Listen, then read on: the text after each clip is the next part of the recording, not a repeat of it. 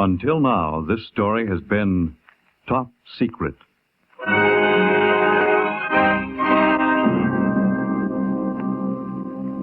Top Secret, the new NBC presentation starring gorgeous Ilona Massey as the Baroness Karen Geza in transcribed dramas of international intrigue and espionage before and during World War II. Assignment 1, Night Train to Berlin. A story until now, top secret.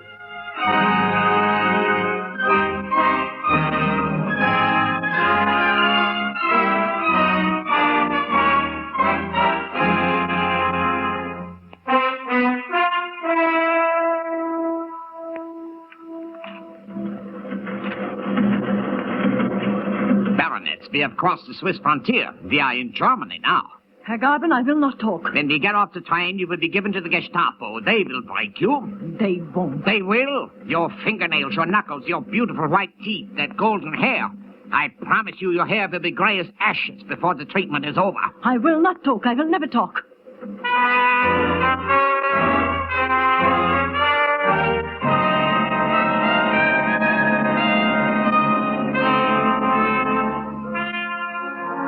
How do I come to be locked in a compartment with a Gestapo man on the night express from Geneva to Berlin?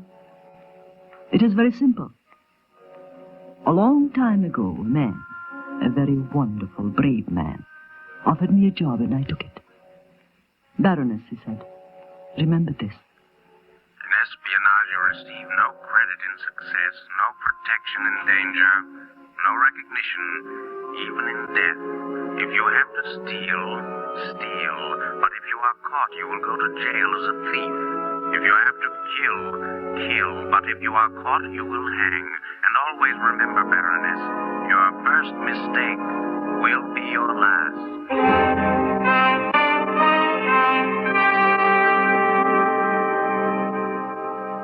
I accepted the conditions. I became an intelligence agent, a spy. I forgot I was a baroness. I forgot my home in Vienna. I forgot everything except the fight against these animals. I got a job as a manicurist in the Hotel Adlon in Berlin. It is surprising how much one can pick up in a beauty parlor, and I do not mean tips.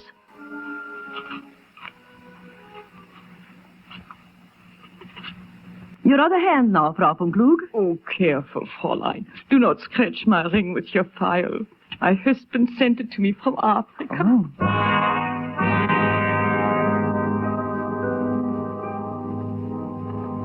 And that night, I would send a message. Colonel General Hans von Klug is in Africa. For days I hear nothing. Then all he says in his letter is how cold it is. Your husband is fighting a war, Frau Richter. He's busy. Send me my fur-lined field coat, he says. So I wrote, send me a Russian saber.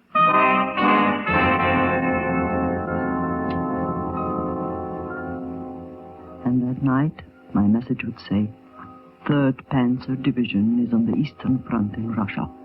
North sector, where it is cold.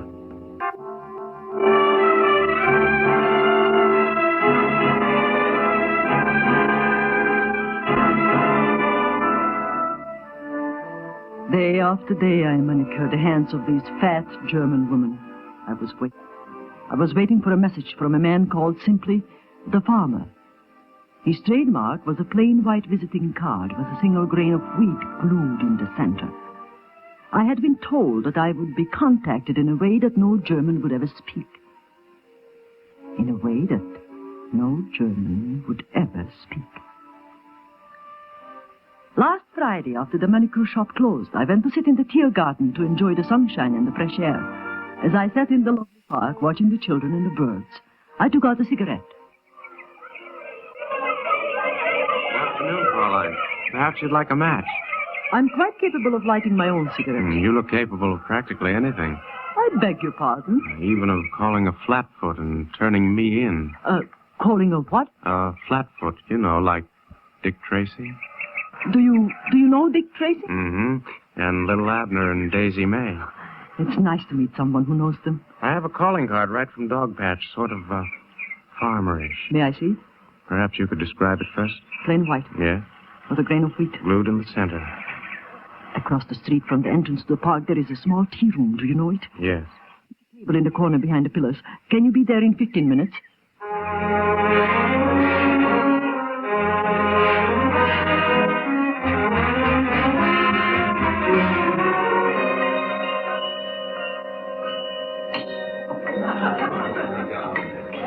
That's all I know, Fraulein. What I've told you. The farmer said you'd know what to do. Were those his exact words? I memorized them.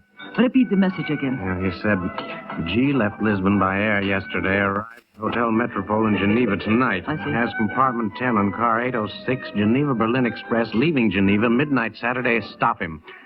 And that's all. I see. Is there anything you want me to do? Yes. There's a flight on Swiss Air leaving Tempelhof in 2 hours. Get me a reservation. And can you get me some Swiss money? Yes, Fraulein. As much as you can. Then telephone Geneva and make a reservation for me at the Hotel Metropole in the name of Karen Gabor. Yes, Fraulein. I think that is all. Perhaps I'm not supposed to ask questions, but what was meant by G? His name is Garben. I've never seen him. I only know that at this moment, he's the most dangerous man in the world. He's smuggling something into Germany that, Smuggling what, Fraulein? Well, it is not necessary for you to know. Do not ask me any more questions. Get me as much money as you can and meet me at the airport in 2 hours.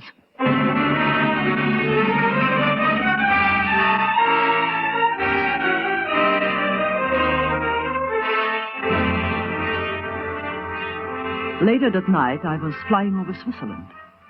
So peaceful, so rich. So convenient as a place where enemies can meet and dine and drink together. After I landed in Geneva, I took a taxi to a dark little shop in the Rue de Petit Cloche, the street of the Little Bell. All this had been planned for weeks. I knew exactly what we needed. I knew what would be ready. I knew that the shoemaker would be waiting.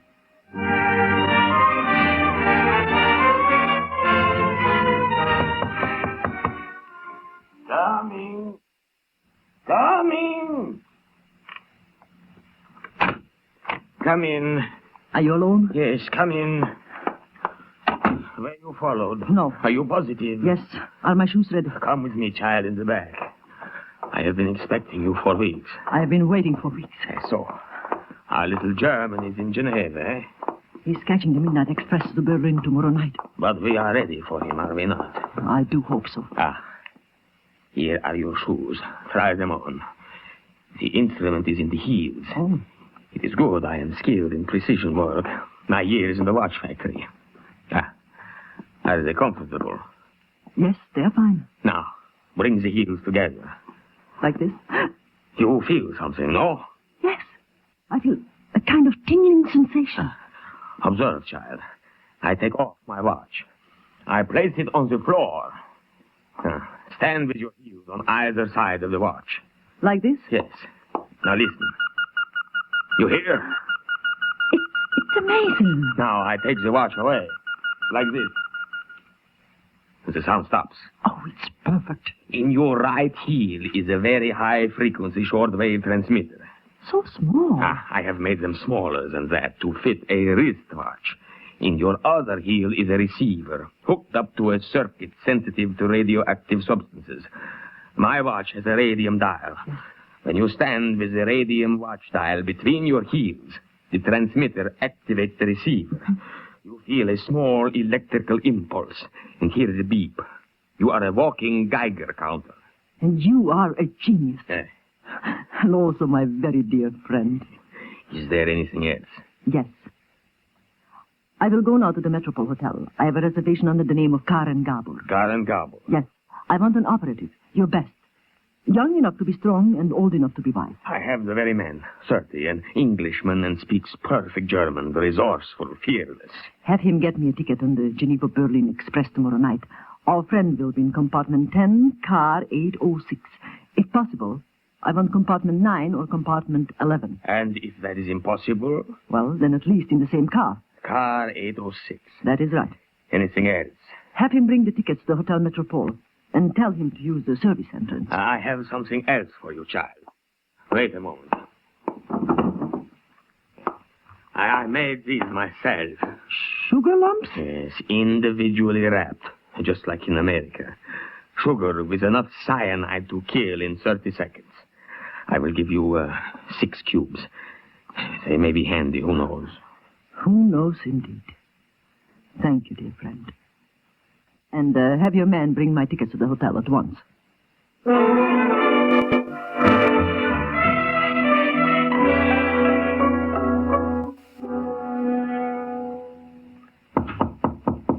Who is it? Come in. Thank you. Who sent you? The shoemaker. Can you identify yourself? Here is my card, madame. Plain white, as you see, with a grain of wheat in the center. Have you my ticket to Berlin? Car 806, compartment 11. Geneva Berlin Express tomorrow night at midnight. Good. Sit down. There is much for you to do. Thank you. 6 weeks ago, on our side of the ocean, 3 German agents stole a sample of a new atomic fuel made from uranium-235. Yes, I know. The shoemaker told me. They also obtained the only copy of a formula on how the fuel may be used and controlled. In some way, I do not know how, 2 ounces of this metal reached Lisbon. But it must be incredibly difficult to transport. One can't just carry radioactive material in one's hand, can one? It is being transported in a block of lead, 9 inches square. Yesterday, it reached Geneva. I was told by the farmer that it is in a suitcase, a plain leather suitcase. Go on. The suitcase is in the possession of a Gestapo agent named Garben. He's staying here at the hotel, and tomorrow night he leaves for Berlin. Are you sure he has the metal? Naturally, we can't be positive. We only know that if the metal and that formula reaches Germany. Our armies never will. Exactly. What do you want me to do?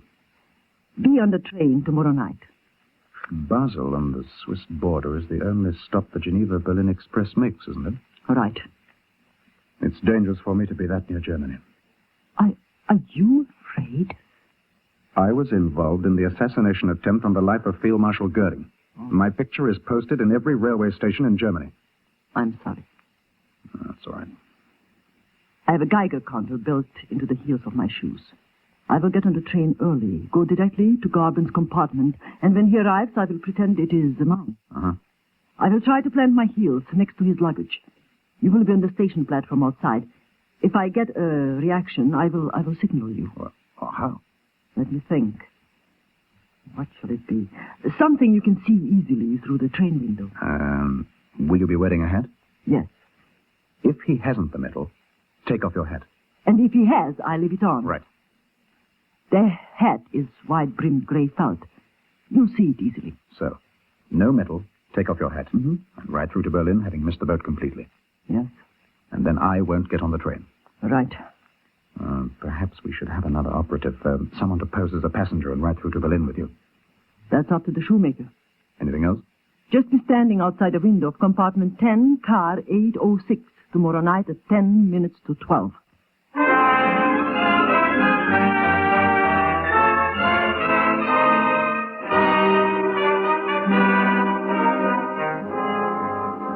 I got a good look at Herr Garben the next day in the lobby of the hotel.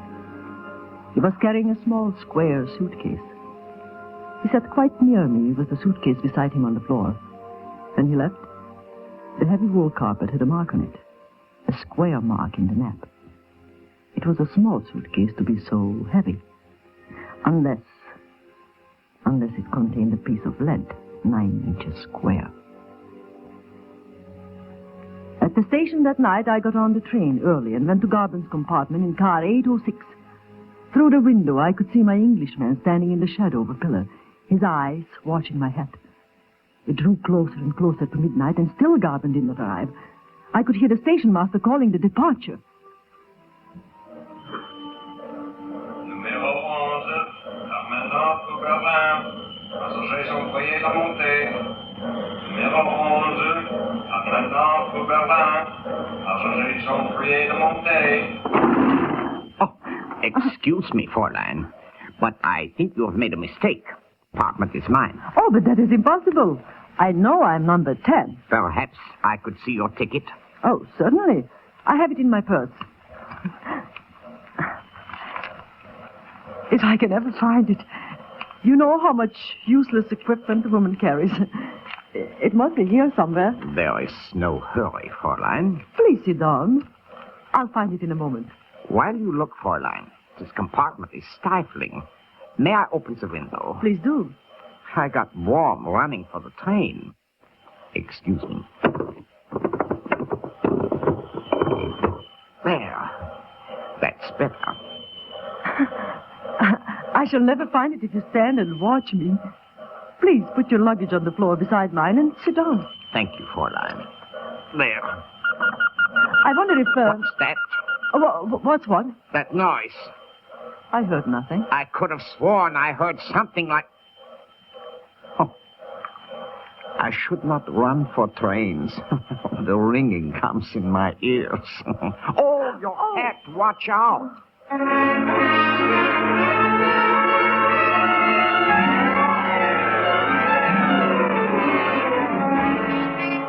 sudden gust of wind swept in the open window. My hat had a wide brim. The wind caught it and blew it off my head. It rolled to Garvin's feet. This was supposed to have been our signal. If he hadn't the metal, I was to take off my hat. Outside on the station platform, I saw my English friend smile at me and then turn and walk quickly away. He thought I had signaled him that the metal was not there. In 2 seconds, our plan had been shattered. I was alone with Garvin and the uranium. The next stop was Basel and the German border.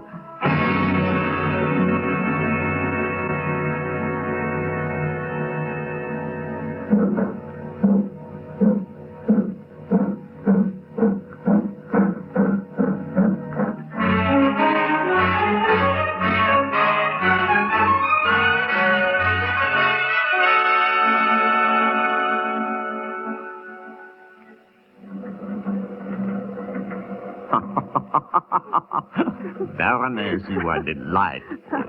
Completely enchanting. Have you forgiven me for my stupid mistake about your compartment? You have made the evening perfect. Of course I forgive you. Oh, it is late.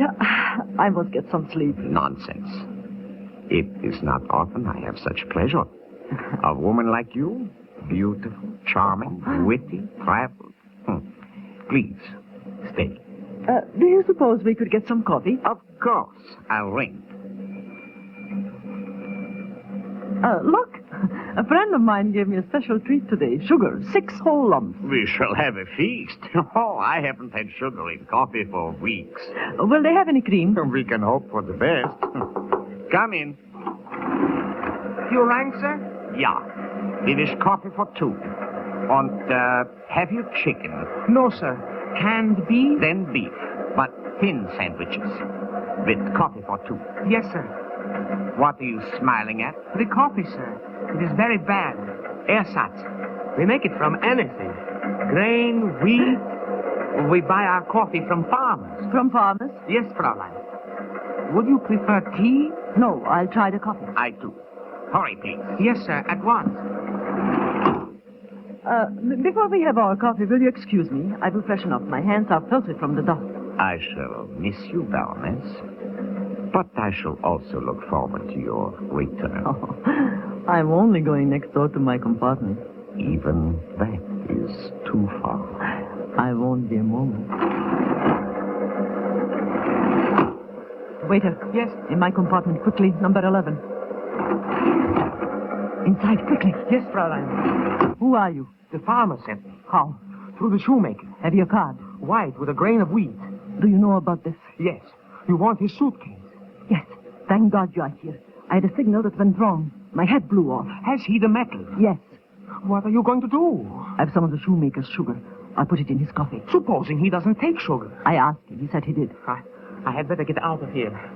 Bring us the coffee and come back in half an hour. We'll have to do something with his body. When do we get to customs? Oh, less than that, about 20 minutes. Then come back in 15. We'll have to get his body off the train before the customs man come aboard. Oh, somebody is ringing for me. I have got to go. All right. Be careful. Yes. All right. Waiter. Yes, sir. Come in here, please. So someone is ringing, sir. Come in. Oh. Yes, I would shoot you. Come in. Yes, sir. That's it. Now, shut the door behind you. I am not a fool, young man. I know about the farmer. I know about the wheat. I have not been in the Gestapo 8 years for nothing. Question? Who is she? I don't know. Is she with you? No, I swear it. I have never seen her before in my life. I think you are lying. Pull down the berth. What? The berth. The upper berth. Pull it down. I don't understand. Pull it down. Yes, sir. It fits. Hurry. Good. My friend, I have a silencer on my gun. The train is noisy. I have not much time. The Baroness will be back in a moment. If you tell me the truth, you can go. If you don't, I will shoot you, shove your body into the berth, and close it. Now you have 2 seconds to decide. I swear, I have never seen her. Never. You're lying. No, no.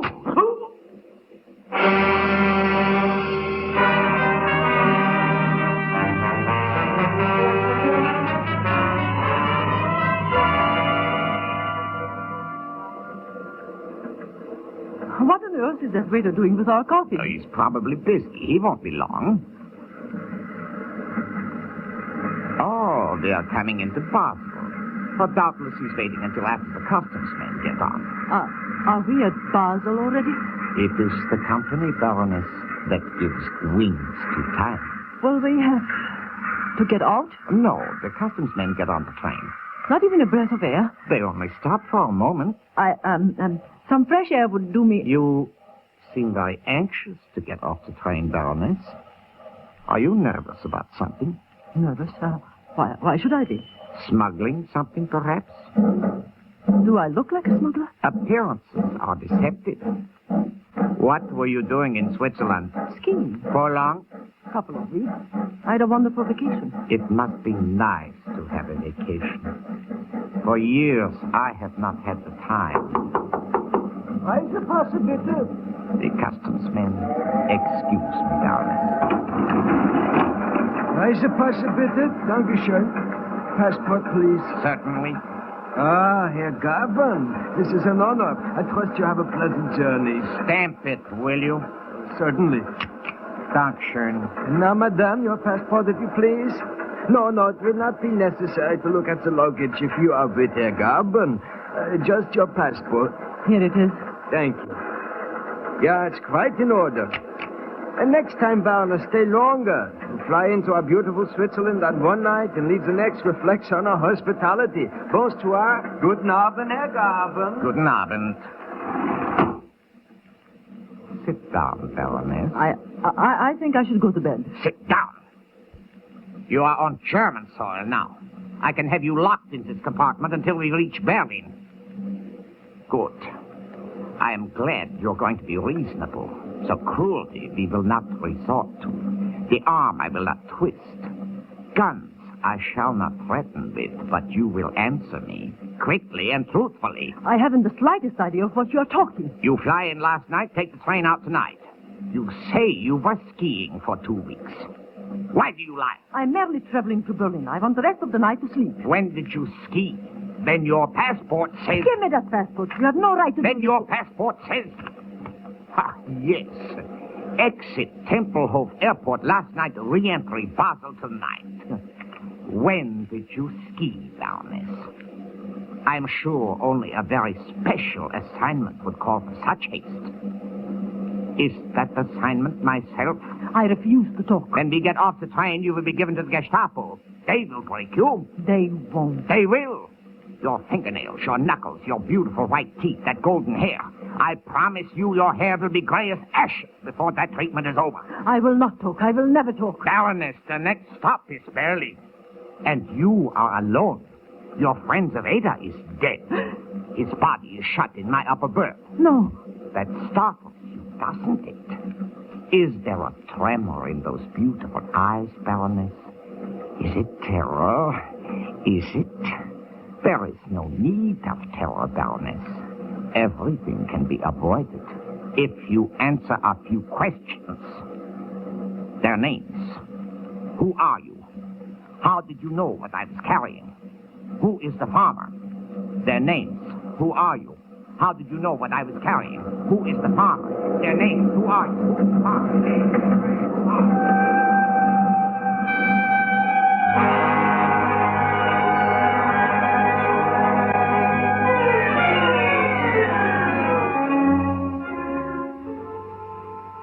Over and over and over. All the way to Berlin. I had lost. There was no escape. The Gestapo would break me. They can break anybody. I remembered what I had been told. If you have to kill, kill. But what weapon? I had no weapon. I could not kill him with my bare hands. And then, in the early morning, when we were slowing down to stop at Central Station in Berlin, the train jerked sharply. The car lurched. The weight of the body in the upper berth caused it to swing suddenly downwards. For perhaps 5 seconds, Gordon was dazed, but it was long enough. I found my weapon. So harmless, so simple. Something only a woman would carry. I held it in front of his eyes.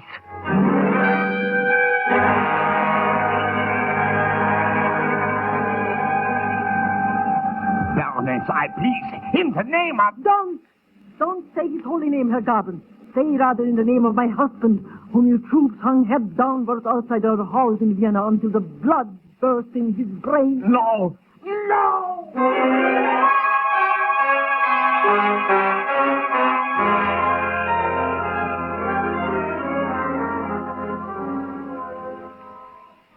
I was suddenly very calm. I stepped over his body, took the heavy suitcase, and got off the train. The farmer himself met me. The medal and the formula are now on our side of the ocean.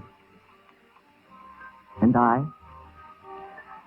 am back at my job as a manicurist in the Adlon Hotel. When I need a manicure, Fräulein, I always come to you. You are so expert. No one else can shape my nails like this. Well, it is the files, Frau von Blum. I get them specially made, very long and thin, and the best steel. They have many uses. Many uses, Fräulein. Yes, if a man molested you, a nail file in the eyes would be... Fräulein. Would you like to try this new polish? It's called Blood Red.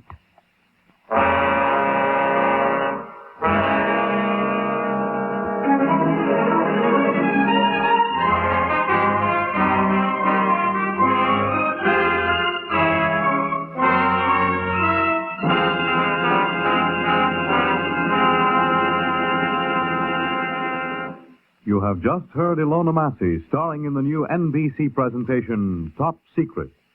And here she is to tell you about next week's show. Next week's story concerns a theft by a dead man who never died, a seamstress who didn't talk, and a lichen begleiter, a corpse carrier. It is a story that has been until now top secret.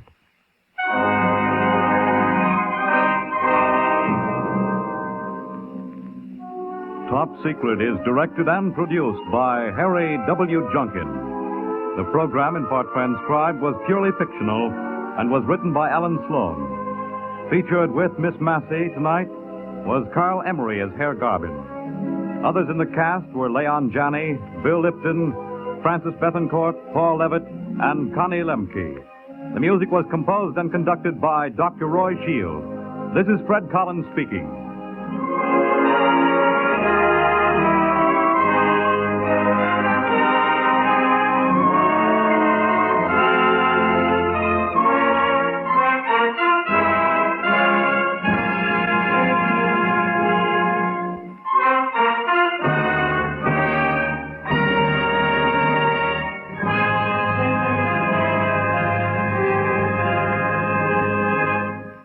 Every Thursday night, radio listeners can hear for themselves a startling yet authentic dramatization of the step-by-step solution of an actual crime.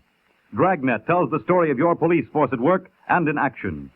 Dragnet is taken from police files of a great American city, and NBC is proud to present it to you for your pleasure. This is NBC, the national broadcasting company.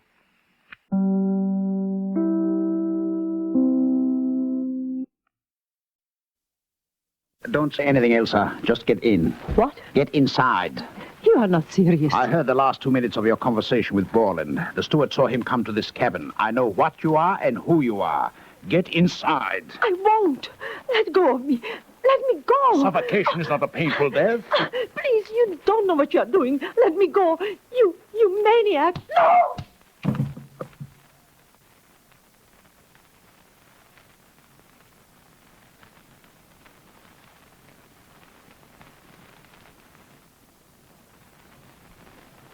I was half unconscious from the blow, but I felt him pick me up and put me in.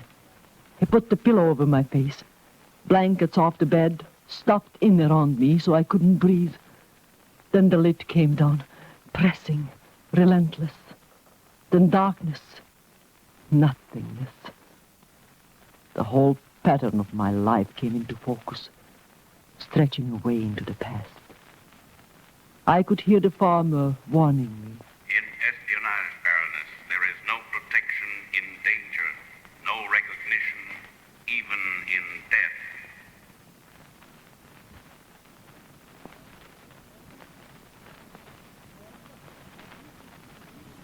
I accepted those conditions and became a spy. 2 weeks ago, I was a manicurist in the Hotel Adlon in Berlin, sending in daily reports of whatever information I could find. Then I heard about Elsa Frang. I found out who she was and what she was going to do. I got her measurements, her height, weight, then I asked the farmer to arrange for her detention. When he got her, he sent for me. I hurried to the little art shop on the back street in Berlin where the farmer was, waiting. That you, Karen? Yes. Come in. Karen, you can't go through with this. It's too dangerous. Did you get her? 2 of the men picked her up last night. Where is she? She tried to escape. We shot her. Oh, no.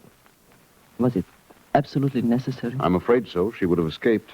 Where are her clothes? They're there on the couch.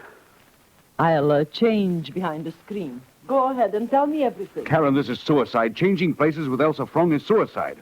Tell me about her. Her tickets are for a plane leaving Tempelhof Airdrome in a quarter of an hour. You were right about her size. Exactly like you. Waist, bust, shoes, everything. Did she wear any jewelry? No. Oh, how did she do her hair? Combed back off the forehead. Did she wear nail polish? No. Have you any polish remover? No. Well, I can peel it off in the car on the way to the airport. Karen, this is insane. It's too dangerous. How about the makeup? She didn't wear any. She was drab, colorless, insipid. Karen, I won't let you go. Admiral Strassner is a fanatic, cruel, sadistic. He's the most dangerous man I know. What's the latest information on him? I got a code message this afternoon. You were right. It's the same man, the head man in German intelligence. He went to New York 4 months ago. Good. And you know the rest. 9 days ago, he wired Berlin to send a woman agent to help him in New York. He was very specific as to size, height, and weight. I know you fit the measurements, but you can't do it. Well, how do I look? Karen, don't, please. Changing places with Elsa Frang is too good to miss. You are sure you've got all of her papers? Yes. Passport, identification, travel permit, ticket to Paris, change at Lisbon for Pan American Flight 377. And you are positive Strassner has never seen her? I don't know. That's another reason why you shouldn't go. It's a risk I'll have to take. Come on. You can tell me the rest on the way to the airport.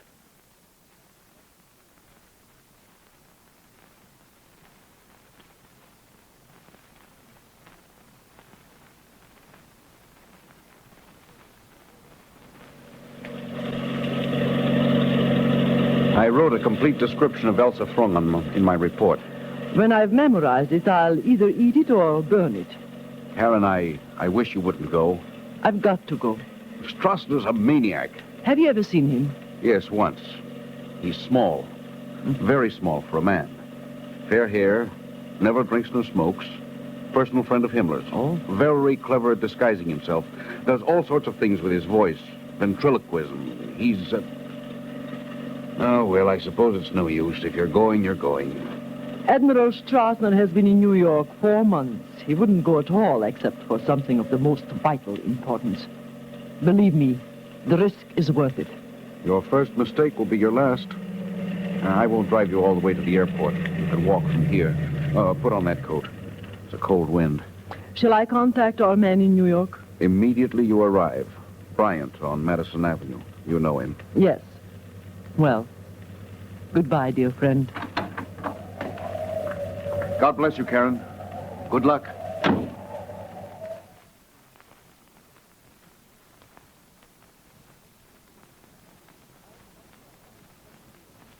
Elsa Frank, 28, blonde hair, blue eyes. Marseille, 1935, Berlin, 1939.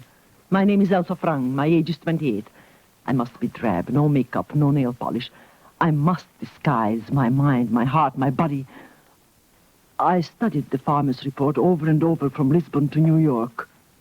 From LaGuardia, I take a taxi to the Bryant's Art Galleries on Madison Avenue. This is our contact. The saleswoman stares when I ask for Mr. Bryant personally. And at last, I am alone with him in his office. I can stop being Elsa Frank. Have you anything new on Admiral Strassner, Mr. Bryant? Only that we know he has in his possession something of vital importance to this country. What? We don't know. Have you his address? I'll write it down for you. Here. Park Avenue. He's using the apartment of a friend, a Baron Henrik von Weil. And who is von Weil? We've never seen him. What else can you tell me? Strassner is sailing on the Europa for Germany 2 weeks from tonight. Mm-hmm. He wouldn't leave unless he had what he came for. And he wouldn't come at all unless it was for something very big. Right. Heavy operators on the German Lloyd boats? A steward named Martindale on the Europa. An orchestra leader named Borland on the Bremen. Incidentally, we plan to kill Strassner rather than let him sail. You'll do nothing of the sort. I've come 3,000 miles to pose as Admiral Strassner's assistant. But we can't let him get away. Recovering whatever it is he's stolen is more important than killing him. I understand that I am in charge of the case. Well, naturally. Then do nothing until you hear from me. I'll go up to Admiral Strassner now.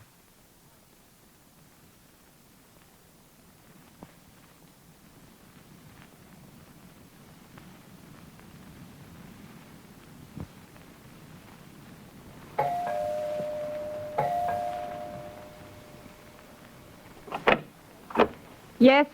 I'm looking for Admiral Strassner. Admiral Strassner moved away from here.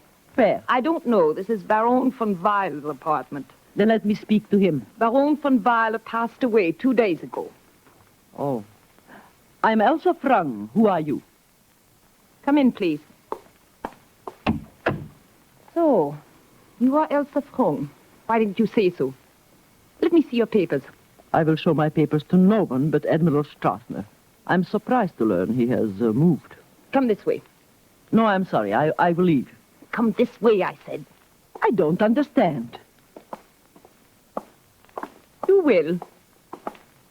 And here, please. She's here. Go in. So, you finally got here. It took you long enough. You are... Wilhelm Strassner, at your service, Fräulein Frung. Turn around, please. Why are you startled? Have you never seen a coffin before? Don't look so nervous. There's nobody in it. As yet. I think she'll do nicely for her. At least she's the right size. Admiral Strassner, I don't understand this. I'm sure it is amusing Be to me quiet. I'll explain when I'm ready. Get the clothes, Friar. Yes, Admiral Strassner. Your papers, please. Thank you. Passport, identification, the number. One more than the date. Which is? 7. Good.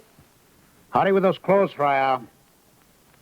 So you are the famous Elsa Frung, eh? Yes, but this coffin, what is it for? It's a very special coffin. Look, I'll show you. Beautiful, isn't it? White satin pillow, lining, an air hole so I can breathe. Solid bronze. It can be locked inside by the corpse or outside by the pallbearer. Friar! All right, I have them. And if they don't fit, it's not my fault. I'm not a dressmaker. Hold them up to her. But, Admiral, these clothes are for a funeral. Yes, Fräulein, mine. You will be my widow and my Leichenbegleiter. I am to guard a corpse? Me. They'll do, Friar. Widow's weeds don't have to fit. And be sure they're plenty long and the veil heavy. Use 2 thicknesses for the veil. Yes, Admiral Strassner. Don't go, Friar. Wait. Fräulein, my plans have had to be changed. You and I are sailing on the Bremen this evening. Tonight? I happen to know that American intelligence here would rather kill me than let me leave. They think I am sailing on the Europa 2 weeks from now. Instead, we sail tonight. I'm going aboard the Bremen as a corpse in that coffin. We will leave here in 2 hours. You have that long to get ready. Through there's a bedroom and a bath. You may wash and rest, then change into these clothes. Yes, Admiral Strauss. That is all. Leave us.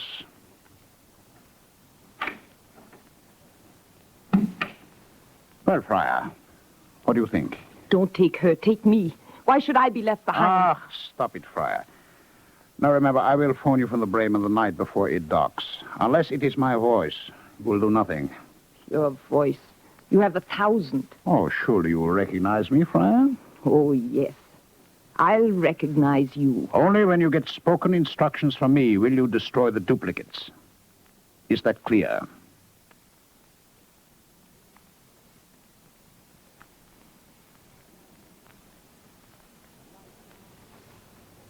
Leichenbegleiter, a corpse accompanier, the long black widow's weeds. He had thought of everything. Death certificate, a bill marked paid in full from one of the best funeral parlors in New York. I was now Frau Hedwig von Weil, mourning the husband whose body she was taking back to Germany for burial. 5 silent Germans carried it at Pier 60 where the Bremen sailed. The captain of the great ship himself met me at the gangplank.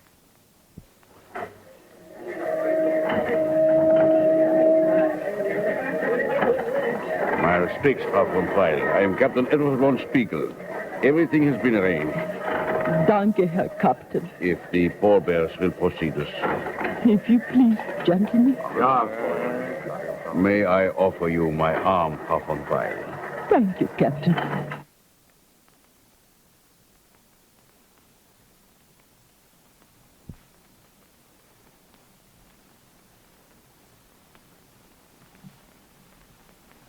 Strassner had managed the impossible. A first-class stateroom on the Bremen for a coffin, an A-deck cabin, and filled with flowers. The cabin door shut out the noise of a transatlantic sailing, the champagne, the streamers, and the last-minute goodbye.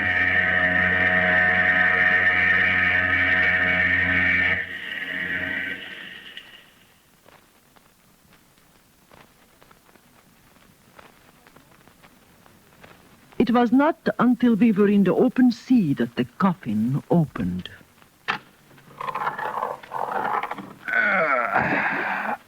Well, my first successful impersonation of a corpse. I am stunned that you could manage it. The flowers, the pallbearers, even the captain. Captain von Spiegel is one of the most trusted operators in German intelligence. Now telephone for your dinner to be served in the cabin. I'm hungry.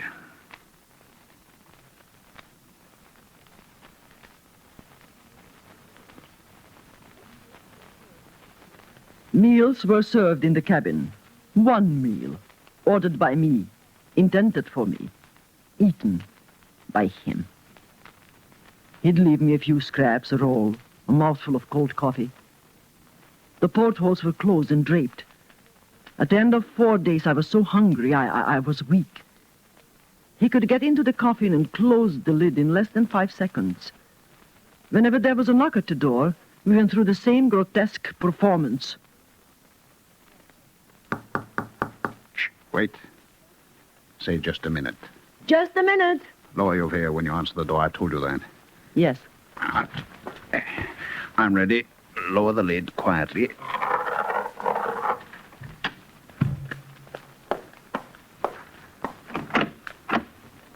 Yes.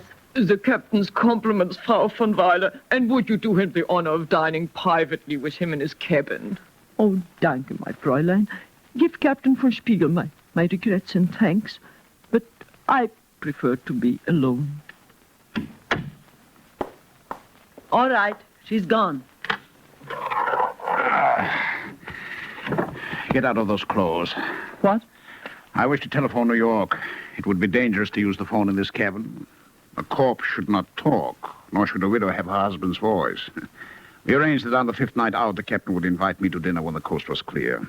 Invite you to dinner? I cannot explain everything you do not understand, Fräulein. You can change in the bathroom, put on a dress, put on anything. I want your clothes.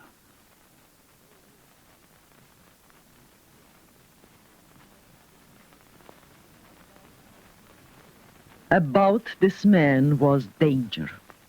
Otherwise, it would have been funny. I changed into one of Elsa Frank's drab black dresses. He put on the long, loose-fitting widow's weeds. Now I realized why my size had been so important. He was a small man, and the clothes fit him. With the veil down, it was just unbelievable. Well, how do I look? You'll never get away with it. If someone speaks to you, another passenger, a member of the crew... I've played many parts in this business, Fräulein. Young men, old men, even women. Your vocal quality is very interesting, but rather hard to get. Do you mean to say you can impersonate my voice? If necessary. Do you mean to say you can impersonate my voice? I am Frauenweil Weil from Berlin. That is I am convinced there is no danger. It would be funny if it For wasn't... 2 weeks, I impersonated quite a famous Russian actress. She was a great artist. Uspinskaya. Since there is nothing I can do to convince you, I will say nothing more. Nevertheless, it is possible to fool all of the people all of the time.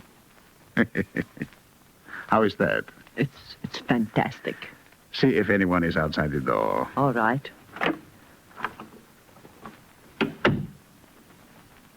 There is a stewardess down the corridor. Then listen. We'll see how she reacts. Lock the door after I leave. I'll be back in 20 minutes. 20 minutes.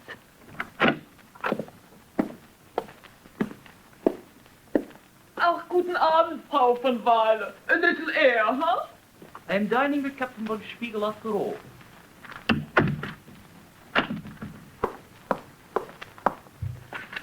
B. Oh, here it is.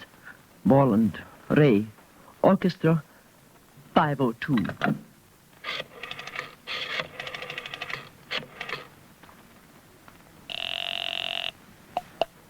Hello?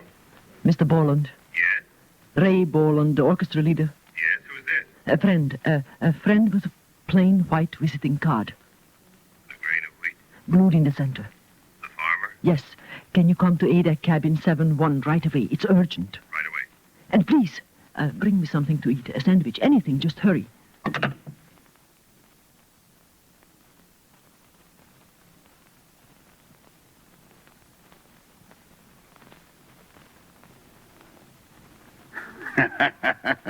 Captain von Spiegel, I have no sense of humor. I do not enjoy masquerading as a woman. Will you please place my call to New York? Certainly, Admiral Strassner. I meant no offense.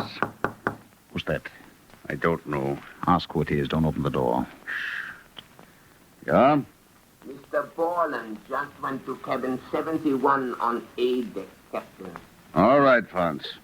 What's he mean? 71 is my cabin. Who is Borland? The orchestra leader. 4 hours ago, we got a code cable from Berlin warning us about him.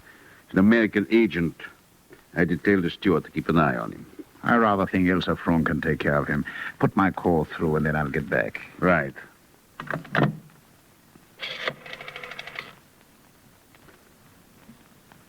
Captain von Spiegel, get me ship to shore, McKay, New York. Sacramento 20098. Right. She'll call me back. It will be long? No. Elsa may be in trouble. Tell the operator to hurry. Do you want any help with Borland? I'll take care of him personally. Now, you'll be careful. While this ship is technically German territory, we can't allow anything too blatant. I assure you, Captain, Mr. Borland's treatment will be anything but blatant. Tell the operator to hurry that call.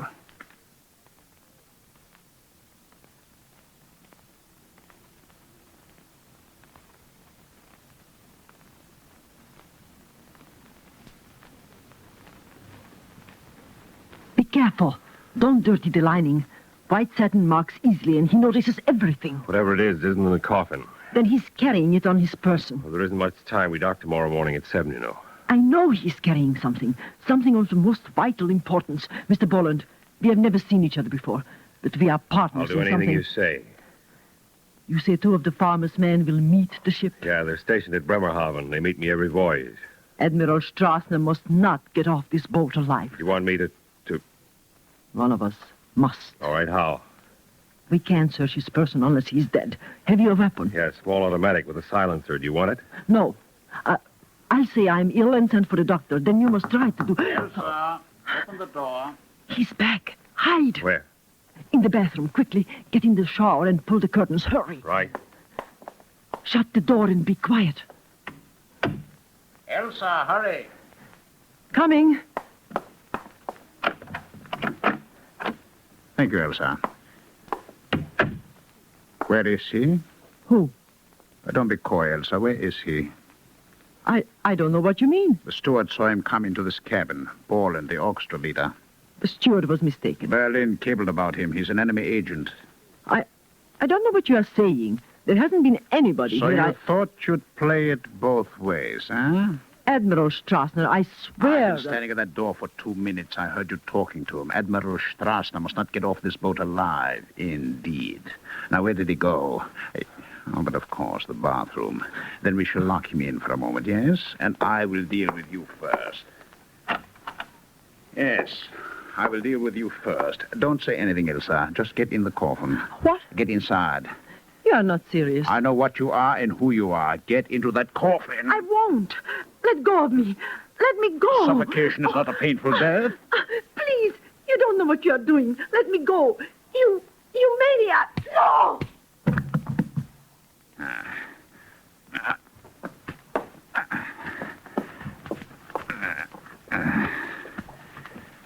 You, my dear Elsa, will be the corpse, and I shall become the widow. There, the pillow over your face.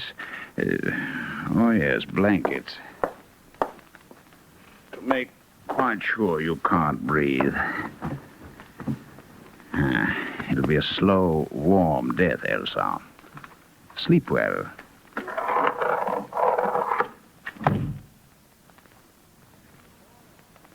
Mr. Borland, I know you're in there. I have a gun. I shall open the door, then I shall count 5. Exactly on the word 5, you will come out with your hands raised. I will unlock the door, Mr. Borland.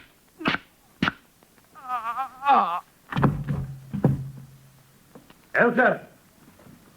Elsa, I'm locked in. Elsa!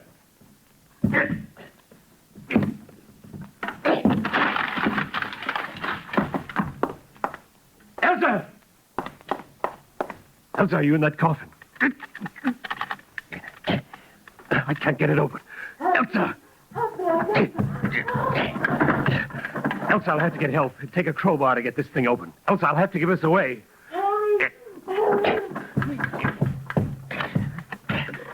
Oh, thank God. Help me out, quickly. All right, put your arm over my shoulder. There we are. Is he dead? Yeah. Search him, quickly. All right, take off his shoes. All right. Wait a minute. There's something here under his arm. I'll have to tear the sleeves. That matter? No. All right. Something taped to his body. Oh, an envelope wrapped in old skin. Yeah, what do we do now? Get rid of his body. In the coffin? No. What? I've got a plan. Open the porthole quickly. You mean throw him overboard? Please don't ask questions. I know what I'm doing. He's a small man. Open the porthole quickly. Right. Here we are. All right. Can you manage it? Yeah, he's not heavy. Hat first. Hat first. There. Oh. They've seen him. In the coffin, quick. But I don't understand. The captain knows about you. German intelligence sent a cable warning him about a man named Borland. Get him.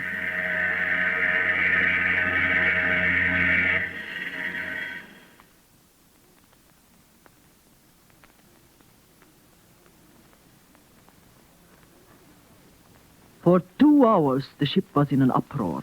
Boats were lowered. They searched the black, heaving Atlantic. Then They had a full ship's roll call, as I knew they would. Mr. Borland, of course, was missing. The captain looked at me with knowing eyes.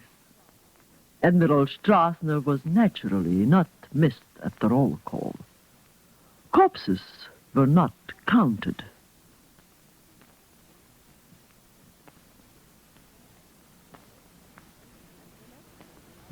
The next morning, I ordered breakfast sent up as usual. Mr. Borland was very kind. He let me eat all of it. My first good meal in 5 days. Then we closed the coffin. 5 members of the crew were pallbearers. Again, the captain arranged everything.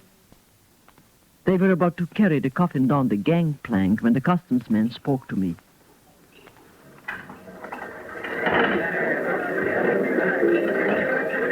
I am sorry, Frau von Weil. Even with the death certificate, we cannot allow a coffin to customs without opening it. Oh, bitte, I beg of you. Show some consideration for a widow's grief. It is impossible. I am sorry. Oh, gentlemen, please, I beg of you, I beseech you, to disturb the dead man. Excuse me, Frau von Weil. Is something the matter? Oh, Captain von Spiegel, I please, may I speak to you alone a moment? Certainly. Come this way. No tears, no tears. What is it? They want to open it. Were you responsible for Borland? Admiral Strassner threw him overboard. And if they open that coffin, they'll tell with one look that Admiral Strassner is very much alive. Leave it to me.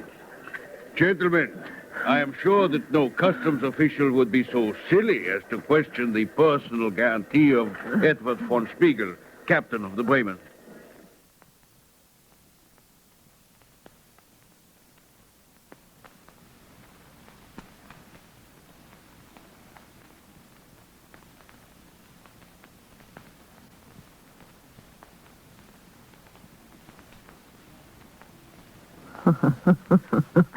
So, Farmer, we got off the boat. You did splendidly, Karen. You too, Borland. Thank you, sir. And now, may I ask what Admiral Strassner was carrying? Yes. The detailed plans of the P-38 fighter. May I look? Certainly. Addressed to Wilhelm Messerschmitt, Air Ministry, Berlin.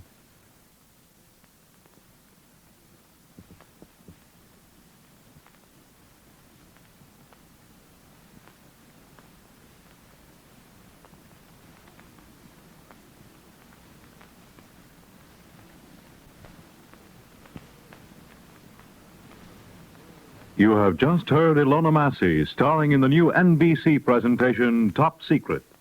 And here she is to tell you about next week's show. Next week's story concerns a blind beggar in the bazaar of the Singing Fountain in Tangiers, and a little boy of 10 with gray hair. It is a story that has been, until now, top secret. Until now, this story has been top secret.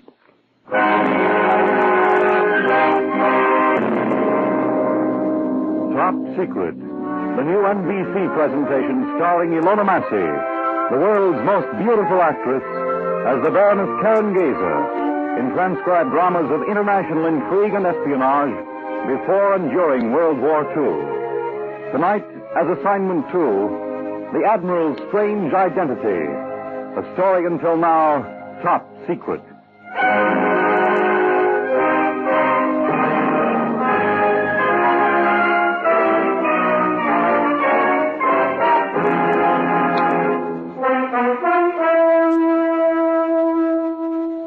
Don't say anything, Elsa. Just get in. What? Get inside. You are not serious. I heard the last 2 minutes of your conversation with Borland. The steward saw him come to this cabin. I know what you are and who you are. Get inside. I won't. Let go of me. Let me go. Suffocation is not a painful death. Please, you don't know what you're doing. Let me go. You maniac. No!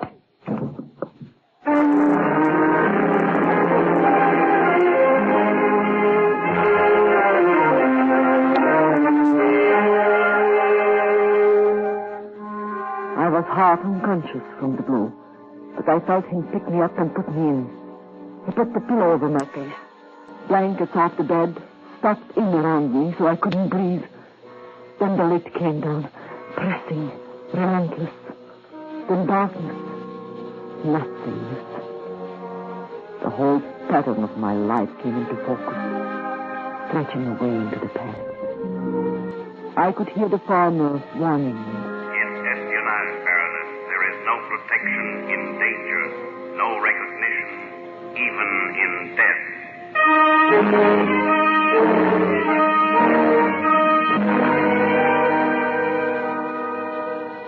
I accepted those conditions and became a spy. 2 weeks ago, I was a manicurist in the Hotel Adlon in Berlin, sending in daily reports of whatever information I could find. Then, I heard about Elsa Frank. I found out who she was and what she was going to do. I got her measurements, her height, weight, and I asked the farmer to arrange for her detention. When he got her, he sent for me. I hurried to the little art shop on the back street in Berlin where the farmer was, waiting. That you, Karen? Yes. Come in. Karen, you can't go through with it. It's too dangerous. Did you get her? 2 of the men picked her up last night. Where is she? She tried to escape. We shot her. Oh, no. Was it absolutely necessary? I'm afraid so. She would have escaped. Where are her clothes? They're there on the couch. I'll change behind the screen. Go ahead and tell me everything. Karen, this is suicide. Changing places with Elsa Frank is suicide. Tell me about her. Her tickets are for a plane leaving Tempelhof Airdrome in a quarter of an hour. You were right about her size. Exactly like you. Waist, bust, shoes, everything. Did she wear any jewelry? No. Oh, how did she do her hair? Combed back, off the forehead. Did she wear nail polish? No. Have you any polish remover? No. Well, I can peel it off in the car on the way to the airport. Karen, this is insane. It's too dangerous. How about the makeup? She didn't wear any. She was drab, colorless, insipid. Karen, I won't let you go. Admiral Strasser is a fanatic, cruel, sadistic. He's the most dangerous man I know. What's the latest information on him? I got a code message this afternoon. You were right. It's the same man, the head man in German intelligence. He went to New York 4 months ago. Good. And you know the rest. 9 days ago, he wired Berlin to send a woman agent to help him in New York. He was very specific as to size, height, and weight. I know you fit the measurements, but you can't do it. Well, how do I look? Karen, don't, please. Changing places with Elsa Frank is too good to miss. You are sure you've got all of her papers? Oh, yes. Passport, identification, travel permit, ticket to Paris, change at Lisbon for Pan American Flight 377. And you are positive Strasser has never seen her? I don't know. That's another reason why you shouldn't go. It's a risk I'll have to take. Come on. You can tell me the rest on the way to the airport.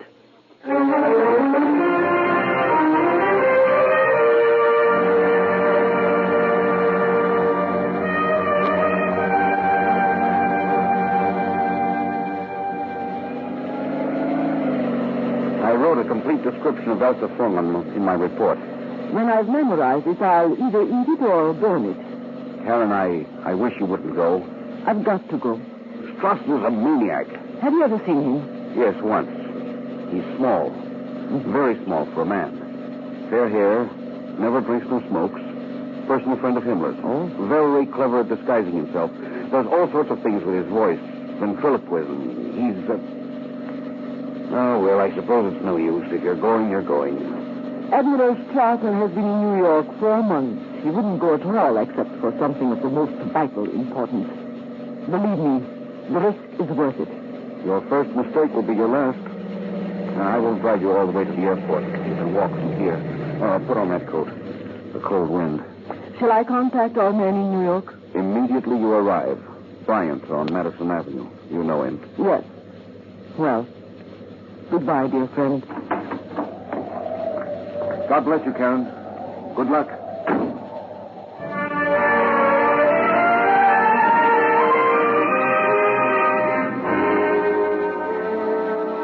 Elsa Frank, 28, blonde hair, blue eyes. Marseille, 1935, Berlin, 1939. My name is Elsa Frank. My age is 28. I must be drab, no makeup, no nail polish. I must disguise my mind, my heart, my body. I studied the farmer's report over and over from Lisbon to New York. From LaGuardia, I take a taxi to the Bryant's Art Galleries on Madison Avenue. This is our contact. The saleswoman stares when I ask for Mr. Bryant personally. And at last, I am alone with him in his office. I can stop being Elsa Frank. Have you anything new on Admiral Strassner, Mr. Bryant? Only that we know he has in his possession something of vital importance to this country. What? We don't know. Have you his address? I'll write it down for you. Here. Park Avenue. He's using the apartment of a friend, the Baron Henrik von Weil. And who is von Weil? We've never seen him. What else can you tell me? Strassner is sailing on the Europa for Germany 2 weeks from tonight. Mm-hmm. He wouldn't leave unless he had what he came for. And he wouldn't come at all unless it was for something very big. Right. Have the operators seen the German Lloyd boats? A steward named Martindale on the Europa. An orchestra leader named Borland on the Bremen. Incidentally, we plan to kill Strassner rather than let him sail. You'll do nothing of the sort. I've come 3,000 miles to pose as Admiral Strassner's assistant. But we can't let him get away. Recovering whatever it is he's stolen is more important than killing him. I understand that I am in charge of the case. Well, naturally. Then do nothing until you hear from me. I'll go up to Admiral Strassner now.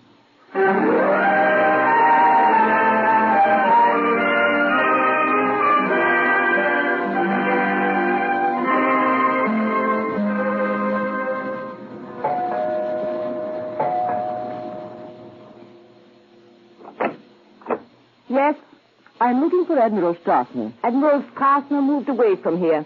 Where? I don't know. This is Baron von Weil's apartment. Then let me speak to him. Baron von Weil passed away 2 days ago.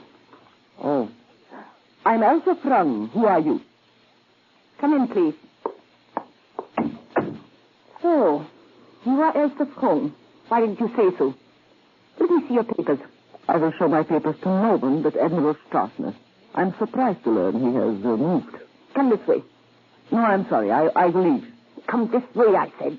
I don't understand. You will. In here, please. She's here. Go in. So, you finally got here. It took you long enough. You are... Wilhelm Strassner, at your service, Fräulein Frung. Turn around, please. Why are you startled? Have you never seen a coffin before? Don't look so nervous. There's nobody in it. As yet. I think she'll do nicely for her. At least she's the right size. Admiral Strassner, I don't understand this. I'm sure it is amusing. Be quiet.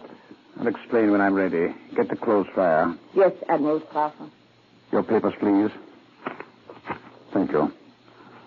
Passport, identification, the number. One more than the date. Which is? 7. Good. Hurry with those clothes, Fryer. So you are the famous Elsa Frung, eh? Yes, but this coffin, what is it for? It's a very special coffin. Look, I'll show you. Beautiful, isn't it? White satin pillow, lining, an air hole so I can breathe. Solid bronze. It can be locked inside by the corpse or outside by the pallbearer. Fryer! All right, I have them. And if they don't fit, it's not my fault. I'm not a dressmaker. Hold them up to her. But, Admiral, these clothes are for a funeral. Yes, Fräulein, mine. You will be my widow and my Leichenbegleiter. I am to guard a corpse? Me. They'll do, Fryer. Widow's weeds don't have to fit. And be sure they're plenty long and the veil heavy. Use 2 thicknesses for the veil. Yes, Admiral Strassner. Don't go far. Wait. Fräulein, my plans have had to be changed. You and I are sailing on the Bremen this evening. Tonight? I happen to know that American intelligence here would rather kill me than let me leave. They think I am sailing on the Europa 2 weeks from now. Instead, we sail tonight.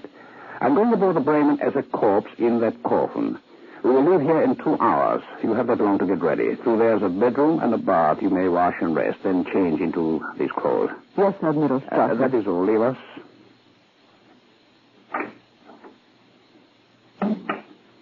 Well, Fryer, what do you think? Don't take her. Take me. Why should I be left behind? Stop it, Fryer. No, remember, I will phone you from the Bremen the night before it docks. Unless it is my voice, you will do nothing. Your voice. You have 1,000. Oh, surely you will recognize me, Fryer? Oh, yes. I recognize you. Only when you get spoken instructions from me will you destroy the duplicates. Is that clear?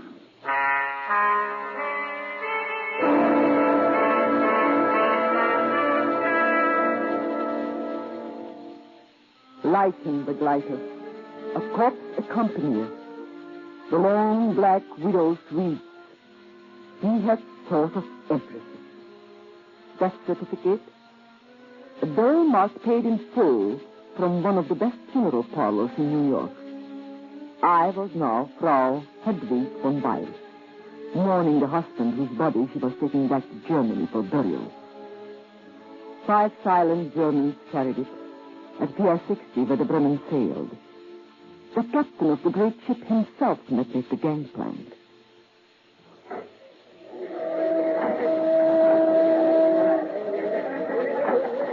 My mistake, Frau von Weil. I am Captain Edward von Spiegel. Everything has been arranged. Danke, Herr Captain. If the forebears will proceed us. Would you please, gentlemen? Yes. May I offer you my arm, Frau von Weil? Thank you, Captain.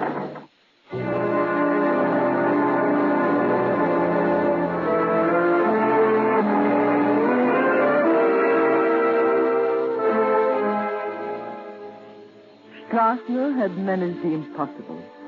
A first-class stateroom on the Bremen for a coffin, an A-deck cabin, and filled with flowers. The cabin door shut out the noise of its transatlantic sailing, the champagne, the streamers, and the last-minute goodbye.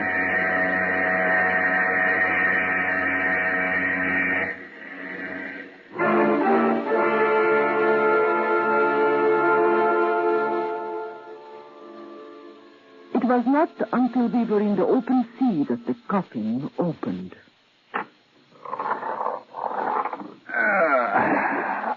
Well, my first successful impersonation of a corpse. I am stunned that you could manage it. The flowers, the pallbearers, even the captain. Captain von Spiegel is one of the most trusted operators in German intelligence. Now telephone for your dinner to be served in the cabin. I'm hungry.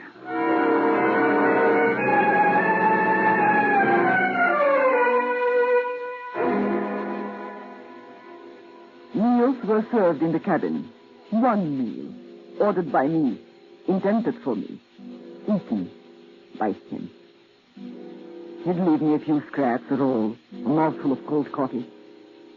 The portholes were closed and draped. At the end of 4 days, I was so hungry, I was weak. He could get into the coffin and close the lid in less than 5 seconds. Whenever there was a knock at the door, we went through the same grotesque performance. Wait. Say just a minute. Just a minute. Lower your hair when you answer the door. I told you that. Yes. I'm ready. Lower the lid quietly.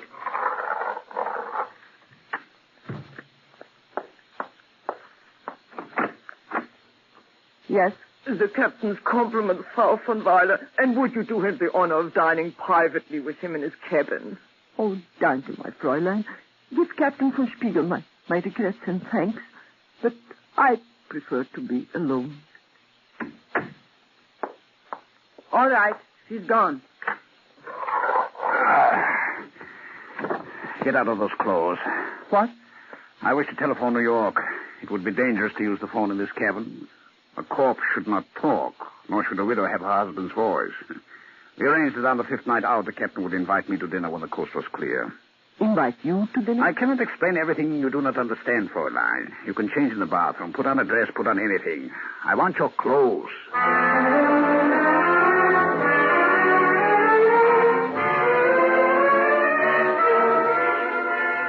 About this man was danger. Otherwise, it would have been funny. I changed into one of Elsa Frank's drab black dresses. He put on the long, loose-fitting widow's weeds. Now I realized why my size had been so important. He was a small man, and the clothes fit him. With the veil down, it was just unbelievable. Well, how do I look? You'll never get away with it.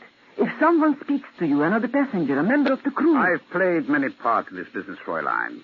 Young men, old men, even women. Your vocal quality is very interesting, but rather hard to get. Do you mean to say you can impersonate my voice? If necessary.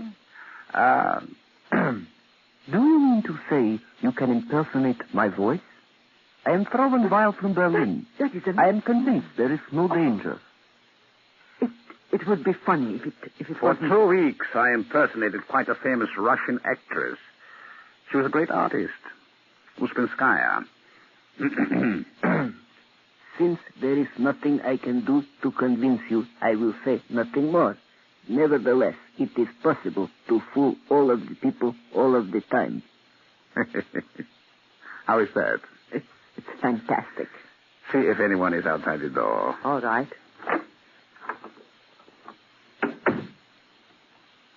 There is a stewardess down the corridor. Then listen. We'll see how she reacts. Lock the door after I leave. I'll be back in 20 minutes. 20 minutes.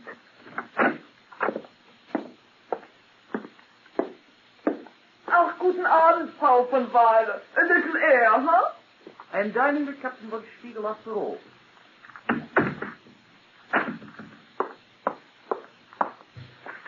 B. Oh, here it is. Bolland, Ray, Orchestra 502.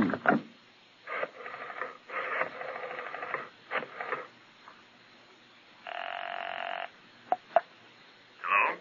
Mr. Bolland. Yes? Ray Bolland, the orchestra leader. Yes, who's this? A friend with a plain white visiting card. The grain of wheat? Blue in the center. The farmer? Yes. Can you come to Ada cabin 7-1 right away? It's urgent. Right away. And please, bring me something to eat. A sandwich, anything. Just hurry.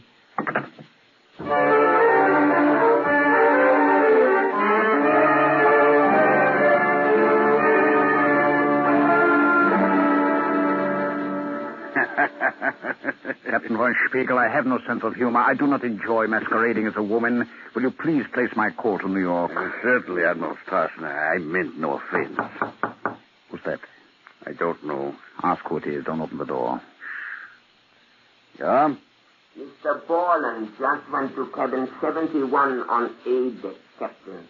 All right, Franz.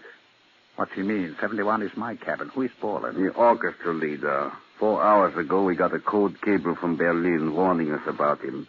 An American agent. I detailed the steward to keep an eye on him. I rather think Ilsa Frung can take care of him. Put my call through, and then I'll get back. Right.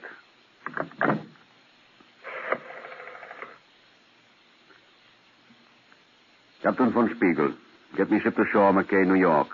Sacramento 20098. Right. She'll call me back. It will be long? No. Elsa may be in trouble. Tell the operator to hurry. Do you want any help with Borland? I'll take care of him personally. Now, you'll be careful. While this ship is technically German territory, we can't allow anything too blatant. I assure you, Captain, Mr. Borland's treatment will be anything but blatant. Tell the operator to hurry that call.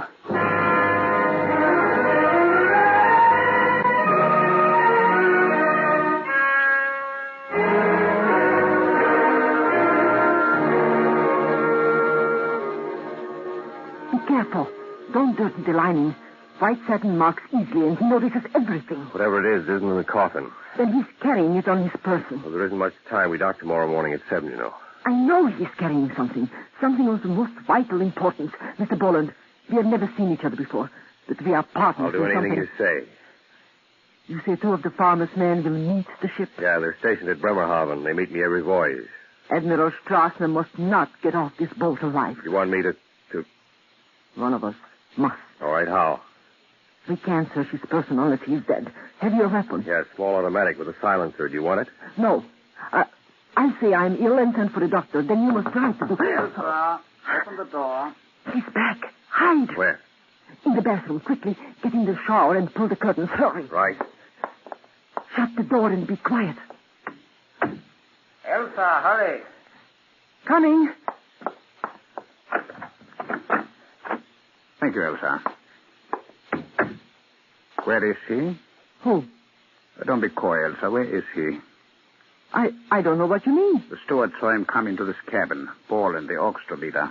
The steward was mistaken. Berlin cabled about him. He's an enemy agent. I don't know what you are saying. There hasn't been anybody So here. you thought you'd play it both ways, huh? Admiral Strassner, I swear I've been standing at that door for 2 minutes. I heard you talking to him. Admiral Strassner must not get off this boat alive. Indeed. Now, where did he go? Oh, but of course, the bathroom. Then we shall lock him in for a moment, yes? And I will deal with you first. Yes, I will deal with you first. Don't say anything, Elsa. Just get in the coffin. What? Get inside. You are not serious. I know what you are and who you are. Get into that coffin. I won't. Let go of me. Let me go. Suffocation is not a painful death. Please. You don't know what you are doing. Let me go.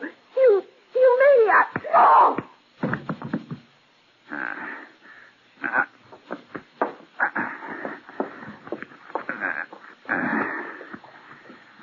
You, my dear Elsa, will be the corpse, and I shall become the widow. There, the pillow over your face. Oh, yes, blanket. To make quite sure you can't breathe. It'll be a slow, warm death, Elsa. Sleep well.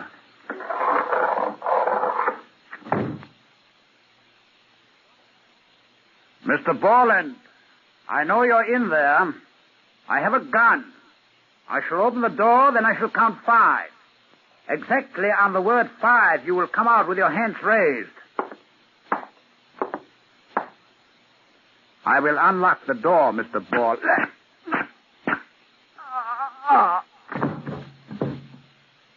Elsa! Elsa, I'm locked in. Elsa!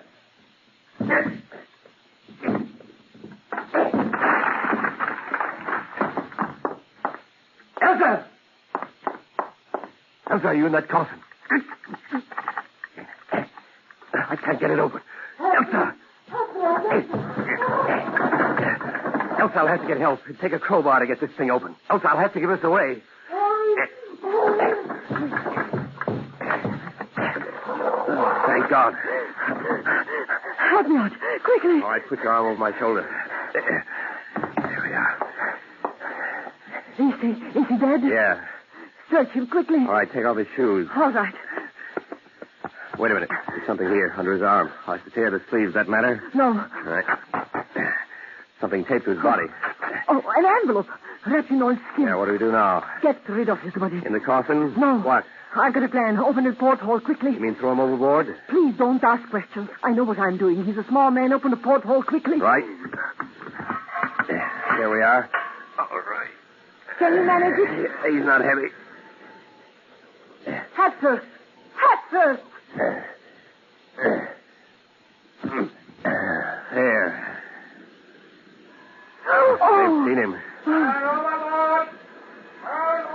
In the coffin, quick. But I don't understand. The captain knows about you. German intelligence sent a cable warning him about a man named Borland. Get in.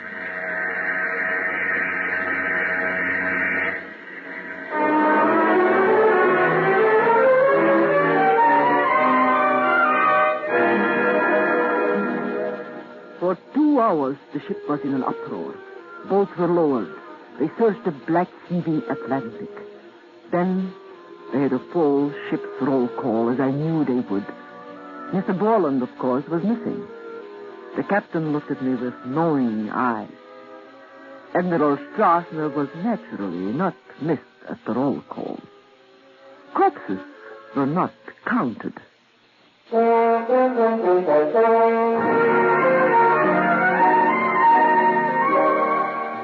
The next morning, I ordered breakfast sent up as usual. Mr. Borland was very kind. He let me eat all of it. My first good meal in 5 days. Then we closed the coffin. 5 members of the crew were pallbearers. Again, the captain arranged everything. They were about to carry the coffin down the gangplank when the customs men spoke to me.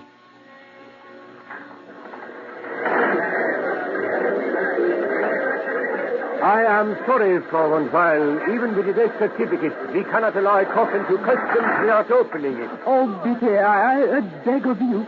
Show some consideration for a widow's grief. It is impossible. I am sorry. Oh, gentlemen, please, I beg of you, I beseech you, to disturb the dead man. Excuse me, Frau von Weil. Something the matter. Oh, Captain von Spiegel, I please, may I speak to you alone a moment? Certainly. Come this way. No tears. No tears. What is it? They want to open it. Were you responsible for Borland? Admiral Strassner threw him overboard. And if they open that coffin, they'll tell with one look that Admiral Strassner is very much alive. Leave it to me. Gentlemen, I am sure that no customs official would be so silly as to question the personal guarantee of Edward von Spiegel, captain of the Bremen.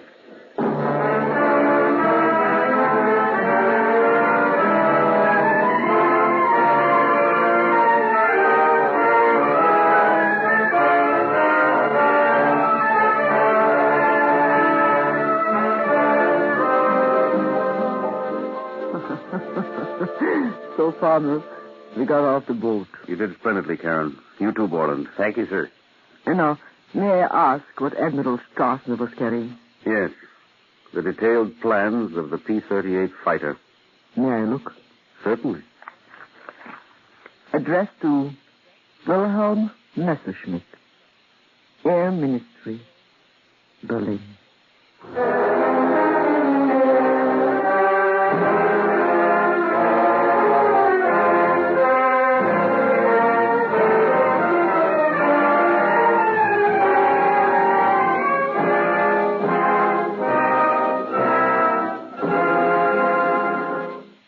Just heard Ilona Massey, starring in the new NBC presentation, Top Secret. And here she is to tell you about next week's show. Next week's story concerns a blind beggar in the bazaar of the Singing Fountain in Tangiers, and a little boy of 10 with gray hair.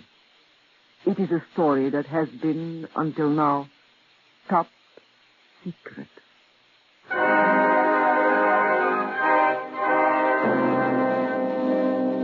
You have just heard Ilona Massey, starring in the new NBC transcribed presentation, Top Secret.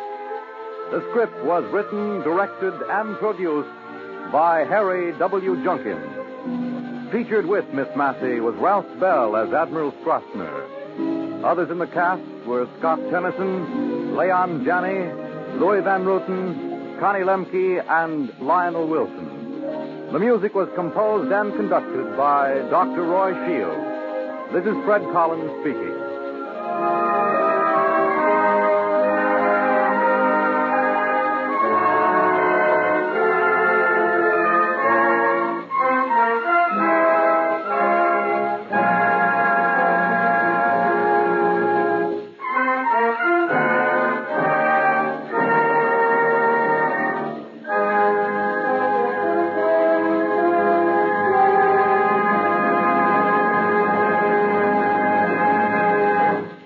This is NBC, the national broadcasting company. Until now, this story has been Top Secret.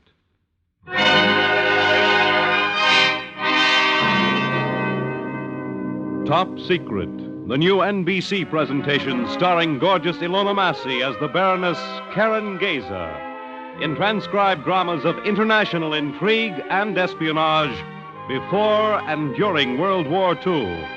Assignment 3, The Package in Tangiers. A story, until now, top secret.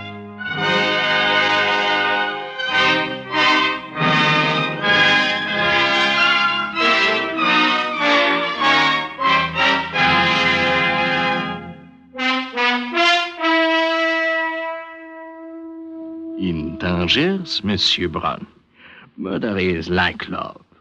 The essence is quietness and privacy, huh? She'll be quiet, all right. She'll be out for days. Take her downstairs to our little room. Oh, it's too bad you had to hit her. It's too bad we have to kill her, huh? Well, that's a bit risky, isn't it? Tangiers is a neutral zone. We will take her to the cliffs tonight. A shot, a push, voila. And what will be left? Nothing to say won't wash away.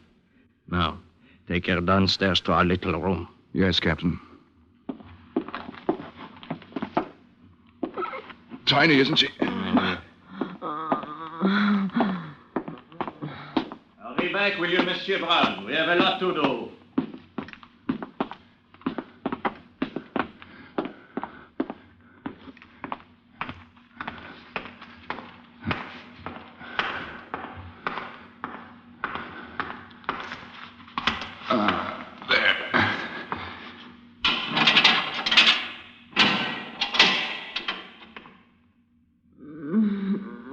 Floor cold, honey?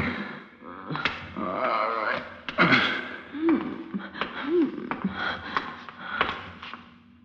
There. Not much of a bed, is it? But you had it coming to you.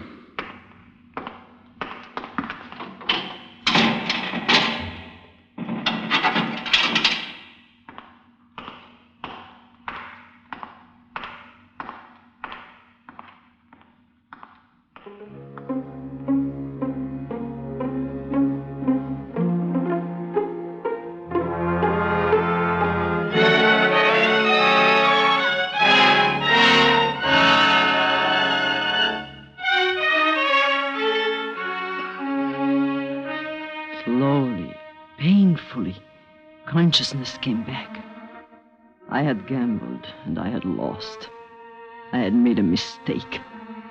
As I lay on the filthy bed in the airless cell, I could hear the voice of the farmer, my chief, the man who hired me to spy against the Nazis in Hitler's Berlin. In espionage, Baroness, your first mistake will be your last. There will be no protection in danger, no recognition, even in death.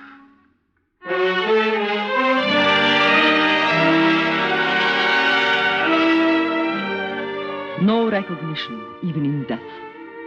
There would be nothing to identify me as the little manicurist who became the personal maid, almost the confidential companion of Emmy Goering, the statuesque consort of the number 2 Nazi himself.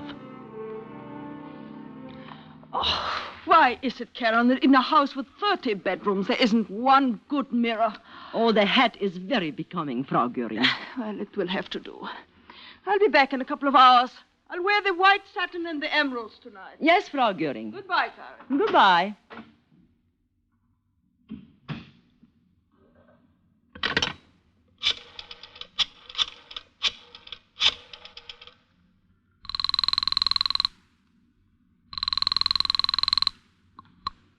Yes? It's Karen. Karen, It's all right.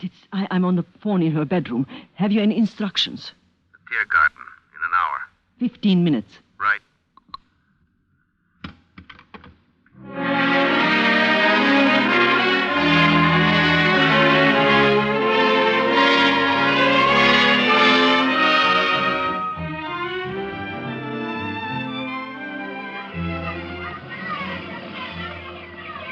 That's how it is, Karen. You've got to leave for Tangiers tonight. Is it that important? There's a leak in our intelligence down there. 4 times in the past month, the Germans have gotten hold of vital information known only to a handful of men in the Allied High Command. Frau Goering will never let me go. If she won't, you'll have to go anyway.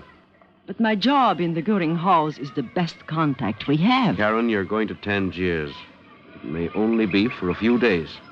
Your contact there is a little boy. Go to the bazaar of the Singing Fountain. There is a blind beggar who walks the bazaar with a little boy leading him. But there must be many blind beggars in Tangiers. In the bazaar of the Singing Fountain, there is only one. One beggar in a bazaar? One little boy aged 12 with gray hair.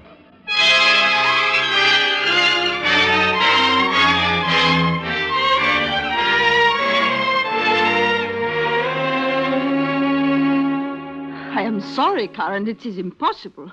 You've been with me less than a month, and now you want a week's vacation. No, it is impossible. Oh, I wish you would change your mind, Frau Goering. Put the front curls higher. Yeah. No, higher still. Oh. No.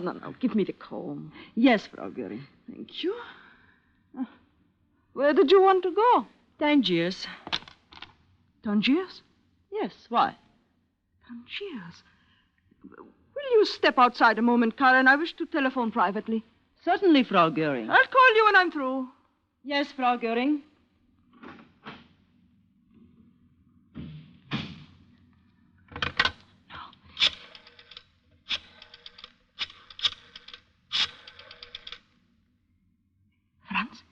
The most amazing luck. My maid wants to go to Tangiers. Yes, I'm sure of it. No, I don't think she'd ever suspect. Look, will you arrange for payment?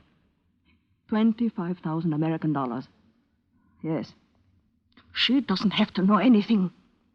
I know it's risky, but there's no other way. And she's a sensible girl. Right. Yes, goodbye. Karen? I'm through. Frau Göring, I was thinking that with the white satin it would Karen, be... I've changed my mind. You may have your vacation. Oh, thank you, Frau Göring. Would you do a little errand for me in Tangiers? Of course I will, anything. When are you leaving? Well, I thought that... Tonight? Yes, if you wish. Very well. Take this note to Saxel at the aerodrome. I see. One of the Reichsmarshal's private planes will be at your disposal. The pilot's name is Captain Kleinst. Yes. In Tangiers, go to this address and ask for Suleiman Abdel Kadir. He will give you a package. You bring back the package to me. Yes. Would it be too curious to ask what the package contains? Much too curious. Yes, Frau Göring. Now, this card will serve as your identification at the house of El Kadir. The signature is that of the man we both serve. Hermann.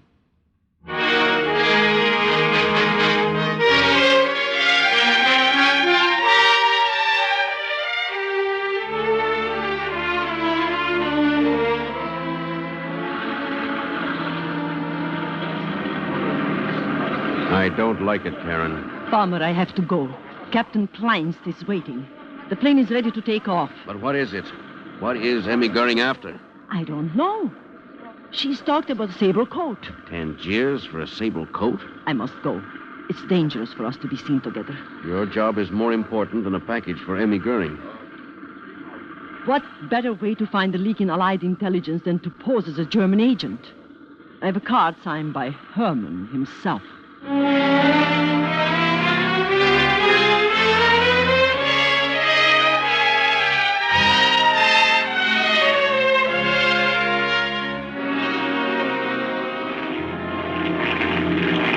The flight to Tangiers was uneventful, except for a moment of heartache when my Nazi pilot refueled outside Paris, occupied Paris. When I arrived in Tangiers, I took a room at the Fadella Hotel. Then I made my way to the bazaar of the Singing Fountain to look for a blind beggar led by a little boy with gray hair.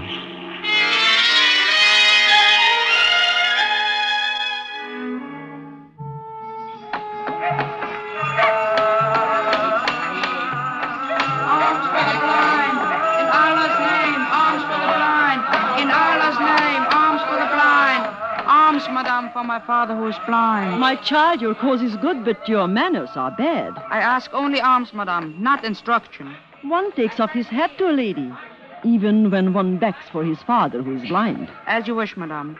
There. I am from the farmer. Bring your father to the Fadella Hotel, room 23. It's on the first floor.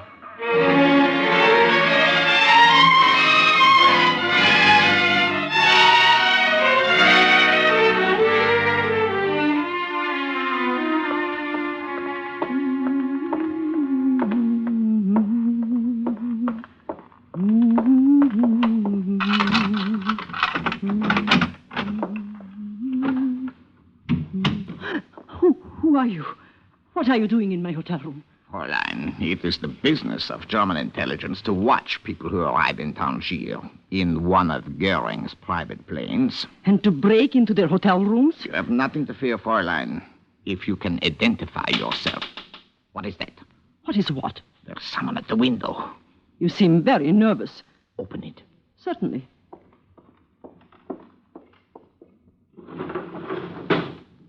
Your fears are groundless.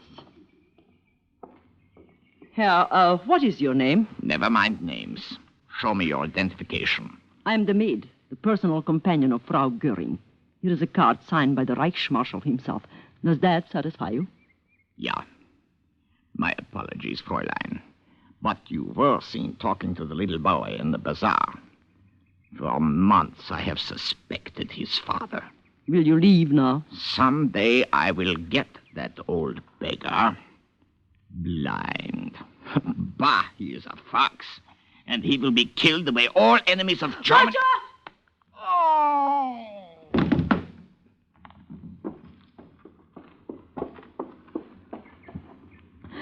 Who is it? Is there somebody there? You! Yes, madame. From the window. Get inside, quickly. Put the window down. Hurry. What is the meaning of this? Have you gone out of your mind? I'm an expert at throwing knives, madame. It was part of my education. But why? Why? I hate Germans, madame. He threatened my father. I have killed before. You are not a child. You are a monster. I'll have to get out of this hotel. They'll find his body and... Oh, help me with him. Quickly. Under the bed. Please. Please, yes, hurry. Shh. What is it? Yes, madame, wish towel? I have plenty. Thank you. You idiot. You may have ruined everything. When there is doubt, madame, one always kills Germans. They blinded my father, killed my mother. They'll find him any minute, even under the bed. There. Now listen. Take my suitcase out the window. I'll leave by the front door. We will go to your father's house. No, madame. What? I will not take you to my father. Little boy, listen. Believe me, I am on your side. I work for the farmer. I have a plain white visiting card.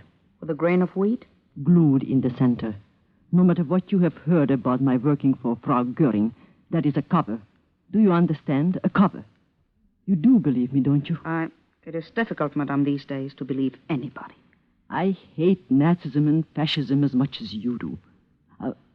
Wait. I have some chocolate in my purse. I have no appetite for candy, madame. Little boy, come here. Closer. How old are you?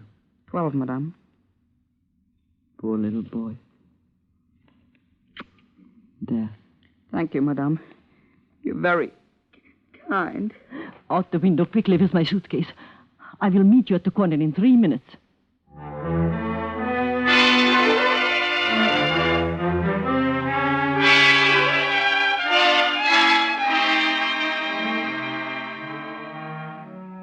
We took a taxi. This strange, sad, gray-haired child of 12. His face was expressionless, tired, pinched.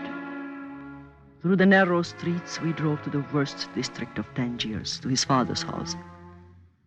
I was taken to a tiny room at the back and told to wait, while the boy went for his father. She's a cheat, father, like all the others. She pretends to work for both sides, but works only for herself. Where is she, my boy? In the back room. You should not judge too quickly. It is difficult for an enemy to learn the passwords of the farmer. But she has a card signed by Göring. I saw it. I saw her talking to Herr von Feld in her hotel room. I saw her. Give her my respects and apologies. I will sleep now and talk to her in the morning. But watch her. If she goes out, follow her. Yes, father. Go now, my boy. Remember, it is a sin to judge too quickly.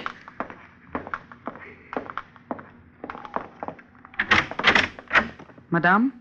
Yes? My father's respects. He is old and tires easily. He will see you in the morning.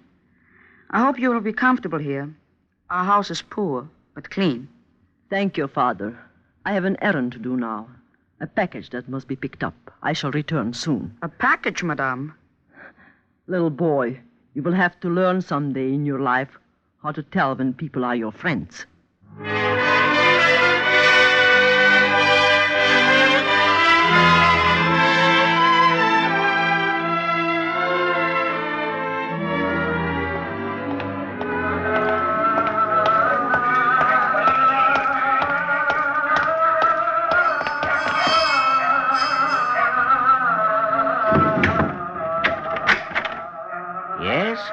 I am looking for Sulaiman Abdelkadir. Salam alaikum. I am he. Come in. Were you expecting me? At my age, Fräulein, one expects anything. How may I serve you? Here is a card. It is signed by the Reichsmarshal himself. I am to pick up a package. Ah, yes. It is ready. Ready and waiting.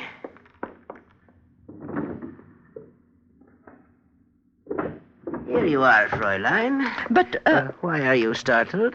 I was expecting a large package. Preconceived ideas are usually wrong, Fräulein. May I wish you good evening? Is there nothing to pay? Nothing. Good evening, Fräulein.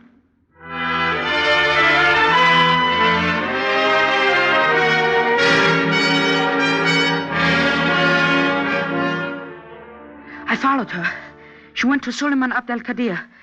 Father, I saw her. You are sure, my son? I saw him answer the door. I saw her go in. She's a Nazi, Father. She will trick us. Please, Father, let me... No, my son. Report her to Mr. Brown. Tell him what you have told me. And please, since she is as beautiful as you say, do not have them arrest her in this house. In the morning, they can take her in the bazaar with the rest of the trash in Tangiers.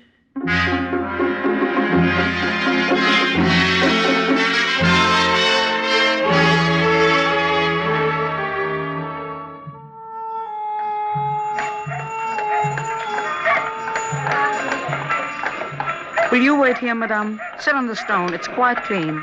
I will return in a moment. But when can I see your father? He will lunch with us at home, madame. But wait here. I shall not be long. Do not go away, madame. I will be back soon.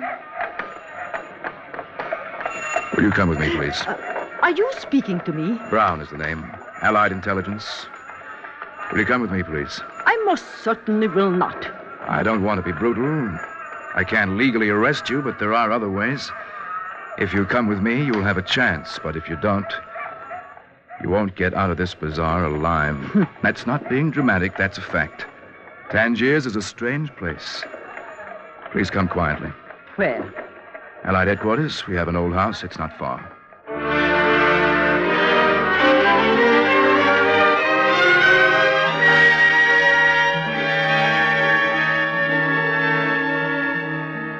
Can't we discuss this, Mr. Brown? There is no need for... Open your suitcase, please. How did it get here? The boy. Open it. If you don't open it, I'll have to break it open.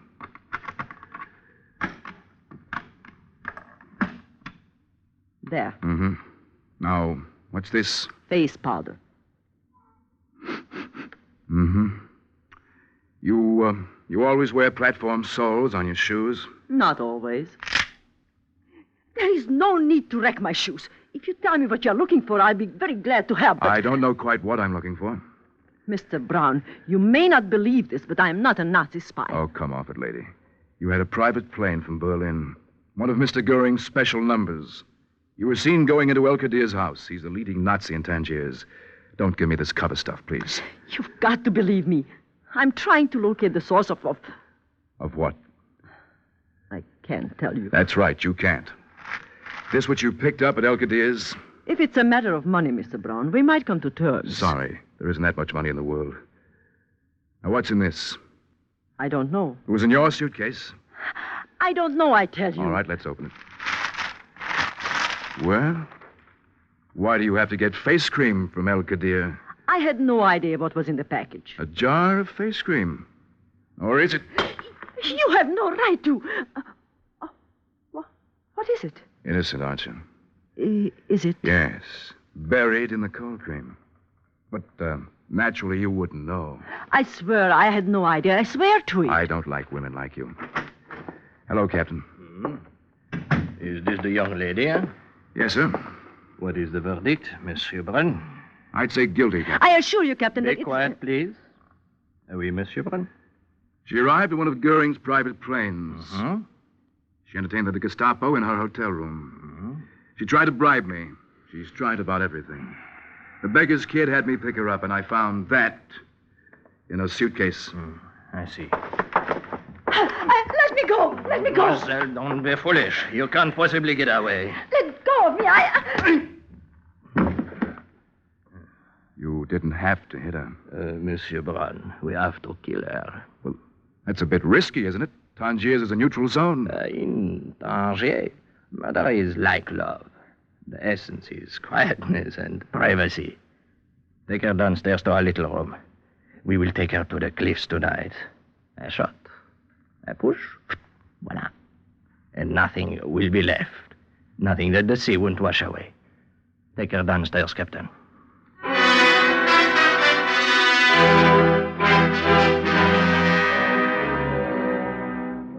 I deliberately kept my cover. It would have been simple to prove I worked for the farmer, but I had a feeling I would be released. I knew that whoever got me out of this would be the person responsible for the leak in our Tangiers intelligence. Hours passed. Then he came for me.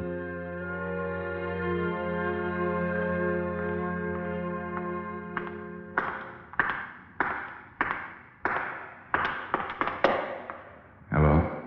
What do you want?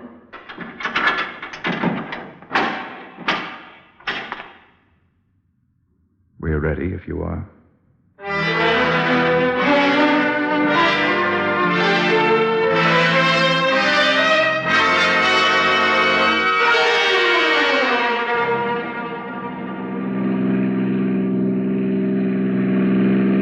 Even in Tangiers, there must be laws about murder. That is why we are so discreet, mademoiselle.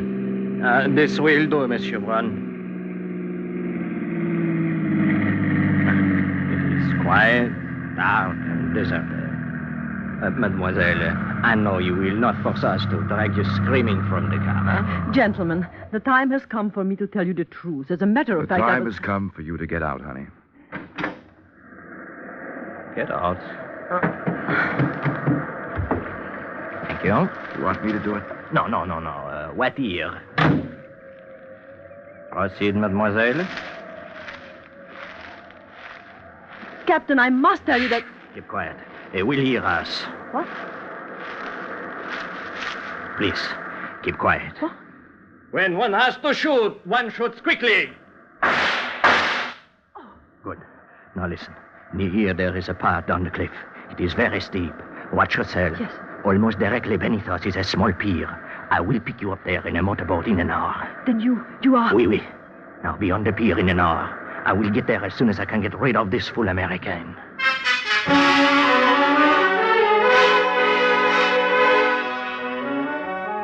I wanted to sing, to shout. This was the leak. The head man of Allied espionage was a traitor. I groped my way down the rocky cliff and found the small pier just as he had said. I sat there in the cold, shivering, but exultant, and waited.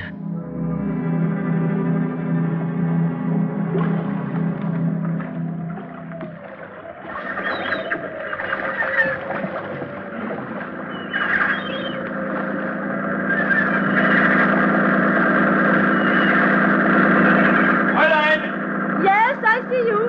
When I say so, you jump! Yes. Now, jump! Good. Mademoiselle, I congratulate you. You were superb. Never have I seen anyone face death with such dignity. Thank you, monsieur. I attended to everything. Captain Kleinst is waiting at the airport with your plane. There is your suitcase, and in it is your cold cream, or shall we say what was concealed in the cold cream. You are very efficient. Thank you, Fräulein. I have been useful to the Reichsmarschall on several occasions. You will not forget to mention my name, huh? I will never forget you, never. Merci. They are so stupid, these Americans, and the English words right under their very noses. Climbing down the cliff, I loosened my heel. Have you a hammer? Under the seat there is a toolbox. Lift up the top. Have you got it? Yes, monsieur. Thank you. It will be greasy, mademoiselle. No one will notice the grease.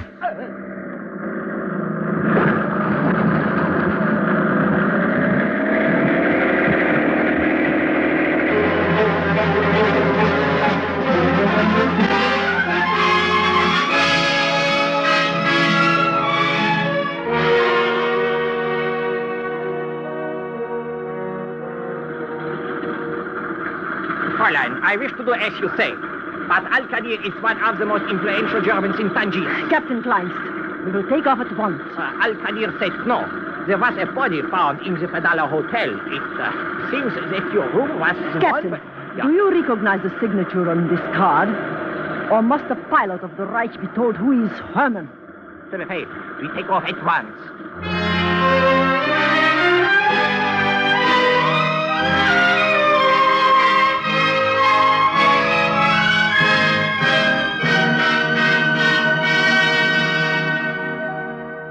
did splendidly, Karen. Splendidly.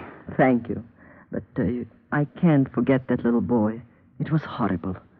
Farmer, he wasn't a child. He was an old man. Our work will help build his future, Karen. Yes, I know. Incidentally, the package of Frau Goering's, what was it? In a jar of cold cream, a small fortune in morphine. The jar got broken. I told Frau Goering I dropped it. She admitted it was medicine for Hermann. She was very grateful. Apparently, Himmler has closed off the Reichsmarshal's supply. And the leak in Tangiers is plugged for good. Plugged for good. With a hammer. A German hammer.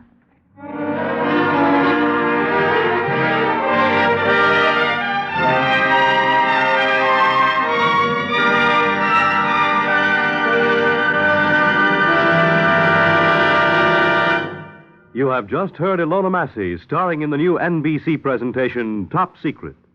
And here she is with a clue about next week. Next week, as assignment 4, Philip Cornelius. His courage, his bravery, his tenderness, his escape. It is a personal story of mine. And until now, it has most certainly been top secret.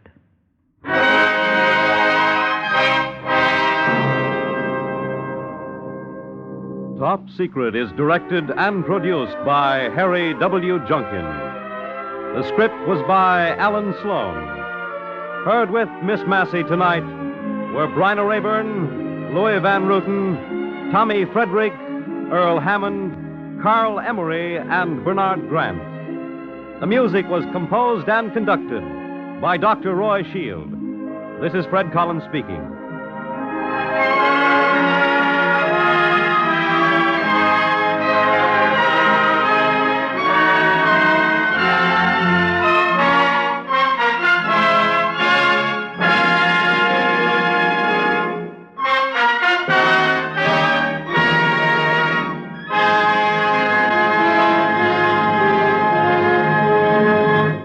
This is NBC, the national broadcasting company.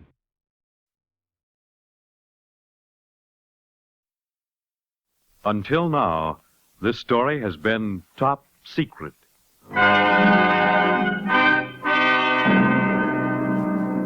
Top Secret, the exciting NBC presentation starring gorgeous Ilona Massey as the Baroness Karen Gazer in transcribed dramas of international intrigue and espionage before and during World War II.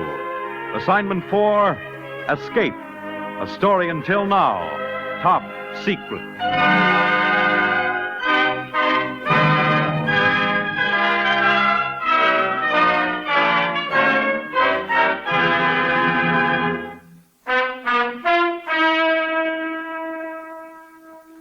As an Allied agent in a Europe at war, my job is to fight Nazism and fascism in any and every way I can. In Hitler's Berlin, this is a dangerous job. I have been many things. A singer, a nurse, a stenographer, a manicurist. Right now, I'm the private maid, really the confidential companion of Emmy Goering, wife of the Air Marshal himself. Assignment 4 began a week ago, last Thursday. I was spending my afternoon off in the Tiergarten, sitting on a bench and throwing crusts of bread to the fat, pompous pigeons.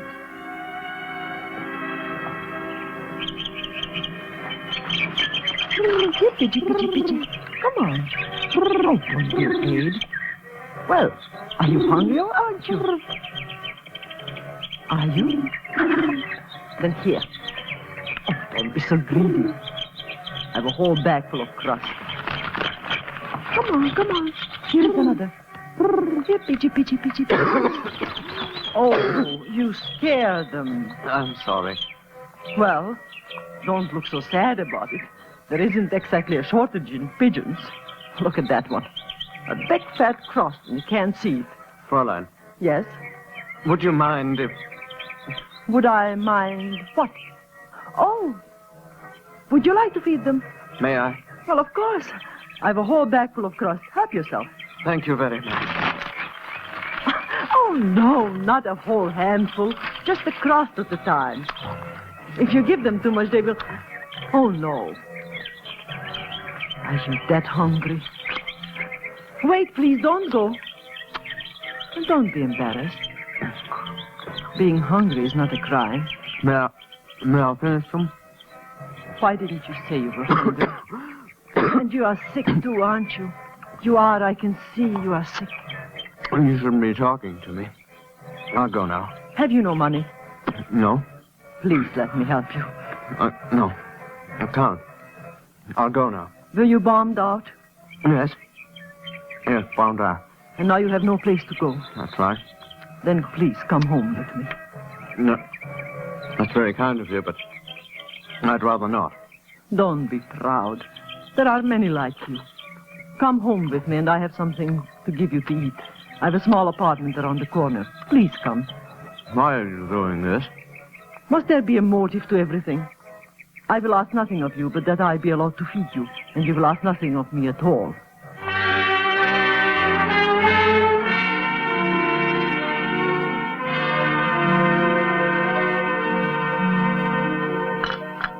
That was wonderful.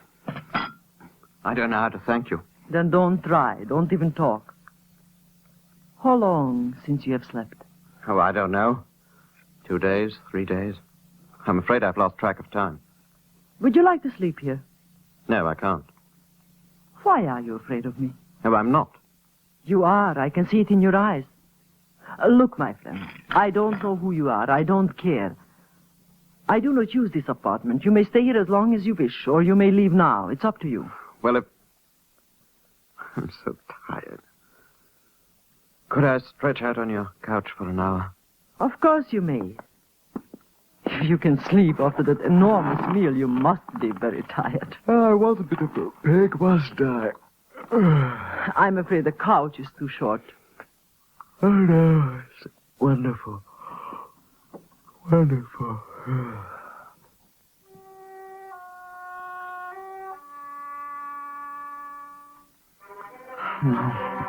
Well, demon reporting, sir. 5 after 9 o'clock. 5 after 9. I find it.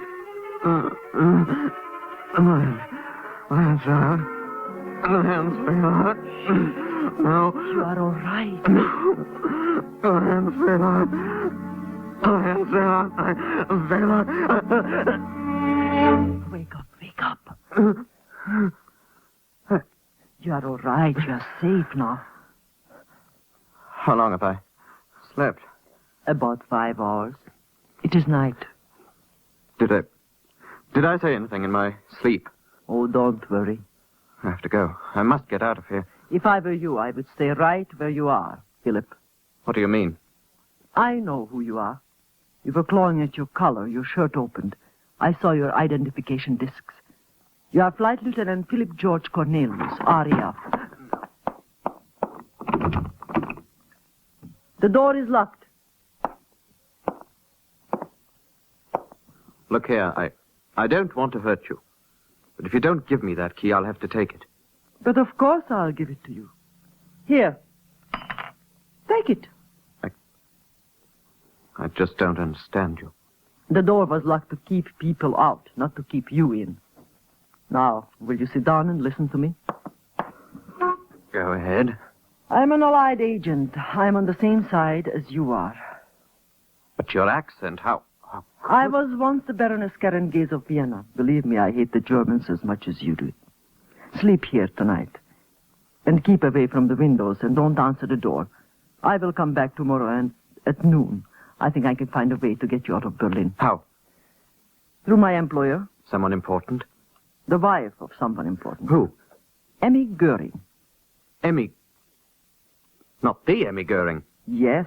The Reichsmarshal's wife? Mm-hmm. You were working as a spy inside the Goering house? Very successfully. What's she like? Well, sometimes she's kind, but sometimes she's a fiend. Well, I'll keep my fingers crossed. Remember, don't answer the door, and don't go to the windows. And don't worry. I know how to get things from women, too.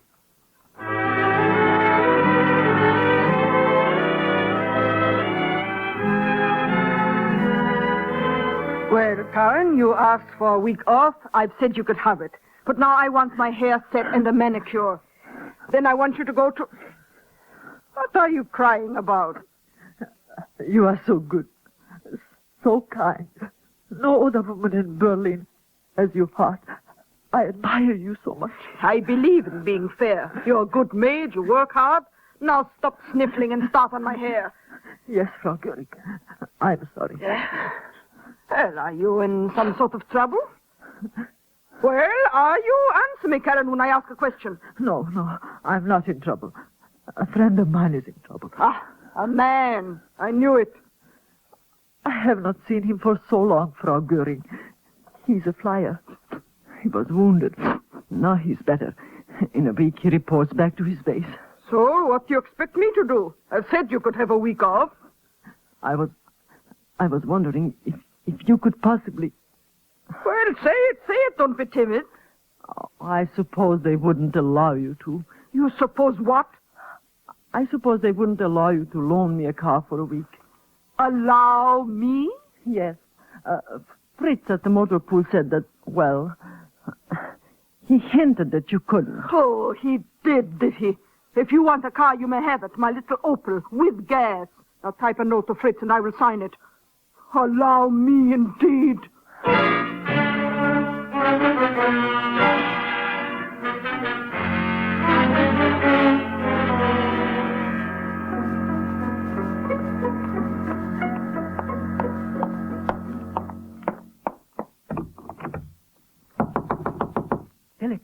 Philip, it's me. I thought you'd never come. I brought you a suit, a razor, some underwear, and a shirt. And best of all, I've got a car for a whole week. A car where? Frau Göring loaned me her Opel, with a tank full of gas and extra tickets. I've got to go to the motor pool and get it. I'll be back in an hour. In the meantime, you can clean up. Where did you get the money for all this? Never mind. Be dressed and ready to leave when I get back. Karen, Yes. while you were out, the paper came. You didn't go to the door. I told you No, that. I heard the girl deliver it, and I took it in after she'd left. What's the matter? The second column, there. Read it.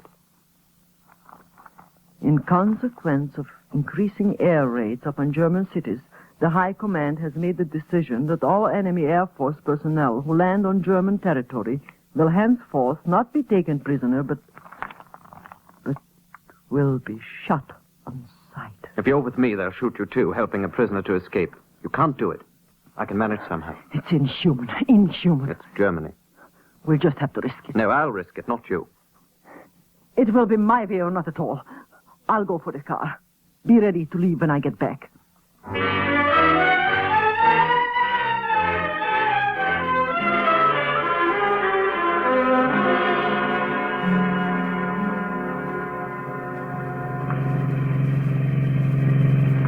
I can't get over you. Tell me about yourself. Oh, not much to tell. Born in a little town called Brockenhurst, not far from Southampton. Took Lord Oxford, then came the war and I enlisted. How brief a story can one tell? Talking about it makes me homesick. I say, what's that? Their flashlights ahead. Lean back and keep quiet. No, run them down. Run them down. I said keep quiet. There is a better way. Please do as I say, and for goodness sake, don't open your mouth. That accent would give you away in a second. I've heard some bad German in my days, but nothing like yours. Sorry, Fräulein. Past the curfew hour. There's no private traffic out of Berlin tonight. Have you looked at the license plate, Sergeant? I'm not interested, Fräulein. Turn back. Perhaps you will be interested in the crest on the bonnet. Go ahead. Use your flashlight. Right, Marshals. Forgive me, Fräulein. I did not notice. I presume you have permission? Your caution is praiseworthy, Sergeant. Just don't go too far. Here is an order signed by Frau Göring herself. Thank you, Fräulein. I will raise the barrier.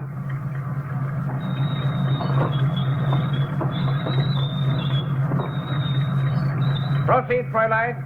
Have a good journey. I hit now.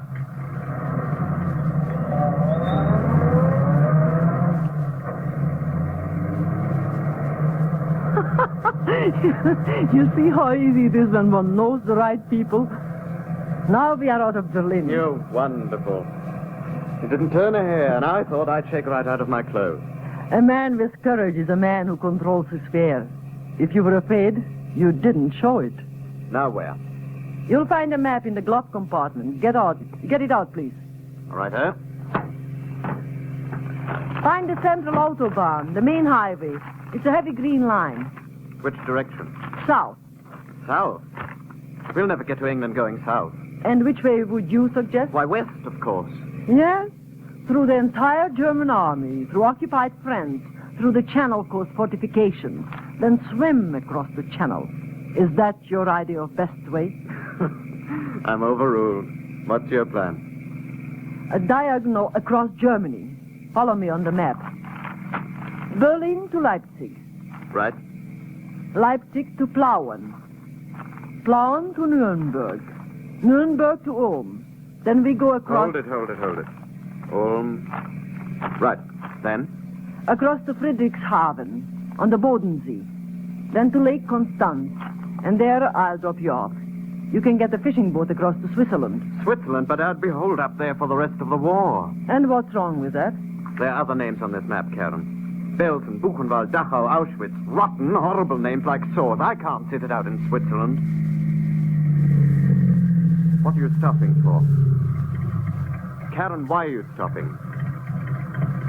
Because I want to think. Can't you get me back to England? I am in this kind of work for one reason, the same reason you are, to fight. But, Philip, we are surrounded. Denmark occupied, Holland occupied, Belgium occupied, France occupied. There is no other way but Switzerland. Please take me to Holland, please. I'll risk it for the Dutch. They'll pass me through the underground and I can get to the North Sea. Thousands of our boys have come back that way. I know that I'll be able... I've no right to endanger you. It's your decision. We'll go wherever you say.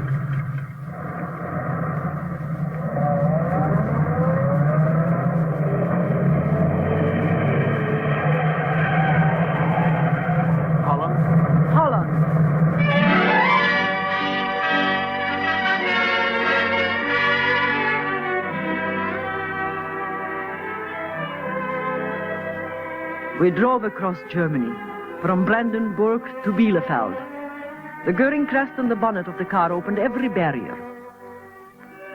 We drove by night, traveling the back roads. In the daytime, we slept. Wherever we could find a hidden place, on the bridges, in forests, in haystacks.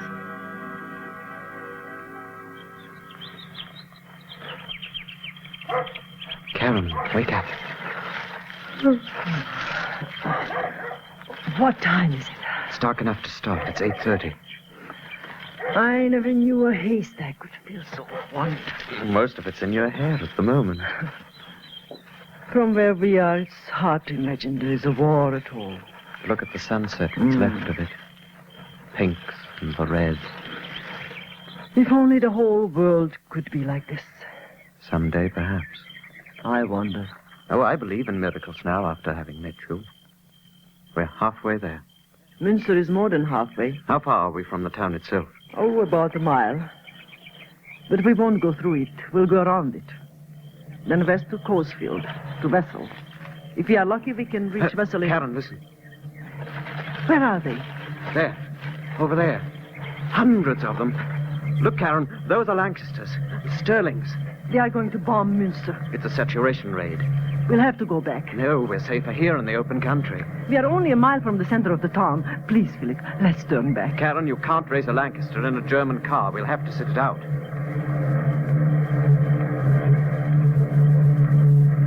Look, Karen, Canadians. Go ahead, boys. Give it to them. Give it to them. Blast them right off the earth. Philip! Philip!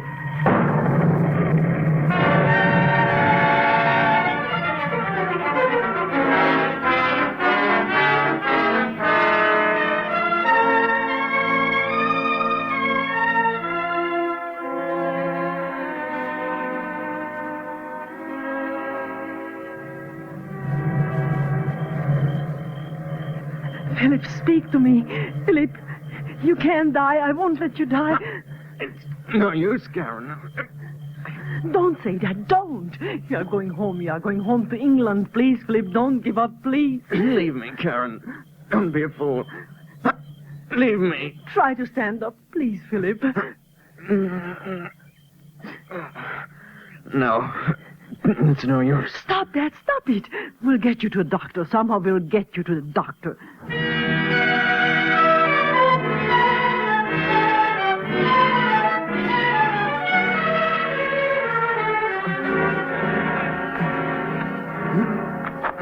Just a few steps more. Don't faint, please. Don't faint again.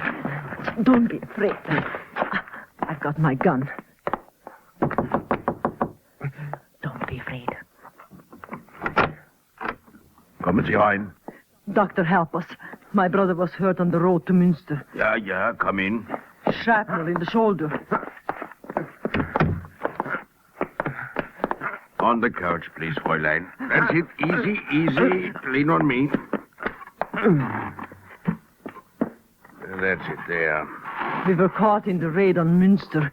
He's lost so much blood. Do not worry, Fräulein. You will expose the shoulder, please.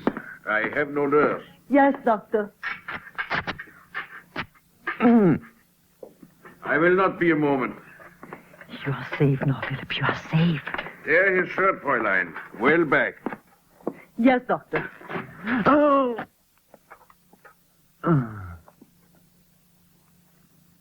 So good. He has fainted. That is an angry shoulder. What are those? Identification tags. RAF? You mean he's English? Yes.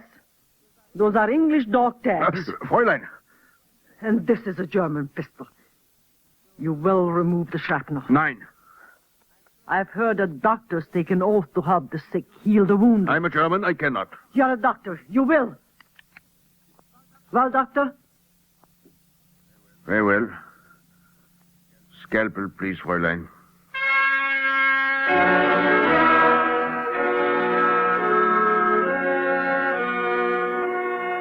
So, it is done. Are you all right, Philip? Yes. Yes, I'm all right. Doctor, we want food. At the point of a gun, Fräulein? Doctor, I am Viennese. I am different from your stolid German women. It would not cost me a thought to kill you. I've killed before. Now food, and quickly.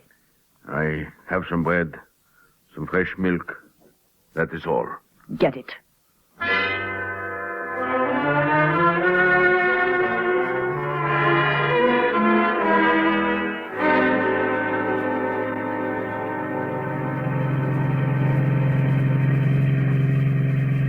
Should have shot him, Karen. We will be across the border station in 2 hours. He will keep until then locked in his cellar. I have a feeling that something's... Lie back. Try to get some sleep. In another 2 hours, it will be all over. There's a bridge at Newmargen, and from there you can follow the Wall River to the sea. I'll wake you up at the border station.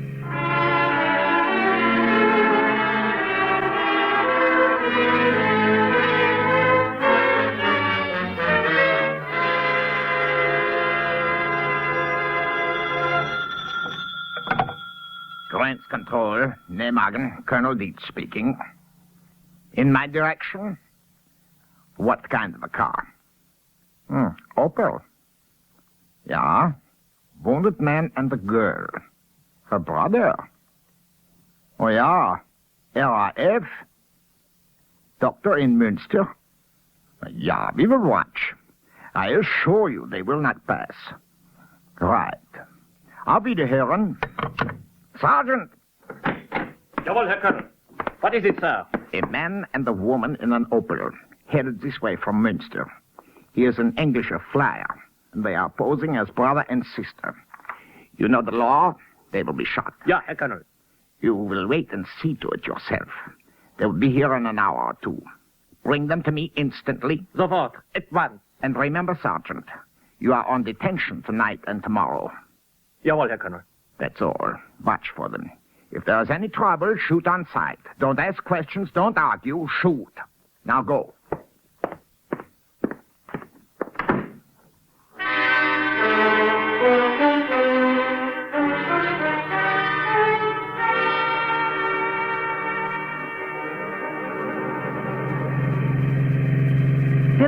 Philip, wake up.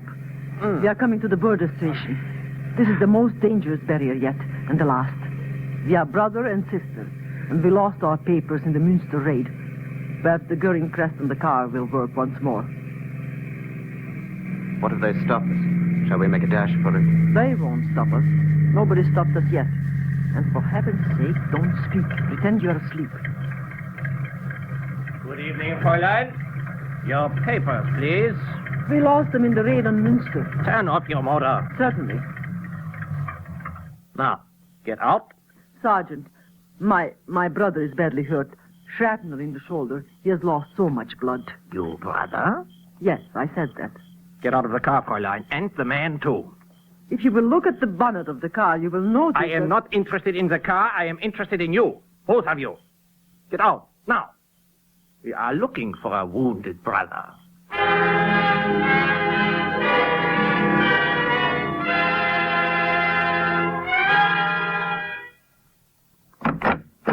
Herr Colonel, the prisoner, sir. Bring them in, Sergeant. March. I said march! Anyone can strike a wounded man, Sergeant. When I say march, you march. Now go on. So, this is the wounded brother and his sister. How very interesting. And how very unconvincing. I would advise you to identify yourself, my young friend. Don't say anything, Philip. Fräulein, I will deal with you later. Now, Herr Lieutenant, who are you? Come, we know you are a British flyer. You will be shot in any case. If you identify yourself, you will have a cross on your grave. If you don't, you will be buried in a pit of lime. You have 3 seconds in which to choose. I'm Lieutenant Philip George Cornelius, 2727Z Royal Air Force. I was shot down over Berlin 2 weeks ago. Thank you, Herr Lieutenant. Sergeant, Colonel, you, Herr Lieutenant, will wait. Take the girl upstairs. I will deal with her personally. Jawohl, Herr Colonel. You may go, Fräulein. Which way, Sergeant? Fräulein, wait. Did he say you had come all the way from Berlin? Yes, in 4 days. You have perhaps friends in the underground in Holland, yes? Why are you asking me this? Fräulein, Germany is sick. With America in the war, we cannot win. I have tried many times to get out. I was a baker. I made bread. These Nazis, there is such a thing as a German who is not a monster. What are you suggesting? Take me with you. You are not serious. I'm partly Jewish. The colonel knows. He makes me do things that I do. Simply by a telephone call, he can finish me. That is why I struck you, brother. I must pretend to be brutal. I'm not naturally an animal, Fräulein. You mean you will help us? It is only 100 yards to the Dutch frontier. The underground will help a British flyer. If I get you out of this place, will you take me with you, yes? But the colonel... Will you take me with you? Of course we'll take you. Then I will deal with the colonel now. I've waited a long time for this. If you refuse to talk, Lieutenant, what is it, Sergeant? Goodbye, Herr Colonel.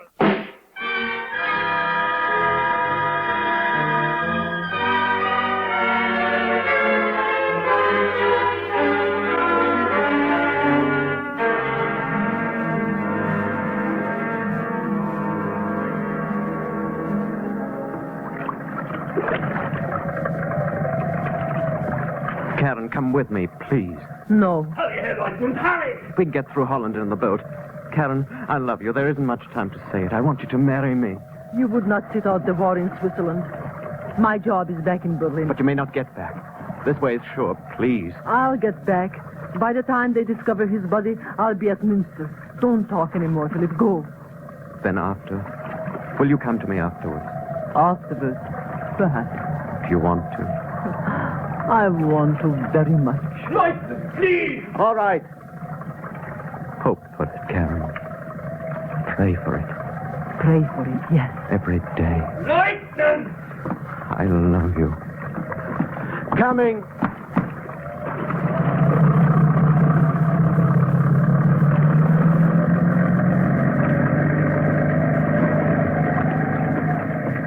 Goodbye, Philip.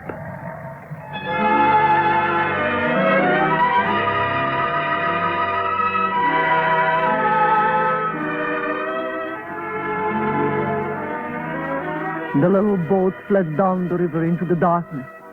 He had gone, and something of me had gone with him. A week later, I was back in Berlin, in the private air raid shelter of the House of Göring. Just Frau Göring and myself. You never told me, Karen, your friend, that you enjoyed the week together. Very much, Frau Göring. He has gone back to his base? Yes. But he will come back to Berlin. Well, Yes. Yes, he will come back to Berlin. In fact, I have the feeling he is very close right now.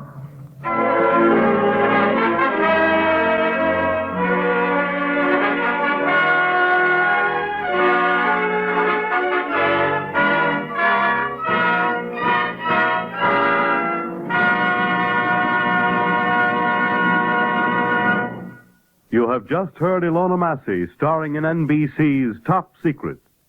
Here she is again to tell you about next week. Next week, a woman in an armchair, a sable coat, and the forgery that fooled Berlin.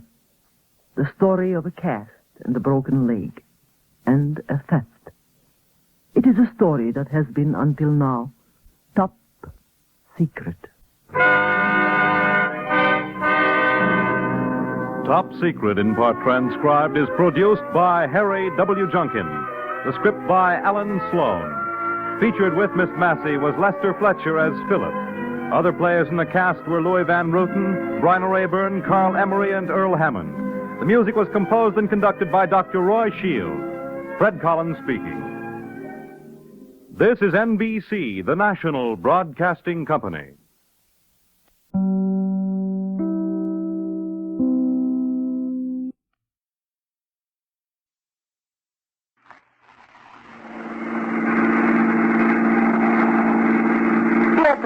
Keep your eyes on the road. Oh, Baroness, for 10 years I have driven a taxi in Rome. I know the city like my own cellar. Besides, it's so late at night, there is no traffic. It wouldn't make any difference to you if there was. Oh, Baroness, do not be so serious. Come, sing a song with me. Oh, no, Pietro. It's late and I'm tired. But I'm your favorite taxi driver. Come, Baroness, one chorus, huh? Well, all right, but keep your mind on the driving. La la la la la la la la la la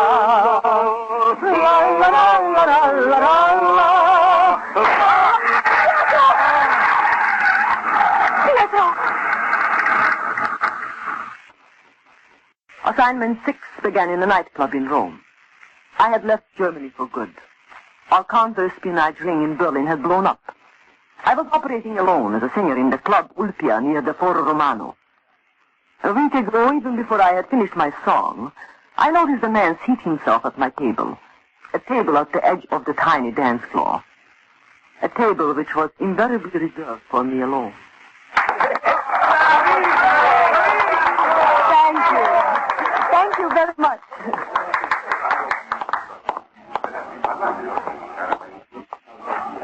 This is my table, senor. Men do not sit at it without an invitation. Please, Baroness, extend that invitation. I have to discuss with you a matter of great urgency. Please, 3 minutes. Then if you wish, I will leave. Very well. 3 minutes. Thank you. My name is Erich Kemka. I am German. I am presently employed by the Italian Mint. It is imperative for my wife and me to get out of Rome at once. What are you afraid of? Your hands are trembling. I am afraid for my life, Baroness. I have in my possession a secret of such immense importance that it could well decide Italy's future in the war. What has that to do with me? Will you have some wine, Baroness? I am not being forward, believe me. I know you are of the Hungarian nobility, but these are strange times, please. Yes, if you wish. Thank you. Waiter, some wine here, please. You were saying, Herr Kemka. I wish to sell you a secret which... Sell it? I know you are an allied agent, Baroness. And believe me, your government would consider the price very reasonable. How much? 100,000 Swiss francs. Surely you don't expect me to buy it blindly. No. Oh, the wine. Nobody's going to hurt you. Pour it, Rodolfo. Thank you. Thank you, waiter. Oh, take it out of this, please.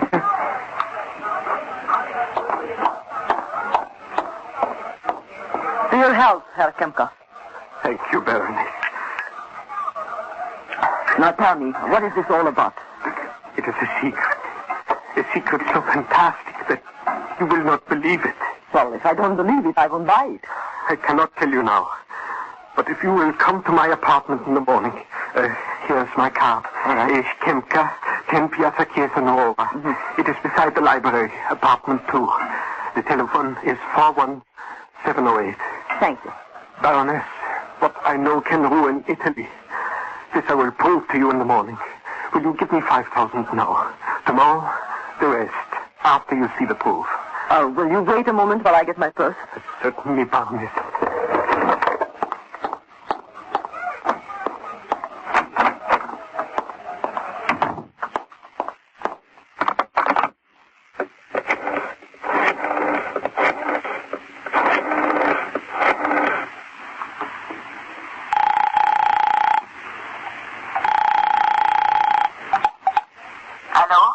Is that 41708? Yes. Does Erich Kemka live there? Yes, but he's not in. I believe he went to the Club Ulpia. This is Frau Kemka speaking. You are his wife? Yes. Is there a message? Tell me, what is your address? 10 Piazza Chiesa Nuova. Who is this? Thank you. I will call later.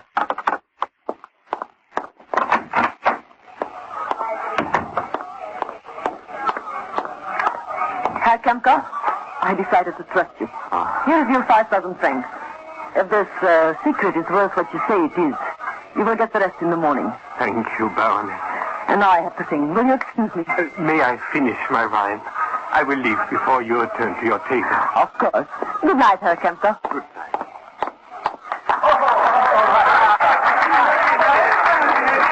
Thank you very much. And now I should like to sing for you one of my very favorite songs called Wie nur du allein.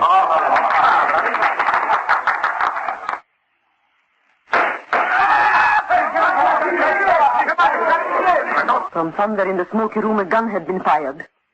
I felt one of the bullets graze my hair. Instantly the lights went out, and when order was restored, Erich Kemka had vanished. The next morning, I contacted my assistant, the only other Allied operator in Rome whom I trusted. Victor was a Roman, but he had been brought up in America. U.S. intelligence had just recently sent him back to Italy. He was a young man, and a man of many talents. He drove me to Herr Kemka's house. What was the address again? 10 Piazza Chiesa Nuova. I see. You say you gave him 5,000 francs. You know, there is something about Kemka that makes me believe him. Like what? He's queer. Victor, I've never saw a man so terrified. He shook. He could hardly drink his wine. And he left without getting his change from 10,000 lira note. Victor, that car! Watch out! Esta de Porto! It was deliberate. Deliberate. Why, he came right at me. I know, I saw it. It was deliberate. Did you notice his license, Karen? No. It happened so fast, You're getting famous, Karen. That's twice in 12 hours somebody's tried to kill you. I knew Kemka was telling the truth. This is something vital. I have a feeling that... Wait. There's number 3. Yes. 5. 7. There it is. The one with the big door. Let me go in first, Karen. I started it. I'll finish it. Watch your step. Thanks.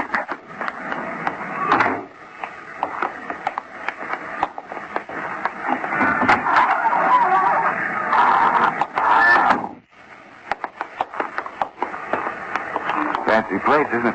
Yes. A courtyard and a fountain. Apartment 2. There it is.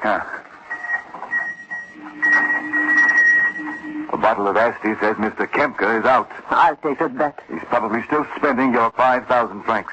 No, I'm sure he wasn't pretending. His terror was so awful. Huh? At any rate, he's not in. Try the door. All right. But it's open. Herr Kemka! There is nobody home. I don't think we should just walk in, do you? Oh, Victor, look. What?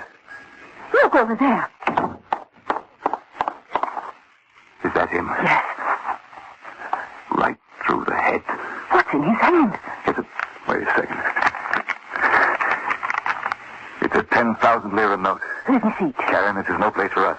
Wait a minute. Please, Karen, let's not get mixed up in anything. Look at his clothes. What? His suit's brand new, not even wrinkled. And his shoes, the strap on his watch, it's hardly been worn at all. What are you doing? Just seeing where he bought his shoes. Take his watch off. Take it off, I said. All right, Kellen, but let's get out of here. This is a job for the police. Why would he have 10,000 lira note in his hand? I don't know. And Karen, the money's new, too. Look. It's wrinkled, but it's crisp, clean. Wait a minute. I think maybe I've got it. New money, new shoes, new watch. He must be passing counterfeit money. Well, it must be. He can't go around changing 10,000 lira notes, so he buys something for 1,000 in order to get good money and change. Did you get his watch? Yes. Look, let's clear out of here. I wonder where his wife is. Oh, he's married? Yes. I talked to her on the telephone. He knew this was going to happen. He knew last night someone would try to kill him. He looks harmless enough now. That he knew a secret, Victor. A secret worth 100,000 Swiss francs. I couldn't get Erich Kemke out of my mind. He had been afraid, terribly afraid. We couldn't locate his wife. Victor watched the house all day, but she did not return. I knew there was more to this than just a small-time passer of counterfeit money. What had his secret been? What secret could be worth 100,000 Swiss francs and be so vital as to affect the war efforts of Italy? I was determined to find out. First, I went to the store where Erich Kemke had purchased his new shoes. And it seems there had been a fire.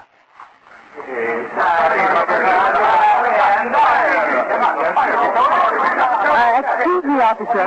Where is Parachilis? The shoe shop, signorina? Yes. This is what is left. There was a fire early this morning. Was anyone hurt? The owner is Signor Cartosi. Are any of the employees around? See, over there. The short girl with the light hair. Yes. She wrapped the parcels, eh? Thank you. Do not go too close to the building, please. Signorina, are you speaking to me? Yes, how did the fire start? Oh, I do not know. Early this morning, 5 o'clock, they say. You see, I'm trying to locate a man named Kemke, Erich Kemke. He bought shoes here very recently. Did you know him? No, Signorina. I only asked for the parcel.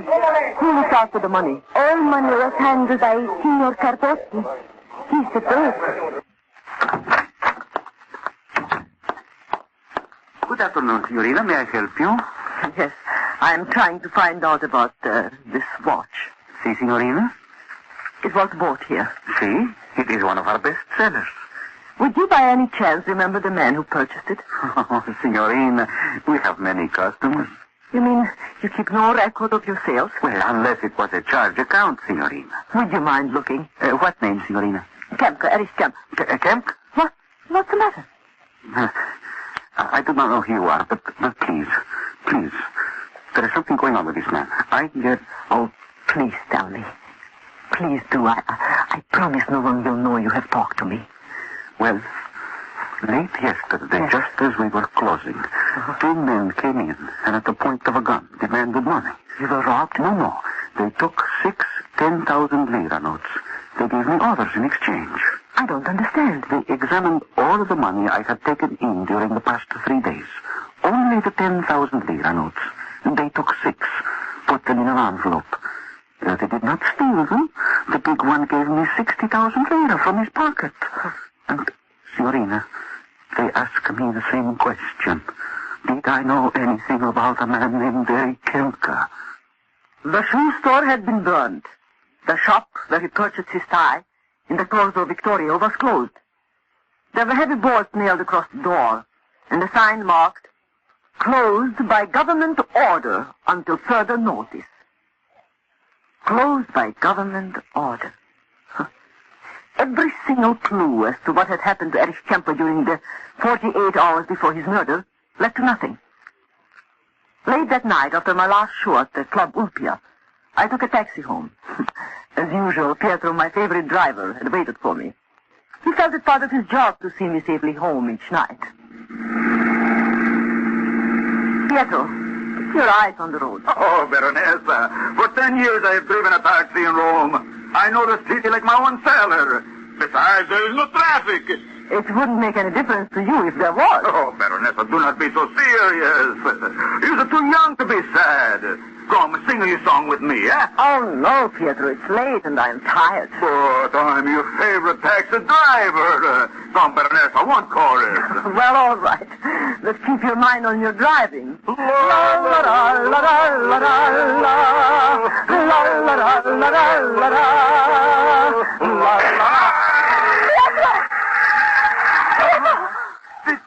Did you see him, Baroness? All right. I'll get the doctor. No, Baroness. The bullet is dead. A bullet from the blackness of the Roman night and Pietro was dead. A kindly, warm-hearted friend dead. From a bullet intended for me. I spent a sleepless night going over what I knew about Erich Kempka. What had been his secret? That was his wife. Why had she disappeared? Why were the 10,000 lira notes so important? The next morning, I got in touch with an official in the Italian Mint. Kempka had told me he worked there. I have heard you sing many times at the Club Ulpia, Baronessa. Many times. Thank you, Commendatore Orsini. Is there some way in which I may be of service? Yes. I'm trying to praise one of your employees. Ah. May I ask why? Well, I'm curious about him. Oh, surely one of the most sought-after women in Rome does not have to pursue a romance. You forget yourself, Commendatore. My apologies, Baronessa. What is his name? His name is Kempka. Kempka? Do you know him? Excuse me, Baronessa. I will be back in a few minutes. I waited in the office. It was magnificently furnished. Suddenly, I noticed that the front drawer in the desk was slightly open. It was easy to open it a little more. There were 10,000 lira notes. Hundreds of them, all brand new. Why? Why does an official of the Italian Mint keep his desk drawer stuffed with money? The 10,000 lira notes. Baronessa, I'm going to give you some advice. Forget about Erich Kempka. Forget you have ever heard the name. But why? Why is this mystery about an ordinary little man? He was not an ordinary little man. He was one of our most trusted employees. Was? He resigned. Why? Baronessa, keep your beautiful nose out of the Kempka affair. He knew something, didn't he? I repeat, Baronessa, forget him. Otherwise, something unfortunate may happen to you. Now go home and stay home. But Commendatore Orsini, why, he's one of the most prominent citizens in Rome. Yes, but when he talked about Kempka, he used the past tense. Even so, he just couldn't have murdered Kempka. It seems impossible.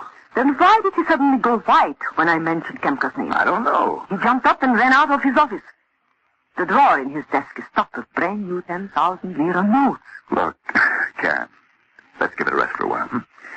Why don't you try to get some sleep? All right. You look exhausted. I am. Okay, I'll run along. I'll see you at the club around 10. All right. And lock this door, will you? I will. Goodbye for now. Goodbye.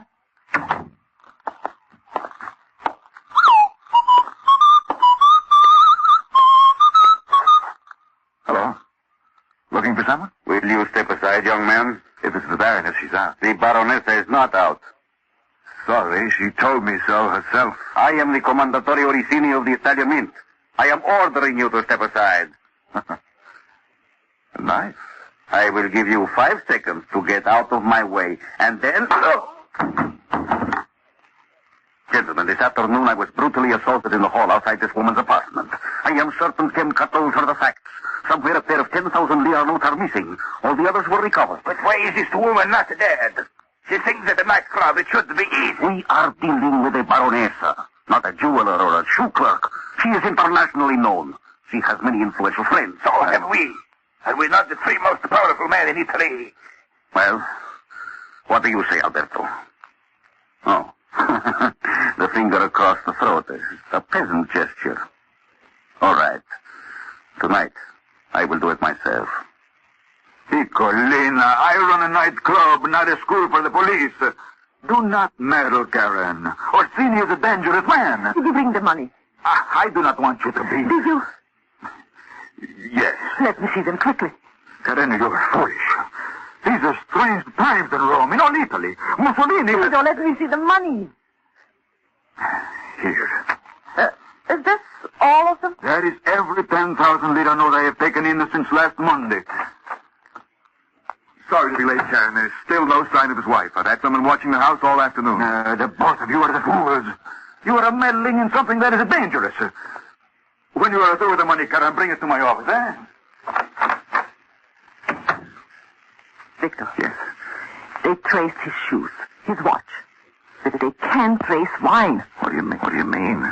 I suddenly remembered that when Kemka talked to me here, he'd ordered wine. He paid for it. It was 10,000 lira note. He even forgot his change.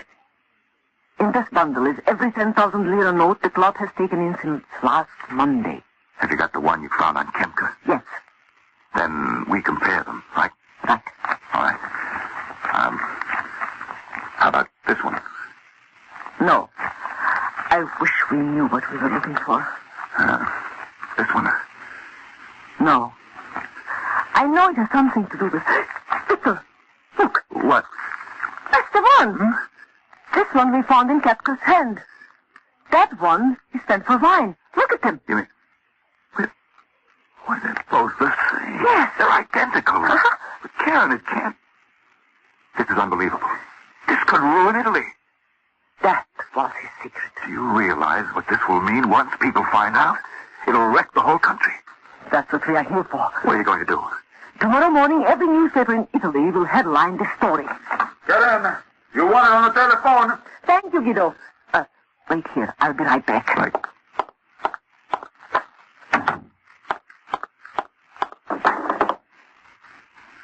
Hello? Hello? Hang up, Baronessa. Quickly, hang up. This is no time for fooling, Baronessa. You will come with me quietly, or I will cut your throat like a chicken. So, Commendatore Orsini is a murderer. You will take my arm and walk quietly out to my car. If necessary, I am quite willing to be arrested for your murder. Even through my clothes, I could feel the point of his knife. We got into his car and tore through the streets of Rome at breakneck speed. It was when we reached the Appian Way that I saw the lights of Victor's coupe in the rear vision mirror. Could that coupe possibly be following us? I wonder. This is a trick, Baronessa. Never try to race. It is much easier to let one's pursuer pass one. Come, Baronessa. Your head on my shoulder. I won't. The Orsini name is as good as yours. That's better. Now, who would suspect you of being kidnapped? You see, he never noticed. He thought we were lovers. Where are you taking me? My country house. I seldom use it now except for affairs of a delicate nature. Affairs like this. I will tell you nothing. Nothing. Stay standing, Baronessa, perfectly still against the wall. Don't move. I was clumsy with Kemka, but that was because I'm not at home with a gun. Tonight is different. Swift. Silent. Scream if you wish, Baronessa. This house is empty. There are no neighbors. You monster! Erich Kemka stole a bundle of 10,000 lira notes. We have recovered all of them except two. Where are they? They are quite safe. Whether you will kill me or not, every paper in Rome will publish the story in the morning. Have you ever seen a knife-throwing act, Baronessa? No? Then perfectly strict No. the family. Surely, Baronessa, you do not want to die so cheaply. 10,000 lira notes. Who has them? Someone at the club? Tell me where they are. I will never tell you. The next knife will go through your arm, Baronessa. I will not kill you quickly as I did at Kemka. Your death will be slower. In the name of heaven, who are you? I am Erich Kemka's wife. For days I have frightened this house. I knew he killed my husband. When he admitted it, I shot him. Well, it's in every paper now, Karen. Headline, 6 inches high. Prices of everything are soaring. Everybody will want double salary. Right. Twice as much for goods. We couldn't have done more for the Allied war effort if we bombed Italy to rubble. Runaway inflation. It happened in Germany during the 20s. A loaf of bread was 1 million marks.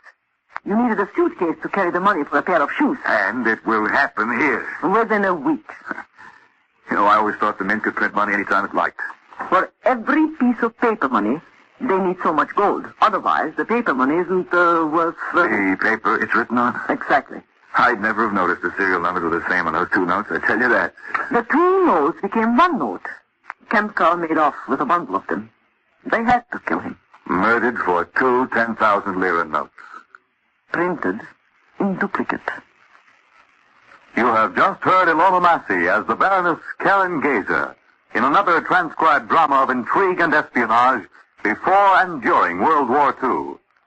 Here she is with a clue for you about next week. Next week, an experience I had in Switzerland. The terrifying story of Operation Dust. And of a wonderful friend whom I have never seen since. Operation Dust is a story which has been until now top secret.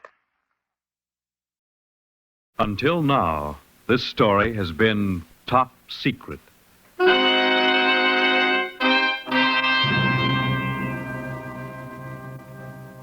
Top Secret, the thrilling NBC presentation starring gorgeous Ilona Massey as the Baroness Karen Geyser in transcribed dramas of international intrigue and espionage before and during World War II. Assignment 7, Midnight for Danger.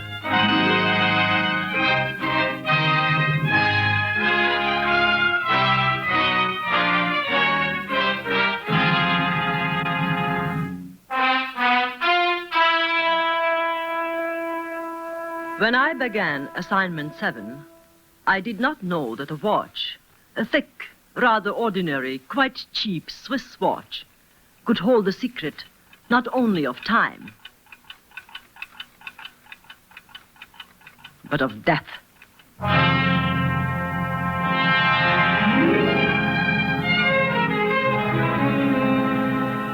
It is an axiom of spies that the best place to hide a needle is not in a haystack, but in a needle shop. In the city of Basel, in Switzerland, a country famous for its watches, the equivalent of a needle shop is a clock store. A quaint, rather ordinary, quite cheap clock store.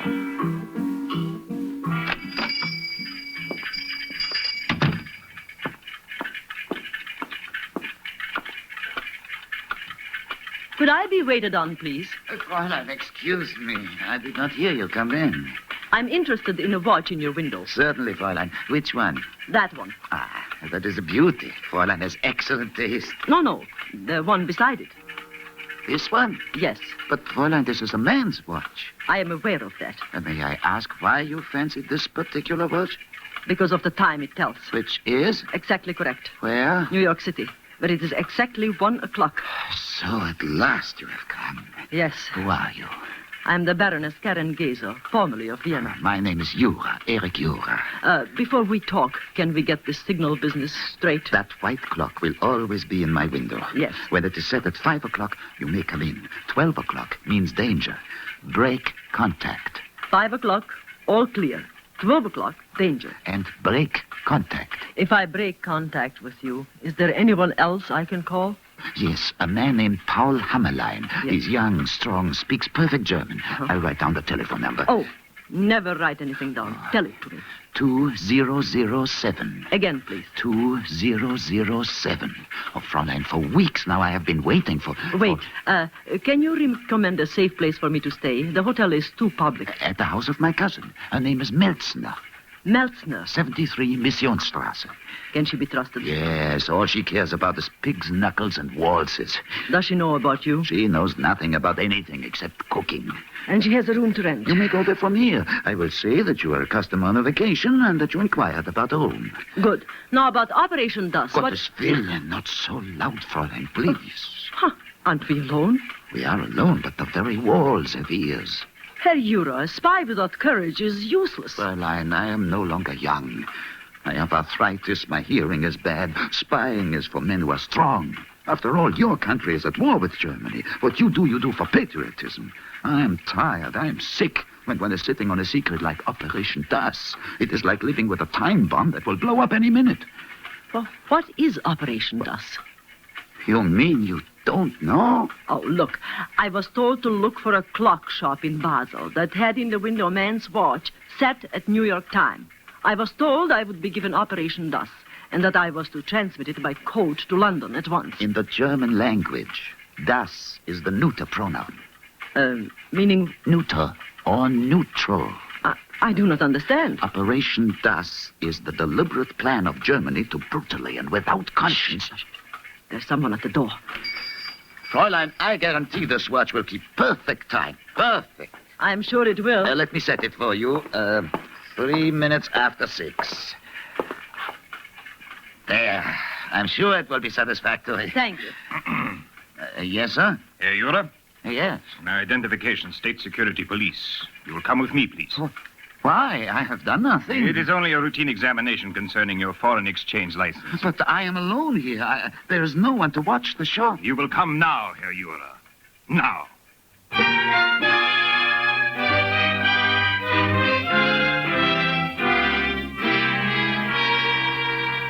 For an instant, I thought Herr Jura would faint with terror. His hands, swollen with arthritis, shook uncontrollably. He looked at me, a long, pleading look, as though he was trying to tell me something. Then he turned and followed the policeman out of the shop. When I finally looked at the watch he had given me, I saw it was set at 12. 12 o'clock. Danger.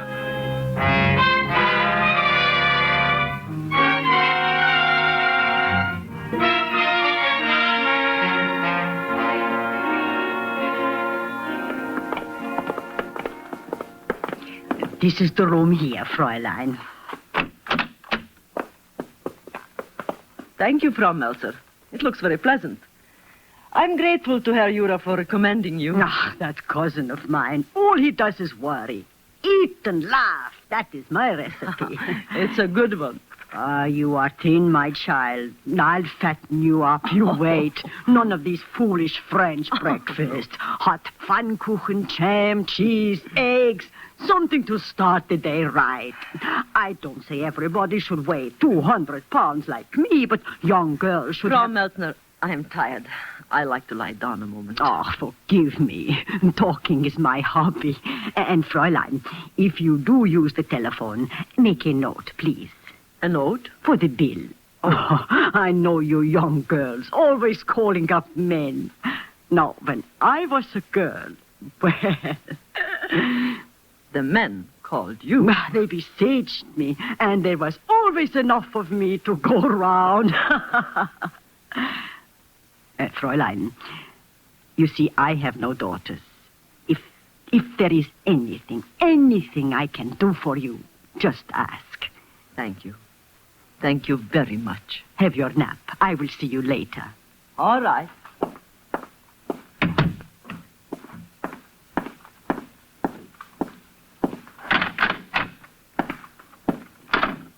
So, did you get her to take the room? Of course. She's resting now. What did you find out? Nothing yet. Who is she? Her name is Geza, Baroness Karen Geza. She's traveling on a stateless person permit. Why? Give me time, will you? Don't I always get what you want? We picked up Jura. Good. Where did you take him? Across the border. He's in Germany now. Does he know about Operation Das? I'll beat it out of him if he does. He has arthritis. The least touch and he screams. What's that? Telephone. She's phoning. Pick up the receiver, quickly. Hold it so we can both hear. Shh. Keep your hand over the mouthpiece.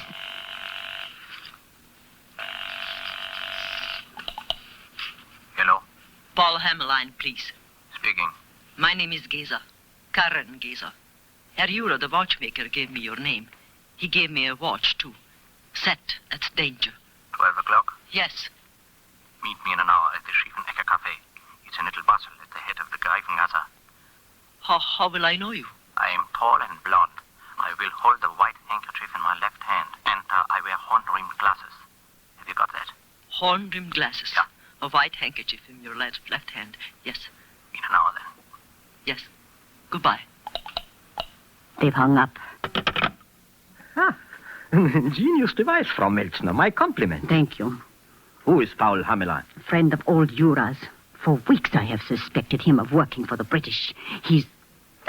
wait a minute. Yes? She has never seen him. He is tall and blond. Except for the glasses, the description could fit you, Fritz. You mean? Why not? She doesn't know Hamelin. She doesn't know you. So I trade places with him? Yeah. He lives at 11 Freisterstrasse. If you want to stop him, you'd better hurry. They said in an hour at the Shoemaker Cafe. Oh, it's risky. With one blow, I could finish Hamelin myself. Now, you pick her up at the cafe and across the border to Germany. And remember, a white handkerchief in your left hand. Hamelin wears glasses. Where can I get horn-rimmed glasses at this hour? Take his.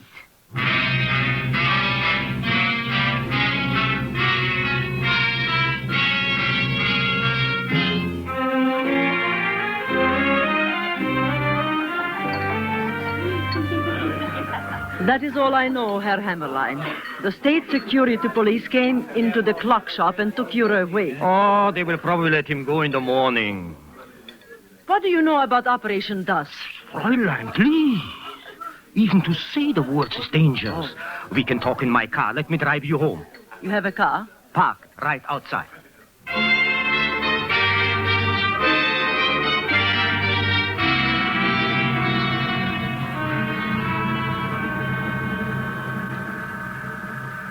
Weren't we supposed to turn left back there? Left? Yes. Frau Melzner lives on Missionsstraße. I thought... Fräulein, I have lived in Basel all my life. But this road leads to the border station. Believe me, Fräulein, I know Basel like the palm of my hand. But we are coming to the river, to the bridge. Shortcut, that's all. We do not cross a bridge to go to Frau Melzner's house. We cross this one. I see. What are you doing? I dropped my gloves. Then pick them up. What up? Give me that key. Get away from that door. Fräulein, come back. Come back or I shoot. Herrgott, she jumped.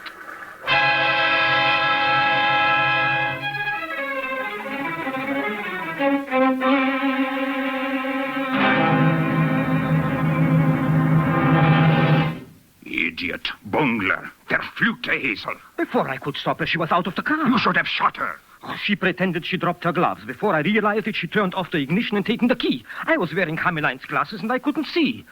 Besides, a 20-foot fall into the Rhine from that bridge is better than a bullet. You should have searched. You should have found her. She jumped from the middle of the bridge. She's dead, I tell you. She is dead.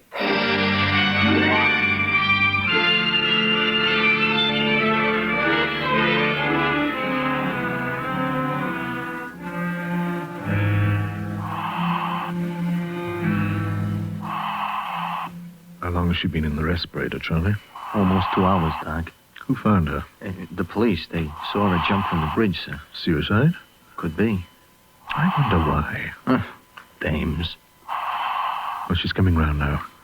Turn off the respirator. Yeah, sure thing, Doc.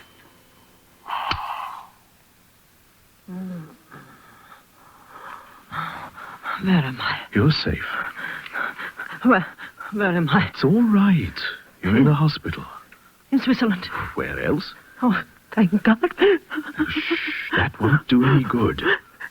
Please, you've got to... Take it easy, baby. Take it easy. You don't understand. You're all right now. You're safe. Please, telephone. 2007. A man named Paul Hamelin. If he answers, tell him where I am. 2007. Yes. Paul Hamelin. All right. And my landlady, Frau Melzner. 73 Missionsstraße. I'll phone immediately. Tell her I'm safe. Tell her not to worry.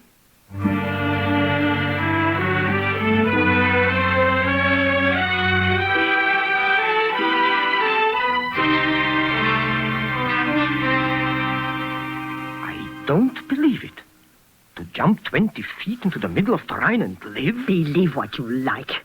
They brought her home from the hospital this morning. Some English doctor phoned last night. She was afraid I'd worry. Is she still in bed? Yes, and eating a hearty lunch. Does she suspect you? No. You're sure? Of course I'm sure. How about Yura? Every time we touch him, he faints. We have learned nothing. Then break him. You've done this before. You cannot make an unconscious man talk. You fool! A half-crippled old man. A slip of a girl. She's in your house. Keep your voice down. She'll hear you. We mustn't panic.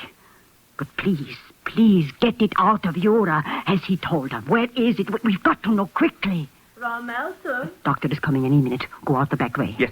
I'll keep her in bed as long as I can. I'll go back and work on Yura. Frau Melzer? Coming. Just a minute. That was a delicious lunch, Frau Melzer. You are feeding me like a truck driver. Poor Karen. You look so pale. Here, let me take the tray. There. Now, how do you feel? Just wonderful. I should like to get up. Tomorrow.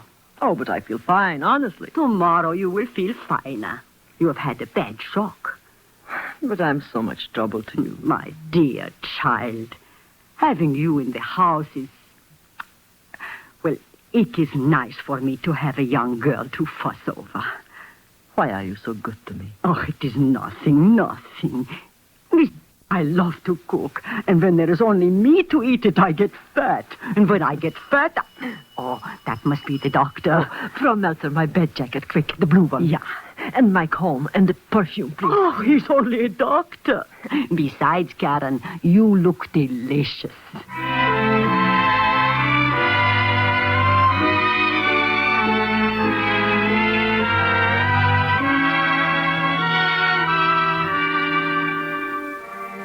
So that's my story. Battalion surgeon, 5th Lancashire Regiment. Charlie and I escaped out of Germany. The Swiss police interned us for the duration. You are a prisoner? On parole. The Swiss are very jealous of their neutrality. I'm free to move around. Glad to work at the hospital. It's better than sitting in a cell somewhere. It should be easy to get out of Basel. In return for being allowed to move around and work, I promised I wouldn't try. I see. May I ask you a personal question? What kind of a question? Did you, well, why would a woman like you jump off a bridge? Dr. St. George, I have known sadness, yes. My husband was murdered by the Nazis. Our palace in Vienna was sacked. But I still believe in the future. Believe me, I did not try to commit suicide. And that is all I will tell you. I'm very glad. Now I have a prescription. Oh, no. Not more medicine, please. No, dinner with me tonight at the casino. Doctor's orders? Correct. Then I shall be obedient. I'll call for you at 7. Sure you feel strong enough? I feel wonderful, and I'll be ready. Till 7, then. Goodbye, Doctor.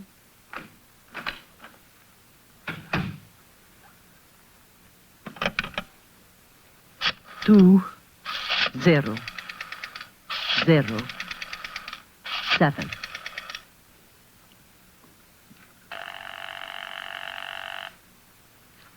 Please, God, let him answer. Let him be in this time. Please.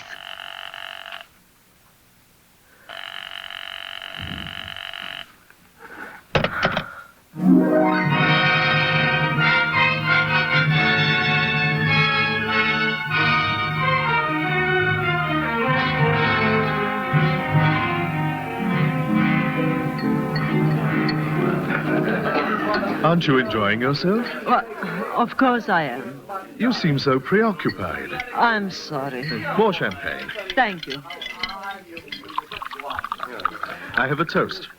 To you for jumping into my life. May I change it? Of course. To a brave old man who was afraid. Who? He ran a watch shop. Did he give you that watch? Yes. And every time I look at it, I wonder what happened to him.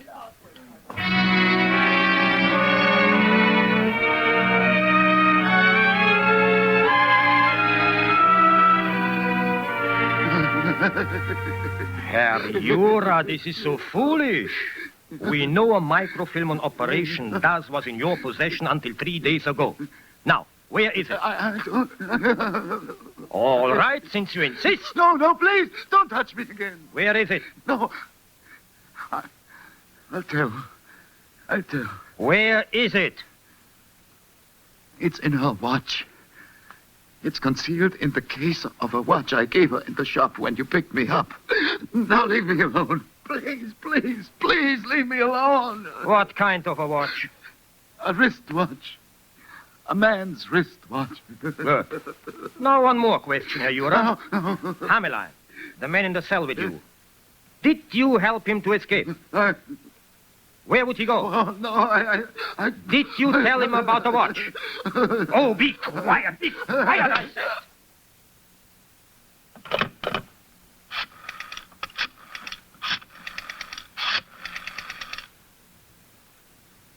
Frau Melzner? Jura talked. Yes. A microfilm on Operation DAS is concealed in the wristwatch the girl is wearing. A man's wristwatch, get it? She's out. Where? The casino. Listen, get Otto and Hans.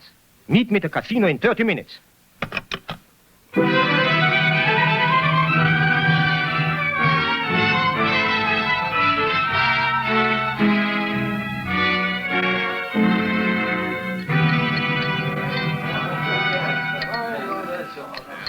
Doctor, it's getting late. Would you like to leave? I'm afraid I am not in the mood for dancing and champagne. I wish you'd tell me what's bothering you. I wish I could. Believe me, I wish I could. What is it? That man. The tall, fair one. He's the one who tried to kidnap me. Kidnap you? Yes. The Gestapo. Karen. And the one with him is the man who arrested Herr Jura in the watchmaker shop. Are they after you? Yes. Can I help? If only we had a car. If only we could make a dash for it. Waitress, will you bring me the telephone, please? What are you going to do? Oh, trust me, will you? You don't understand. These men are insane. They are desperate. They kill and they murder. They stop at nothing. Steady. Here is your telephone, sir. Just a moment, sir, till I plug it in. Go ahead, sir.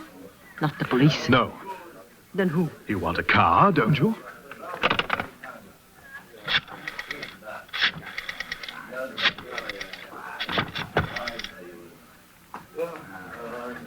Hello? Dr. St. George here. I'm at the casino. Yes. I want an ambulance in a hurry. Send Charlie with it. Yes. Tell him the bases are loaded. Oh, never mind. Just tell him to hurry. How long will it take? About 10 minutes. I say, Karen, is that Frau Melzner? Oh, don't be ridiculous. Frau Melzner isn't the casino type. What do we do when the ambulance arrives? First, we have some more champagne. Nobody can hurt you in a crowded nightclub. When the ambulance arrives, believe me, with Charlie on the siren, we'll know when it arrives. We get up and very casually walk to the door. Then what? Wherever you want to go. Home. Is that best? Frau Melzner is completely trustworthy.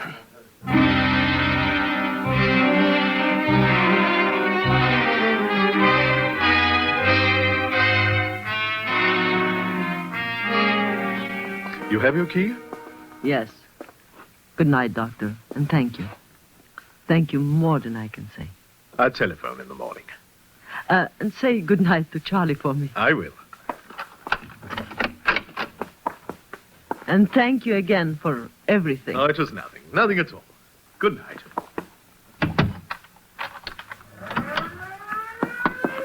Frau Melzner, are you asleep? Frau Melzner, are you asleep? Hello? Is there a Baroness Karen Geiser there? Speaking. This is Paul Hammerlein. What? Listen, I've been hurt. They captured me, but I got away. I've been trying to call you for half an hour. Listen, Operation DAS is in the watch. In the watch Herr Jura gave you in the shop. The watch? I found out that Frau Melzner, that she... Hello. Hello. Hello.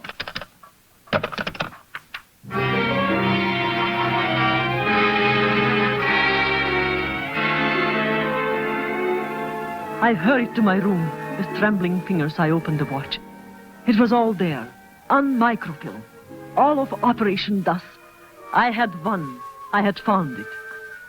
In the morning, I would send it to London. I hid the watch under my mattress and tried to sleep. My mind was in turmoil. Herr Euro was dead. Paul Hamelin was... where? I didn't know. Finally, I fell asleep. Tortured, restless sleep. It was 3 a.m. when I awoke with a start. Is somebody there? Who is it? Frau Melzer? Who is it? Who is it? He's in here, Fritz. In bed. Frau Melsner, are you deliberately trying to frighten me out of... Keep quiet. What, Fritz? So they didn't take her out to the hospital. The watch, Baroness. Give it to me. I know you've got it. Now, where is it? This man is... But this time without Paul Hamelin's glasses, and I shoot very straight, Baroness. Please keep still. No, Fritz, let me. Curling irons. They get hot very quickly. Now, listen, you little fool. We're in a hurry. Where is it? I should have known when you said that the Nordic blood overwhelmed... Shut your mouth! I have wanted to do that for 5 days. Keep her covered, Fritz. These curling irons get hot, Baroness. Very hot. They will bring welts on that lovely skin like rats in a dirt road. Hold her, Fritz. Yes, now, Miss. Keep your hands off me. Let go. Where is it, Baroness? No? The curling irons are very hot. It's in the drawer. In the bottom drawer under my clothes. Get it, Fritz. Don't worry, she won't move. Yes. She's lying. Under the clothes. No. I believe the Baroness wishes to play games. Hold her. I'm not fooling, Baroness. I want that watch. I want it now, this second. My purse. Under the bed. I swear it's in my purse. If you are lying this time, Baroness. No. I swear it's in my purse. Look under the bed, Fritz. Yes. Let's everybody stand nice and still. You or Fritzy make a move, Frau Melzner. Charlie, thank God. Dumped American. The curling irons, Frau Melzner, put them down. You want it in the stomach or the head? Now, get up, Karen, and get a coat. I got the ambulance outside. Yes. We picked up a guy named Hameline tonight, Fritzy. I found him in a phone booth, just about dead. He told me some of the things you'd done to him. Come here. Well, after all, we are at war. Your country and mine. Yeah, that's right. Now stand right in front of me. Hurry, Karen. Yes. Remember this, will you, Fritzy?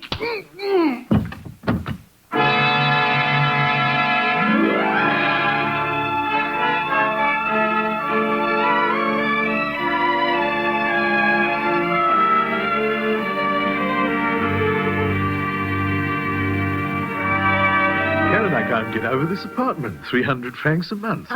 Ask Charlie. He got it for me. Well, this girl said she's, what's the matter? You don't like it? Oh, it's wonderful. And so are you, both of you. Karen, what about Operation Das? I transmitted the complete plans by code to Allied intelligence in London. Then I presented the microfilm to the Swiss government. I don't get it. Well, what's das mean? Das means neuter. Neither masculine nor feminine. Neuter. In the middle. Or neutral, like Switzerland. Operation Das was the complete and detailed plans for a German attack on Switzerland.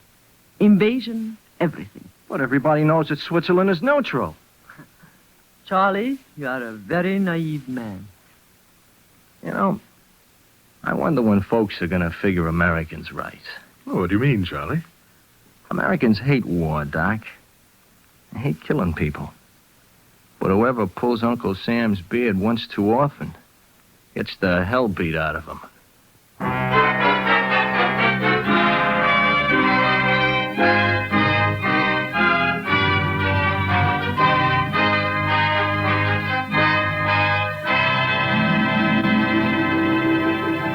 You have just heard Ilona Massey in Top Secret, a transcribed series brought to you each week at this time by NBC. Here is Miss Massey to give you a clue to next week's assignment. Next week, the story of a mission and the poisoned pin. A corsage that meant death. A baron who played polo and a Marcati 22 whose 4 wheels spun for fortune. It is a story that has been until now top secret.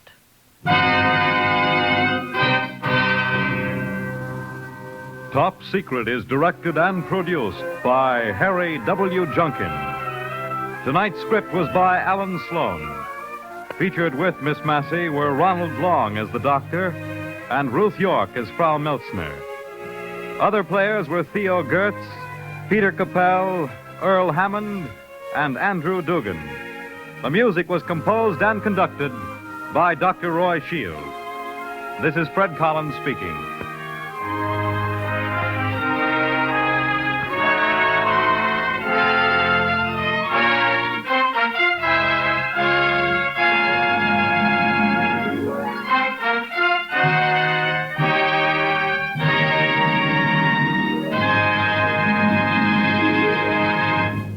One of the best ways to ensure your own future and to ensure a more secure future for America is through the purchase of United States savings bonds. Take it or leave it provides gay entertainment for you next on NBC.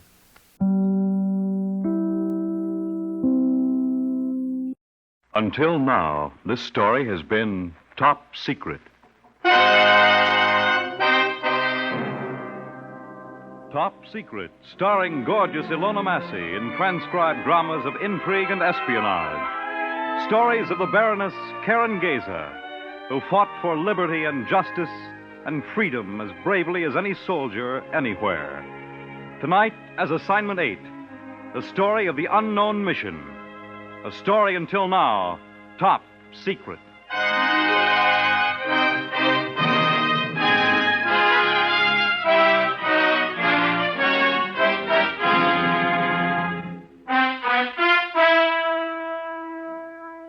Assignment 8 took place in Rome, the eternal city.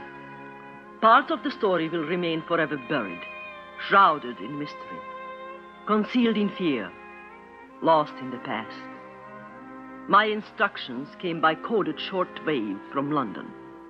Instructions to be obeyed instantly, without hesitation, without question. Baroness Karen Geza, Club Opia, Rome. Top secret, priority A, number 478489, by code. Baron Emile de Lesseps, Duc de Valencourt, arrives Rome, Wednesday stop. Urgent and vital, you take Action 7 at once. Action 7 was a code phrase meaning murder.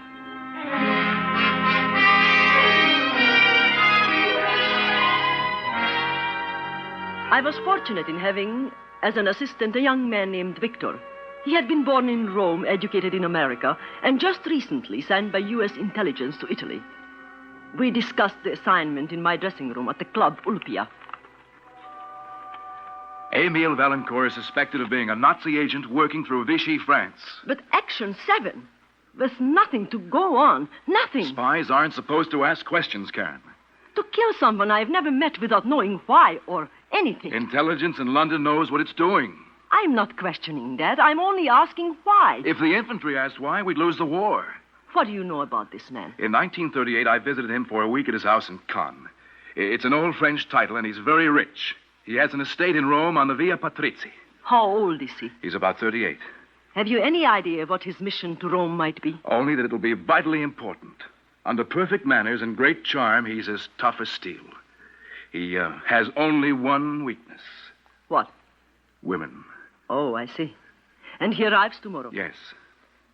Do you know him well enough to ask him to the club tomorrow night? I think so. I think he'd be glad to hear from me. In the meantime, find out as much about him as you can.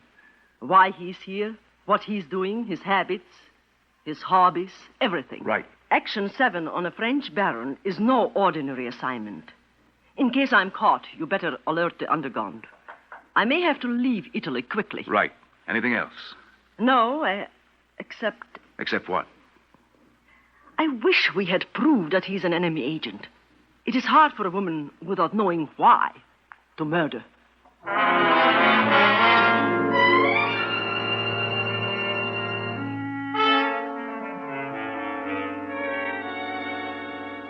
Luigi, you've done very well. The estate is in splendid condition. Thank you, Your Grace. I'll be in Rome several weeks. You'd better open the entire house. It is something important, this mission that brings you to Rome. A woman by the name of Karen Geza. She's singing in the Club Ulpia. Ah, in the Foro Romano. Yes. She's an Allied spy. We are to... Yes. Ah, Your Grace, I know a dozen ways. She's no ordinary woman, Luigi. She has made a fool out of German intelligence. 4 times when they thought they had her, she has escaped from special Gestapo operatives. But, Your Grace, this is Italy. If you expose her as a spy here, she will be arrested and shot. That is the last thing Berlin wants. But why? Because she is in possession of documents, which, if they were to fall into the hands of the Italian government, would prove embarrassing to Berlin. Secondly, we are not anxious to have stories circulate in Rome of how a woman made fools out of the German secret police. I see. No fuss, no publicity. The police here will be taken care of by Berlin. Her death will be ignored, provided it is handled quietly. Oh, Your Grace, I know a dozen ways. Curare on an orchid pin. The old trick with the stirrup. Does she ride? Control yourself, Luigi. I must meet her first. Oh, a singer at the Club Ulpia should not be hard to meet. Not hard at all. Oui. C'est lui qui parle. Victor! Comment ça va, mon ami? But of course I want to see you. Well, what about tonight? Well, any way you wish. I hear there is a singer at the Club Ulpia who is the sensation of Rome. You know her? Oh, splendid. Yes, I'll meet you at the Club Ulpia at 8. Right. Au revoir. Luigi, sometimes I think Le Bon Dieu must watch over me especially. That was Victor Manlius. We are dining at the Club Ulpia tonight. He and our Baroness Geza are friends. Oh, then you will meet her formally, eh? Yes. Then ask her to go riding, Your Grace. Ask her to go riding. Preparing the saddle takes time, Luigi. The apparatus is delicate. Oh, if necessary, I can work all night. Have you everything you need? Everything. If we rode tomorrow morning, could you... Oh, easily. It worked very well on the young lieutenant. He died in 30 seconds. Ask her to go riding, Your Grace. Ask her to go riding.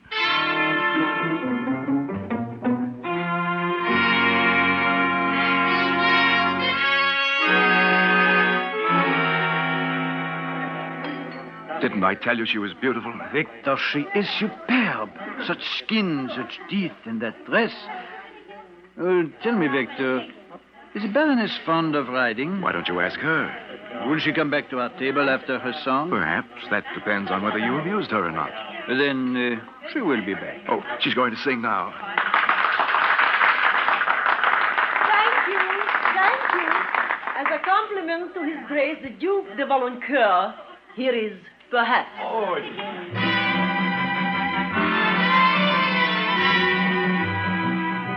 You won't admit you love me, and so how am I ever to know? You always tell me, perhaps. A million times I've asked you, and then I ask you over again. You only tell me, perhaps.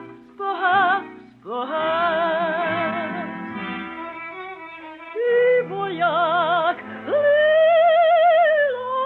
Ivoyak, as of me shemmiman.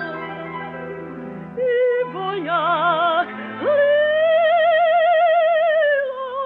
Ivoyak, has been a shorshiban.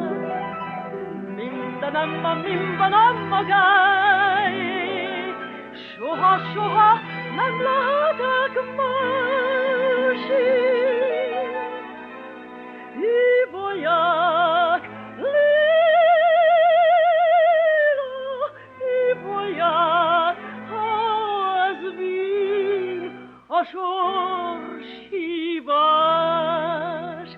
So if you really love me, say yes.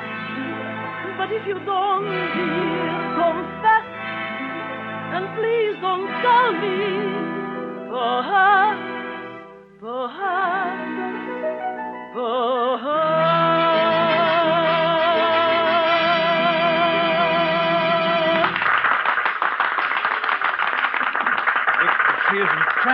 enchanting. Didn't I tell you? To be so beautiful and at the same time so gracious, so friendly. She's coming over. Victor, couldn't you... Oh, you want a clear field, Amy? All right, I'll leave. Baroness, I am flattered beyond belief. No flattery was intended, Your Grace. To dedicate your song to me, please sit down. Thank you. Ah, you were great, Karen. But if you'll excuse me, I think I'd better be running along now. Leaving so early, Victor? Yes, if you don't mind. I'm tired. Good night, Karen. Good night. Good night, Emile. We'll have lunch soon, huh? I'll ring in a day or two. Bonsoir, Victor. Good night. J'espère que votre âme s'épanouira comme une fleur d'amour pour moi. Your Grace, my French is somewhat rusty. In English, it is silly. French is the only language for love. Then I shall learn it. May I see you again? Whenever you wish. Tomorrow? Of course. Are you fond of riding? I adore it. I keep a modest stable in Rome. Perhaps in the morning you would like to ride. Yes, and luncheon afterwards at my apartment. I want to learn all about you, what you think, and how you feel about the war. Then I will call for you at 10. Uh-huh. What are you looking at? Your hands. They are so firm, so strong. I have the most intense desire to touch them.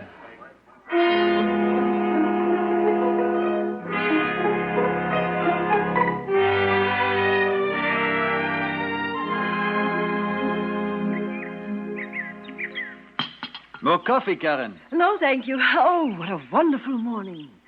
And what a beautiful house. I should like to spend the whole day on this terrace. You would prefer not to ride? Oh, on the contrary, I am looking forward to it. Luigi has chosen for you Belle Manoir. She's a sweet-tempered, but still spirited. We can ride around the estate. There's a wonderful view from the cliffs, 150 feet straight down to the sea. Here comes Luigi now. Where may I change my clothes? The maid took your bag to the front guest room. Come, I'll show you. Oh, please don't bother. I can find it myself. And I won't be long. I can change into riding clothes in 2 minutes. Well, there's no hurry.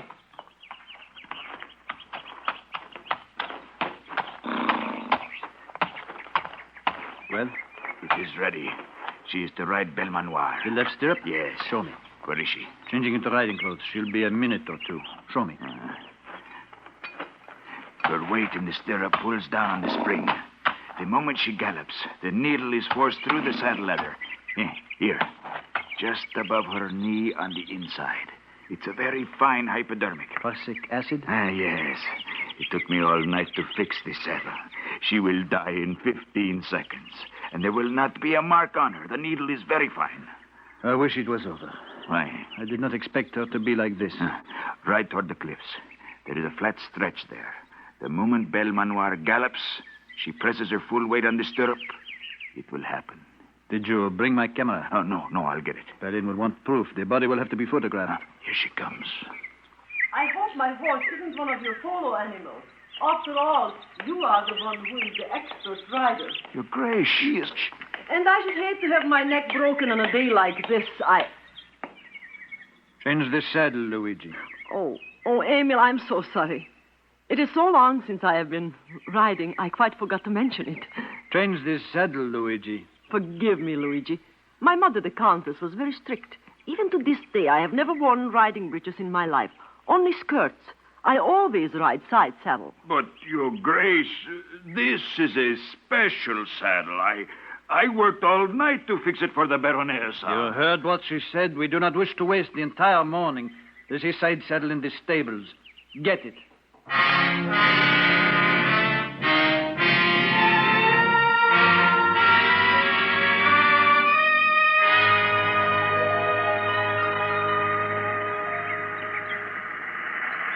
Emil, the cliffs are magnificent. Oh, what a superb view. How far is it down there? Oh, about 150 feet. Come right to the edge. All right.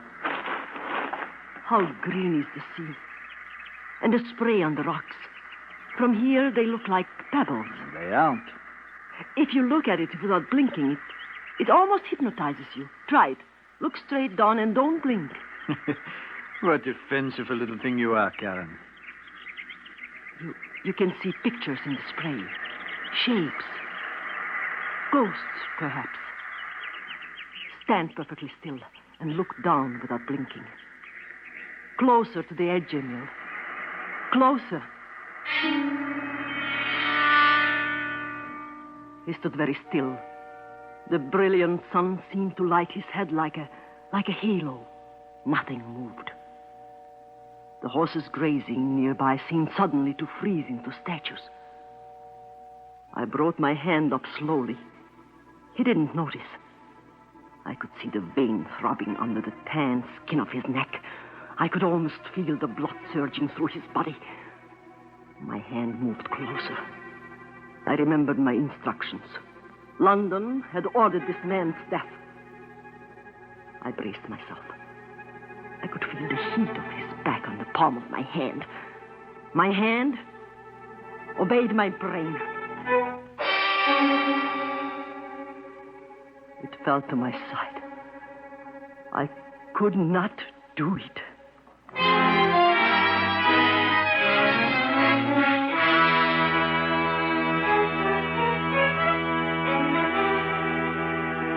That will do, Luigi. Remember your manners. But, Your Grace, you spent an hour with her on top of the cliffs. Surely you could have, well, a touch and she would have fallen. She was looking at pictures in the spray. She was what? You wouldn't understand. As a matter of fact, there's something very strange in her attitude. Strange? It is too easy. I meet her casually. She immediately accepts my invitation to go riding. Side saddle. An unforeseeable mistake. She seems so friendly, so... You are good-looking, a duke, rich, attractive. She is beautiful, a baroness, and rich and attractive. I wonder if it is possible. If what is possible? That she really cares for me. You are dining with her tomorrow night? Yes. And strangely enough, I can hardly wait to see her again. Then tomorrow we will try the curare and the corsage pin. You must pin the corsage on yourself. Just a tiny scratch is enough. In 10 hours she will be deathly sick, and in 20 she will be dead. It is such a pity. Your Grace, this attitude is dangerous. I... You're right, Luigi. I am behaving like a schoolboy. Tomorrow there will be no slip-up.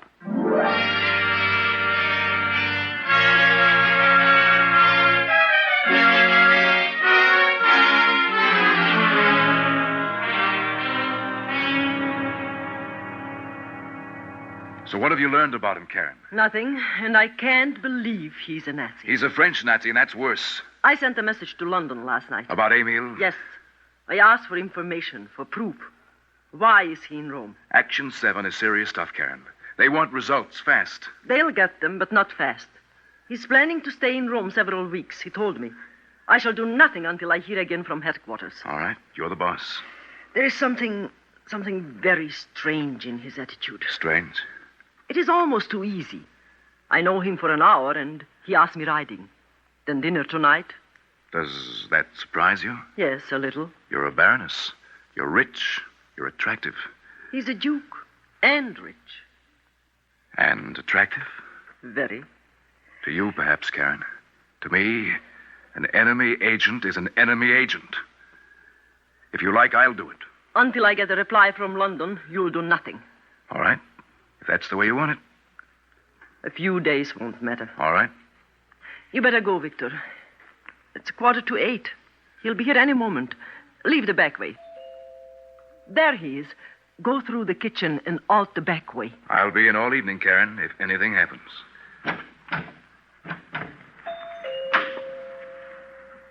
Just a moment. Good evening, Karen. Emil, come in. How absolutely stunning you look. White chiffon and emeralds. You're magnificent. Here, I brought you some flowers. Oh, thank you. How thoughtful. Put them on the table. I'll open it later. Will you join me for a cocktail? Karen, come here. Yes? Closer. Oh, what is it? You're so beautiful.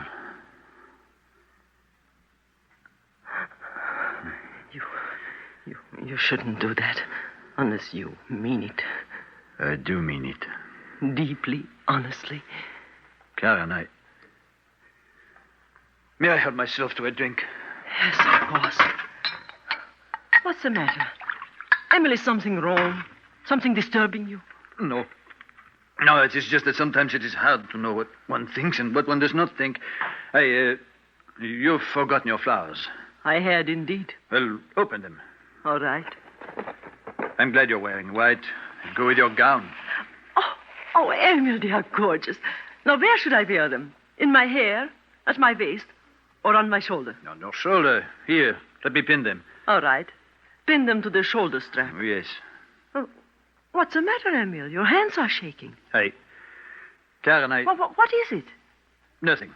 Are you ill? I hate corsage pins. They always have such enormous fake pearls, and I hate orchids. Emil, you crushed them. I don't want you to wear them. But they are beautiful. Here, give them to me. No. Emil, stop it. You'll break them to pieces. Have you gone crazy? Karen, let's get out of here. Let's go where there's music and people.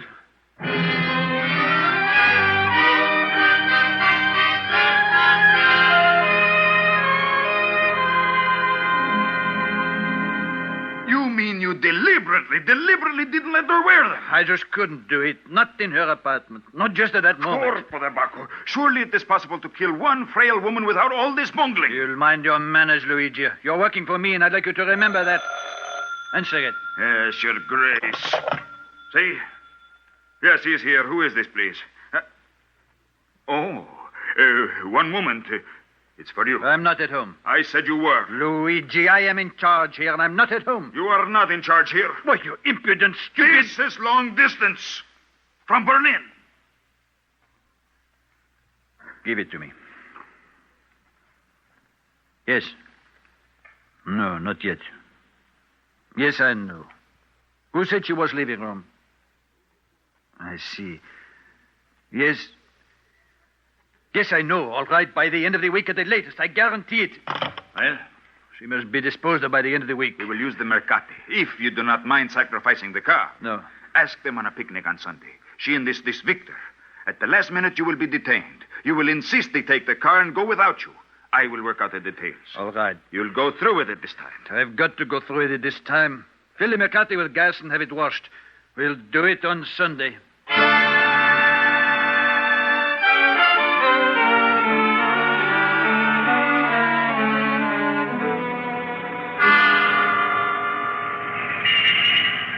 This is her apartment here. Parked directly in front of the door. Yes, Your Grace. You're sure nothing can go wrong? Nothing. How long will it take you to connect it? 2 minutes. Works from the accelerator? And only when the motor is running. The next time the accelerator is pressed down, it will start the clock mechanism. 1 hour later, the bomb explodes. Supposing they stop somewhere in Rome. The clock is connected through the ignition. The motor must be running for the clock to go. No matter where they go, they'll be out of the city in less than an hour. You used enough explosives? There will be nothing left. Nothing. Everything is ready except the wire connection to the accelerator. I can set that in 2 minutes. Tell him the pedal is a little stiff. And now go on up to our apartment.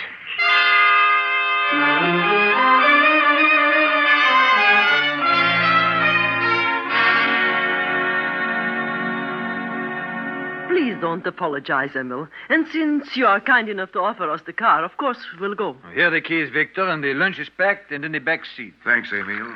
Sorry you can't come with us. I have an urgent appointment at the German embassy. We understand. Karen, would you mind if I stayed here a moment and telephoned? Not at all. Oh, Victor, the accelerator is stuck a little. Give it a good push when you start. Now, both of you have a good time, and I will see you at the club tonight.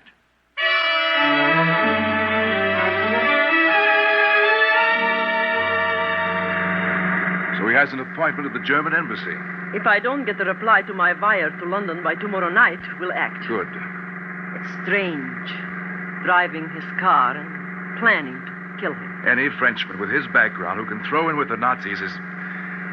well... I know. And now let's forget it. It's a beautiful day. We have a wonderful lunch. And a Mercati automobile worth at least $7,000. That's no reason to drive all day. Let's find a place quickly. I'm hungry. I know a place on the banks of the Tiber. Take us an hour, all right? Anywhere you like. But for this afternoon, let's forget about the war and just be glad we are alive.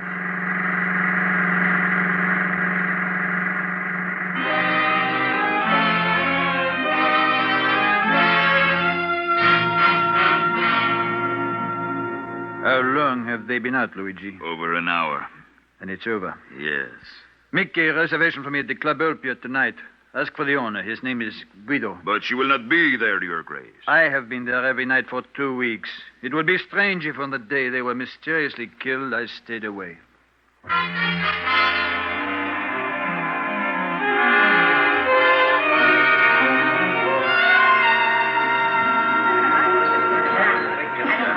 Ladies and gentlemen, your attention, please.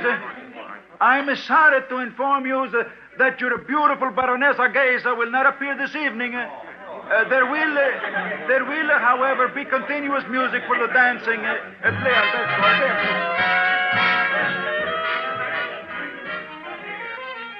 Guido! Guido! Ah, good evening, Your Grace. I heard your announcement. Is something wrong? I do not know. Where is she? She's never done this before. Never. Surely nothing could have happened to them. Happened? Yes, I loaned them my car this afternoon for a picnic. You loaned them? Your Grace, come into my office. Please, please. Go ahead, Your Grace. Thank you.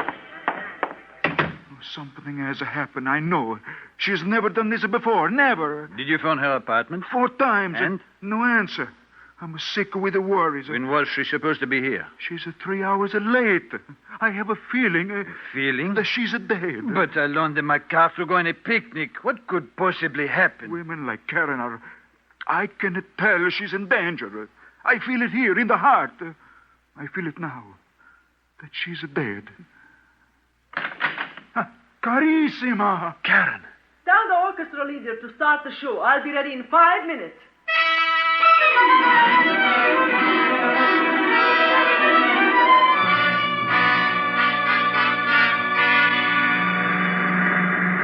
Not so fast, you idiot. But I don't understand what happened. They drove 55 minutes out of Rome and had a picnic.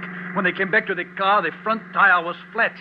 How could you be so stupid? Not to check the tires and no spare. Please, Your They walked Grace. home. Victor telephoned the garage to come out and tow the car back. Garage? And if the garage man get there first and that car explodes, we'll turn on the fog light and slow down. Watch for it. It's parked on the grass at the edge of the road. How was I to know? The tires are hard to gas. Slow down. Watch for it. It's parked on the left of the road. There it is. Huh? Where? There. On the left. I said the left. Have you a flashlight? Yeah. And then come along.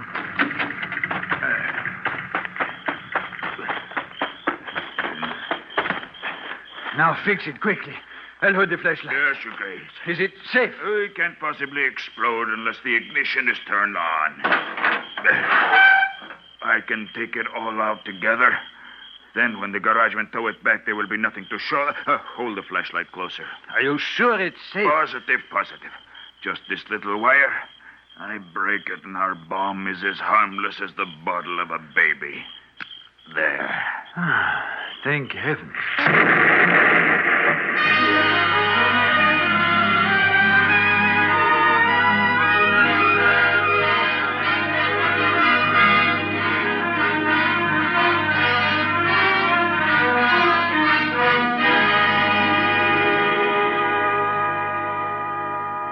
I just can't understand what happened to them.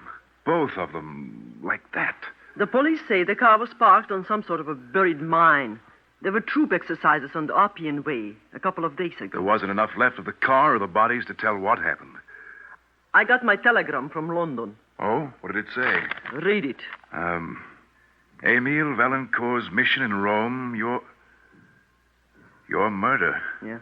Well, that seems pretty ridiculous, doesn't it? Utterly ridiculous. Victor. Yes? I wonder what his mission really was.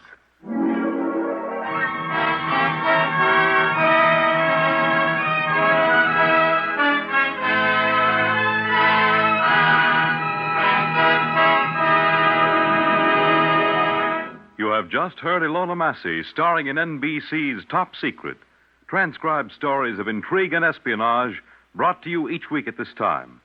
Here is Miss Massey with a preview of next week's story. Next week, an assignment in England. The tragic story of a misguided man and of a mother who did not know her son. A story of suspicion, breeding suspicion. A story of evil at high level. A story, until now, top secret.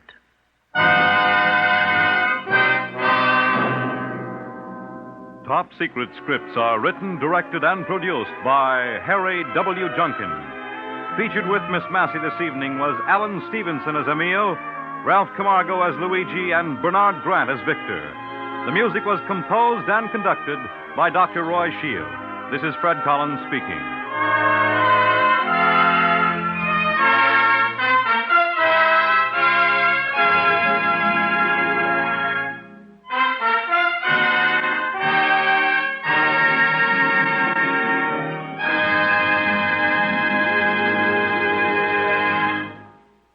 Take It or Leave It provides gay entertainment for you next on NBC.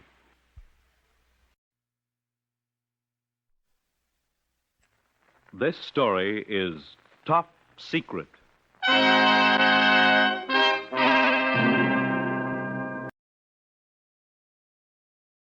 This story is Top Secret.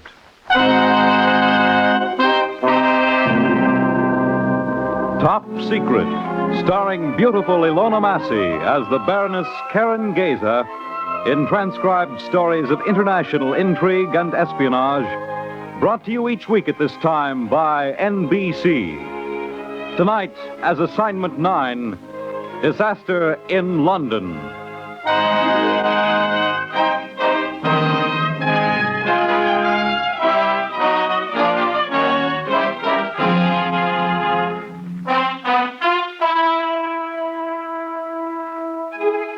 This assignment began where actually it should have ended, started where it should have finished.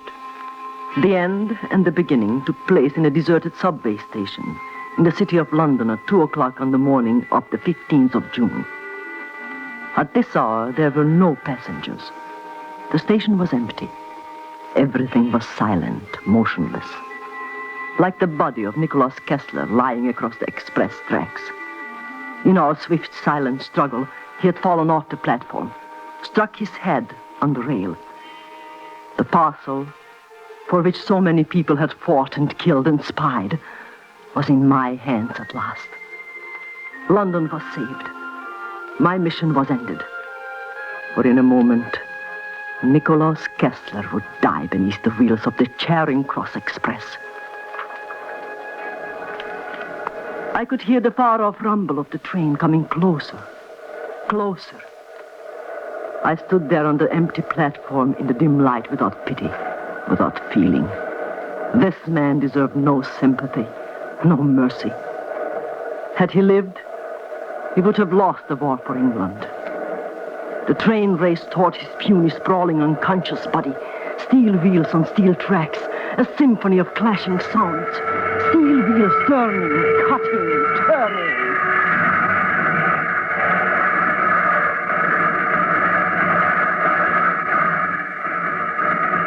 I did not look at what was left on the tracks. Nicholas Kessler was dead. My mission was over.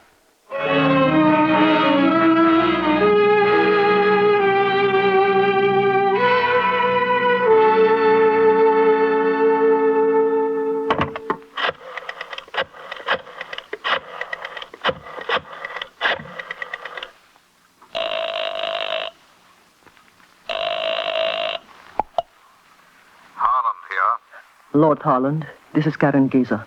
I'm calling from my apartment. I just got in. Oh, did you get it? Yes. Where? From Nicholas Kessler in the Mornington Crescent subway station. And where's Kessler now? He's dead. How? He was run over by the Charing Cross Express. But you got the parcel. Yes. Can you bring it to me now? No. Why? Nicholas Kessler was watched, and I am being watched. Until it is in your hands, it would be suicide for me to move out of this apartment. Supposing I send for it in the morning? Yes. That would be safer. All right, a young man named Alan Cornelius will call for it. Alan Cornelius. That's right. He's new in intelligence, but absolutely trustworthy. He'll use your own personal registration number as identification. 11864. Right. He'll be along at 9 this morning. Good. How do you feel? I think I will never feel anything again, never. Good night, Lord Holland.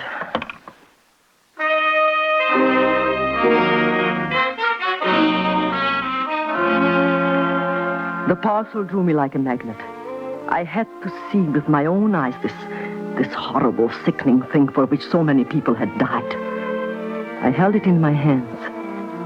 It was the size of a cigar box. I could almost feel the evil in it seeping through the brown paper wrapping. Half hypnotized at the thought of what lay beneath, I untied the string and removed the paper. Underneath the paper, a gray cardboard box. Inside the box, a case of leather, closed with a zipper. Inside the leather case, a flat box of steel, very much like a square silver cigarette box. At the touch of my trembling, nervous fingers, the steel box clicked open. The vials lay in white cotton batten, 4 of them. Tiny glass tubes filled with a yellowish liquid. Each vial was the size of my first finger, filled with a mass of detestable, loathsome yellow death, germ warfare, death by disease. Thank God I had caught Nicholas Kessler. Thank God I had stopped him. The contents of these vials emptied into the water supply of the city of London would have killed 9 million people.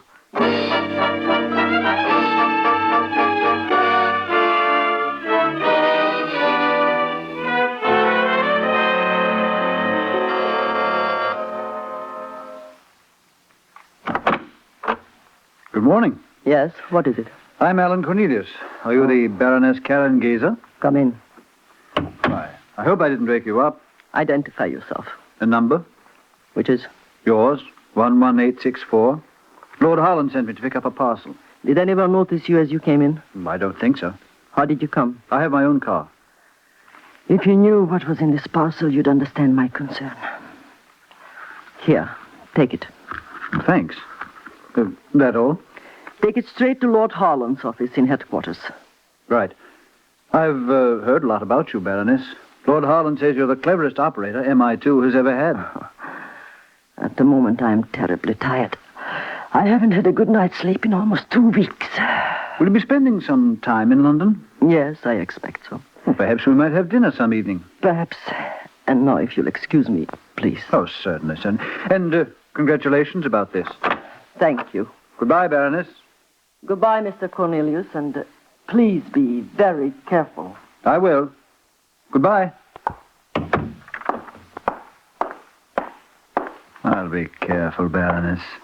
Very, very careful.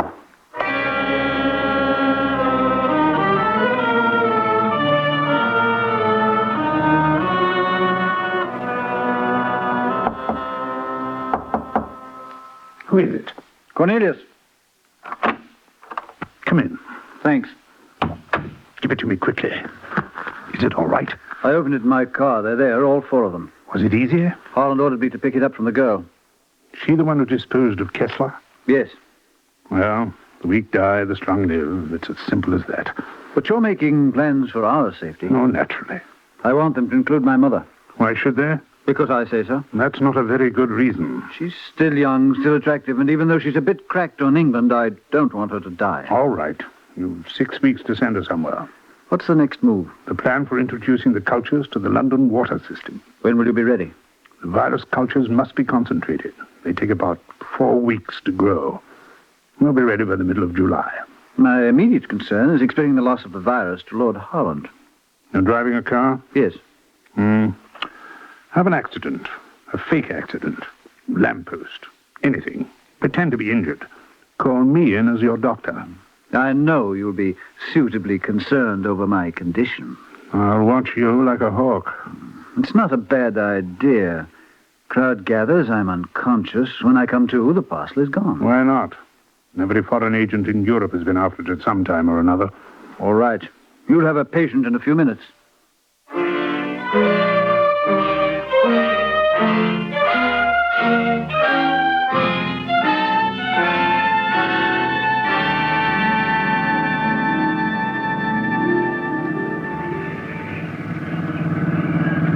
As the Americans would say, an accident looking for a place to happen.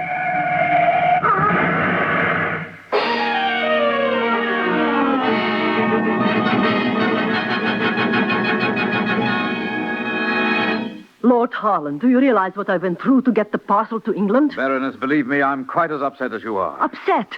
This idiot of a man can't even drive an automobile. On the contrary, my dear, he's a very good driver. A child ran across the street in front of him. He tried to avoid it and struck a fire hydrant. When he regained consciousness, the parcel was gone. Gone where? How? Have there been checks made? Of course, but the accident happened near Piccadilly Circus.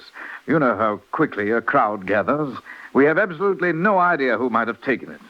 The trail is completely cold. It is rank incompetence. Every precaution is being taken. I've tripled the guard on every London reservoir. Actually, I think the danger is comparatively slight. Slight? Yes, you see, whatever this is would have to be introduced to the drinking water after purification. What? I don't understand. Well, if it is introduced before purification, it would be detected and eliminated. This means they have to get the germs into the water at a pumping station.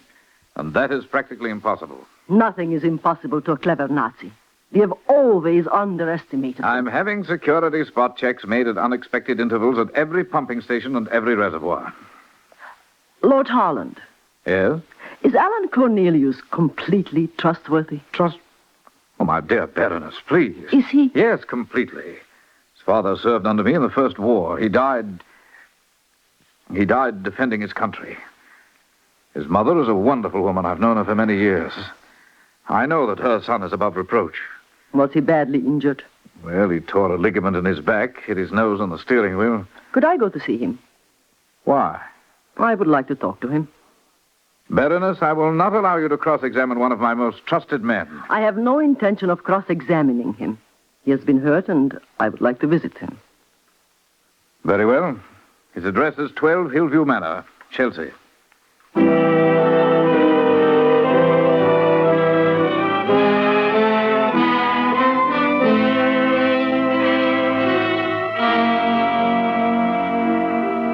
It's jolly decent of you to come to see me. Oh, but I wanted to. Dr. Mercer says I'll be right as rain in a couple of weeks. I've torn a ligament or something. When can you get up? 2 weeks flat on my back is the verdict. Tell me, haven't you any idea who might have taken it? Not a clue. I hit the bridge of my nose and the steering wheel knocked me cold. You can feel the bump under the bandage. I don't have to feel it. I believe you. It hadn't occurred to me that you wouldn't. Oh, I didn't mean it like that. I'm sorry. Oh, that's all right. Alan, dear, if you don't mind, the Baroness and I will have our tea in the sitting room. You mean I'm being abandoned? Oh, but this room is so tiny, darling. And besides, Dr. Mercer will be here in a moment. I'm only joking. Will you come and have tea, my dear? Certainly. If the conversation drops below a loud roar, I'll know you're talking about me. We'll leave the door open so you can eavesdrop. Sit here, Baroness. Thank you. Date muffins and my own apricot jam. Oh. Milk and sugar? No, just clear, please. It's awfully sweet of you to come and visit Alan. It's so tiresome for him not being able to walk. Thank you. Mrs. Cornelius. Yes? Who is that in the picture? Oh, that's my husband. The 5th London Regiment. Yes. He was killed at Passchendaele in 1917. Lord Harland was his commanding officer. I see. It's difficult sometimes being a widow. But of course, Lord Harland has been wonderful to us. So interested in Alan. And such a good friend to me. After meeting you, I understand why he hasn't married. Oh, my dear, you mustn't say such things, really.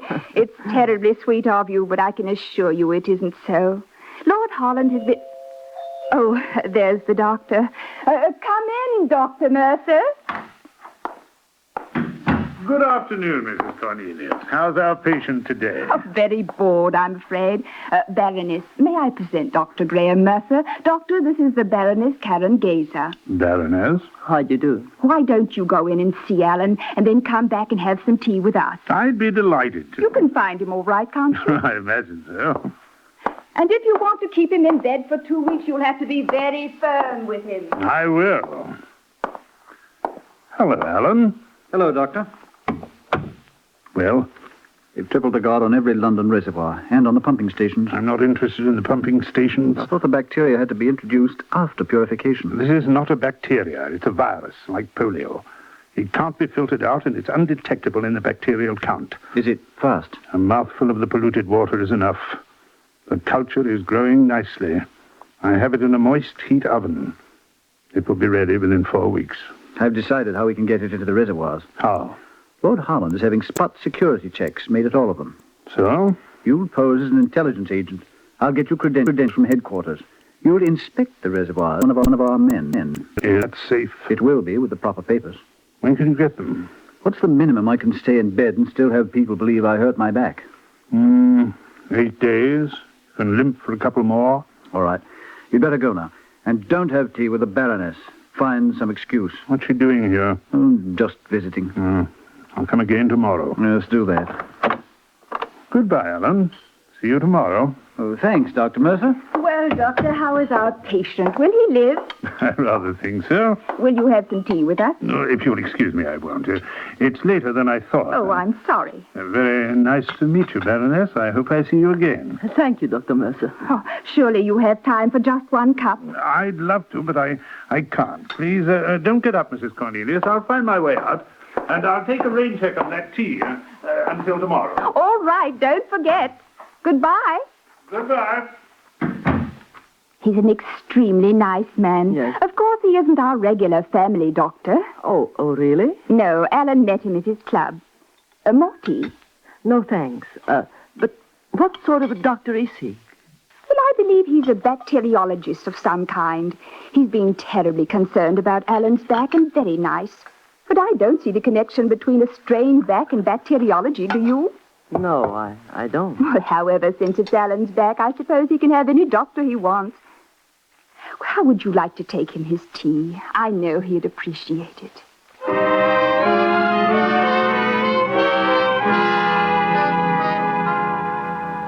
She poured the tea with an almost affectionate gesture and handed me the cup. I carried it to Alan's bedroom and handed it to him. As I turned to go out, I deliberately let a small white card fall to the floor. It was the address of a hat shop in Regent Street.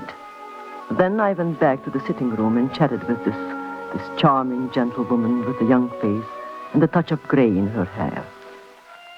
At last I got up to go. I can't tell you how we appreciate your coming, Karen. I hope you'll come again. I will indeed. I hope that... Yes? Well, I hope you'll come again soon. If Alan has to stay up off his feet for 2 weeks, he'll be absolutely savage. So do come again. Perhaps if you're not... Oh, dear, the phone. Will you excuse me? Yes, and I'll go and say goodbye to Alan. Yes, do. Hello? Oh, Carolyn, how nice to hear from you. I've been meaning to call you since Monday, but Helen has had... May I say goodbye? Yes, come in. Seriously, but... I hope you'll be better soon. It's awfully decent of you to take it like this. I know what you went through to get it. Oh, that's all right. You couldn't help it. It was just rotten luck. This kid ran right in front of me, and I just... Oh, please don't explain. I quite understand.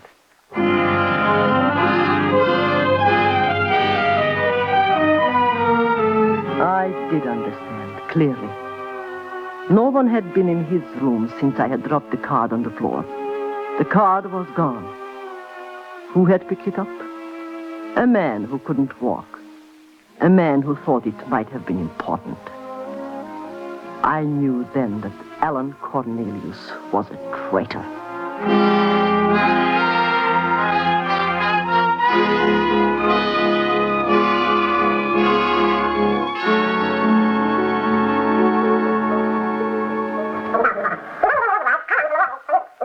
Will you shut take that thing off, please. Sorry.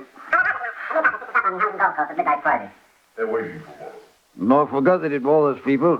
What can I do for you? I want you to make an installation in a house at 12 Hillview Manor, Chelsea. When? A week from Tuesday, the three of us are going to the theater. You'll have from 8 until midnight. What type of installation? I want a microphone in the second bedroom. The man sleeps in there.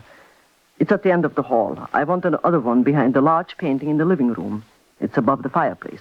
Is this an espionage case? Yes, we think so. If necessary, I can get Lord Harland's approval, but I'd rather not. Your orders are sufficient, Baroness. Does someone monitor this equipment all the time? In shifts. 24 hours a day. If anybody's speaking in the bedroom or the living room, we'll hear it here and record it on tape. Call me the moment you get anything. I'm particularly interested in a man named Mercer, Dr. Mercer. Mercer and Cornelius. Right.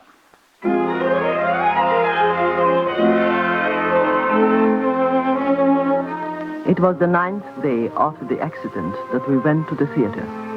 The microphone installation was made that night. Alan limped convincingly. Watching his mother help him down the aisle, I felt a sudden clutch at my heart. I dreaded the day when she would learn for herself that tradition is sometimes hard to live up to, that it exists mostly in the past, and that a hero can sometimes have a traitor for a son. It was 10 days later that I got the proof I needed. I took it immediately to Lord Harland's office in headquarters. Baroness, I dislike the idea of eavesdropping on an employee. I wish you'd consulted me about this. We have a tape here on which is recorded a conversation between Alan Cornelius and a Dr. Mercer at 2 this morning. I'm asking you to listen. I'm afraid the facts are inescapable. Very well, then. Have him play it. Will you set up the equipment, please? Certainly, Baronet. You seem very positive, Baroness. I am. I knew his back wasn't injured. I dropped the card in his bedroom. No one else could have picked it up. It was gone when I went back. Whenever you're ready, Lord Harland. Go ahead, turn it on. The part with the doctor will be enough. Yes, Baronet. I'm waiting for my alert. I'll send my mother to the roof. Here it is. I marked it. You can easily impersonate Lord Harland. You're the same size, same coloring. It's Alan's voice. Is this all I need? Yeah, this is Harland's identification card from MI2. This is his special security pass. I stole them from his secretary's office yesterday. Why, I can't believe it. Don't you recognize his voice? Yes, but There is more. Supposing someone at the reservoirs knows Harland. Dr. Mercer, the head of MI2 isn't in the habit of trotting around to London reservoirs. Are you sure? Positive. He always sends an operator. Why, Once you're inside, you'll have dozens of chances to drop the virus into the water. he's insane. The time it goes into the water, how long until full pollution? In 12 hours, the drinking water of the city of London will be as deadly as prussic acid. This just isn't happening. Have you heard enough? Everything's set for us to get out. A helicopter picks us up at Swalden Golf Course, midnight Friday. And then I'll send my mother away on Thursday. God help her. Is that everything? I think so. Did you burn the reservoir blueprints? Last night. Turn it off. Poor old England. Doctor, I wonder if they'll Turn ever it figure out what it means to live in the future instead of the past. And Germany takes Well, Lord Harland. We'll arrest him immediately.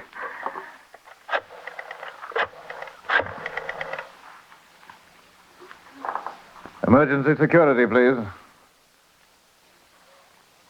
Hello, Colonel Ross. We're arresting Alan Cornelius on charges of treason immediately. Yes, I have complete proof. Have 2 squad cars and 10 policemen waiting in front of the building in 5 minutes. What? Yes, that's all. Isn't it enough? This will kill his mother. It'll kill her. Yes, I know. And she's such a fine woman. I wish there was some way that I wish I didn't have to tell her. Would you like me to? Would you? Of course. You and your man can wait outside. I'll break it to her as gently as I know how. Thank you, Baroness. Thank you very much. Lord Harland. Yes? You were in love with her once, weren't you? Baroness, I'm in love with her now. Shall we go?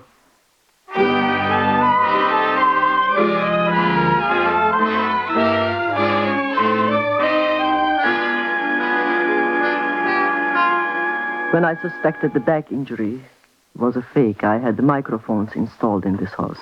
In this house? Yes, behind that picture, and in Alan's bedroom. It was the night we went to the theater. Go on. We recorded the conversation Alan had with Dr. Mercer. Lord Harland has heard it. He wanted me to tell you. He felt he couldn't face you himself. I can't believe it. I won't believe it. Alan couldn't. He couldn't be his father's son, and... I know how you feel, but the voices are unmistakable. But he couldn't. Oh, dear God, he couldn't. You'd better wake him up now. He's resting. Isn't that funny? He thought he'd have a rest before dinner. I've got to wake him up and tell him his country knows he's a traitor. I am terribly sorry for you.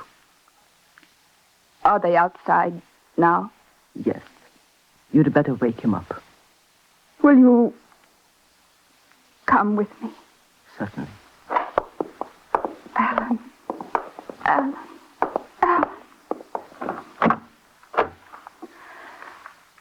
Alan. What? What? They know. What? They've come to arrest you.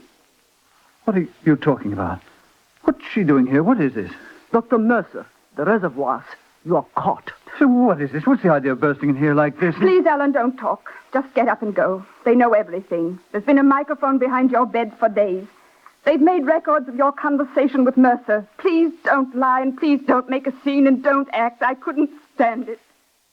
There's no dignity left for you but silence. I see. Sometime, Alan, if you get the time, tell me why. Anybody mind if I put on a tie? All right, Baroness, keep still. You fool, put that gun down. I said don't move. You want to know why, Mother? Well, I'll tell you. Because I'm sick of being a hero, son.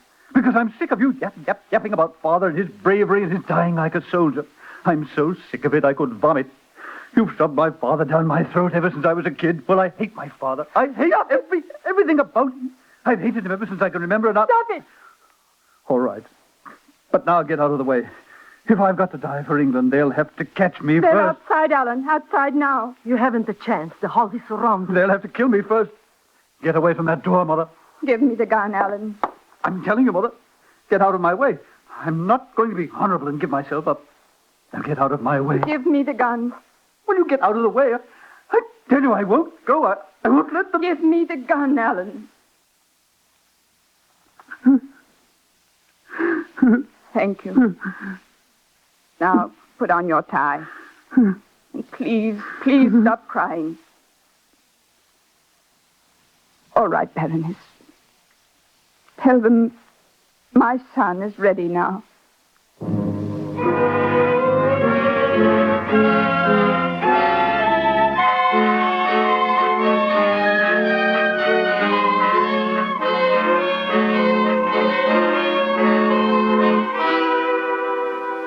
Did they sign confessions, Lord Harland? Yes, both of them. Capturing the doctor was child's play, thanks to you. How is Mrs. Cornelius? As you'd expect. The tragic thing is that this might have been avoided. Why, what do you mean? Alan's father wasn't a hero at all. I looked up his record. I know. You know? Yes. He was shot in the back at Passchendaele for exposing his own men to enemy fire. And for deserting his regiment in the battle line.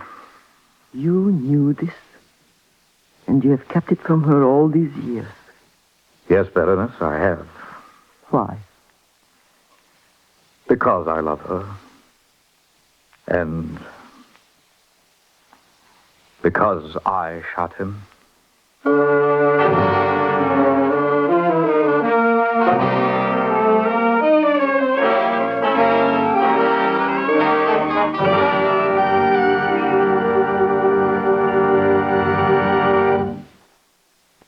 You You have just heard Ilona Massey starring in NBC's Top Secret. Stories of intrigue and espionage brought to you each week at this time. Here is Miss Massey to tell you about next week's show. Next week, the story of a castle in Scotland and the fluttering of a bird which spelled danger. The case of a wounded pigeon. A story until now top secret.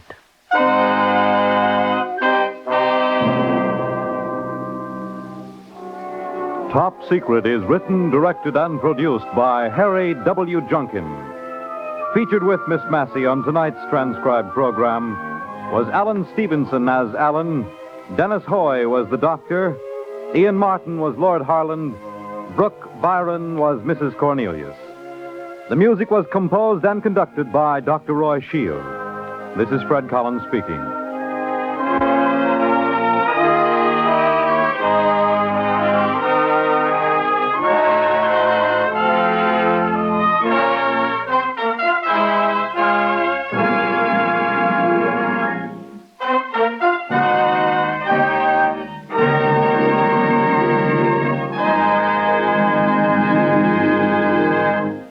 Take It or Leave It provides gay entertainment for you next on NBC.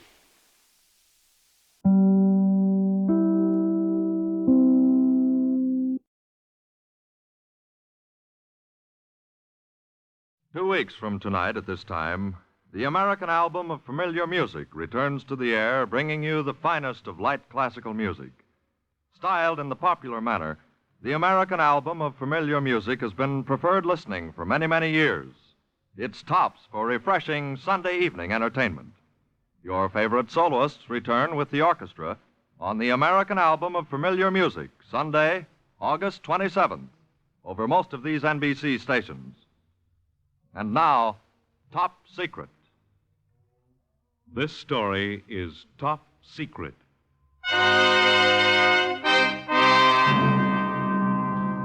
Top Secret. Exciting stories of intrigue and espionage brought to you transcribed by NBC. And starring Ilona Massey as the Baroness Karen Geza, a woman who fought without protection, without recognition, and without fear for the forces of freedom. Tonight, as Assignment 10, the case of the tattooed pigeon.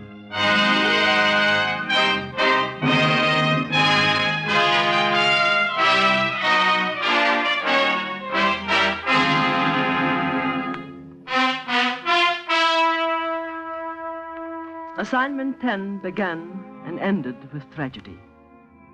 I had been assigned by Central Intelligence to trace leaks of important top-secret information from the Department of Internal Security in London to German intelligence in Berlin. A dozen other operators were working on the case with me, but in spite of tremendous effort, we had uncovered nothing. And then one Tuesday, I got an invitation. An invitation from Sir Roger Fenfield, Chief of Britain's Department of Internal Security.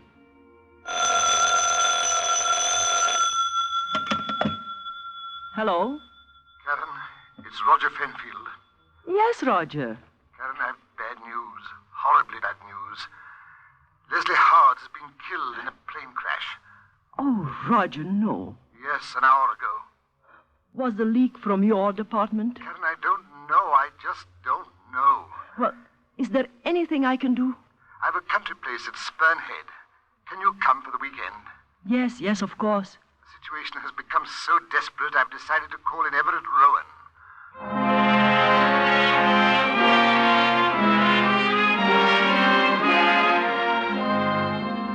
Everett Rowan. For months, I had heard of this fabulous American. Ostensibly, he worked for a New York firm in London. Few people knew that he was one of Washington's most trusted agents, one of America's top spies. The train for Spurnhead left London at noon on Friday. Everett Rowan and I got a first-class compartment to ourselves. Sabotage at Croydon, the affair at Birmingham, the blueprints of the Spitfire, the sinking of the Athenia, and now Leslie Howard's death. 8 vital leaks in the last 4 months. All from Sir Roger Fenfield's department? Yes. But many people knew that Mr. Howard was making this trip. Only the pilot and Roger Fenfield knew the route the plane was to take. I see. Tell me, what goes on at Spurn Head? It's Roger's country home. The very inside heart of the department has been moved up there. Much of a staff? An aide named Captain MacLeod and a secretary, Miss Ames. And a cook named Molly. How do you know? I asked to see their records too, Baroness, before you requisitioned them and put them in your little black briefcase. Then you know about Molly? I know that she's a cook and harmless. There were 2 pages in her dossier, quite routine information. The last page is missing. I'd like to know why. Our job, Mr. Rowan, is to discover how vital British secrets are getting to the enemy, not to persecute house servants. Baroness, I know this business as well as you do. Roger Fenfield stole a page from the dossier Internal Security had on his cook. I want to know why. Perhaps you'll find out this weekend. Perhaps. Baroness. Yes, Mr. Rowan? Have you ever heard the expression, the oldest game in the world? Well, I don't quite know what you mean. The real criminal calls in the police to throw suspicion elsewhere. Sir Roger Fenfield is one of the most respected men in England. He's had a long career in the diplomatic service. He's been head of internal security for 3 years. Baroness, Sir Roger Fenfield is a liar.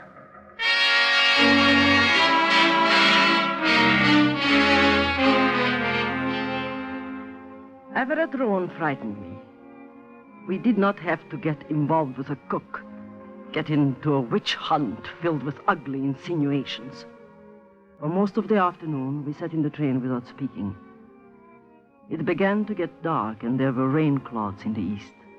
We got off at Hull and took a taxi through the gloomy October countryside. Soon we were skirting the shore of the angry-looking North Sea. The house was located at Spurn Head, a tiny finger of land with the North Sea on the east and the Humber River to the west. The taxi let us off at the gate, and we stood there in the twilight, Everett Rowan and I, looking at the huge stone house, bleak, gray, isolated. Be interesting if that house could talk, wouldn't it? Very. Will Fenfield? I'm going to ask him. When? After dinner. I want to question each one of them. MacLeod, Miss Ames, and Molly. And Fenfield, especially Fenfield. Mr. Rowan. Yes? I think you are a very honest man. Thank you. Along with being honest, will you try to be kind? What would you suggest? After dinner, before we start to question the others, let me have a few moments in his office with Roger. Alone? Alone.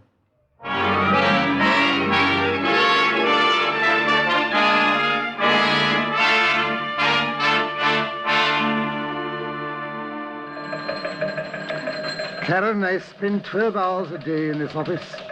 Can't we have coffee with the others? There are 4 people in this house, Roger. Philip MacLeod, Jennifer Ames, Molly, and you. Routine security checks were made on all of them. I brought the files with me. Molly's records were borrowed by your office on July 16th and returned July 17th. Why is the last page of her dossier missing? Because I stole it. You what? Stole it. Are you surprised? I have instant access to the files on any person in England. Can you tell me why you took it? Yes, I can. I have it here in my wallet. Here. You can read it if you like. Thank you. Molly has worked in this house for 32 years. I'm determined to protect her. Now you want to question Captain MacLeod and Jenny. If it's convenient, yes. Where? In the drawing room? Is that where Rowan is? Yes. You go on up. I'll send Captain MacLeod up in a moment. They can come together. Send them both up.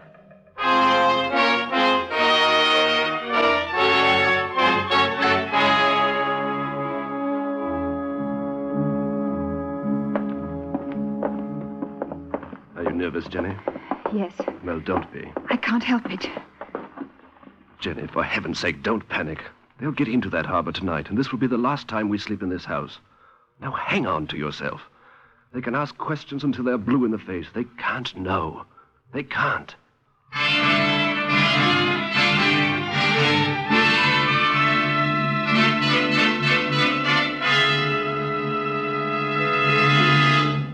Baroness, we don't know anything more than when we started. MacLeod is an ex-prisoner of war, a flyer who escaped from Germany and transferred to internal security. Miss Ames is a veritable model of demure discretion and an orphan. Molly's a dear old family retainer. We're licked, Baroness. Yes, I am afraid we are. Unless the leak is through Roger Fenfield himself. Oh, will you stop that, please? Just the same, Baroness, I'd like to know what he's doing right now.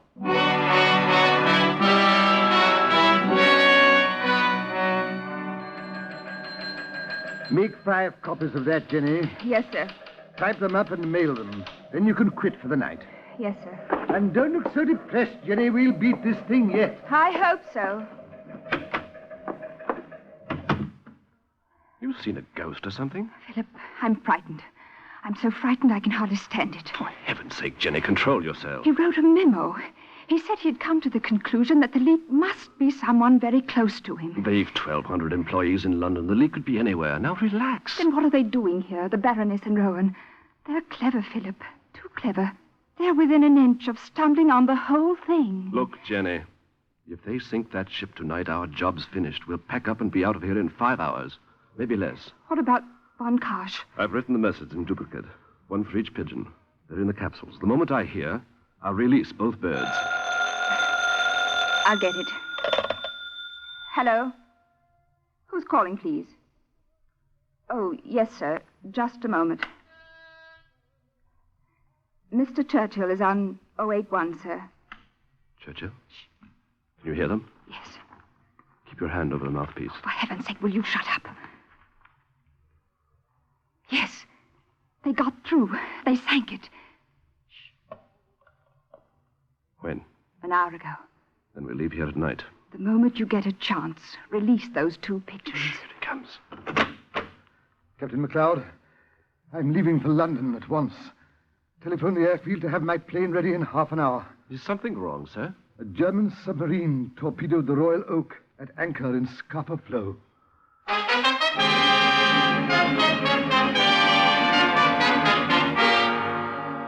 The news burst upon England in an explosion of horror and stunned disbelief. Scapa Flow was considered impregnable. Only a few top naval people knew that the submarine traps and nets on the eastern approaches has been found inadequate. Under the greatest secrecy, they had been taken up to be repaired and rebuilt. Replacements and additions had been ordered in advance. Scapa Flow had been defenseless for only 52 hours, yet it was long enough. Out of 1,200 in the crew of the battleship Royal Oak, only 400 had been saved.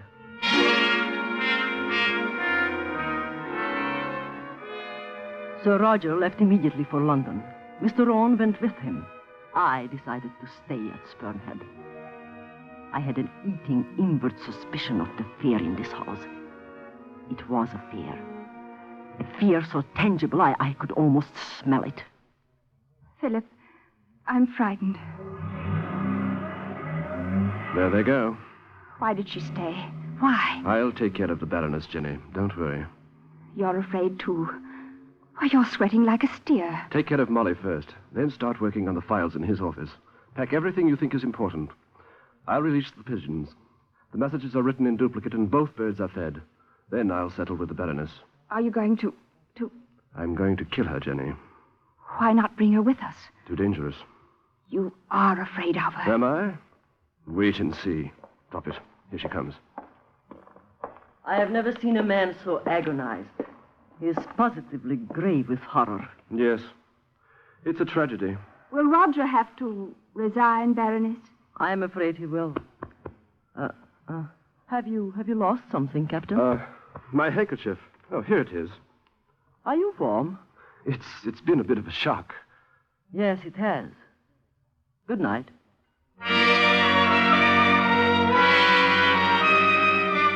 As I was going up to my bedroom, something white pushed itself into my mind. A handkerchief. He had wiped his forehead with a white handkerchief, and when he did, my heart began to pound. I walked past my bedroom down the hall. This was a clue. It had to be. There had to be a reason why a man in Captain MacLeod's position carried loose grains of wheat in his pocket. I had seen them fall to the carpet downstairs when he pulled out his handkerchief. His door was unlocked. Nobody saw me go in. I searched it thoroughly, and underneath his bed I found them. 2 of them. Carrier pigeons in regulation army flight coops. The first bird hardly moved as I touched it. It was stuffed with food with wheat. To my horror, I saw on the underside of the wing, next to the body, the letters TK. TK. Top core. German words meaning pigeon core. I opened the capsule around the bird's leg. Inside was a message, written in English. Rendezvous at agreed position, 54 degrees, 40 minutes, north latitude, 0 degrees, 10 minutes east, longitude with submarine B-14, 3 miles off Spurnhead, 2 a.m. this morning. MacLeod. I closed the capsule quickly, replaced it around the bird's leg. Then I heard a noise. I crept from his room. I had the message in my hand. There wasn't time to examine the other pigeon. The house was in darkness. Everything was silent. Nothing moved. Slowly, I stole down the stairs to the telephone into the entrance hall. Number, please. Operator. There is a private landing field 2 miles outside Hedden. Can you connect me, please? I beg your pardon, madam. Operator, listen. This is a terribly urgent call. I'm speaking from Sir Roger Fenfield's house at Spurnhead. Yes, madam. And what number did you want? Sir Roger has a private landing field 2 miles outside Hedden. There is a telephone there. How would the landing field be listed, madam? I don't know how it would be listed. Just a moment, madam. Operator. I'm sorry, madam. For security reasons, we are not allowed to give out that number. Operator, you don't understand. In a few moments, Sir Roger Fenfield is taking a plane from that field for London. He's got to be stopped. I've got to speak to him. I'm sorry, madam. Our orders are that for security reasons, that number is not to be given out under any circumstances. Operator, there's someone coming. I'm in danger. Don't you understand? Sir Roger must not catch that plane.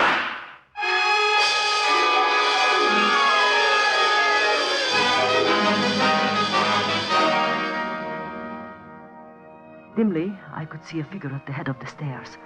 I felt the bullet graze my hair. I dropped the receiver to the floor and ran out the house. Dense woods bordered the driveway. The rain beat at my face. Gasping and stumbling, I made my way through the dense forest in the direction of the highway. I knew MacLeod would kill me. I knew that somehow I had to get help. I pressed myself into the shelter of an enormous oak tree and stood there, gasping, terrified. Baroness! I know you're in there, Baroness. You're by the big oak tree. I know these woods very well. I don't want to kill you, but I can't spend all night chasing you. Will you come out, please? Baroness! I stumbled on. I tripped and fell. I got up. Branches tore off my clothes. I could only guess at the direction of the road. I could hear him behind me in the darkness, cruel, relentless, calculating. For 20 minutes we played this terrifying hide-and-seek in the wet, soaking blackness of the forest.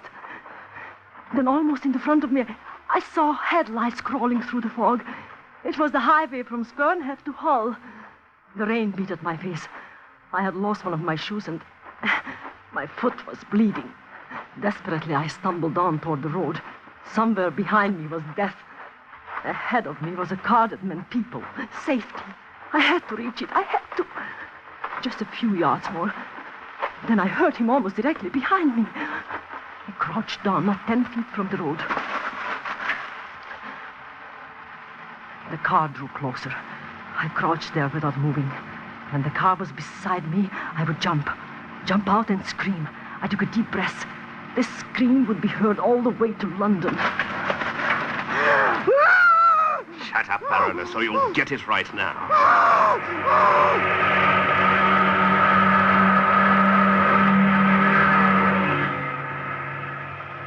Now, I'll take you home the easy way.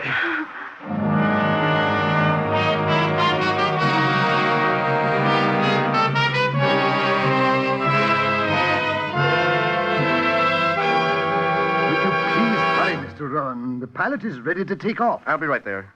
Yes, operator. Yes? All right, thanks. What is it? The operator says a woman with a Hungarian accent asked for this number. The operator wouldn't give it to her, said it was unlisted for security reasons. Then she said she heard a shot over the phone. A shot? That's what she said. Supposing I call the house and make sure everything's all right. Oh, give me the phone. I'll call myself. All right. Number, please. Spurnhead 4081, please. One moment.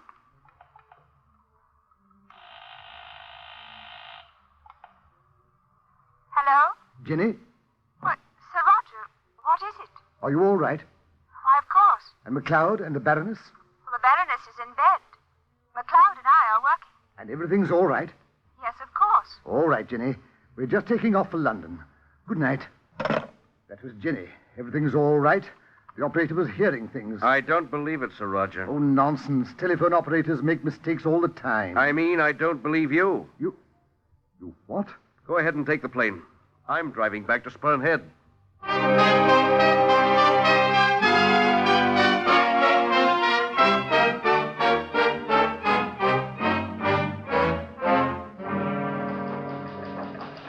Baroness, if I have to hit you again, I'll break your jaw. I'm telling you to keep quiet. You'll never get away with it. Never. Baroness, we have gotten away with it. They'll get you if it takes forever. Jenny, smash that teletype machine. Right.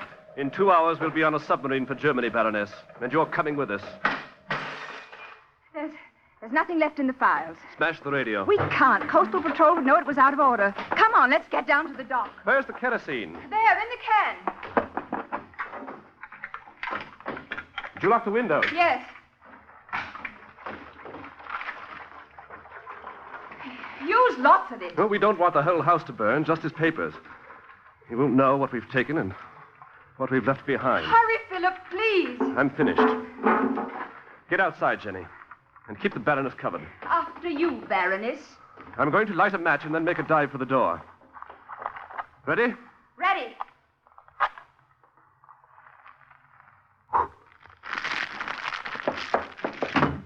That does it. You took care of Molly? Yes. She won't come to for a week. Captain MacLeod, please, I'm soaked through. Can I have a coat? Certainly, Baroness. We're going out the front way. You can take one of Roger's from the closet in the hall. I want your voyage to be comfortable.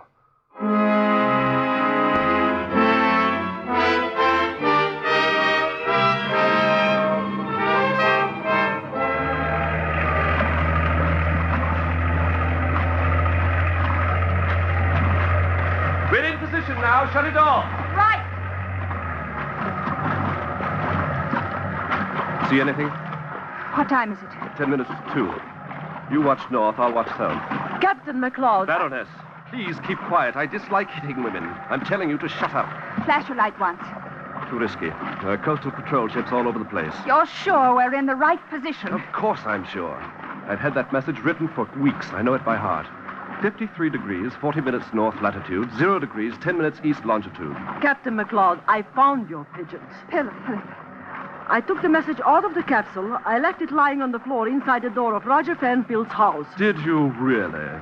Your submarine will not be here. Tell her, Jenny. There were 2 pigeons, Baroness. I know that. There were 2 messages, both the same, one for each bird. 2 messages? The pigeons would be in Hull in 20 minutes, when Karsh would radio at once. So if the sub is 30 miles out, it should be here by 2 o'clock. Don't try to fool Germans, Baroness. It can't be done.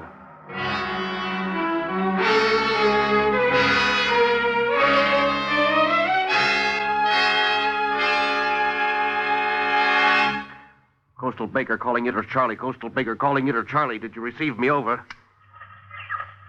Why don't they answer, Mr. Rowan? Why don't they answer? Take it easy, Molly. You've been great this far. Mr. Rowan, how could she? Jenny hit me with a gun on the head. I've known that child all her life. You can't tell about people, Molly, ever. You sure they took the motorboat? Oh, yes, sir. I heard it. If I'm wrong, I'll have to leave England. Why don't they answer? Transmitter may have been damaged by the fire. It must have gotten pretty hot in this room. It's Charlie calling Coastal Baker. Are you receiving me? Come in, please. Oh, God be praised. Quiet. Coastal Baker calling it or Charlie, receiving you loud and clear. Over. Your message received and understood. Coastal Patrol notified to watch for motorboat. Please repeat position. Repeat position. Position taken from small paper found in hall of Fenfield House at Spurn Head. Repeating message. Rendezvous at agreed position, 53 degrees, 40 minutes, north latitude, 0 degrees, 10 minutes, east longitude, with submarine B-14, 3 miles off Spurn Head, 2 a.m. this morning. Signed McLeod. Over. Position received and understood. North Sea Patrol ordered rise and shine. Navy interceptor proceeding this position, also rise and shine. Out. Well, Molly, that's that. All we can do now is wait. What's meant by rise and shine? That means the British Navy's fighting mad. Well, then I think I'll make you and I a cup of tea.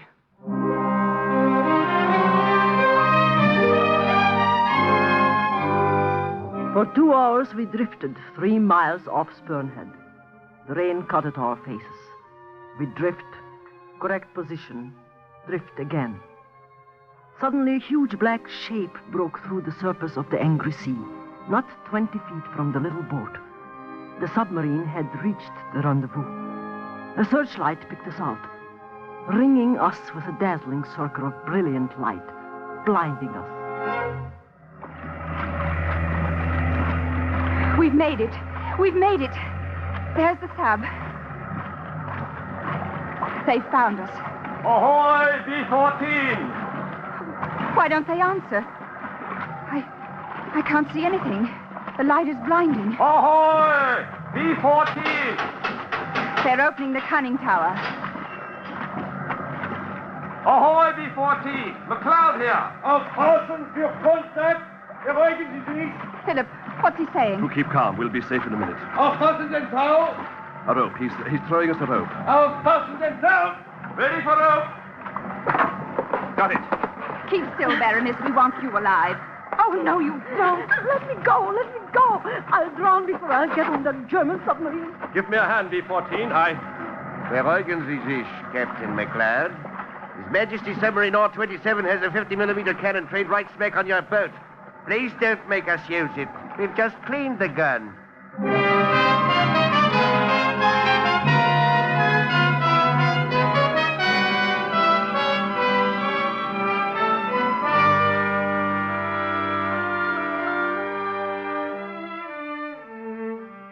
Right up until the last minute, I thought it was a German submarine. The Navy can work fast when it has to. Did McLeod confess, Sir Roger? Yes.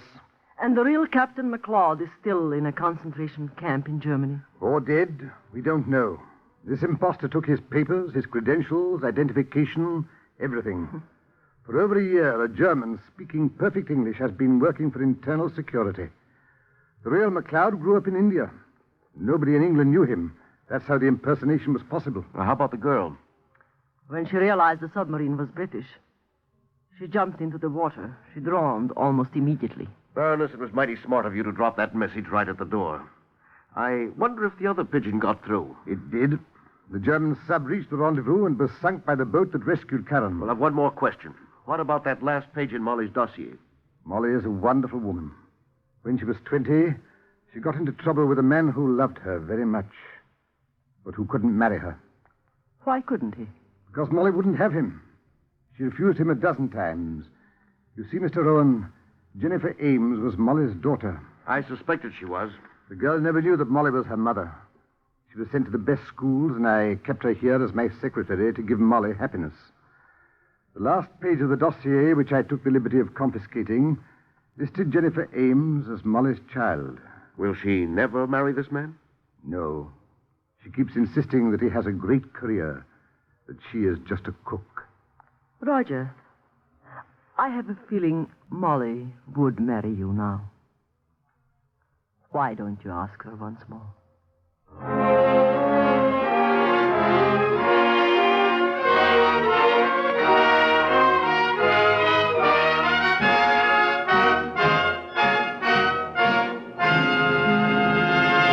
You have just heard Ilona Massey as the Baroness Karen Geyser in another transcribed story of intrigue and espionage brought to you by NBC.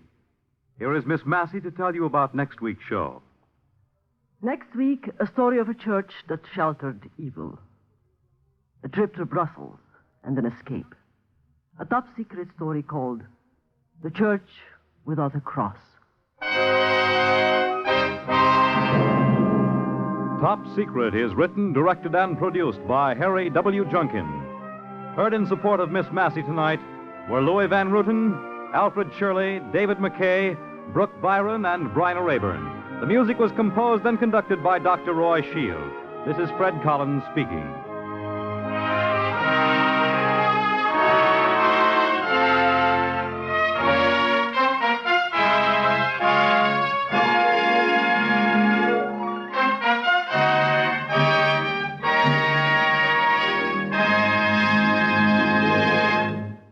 Take It or Leave It provides gay entertainment for you next on NBC.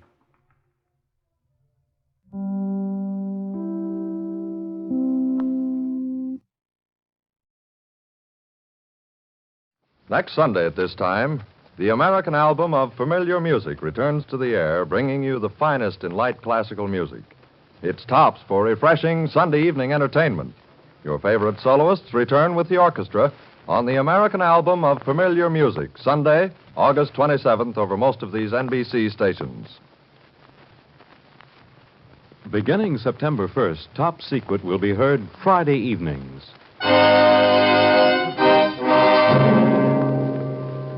Top Secret, starring gorgeous Ilona Massey as the Baroness Karen Geza, in transcribed stories of a woman who pitted beauty, brains, and courage against the forces of evil. Tonight, as Assignment 11, The Church Without a Cross.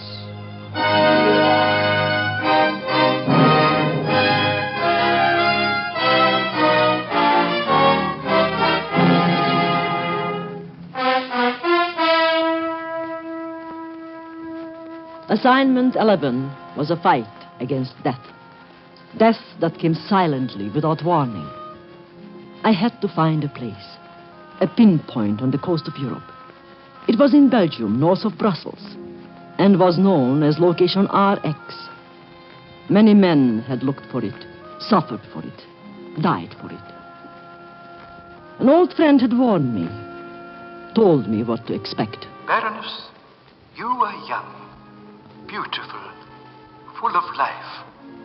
I am old, and I know to find Location RX is to die.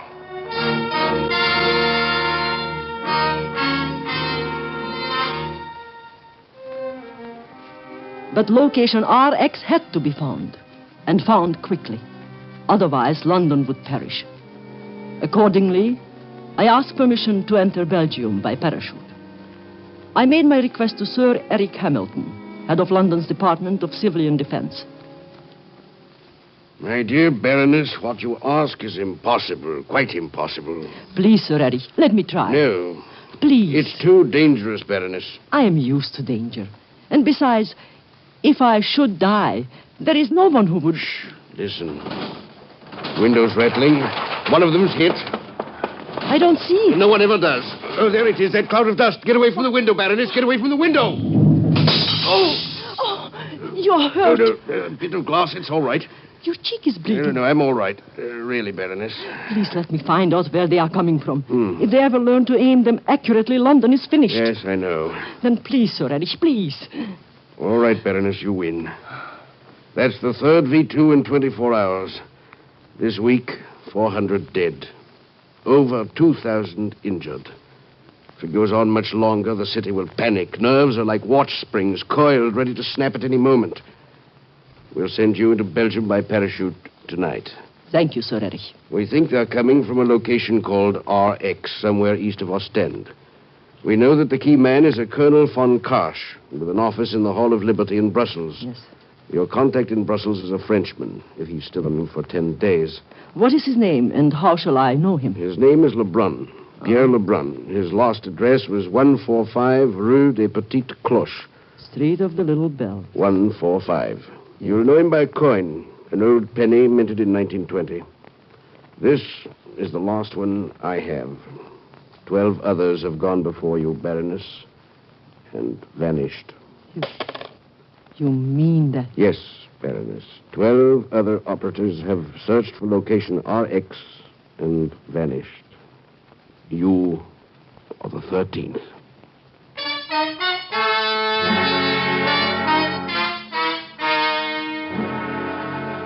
As I left his office, I passed the place where the V2 had fallen.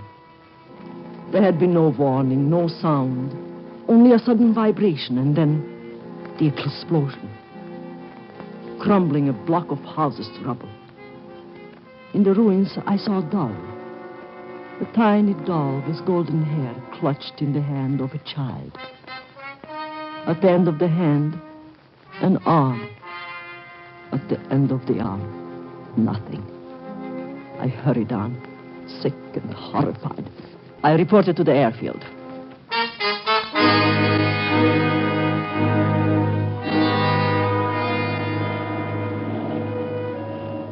It was dark when I took off in a small single-engine plane.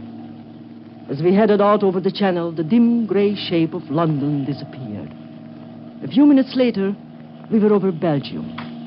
I checked my parachute, my compass, then my position with the pilot. With 30 seconds to go, I opened the hatch. 26, 27, 28, 29.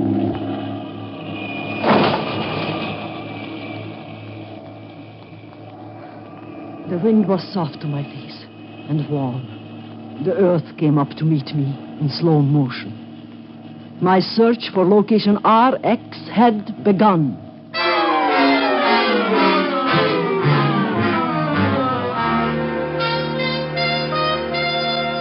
When I landed, I threw my parachute down an old well and made my way to Brussels on foot. The city was quiet. There was no traffic, no people, and seemingly no life. There were shadows in every doorway, and the whole thing seemed unreal, as if I were walking in a dream. I found the Rue de Petit Cloche, and in an alley beside a cafe, I found the Frenchman's house. Who is it? A friend, with a penny, an old English penny.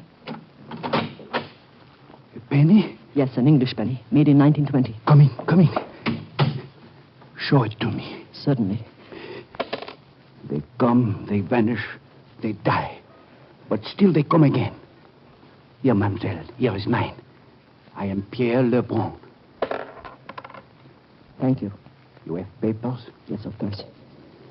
I am Baroness Karen Geyser, formerly of Vienna, now of London. From Sir Eric Hamilton, you obtained the penny? Yes. I will tell you what I know. Yes. The V2 is a rocket bomb. Yes. As yet they control, well, c'est inferior. They do not aim with accuracy. And Brussels 2 or 3 times have gone wrong and fallen. The people call them la mort silencieuse. The silent death. That comes from hell. Where they are manufactured, I do not know. From a place known as Location RX, they are launched. Exactly this spot is unknown, except that it is by the sea. In charge is a man of the devil, Fräulein, a Colonel Hans von Karsch. Von Karsch? Oui. Half the chemist, half the soldier, all the Nazi. He is in charge of Location RX. Where can I find him? He has an office in the Hall of Liberty here in Brussels.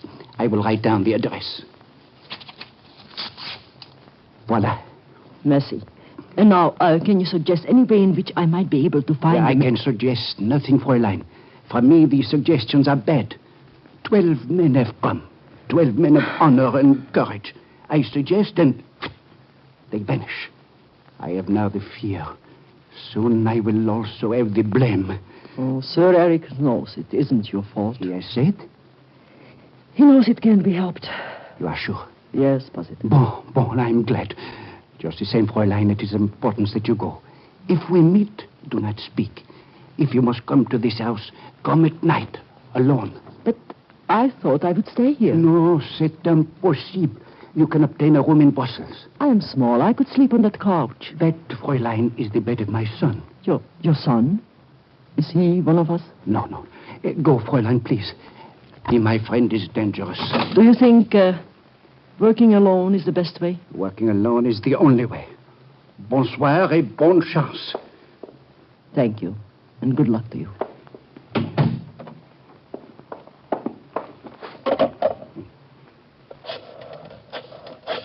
The 13th penny. Mon Dieu, will they never stop?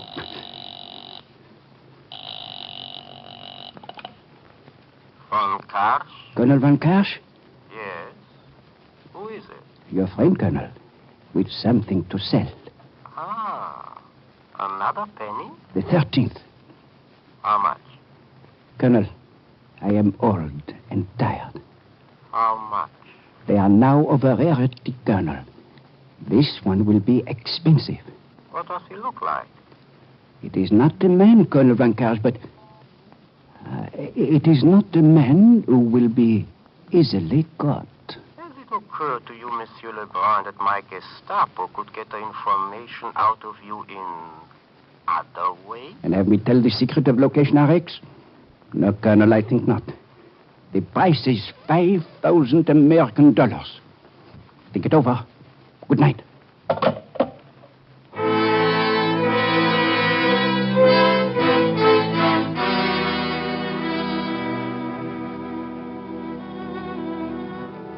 As I left the old man's house, despair swept over me.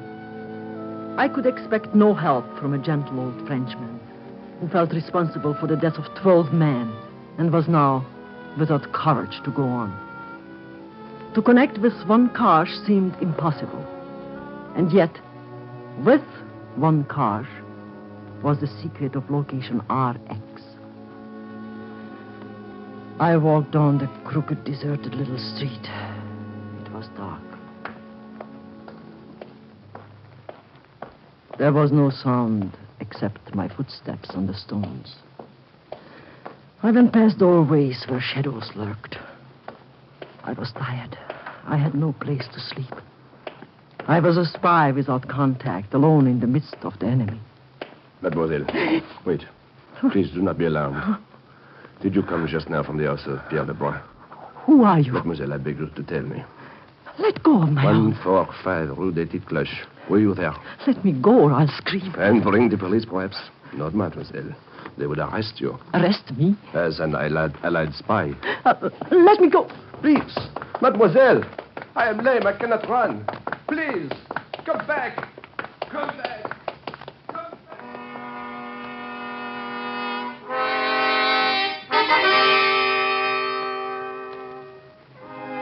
Out of the Brussels night, a stranger who knew. Someone knew who I was and where I had been. I ran until I could go no further. That night, I slept in the streets.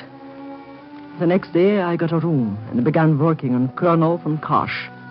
At the end of 4 weeks, I got an interview with him. At the end of 4 more, I got a job as one of his 3 secretaries. It took bribe money and a lot of it, but at last, I had established a contact that was fairly close and reasonably safe. His headquarters occupied an entire floor in the Hall of Liberty in Brussels. Have you been to lunch, Fräulein Keller? No, sir. Then go now. Thank When you come back, make 6 copies of that letter and put the one for location RX in my basket. I'm going up tonight. Oh, Colonel von Karsch, you look so tired, and it's such a long drive.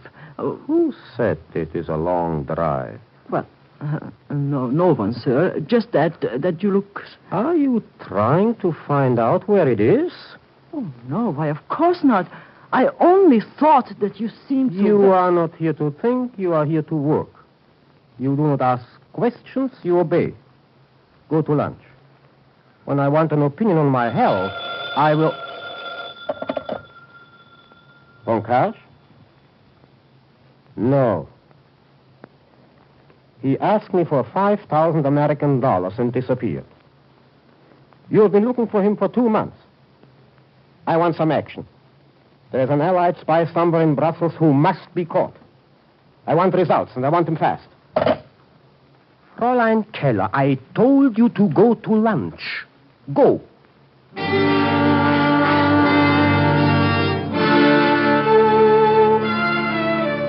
I went to lunch. It was late, nearly 1:30. When I returned, it was 2:45. Quite without design, I got into the elevator, third from the end. There were 4 people in it, including the operator. I had noticed him before. There was a flavor in his accent that reminded me of Dublin. The other passengers got out on the second floor, leaving the operator and me alone. Between the 3rd and the 4th floors, he stopped the car. Speak to you. Why are you stopping? What does this mean? I would like to speak to you about a penny. A penny? Yes, an old 20. This one. Who are you? Perhaps you have one to match it. Yes, I have. In my purse. Here. At last, someone else. Who are you? 12 agents have come over, mademoiselle. I was the 7th. I am the 13th. Who was your contact? Monsieur Lebrun. He has disappeared. Mine was the son, Jacques. He too has disappeared. Are you after location RX? Yes. Are you? Yes. Why haven't you gotten a message through to London? Because 11 other men have died. Oh, I have to go. I am working for one Karsh. I'll get to you if I learn anything. Thank God I found you. I just had a feeling that you were different. Can you get an automobile? I think so, with some notice. We may need it soon. Here we are. Fräulein Keller? In here, please, at once. Coming. And bring your book. Yes, sir. I am telephoning Herr Leopold Schalk of the Schalk Steel Mills. He's a very important man. You will listen on the extension and take down every word of our conversation. Is that clear? Yes, sir. Well, we have had great news, Fräulein Keller. Really? Great news. By Sunday, the aiming device will be ready. We will be able to aim the rockets with the accuracy of a rifle. Pinpoint actual buildings. Quick, lift the extension. This is his private line. Yes, sir. Write down everything he says. Everything. Right. Herr Schalk? Herr Schalk, this is Colonel von Karsh. I have great news. We have perfected the aiming device. Congratulations, Herr Oberst. I would like you to come to location RX on Sunday. Sunday? Yes, I will drive you up myself. I wish to know how many rockets your plants in Belgium can produce in the next 6 weeks. I do not have to go to location RX to tell you that. Oh, but Sunday night is important, Herr Schalk. The first rocket with the aiming device will be fired at midnight. If possible, we wish to hit Buckingham Palace. The death of the King and the Queen would be a tremendous blow to civilian morale in London. I see. Very well, I will come. Good. I will have your pass made out and drive you up myself. I will be in Ostend anyway on Sunday at my country place. It's only an 8-mile drive to the peninsula. Herr Schalk, please, do not mention the location. You're not alone? Yes, but... So am I. No one can hear us. Send me the pass in the mail. I'll drive over to the church myself. Heil Hitler. Hang up, Fräulein Heller. Yes, Colonel von Karsh. Make out the pass for Herr Schalk. I will sign it and seal it. You will deliver it personally into his hands. Send it through the mail. The man is a fool. And, Fräulein? Yes, Colonel von Karsh? By accident, you have learned something. I have decided to trust you. But you will forget what you heard about location RX.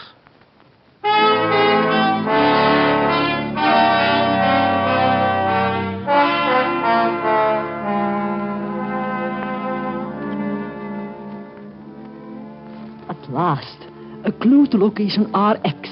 I made out the pass. He signed it and stamped it with his special seal. He closed the envelope with sealing wax and addressed it himself. I was to deliver it by hand that very moment.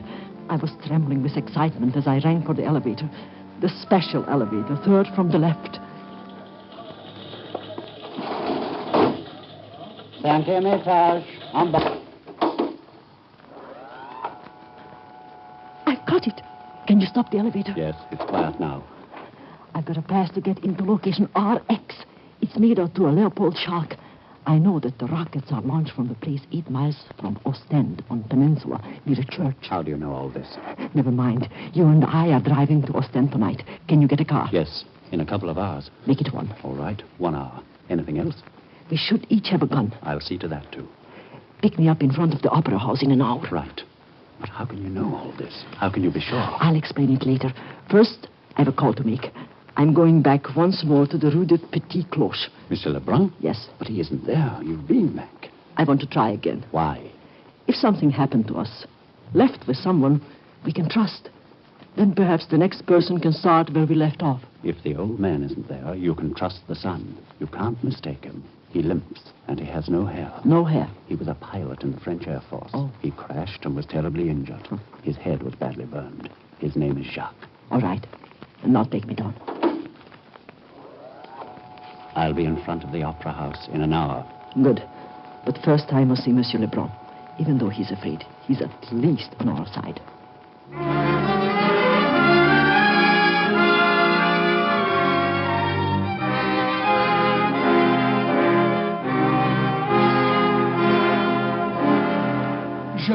Jacques, please, in the name of heaven, will you stop it? I do not know anything. Then go back to the cellar, Father. But I tell you, I do not know. I swear I do not know. I cannot stay down there forever. For 3 months now, as if... You will stay until you tell. 3 months, 3 years, I have time. I am sick, Jacques. It is cold. There are rats. Please.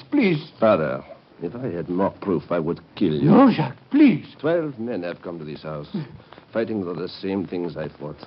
Their identification was a penny. They left them here. They left them. They would never leave them. Never.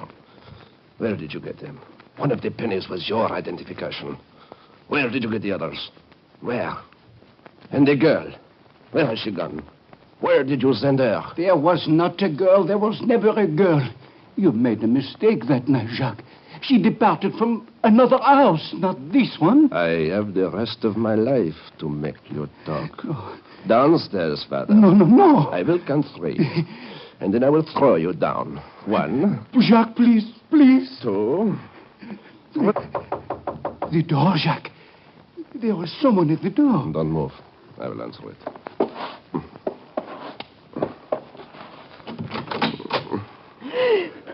I am ugly, Fräulein, but I am not dangerous. What do you want? Oh, forgive me. I did not mean to. I wish to see Monsieur Lebrun. You are the girl who... Yes. Come in. What are you doing to him? She knows your father by name. She lies. I never saw her before in my life. She lies, I tell you, Jacques. There is nothing left for you, Father, but silence. No. Mademoiselle, I am Jacques Lebrun. I'm a French pilot. I'm with the Croix de Guerre. For weeks now, I've suspected my father of collaboration. It is very important that you tell me the truth. Are you a British agent from Sir Eric Hamilton? Yes. I came to Belgium by parachute from London. I had as identification a penny, an English penny dated 1920. I talked to your father the night I landed, 2 months It is a lie. She is lying. I swear she is lying. Jacques, do not listen to her. I am your father. Your father, Jacques. This girl is a... Go on, mademoiselle. Your father was my contact. Have you proof of this? Why, no, I haven't. You see, Jacques? You see? Wait. Yes, I have. In my purse, I think. He gave me the address of Colonel von Karsch. He wrote it down. And this. If you are his son, you will recognize his writing. Here. No. Thank you, mademoiselle. Jacques, no. No, please. In the name of heaven, no. I am your father. Do not shoot, please. No. Oh. Mademoiselle, my father was a Nazi. Shall we go now? I know location RX. I have a car. Perhaps you may be able to help us. Tonight, mademoiselle, I could do anything.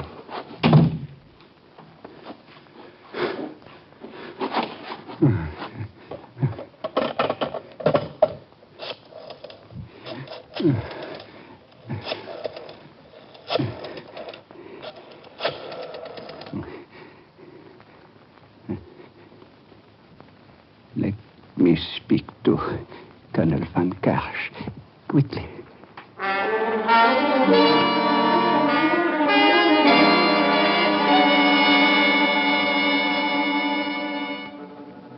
The car was waiting at the Opera House. I drove. In the back seat was a British agent from Dublin named Roger.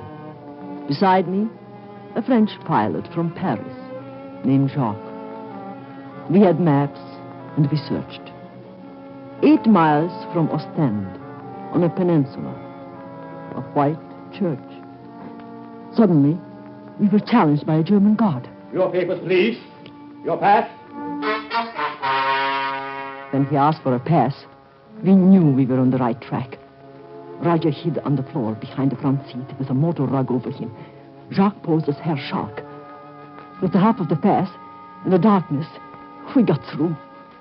5 minutes later, we saw it. On a tiny point of land jutting out into the North Sea, a white country church with a steeple. We parked the car off the road in the shadows. We had to be sure we were right. So we made our way through the woods on foot.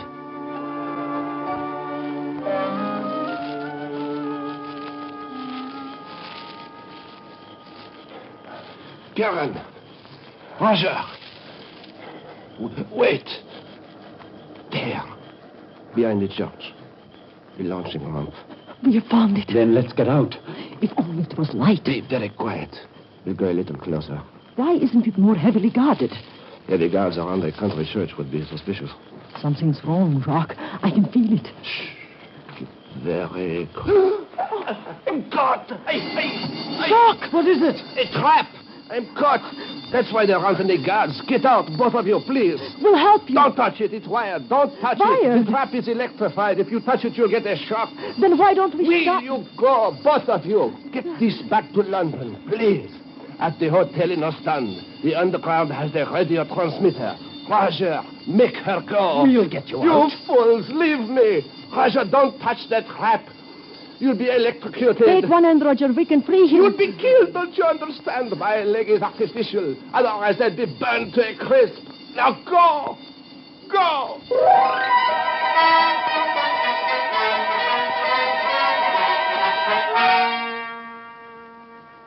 We stood there in an agony of indecision. Searchlight began to poke curious white fingers into the woods, and we realized we had to leave him. We hurried back to the car. And in 20 minutes, we were safe in Ostend. In an hour, underground headquarters, and the exact details of location RX had been radioed to London. Roger and I waited the rest of that night. Our hearts heavy with the memory of the strange, fiery Frenchman with the magnificent face and the ugly, scarred head. Then, in the gray first light of the dawn, they came. The medium bombers with their swift fighter escort like angry swallows. Then the bombs began to fall on the white country church, on the steeple without a cross.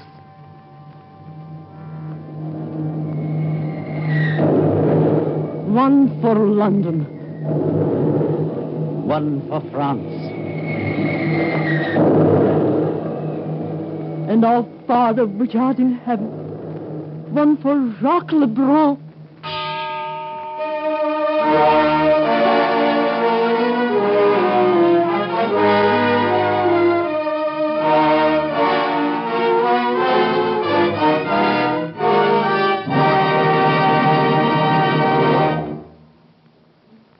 You have just heard Top Secret, brought to you transcribed by NBC and starring gorgeous Ilona Massey, who comes to you now with a special message. Next Sunday evening, that wonderful program, the album of familiar music, will be heard in place of Top Secret over most of these NBC stations. On Friday, September 1st, we will all be back with a new series of Top Secret programs which we think you will find especially fascinating. Remember the date, a week from next Friday, September 1st, over most of these NBC stations. And good night, everybody.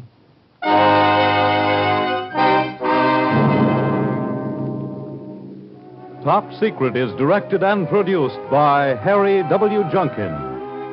Tonight's script was by Charles Lee Hutchings.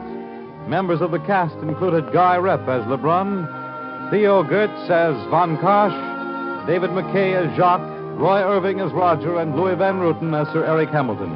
The music was composed and conducted by Dr. Roy Shield. This is Fred Collins speaking.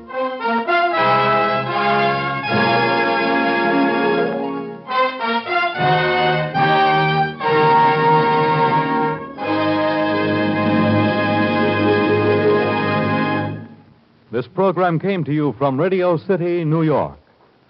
Listen for the American Album of Familiar Music next week on NBC.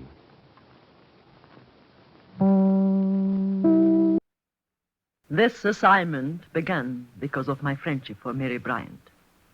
It ended in tragedy.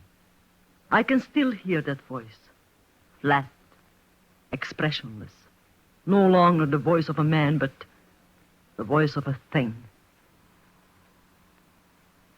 Religion is the opiate of the masses. There is no God. Religion is the opiate of the masses. There is no God.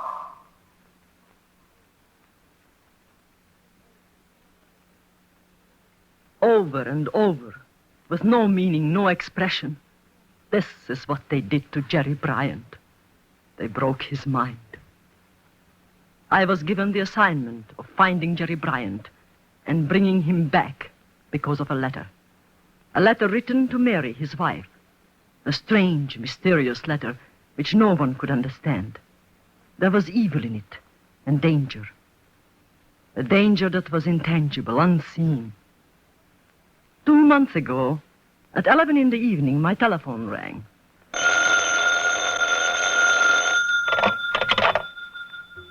Hello? Karen, it's Mary Bryant. Can you come over right away? Tonight? Yes, right away. I've been trying to get you all day. Mary, is something wrong?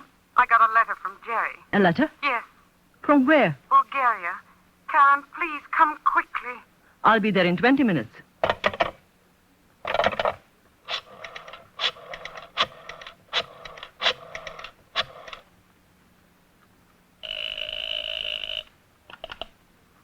Yes?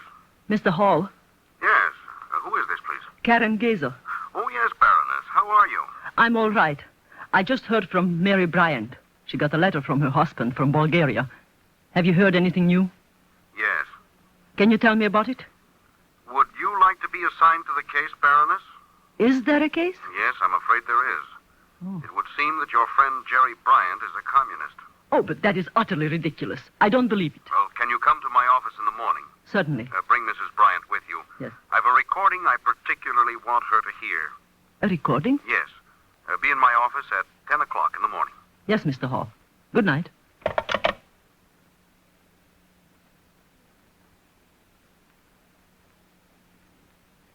I had known Mary Bryant for 10 years, before the Nazis murdered my husband in Vienna. She had visited us in our home there. They were good Americans, both she and her husband. Jerry had inherited one of the largest fortunes in the country. He was president and owner of Bryant Industrial Chemicals Incorporated. It was unthinkable that he could be a communist. When I arrived at the apartment on Park Avenue, I needed only one look at Mary Bryant's stricken face to know that something was very wrong.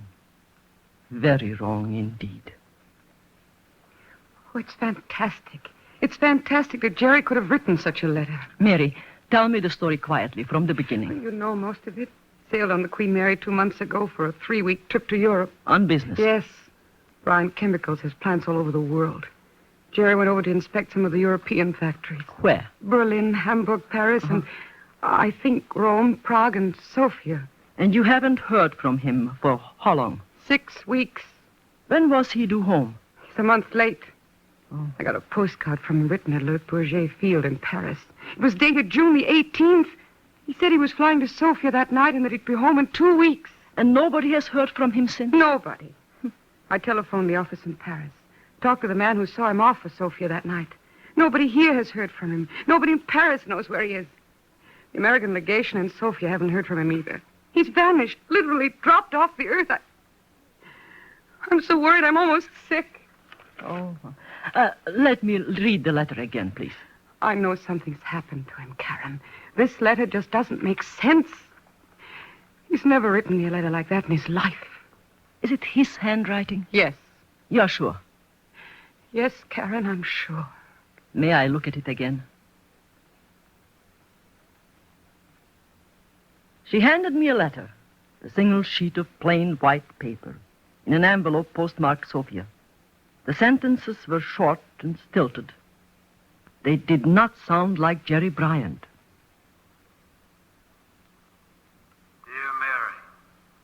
staying in Sofia for good. Do not worry. I am fine. I am happy. I cannot live any longer in America. I am giving up everything to work for the cause. Communism is the only hope. Don't try to communicate with me, Jerry. It's insane. It's absolutely crazy. Mary, intelligence assigned me to find Jerry. Oh, Karen, I'm so glad. My chief, Mr. Hall, wants to see you. We are to go to his office tomorrow morning at 10 o'clock.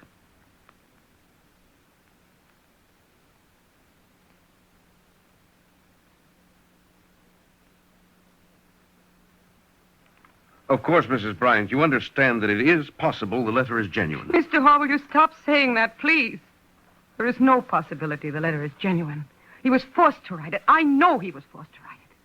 I know that he couldn't write a letter like that of his own free will. I agree with Mrs. Bryant. I know her husband, too. He couldn't have written that letter. I would like you both to listen to a recording. We monitor Radio Sofia as a matter of course.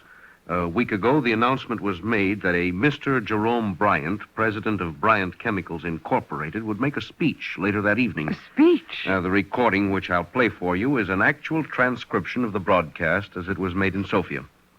I'd like to know whether or not this is your husband's voice. Have you heard this, Karen? No. It's rather a shocking record, Mrs. Bryant. Truth everywhere can be known.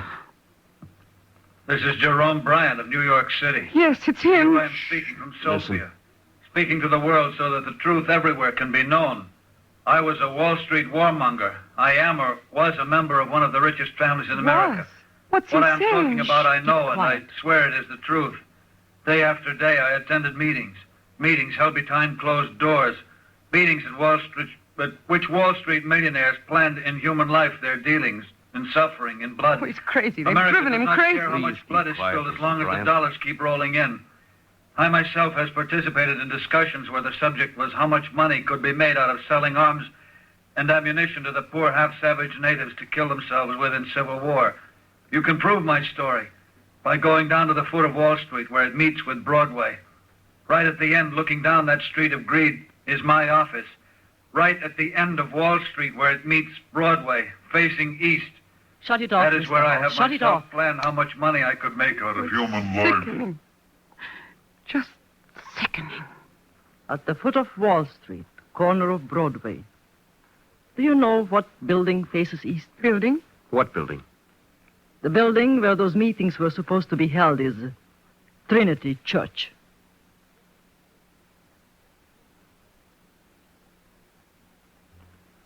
That day, I began my preparations to go to Sofia and get Jerry Bryant.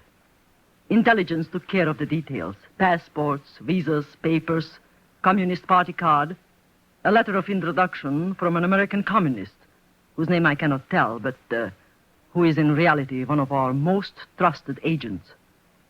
I had one last interview with my chief, Grenville Hull. Well, Baroness, I guess we've thought of everything. Yes, except my contact in Sofia. He has a dozen names, a dozen professions. At the moment, he is a porter in the Royal Hotel. His name is Daudet, Franz Daudet. He was born in France, now is a naturalized American and one of our best operators. You will contact him by a number. A number? He has in his possession a U.S. $1 bill. The number is A12132068F. A12132068F. Right. Remember it. Don't write it down.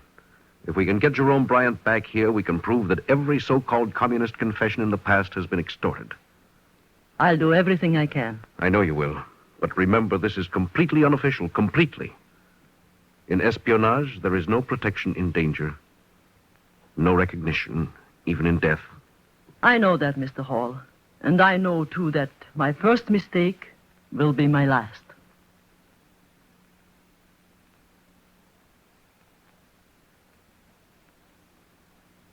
That night, I flew to London.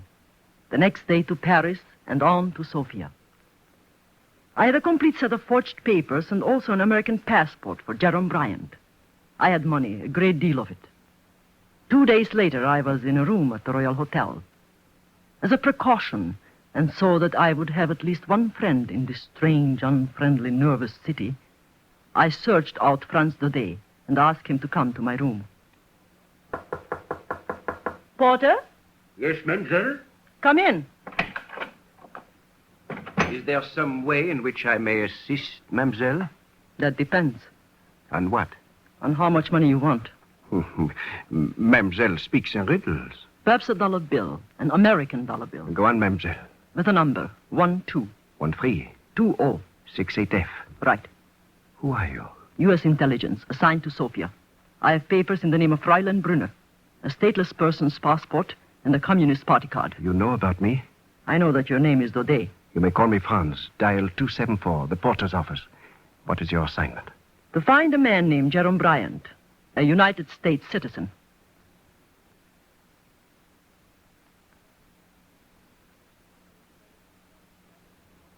Then followed the months of total inaction. The long, slow struggle that only a spy can understand. Every move had to be considered. I began to make contacts with important communists. I began to collect information about the Ministry of Political Integrity. The commissar was a man named Manilov. How I made friends with him does not matter. In espionage, as in love and war, all is fair. It took bribe money, and a lot of it, to find out that Jerome Bryant was being held a prisoner in the experimental wing on the ministry building in downtown Sofia. At the end of 2 months, Comrade Manilov was in love with me. I encouraged him in every way I knew, and I know many, many ways. At last, after some rather strong drinks, he himself brought up the subject I had been wanting so long to discuss. You know, I've been wondering if you might be able to help me. Oh, Yuri, you have only to ask me. You know that. We're having some difficulty with an American prisoner, a man named Jerome Bryant. Yuri, do not talk about your business. Have some more wine. This is important. Dr. Musiewski has been experimenting with him. Hypnotism done electrically. Hypnotism? He has been making broadcasts for us. Excellent broadcasts. But lately, something seems to have happened to him. He keeps calling for his wife. I thought perhaps that... That what? That you might be able to comfort him a little. In these experiments, the subject's every whim must be gratified. We want the surrender to seem self-induced. I understand. Leave it to me. Come down to the ministry in the morning. I will show you a few of our patients. We're very anxious that the experiments on Bryant be successful.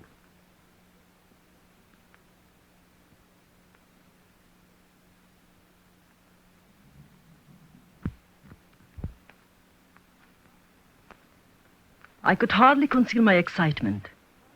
It had been so easy, so absurdly easy. The next morning, I went to Manilov's office. He took me into the east wing on the second floor. I had been expecting a prison. Instead, behind 2 heavily locked doors was a bare wooden corridor. 20 rooms opened off this, 10 on each side. Comrade Manilov showed me some of the cases. You might be amused at the woman in number 7. She loves to have people look at her. She was formerly very devout. Of course, since religion is merely an additional instrument of class dominance, men will soon not need it to reconcile themselves to life. Of course. Here is her room. Do not speak to her. Just stand in the door a moment. Dr. Musiewski has been working on her, but something went wrong. We are afraid she will not recover. Marriage will give place to a free union between man and woman. Marriage will give place to a free union between man What's the matter with her? We don't know. She goes like that all day. Free union between man and woman. Over and over. She never stops. Some mistakes are to be expected. Call. Marriage will Goodbye. give to a free union between I believe she's deaf, too. Yuri, this is very uninteresting. Come and see Mr. Bryant. You say he's an American? Mm-hmm. We are striving for complete domination over his mind. Something has snapped. Dr. Musiewski is giving him a treatment now. We hope to be able to bring him back. Now, this is it, number 14. Who is it? Comrade Manilov. Come in.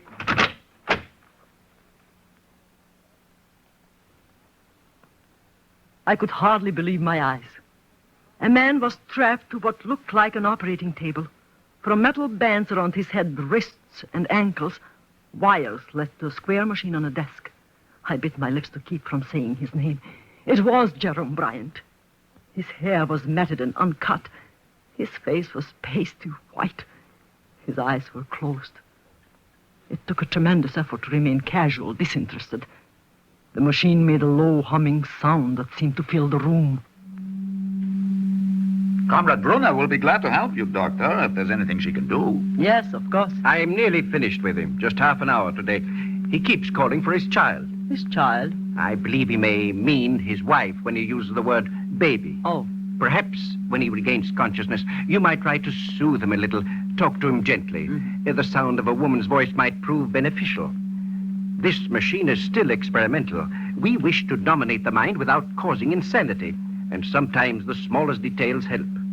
Are you finished the treatment? In a few moments. I'll be in my office. We can have lunch when you're through, huh? Yes, Yuri. I'll see you later. I wish to give him a little more. America is bad. America is bad. True honesty is found only in the proletariat. True honesty is found only in the proletariat. Religion is the opiate of the masses. Religion is the opiate of the masses. Speak to him. What shall I say to him? Something from the party line. Speak quietly. Go ahead. Democracy is intolerant and decadent. Democracy is intolerant and decadent. Good. Sometimes they will not react to any voice but mine. We wish the ideas to become a part of the personality, not a hypnotic state. Is he kept like that for long? No, he's had enough for today. How often do you do this? Every day for an hour. Is he in pain? No. We send a very light oscillating current through his temples and wrists. It is the gland injections that cause the delirium. Talk to him yourself. Tell him you are taking the place of his wife, that she does not love him anymore. You can leave the details to me, Doctor. Yes, I'm sure we can. You see, we wish him to make a special broadcast. Oh? When? The day after tomorrow at night, 8 o'clock in the old opera house. We would like him to sound perfectly natural, as though the speech was his idea, not ours. Baby. There it is again, baby. Baby. I'm sure it is his wife. Baby. Say something. Jerry, darling, I'm your baby now. Smell my perfume. Baby. I'm your baby. Come on, smile for me. Well, smile. I will leave you with him. You are doing splendidly. Your face is so hot, Jerry. Oh, poor baby, smile at me. If you want me, I will be across the hall. All right. Jerry, darling, smile at me. Jerry. Baby, I'm sick. I'm so sick. Jerry, so look at me. It's Karen. Karen, open your eyes and look at me. Marriage will give place to a free union between man and woman. Marriage will... Jerry, what have they done to you? Jerry, listen, it's Karen. America is bad. America is... No, Jerry, that's not true. I'm your friend. I'm Karen, Mary's friend. Mary? Mary's safe in New York. Yeah. Jerry, listen. Can you understand me? Yes. They want you to make a broadcast. Not tomorrow night, the next night. Do you understand that? Yes. Do exactly what they ask. I'll try to come with you. Tell them you want to see me tomorrow and that you want me to come to the broadcast. Do you understand? True honesty is found only in the proletariat. True honesty... No! Jerry, no! Jerry, open your eyes. Yes, that's it. Now look at me. Look at me. I'm Karen. Yes. If I can get you out of this building, I can get you home. Do you understand that? Yes. Well, who am I? America is bad. America Jerry, is please, bad. please. America is trying to buy the world's Stop respect it. with money. Stop it, Jerry, America's listen to me. Trying to buy the world's respect with Jerry, money. no. America is Jerry, trying to no. buy the world's Jerry, I'm respect Karen. with money. Stop it. Stop it.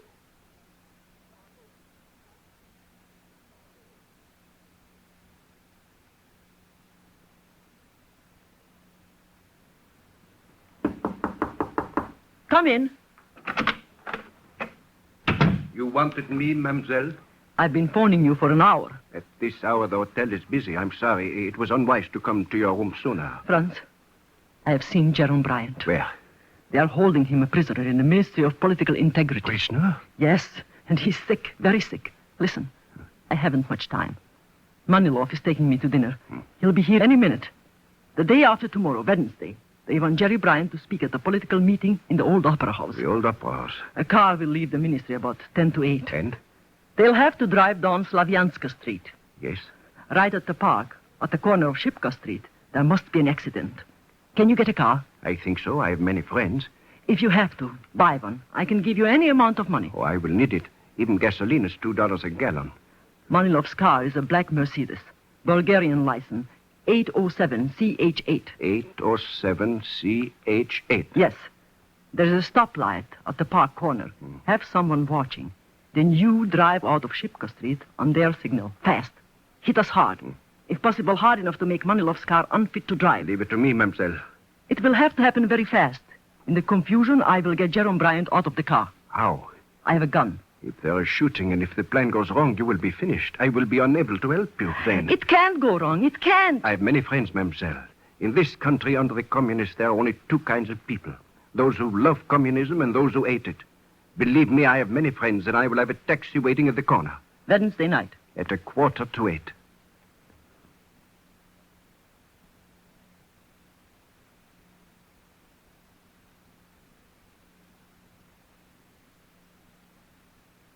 Jerry, are you all right? All right. The doctor is coming. We are going for a drive in a car. Do you understand that? A drive? Yes. And there will be an accident. Accident? I told you. We have planned it. The minute it happens, you've got to get out of the car quickly. Do you understand? Understand. The very instant it happens, quickly. I'll be right beside you. Who are you? Karen. I'm Karen. I'm your friend. My friend. Shh. Here he comes. Well, Mr. Bryant, how are you feeling tonight? Hello, Doctor. Tonight? Oh, you look very nice, Mr. Bryant. Shaved, dressed, very nice. She's my friend. Of course she is. And I am your doctor, remember? Comrade Manilov is downstairs with his car. We're going to take you to the Opera House, and you are going to make a speech, aren't you? Yes. Good. Take us around. Yes. And remember, Mr. Bryant, we are all your friends. We are all very fond of you.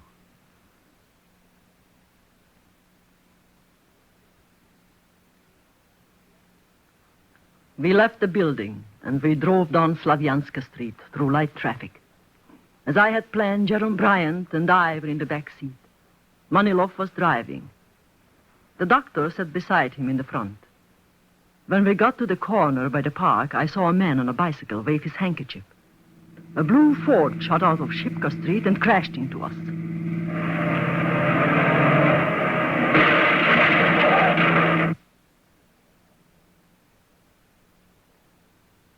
For a moment, we were stunned. The doctor hit his head on the dashboard and slumped down unconscious. I kept Manilov covered with my gun. And then Jerome Bryant started to cry, and he wouldn't move. He just sat there, babbling. In a matter of seconds, a crowd collected. A policeman helped Manilov out of the car, and in a few seconds, the whole scheme had backfired.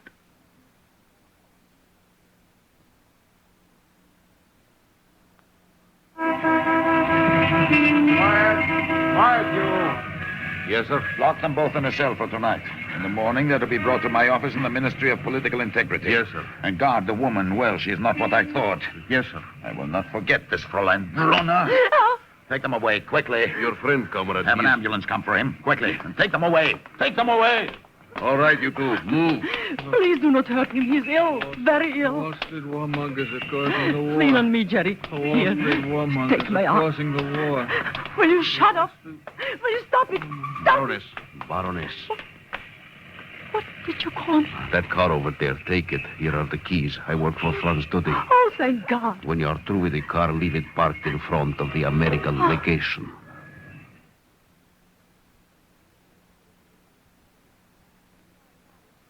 3 hours later, Jerome Bryant and I were on a plane to Paris. The next day at noon, we took off from Paris for New York. And late that night, Jerome Bryant was at home in his bed. But that is not the end of the story. His mind wouldn't clear. I visited him yesterday. Mary took me up to his bedroom. Karen, wait. Before you go in. What is it, Mary? He's no better. None at all. Mr. Page is with him. Mr. Page? Yes, our minister. Oh. Seems to soothe Jerry when Mr. Page reads to him. He reads him little stories and the Bible. We don't know if he understands them or not. But we've got to get his story from his own lips. We've got to prove that all these confessions are phony. Shipkoff, Mincenti, Vogler. The fact that the man in there on that bed was once president of Bryant Industrial Chemicals will prove what he's been through. Yes, but don't you... Mr. Page is reading to him.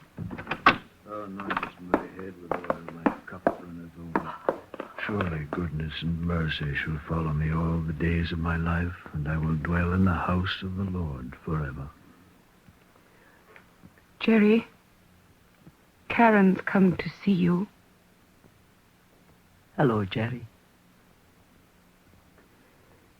Say hello to Karen, darling. Say hello.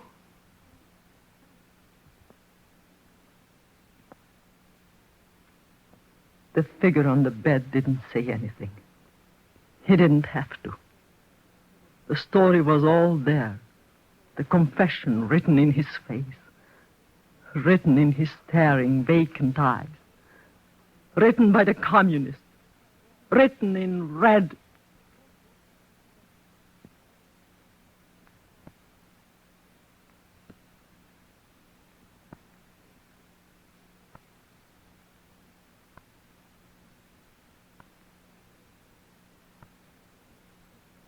You have just heard Top Secret, starring Ilona Massey.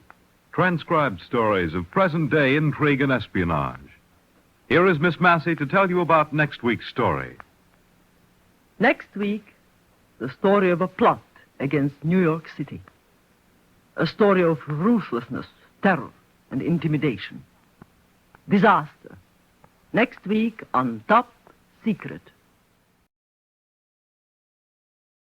This story is Top Secret.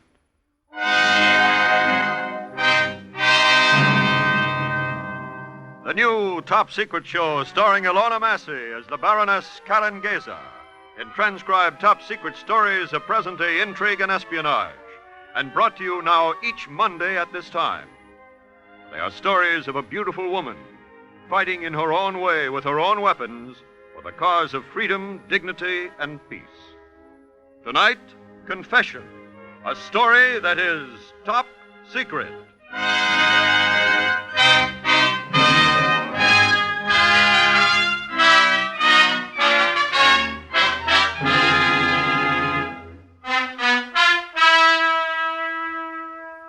This assignment began because of my friendship for Mary Bryant.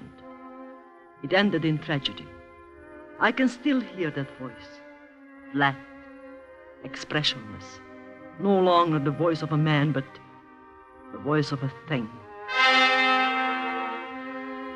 Religion is the opiate of the masses. There is no God. Religion is the opiate of the masses. There is no God.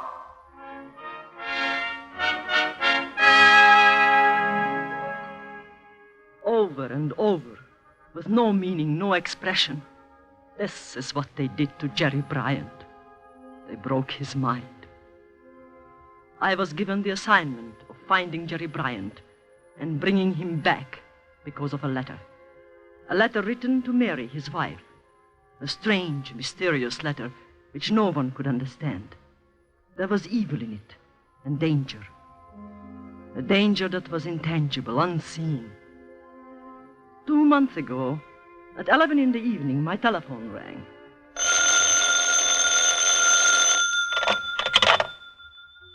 Hello? Karen, it's Mary Bryant. Can you come over right away? Tonight? Yes, right away. I've been trying to get you all day. Mary, is something wrong? I got a letter from Jerry. A letter? Yes, From where? Bulgaria. Karen, please come quickly. I'll be there in 20 minutes.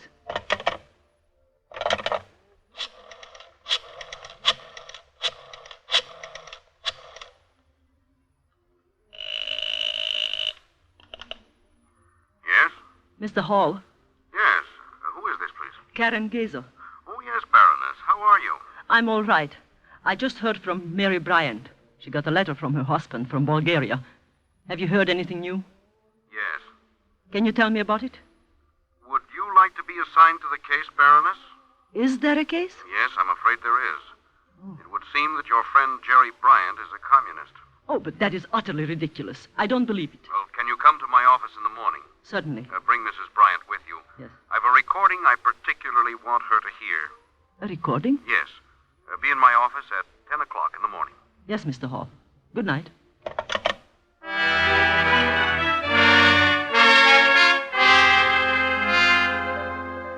I had known Mary Bryant for 10 years, before the Nazis murdered my husband in Vienna.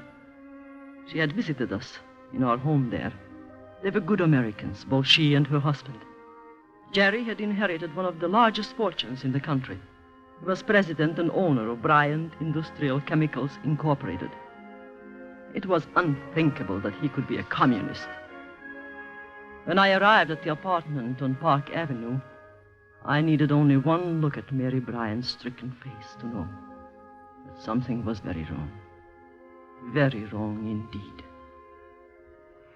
Oh, it's fantastic. It's fantastic that Jerry could have written such a letter. Mary, tell me the story quietly from the beginning. You know most of it. Sailed on the Queen Mary 2 months ago for a 3-week trip to Europe. On business? Yes. Bryant Chemicals has plants all over the world. Jerry went over to inspect some of the European factories. Where? Berlin, Hamburg, Paris, and I think Rome, Prague, and Sofia. And you haven't heard from him for how long? 6 weeks. When was he due home? He's a month late. I got a postcard from him written at Le Bourget Field in Paris. It was dated June the 18th. He said he was flying to Sofia that night and that he'd be home in 2 weeks. And nobody has heard from him since? Nobody. I telephoned the office in Paris. Talked to the man who saw him off for Sofia that night. Nobody here has heard from him. Nobody in Paris knows where he is. The American legation in Sofia haven't heard from him either. He's vanished, literally dropped off the earth. I'm so worried I'm almost sick. Let me read the letter again, please. I know something's happened to him, Karen. This letter just doesn't make sense. He's never written me a letter like that in his life. Is it his handwriting? Yes. You're sure? Yes, Karen, I'm sure. May I look at it again? She handed me a letter, a single sheet of plain white paper, in an envelope postmarked Sofia. The sentences were short and stilted. They did not sound like Jerry Bryant. Dear Mary, I am staying in Sofia for good. Do not worry. I am fine. I am happy. I cannot live any longer in America. I am giving up everything to work for the cause. Communism is the only hope. Don't try to communicate with me, Jerry. It's insane. It's absolutely crazy. Mary, intelligence assigned me to find Jerry. Oh, Karen, I'm so glad. My chief, Mr. Hall, wants to see you. We are to go to his office tomorrow morning at 10 o'clock.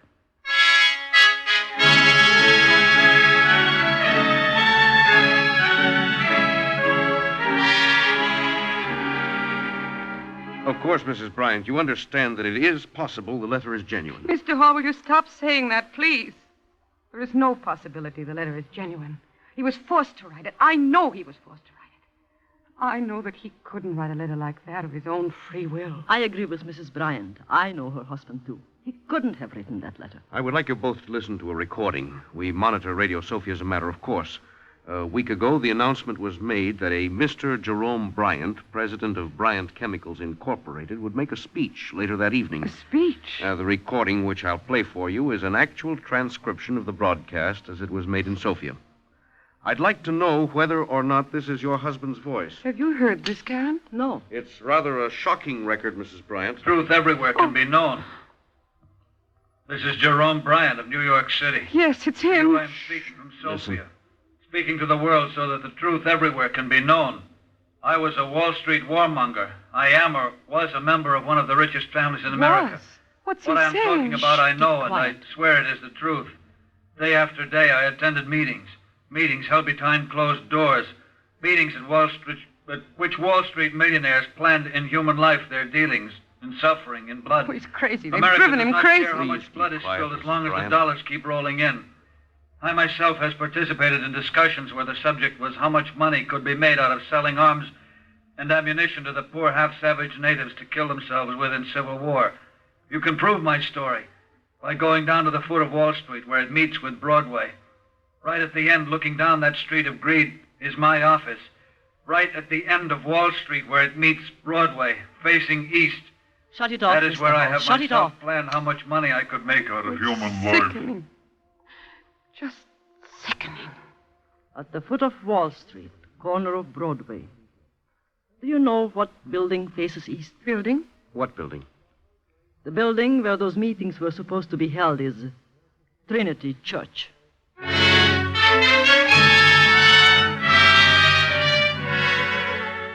That day, I began my preparations to go to Sofia and get Jerry Bryant.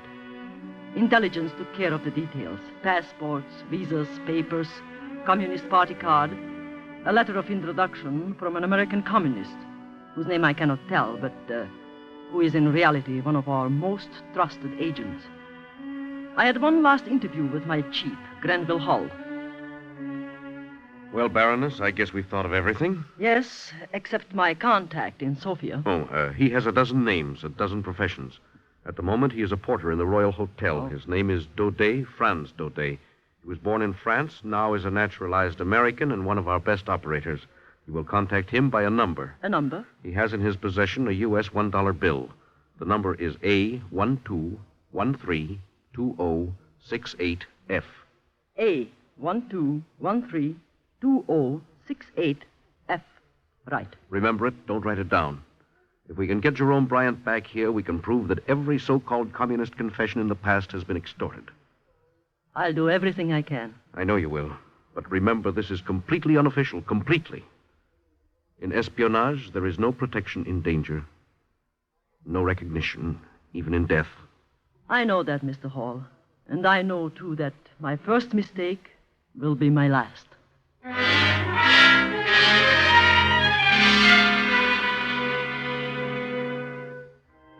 That night, I flew to London. The next day to Paris, and on to Sofia. I had a complete set of forged papers and also an American passport for Jerome Bryant. I had money, a great deal of it. 2 days later, I was in a room at the Royal Hotel.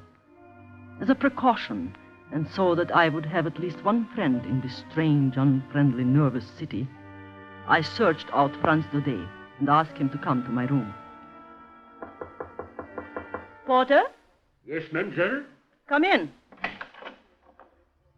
Is there some way in which I may assist, mademoiselle? That depends On what? on how much money you want. Mademoiselle speaks in riddles. Perhaps $1 bill, an American dollar bill, Go on, mademoiselle. with a number, 1220. 68F. Right. Who are you?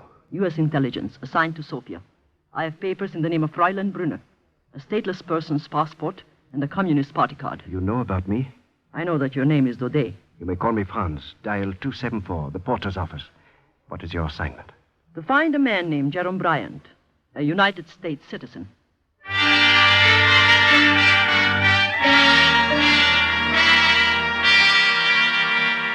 Then followed the months of total inaction. The long, slow struggle that only a spy can understand. Every move had to be considered. I began to make contacts with important communists. I began to collect information about the Ministry of Political Integrity. The commissar was a man named Moneyloff. How I made friends with him does not matter. In espionage, as in love and war, all is fair. It took bribe money and a lot of it to find out that Jerome Bryant was being held a prisoner in the experimental wing on the ministry building in downtown Sofia. At the end of 2 months, Comrade Manilov was in love with me. I encouraged him in every way I knew, and I know many, many ways. At last, after some rather strong drinks, he himself brought up the subject I had been wanting so long to discuss. You know, I've been wondering if you might be able to help me. Oh, Yuri, you have only to ask me. You know that. We're having some difficulty with an American prisoner, a man named Jerome Bryant. Yuri, do not talk about your business. Have some more wine. And this is important. Dr. Musiewski has been experimenting with him. Hypnotism done electrically. Hypnotism? He has been making broadcasts for us, excellent broadcasts. But lately, something seems to have happened to him. He keeps calling for his wife. I thought perhaps that... That what? That you might be able to comfort him a little. In these experiments, the subject's every whim must be gratified. We want the surrender to seem self-induced. I understand.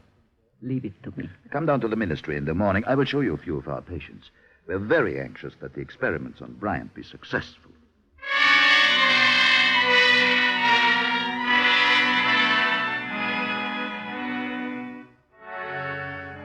I could hardly conceal my excitement. It had been so easy, so absurdly easy. The next morning, I went to Manilov's office. He took me into the east wing on the second floor. I had been expecting a prison. Instead, behind 2 heavily locked doors was a bare wooden corridor. 20 rooms opened off this, 10 on each side. Comrade Manilov showed me some of the cases. You might be amused at the woman in number 7. She loves to have people look at her. She was formerly very devout. Of course, since religion is merely an additional instrument of class dominance, men will soon not need it to reconcile themselves to life. Of course. Here is her room. Do not speak to her. Just stand in the door a moment. Dr. Musiewski has been working on her, but something went wrong. We are afraid she will not recover. Marriage will give place to a free union between man and woman. Marriage will give place to a free union between man. What's the matter with her? We don't know. She goes like that all day. Free union between man and woman. Over and over. She never stops. Some mistakes are to be expected. Of course. Goodbye. I believe she's deaf, too. Yuri, this is very uninteresting. Come and see Mr. Bryant.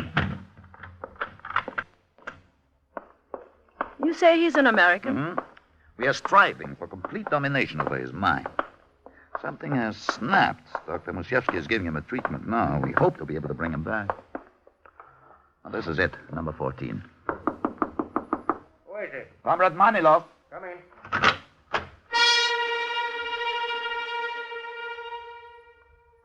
I could hardly believe my eyes. A man was strapped to what looked like an operating table. From metal bands around his head, wrists, and ankles, wires led to a square machine on a desk. I bit my lips to keep from saying his name. It was Jerome Bryant. His hair was matted and uncut. His face was pasty white. His eyes were closed. It took a tremendous effort to remain casual, disinterested. The machine made a low humming sound that seemed to fill the room. Comrade Brunner will be glad to help you, Doctor, if there's anything she can do. Yes, of course. I'm nearly finished with him. Just half an hour today. He keeps calling for his child. His child? I believe he may mean his wife when he uses the word baby. Oh. Perhaps when he regains consciousness, you might try to soothe him a little. Talk to him gently. Mm-hmm. The sound of a woman's voice might prove beneficial. This machine is still experimental. We wish to dominate the mind without causing insanity. And sometimes the smallest details help. Are you finished the treatment? In a few moments. I'll be in my office. We can have lunch when you are through, huh? Yes, Yuri. I'll see you later. I wish to give him a little more. America is bad. America is bad. True honesty is found only in the proletariat. True honesty is found only in the proletariat. Religion is the opiate of the masses. Religion is the opiate of the masses. Speak to him. What shall I say to him? Something from the party line. Speak quietly. Go ahead. Democracy is intolerant and decadent. Democracy is intolerant and decadent. Good. Sometimes they will not react to any voice but mine. We wish the ideas to become a part of the personality, not a hypnotic state. Is he kept like that for long? No, he's had enough for today. How often do you do this? Every day for an hour. Is he in pain? No. We send a very light oscillating current through his temples and wrists. It is the gland injections that cause the delirium. Talk to him yourself. Tell him you are taking the place of his wife, that she does not love him anymore. You can leave the details to me, Doctor. Yes, I'm sure we can. You see, we wish him to make a special broadcast. Oh? When? The day after tomorrow at night, 8 o'clock in the old opera house. We would like him to sound perfectly natural, as though the speech was his idea, not ours. Baby, there it is again, baby. I'm sure it is his wife. Say something. Jerry, darling, I'm your baby now. Smell my perfume. I'm your baby. Come on, smile for me. Well, Smile. I will leave you with him. You are doing splendidly. Your face is so hot, Jerry. Oh, poor baby, smile at me. If you want me, I will be across the hall. All right. Jerry, darling, smile at me. Jerry. Baby, I'm sick. I'm so sick. Jerry, look at me. It's Karen. Karen, open your eyes and look at me. Marriage will give place to a free union between man and woman. Marriage will... Jerry, what have they done to you? Jerry, listen, it's Karen. America is bad. America... No, Jerry, that's not true. I'm your friend. I'm Karen, Mary's friend. Mary? Mary's safe in New York. Jerry, listen. Can you understand me? Yes. They want you to make a broadcast. Not tomorrow night, the next night. Do you understand that? Yes. Do exactly what they ask. I'll try to come with you. Tell them you want to see me tomorrow and that you want me to come to the broadcast. Do you understand? True honesty is found only in the proletariat. True honesty... No! Jerry, no! Jerry, open your eyes. Yes, that's it. Now look at me. Look at me. I'm Karen. Yes. If I can get you out of this building, I can get you home. Do you understand that? Yes. Well, who am I? America is bad. America Jerry, is please, bad. please. America is trying to buy the world's Stop respect it. with money. Stop it, Jerry, America listen to me. is trying to buy the world's respect with Jerry, money. no. America is Jerry, trying to no. buy the world's Jerry, I'm respect with Karen. money. America... Stop it. Stop it.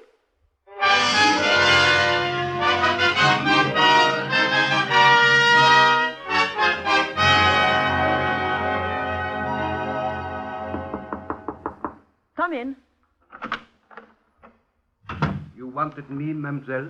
I've been phoning you for an hour. At this hour, the hotel is busy. I'm sorry. It was unwise to come to your room sooner. Franz, I have seen Jerome Bryant. Where? They are holding him a prisoner in the Ministry of Political Integrity. Prisoner? Yes, and he's sick, very sick. Listen, I haven't much time. Manilov is taking me to dinner. He'll be here any minute. The day after tomorrow, Wednesday, they want Jerry Bryant to speak at a political meeting in the old opera house. The old opera house. A car will leave the ministry about 10 to 8. 10? They'll have to drive down Slavianska Street. Yes. Right at the park, at the corner of Shipka Street, there must be an accident. Can you get a car? I think so. I have many friends. If you have to, buy one. I can give you any amount of money. Oh, I will need it. Even gasoline is $2 a gallon. Manilov's car is a black Mercedes. Bulgarian license. 807CH8. 807CH8. Yes. There's a stoplight at the park corner. Have someone watching.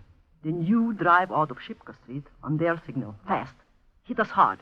If possible, hard enough to make Manilov's car unfit to drive. Leave it to me, mademoiselle. It will have to happen very fast. In the confusion, I will get Jerome Bryant out of the car. How? I have a gun. If there is shooting and if the plan goes wrong, you will be finished. I will be unable to help you then. It can't go wrong. It can't. I have many friends, mademoiselle. In this country, under the communists, there are only two kinds of people. Those who love communism and those who hate it. Believe me, I have many friends, and I will have a taxi waiting at the corner. Wednesday night. At 7:45.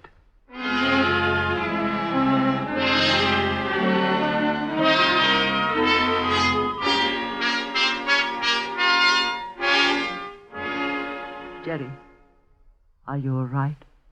All right. The doctor is coming. We are going for a drive in a car. Do you understand that? A drive. Yes. And there will be an accident. Accident. I told you. We have planned it. The minute it happens, you've got to get out of the car quickly. Do you understand? Understand. The very instant it happens, quickly. I'll be right beside you. Who are you? Karen. I'm Karen. I'm your friend. My friend. Shh. Here he comes. Well, Mr. Bryant, how are you feeling tonight? Hello, Doctor. Tonight. Oh, you look very nice, Mr. Bryant. Shaved, dressed, very nice. She's my friend. Of course she is. And I am your doctor, remember? Comrade Maniloff is downstairs with his car. We're going to take you to the opera house, and you are going to make a speech, aren't you? Yes. Good. Take his other arm. Yes. And remember, Mr. Bryant, we are all your friends. We are all very fond of you.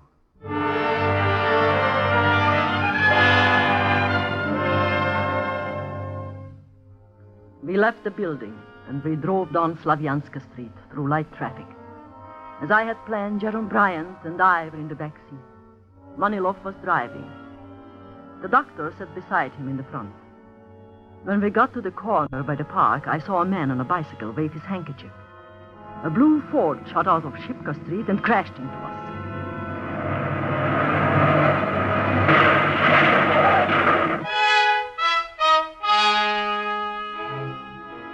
For a moment, we were stunned. The doctor hit his head on the dashboard and slumped down unconscious. I kept Maniloff covered with my gun. And then Jerome Bryant started to cry, and he wouldn't move. He just sat there, babbling. In a matter of seconds, a crowd collected. A policeman helped Maniloff out of the car, and in a few seconds, the whole scheme had backfired.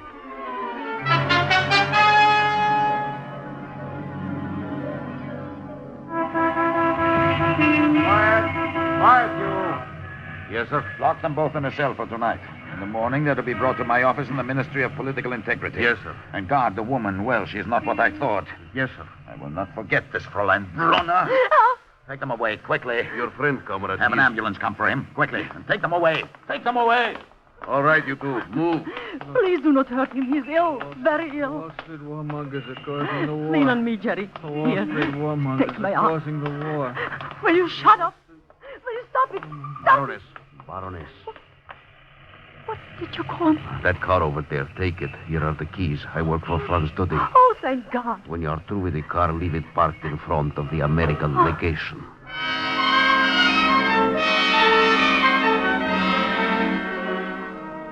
3 hours later, Jerome Bryant and I were on a plane to Paris.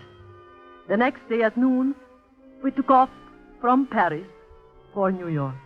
And late that night, Jerome Bryant was at home in his bed. But that is not the end of the story. His mind wouldn't clear. I visited him yesterday. Mary took me up to his bedroom. Karen, wait. Go in. What is it, Mary? He's no better. None at all. Mr. Page is with him. Mr. Page? Yes, our minister. Oh. Seems to soothe Jerry when Mr. Page reads to him. He reads him little stories and the Bible. We don't know if he understands them or not.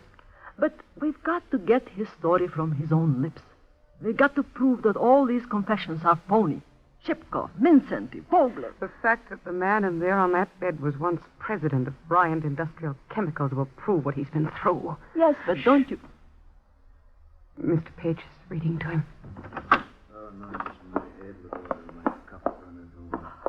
Surely goodness and mercy shall follow me all the days of my life, and I will dwell in the house of the Lord forever. Jerry, Karen's come to see you. Hello, Jerry. Say hello to Karen, darling. Say hello.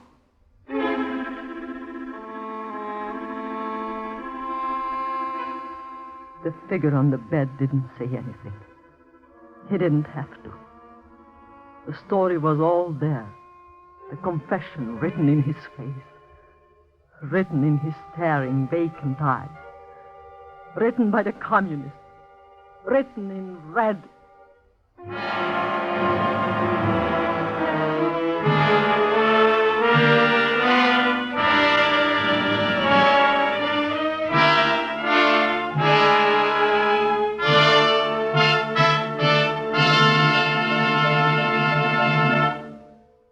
You have just heard Top Secret, starring Ilona Massey as the Baroness Karen Geza, in transcribed stories of present-day intrigue and espionage.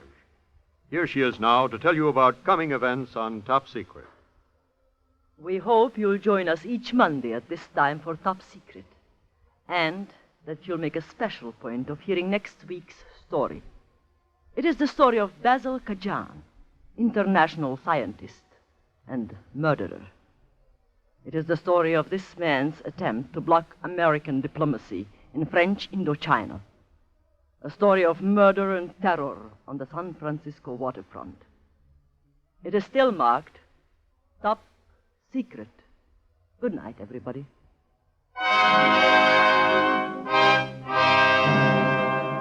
Top Secret is written, directed, and produced by Harry W. Junkin. Heard in support of Miss Massey tonight were Inga Adams as Mary Bryant, Alan Stevenson as Jerry, Guy Repp as the Doctor, Louis Van Ruten as Hall, and Peter Capel as Moneylock. The music was composed and conducted by Dr. Roy Shield. This is Lionel Rico speaking.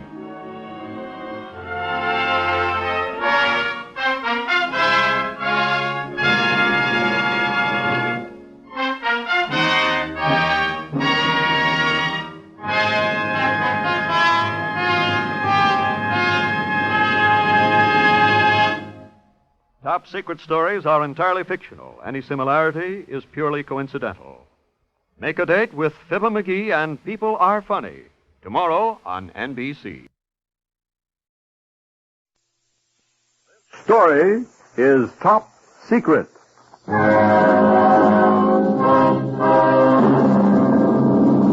Top Secret. Transcribed dramas of present-day intrigue and espionage. Starring gorgeous Ilona Massey as the Baroness Karen Geza. A beautiful woman fighting a never-ending battle against the unseen enemies of freedom in America and the world. Tonight, The Poisoned Hand of Friendship. A story that is Top Secret.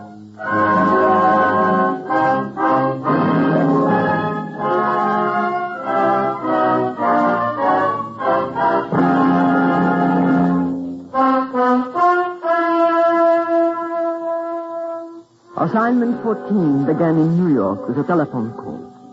A strange, mysterious telephone call which told us nothing, and yet which held the clue to something incredibly evil and frightening. We were fighting something unknown, something that moved slowly and relentlessly to destruction. Jim Holden, the lean, hard man who was my chief of intelligence, called me in to discuss it. We talked in his private office. His face was drawn and worried. Karen, I'm worried. Something has happened to him. When did Pietro go to San Francisco? Let me see. Pietro Romano, detailed San Francisco, September 4th. Oh, that's almost a month. He left New York on Labor Day.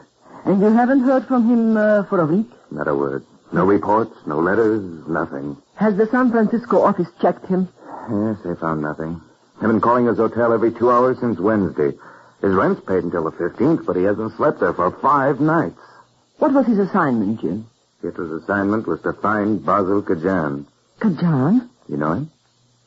What agent doesn't? By sight? No, by reputation. He's one of the most dangerous men in the world. He's pulled out some of the biggest and the most brilliant sabotage jobs in the country, and every time he slips through our fingers. What does he look like? Well, he's about 240, thin scar across his left cheek. Very cultured, with an ominous quality in his voice. Karen, if we don't nab Basil Kajan soon, I'm going to have to resign. And it's for Pietro Romano. If anything's happened to that boy, I'll so help me. I know Pietro. You see, he gave me this bracelet. I worked with him in Europe. He'll be all right. But a week, Karen, a whole week, and not a word from him. I've left messages at his hotel, the Frisco offices, telephoned, I've telephoned, nothing. He's vanished, absolutely. Mr. Holden, Pietro's on the phone, long distance, on 814. Oh, thank God. Hello? Hello? Jim, Pietro, where have you been? I've been telling the whole country why'd you get you... I can't talk long. They're after me. Now get this. Go ahead. The Kansas City. It's a boat, a freighter. It's sailing from Pier 88 next Monday. Kansas City, Pier 88. Listen, Jim. I found Basil Kazan. He's after me. I'm going to the Frisco police right now. Now, Jim, listen. It's wheat. It's what? Wheat. W-H-E-A-T. What are you talking about? It's wheat. And Kazan is... I will kill you without the slightest hesitation. Hello? Hello? Pietro. Johnny? Yes, Mr. Holden, I heard it on the extension. You want me to trace the call? Did they say where he was calling from? It was from a pay station. I heard him dropping in the money. I'll get on it right away. And get Baroness Gay's that ticket on the next flight to San Francisco. You bet, Mr. Holden. It's good as done. Karen, go home and pack your clothes. Be ready in an hour. I'll drive you to LaGuardia myself.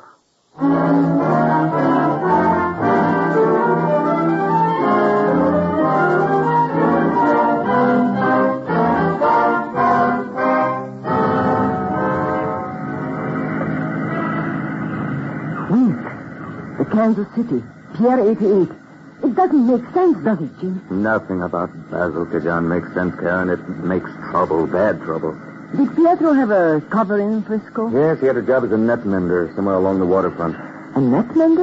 He was brought up by the ocean. Seemed a good idea at the time. I always liked him. Liked? You think he's dead? Oh, no. No, I'm sure he's not. He can be. But you use the past tense. Why, Karen? I don't know, Jim. Listen, I want Basil Kajan. I want him dead, I want him alive, but I want him. All right, Jim. Dead or alive, I'll get him.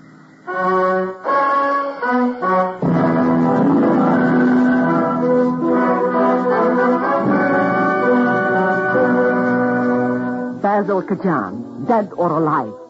An arch-fiend in sabotage. A man with a brilliant, trigger-quick mind. A man dedicated to overthrow freedom everywhere. And I had an added incentive. Pietro Romano was a colleague and a friend. A tanned, handsome boy who fought like a devil, yet who wept when he listened to Brahms. I would get Basil Kajan, and I would avenge Pietro Romano.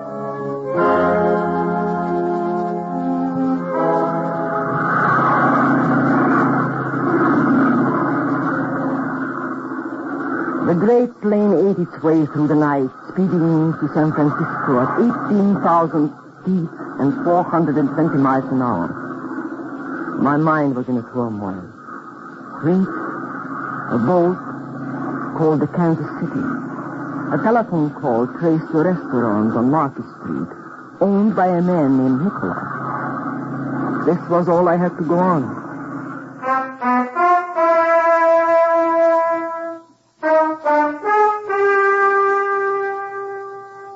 It was bright and sunny when we landed in San Francisco. My hotel window faced the bay, and I could see the vast number of ships loading in the harbor. First, I checked Pietro's hotel. He had not returned. His room had not been slept in. Then I started on the waterfront. I have contacts in San Francisco, too. None of them heard of Pietro Romano. I went to Fisherman's Wharf. The answers were the same. I talked to the net menders. No one had heard of him. Then I went to Pier 88 and got a look at the Kansas City. There was a tug tied up across the wharf. The captain was on deck. That's all I know, lady. 20,000 tons owned by Maitland Shipping. Sailing Monday at midnight. Where is it bound for? Pinned in, French Indochina. Do you know what the cargo is? Wheat. Why are you so interested, lady? Oh, I'm just a tourist, and I'm curious about boats. Well, thank you for your information. Goodbye. It's okay, lady. You're welcome. If Dame's a tourist, I'm Peter Pan. Pietro! Up on deck, huh? What is it, Jake? There's nobody around. Come on up. No, it's safer down here. The dame was just asking about the Kansas City. Said she was a tourist. Come on up. Nobody's around. Okay. Asking what? When it sailed, what cargo, where it was bound for. You still see her in a light suit. Where? At the head of the dock. No, to the right. Missed him. Maybe something, too. Seen anybody else? Nope. Nicholas or his thugs? Nope. You trust me, Jake? Sure, I trust you. You can hide on this boat till the day they scrap it. If you don't want to tell me why, you don't have to. Jake, they tried to kill me last night. Getting away was luck. Sheer luck. So the less you know, the safer you'll be. But that boat isn't going to sail Monday. If I have to get aboard it and scuttle it.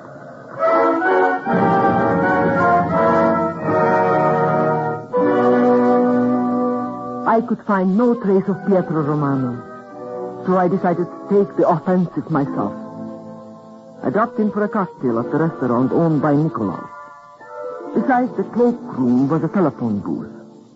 The number checked was the call Jim Holden had traced. Pietro Romano had phoned New York from this number.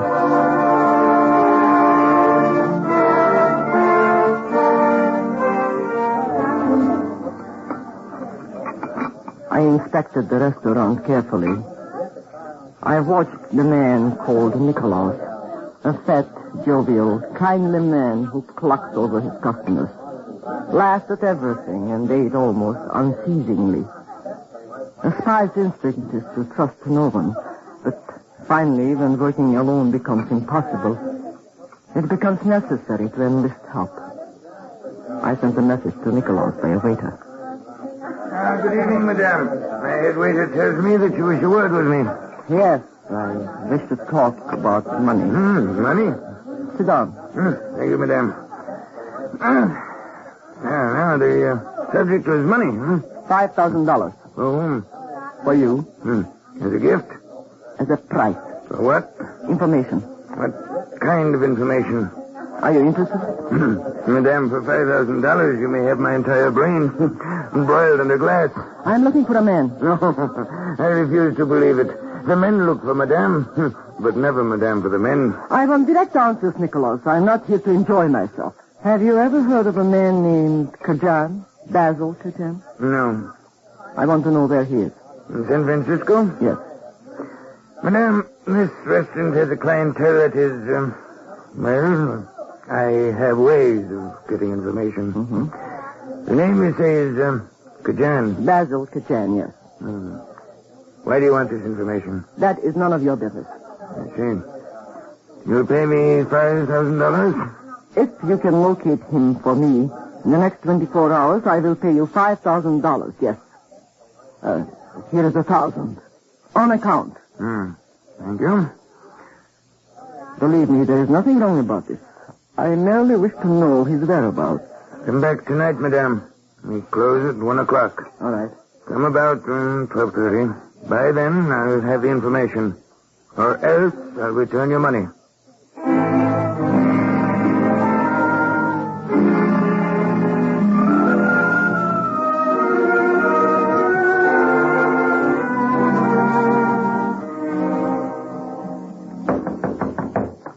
Who is it? I say, who is it? Nicholas. Alone? Yes. Just a minute. Come in. Is she here? Yes, she's outside with the rest of the money. I'm afraid we'll have to take care of her, Nicholas. It seems too bad. She's so beautiful. Well, let me make a phone call and then bring her in. In 2 or 3 minutes? 2 or 3 minutes. Oh, and, Nicholas, get the 4,000 first. We can use it. Of course. Send Charles in with some bread and butter and coffee. You mean? I think we shall use the Baroness for a little experiment. Isn't it dangerous? If I am to spend the rest of my stay in San Francisco hiding in this wretched room, I merit a little diversion. She's the one against whom we were warned? She is a Baroness, not like the others. She has money, power.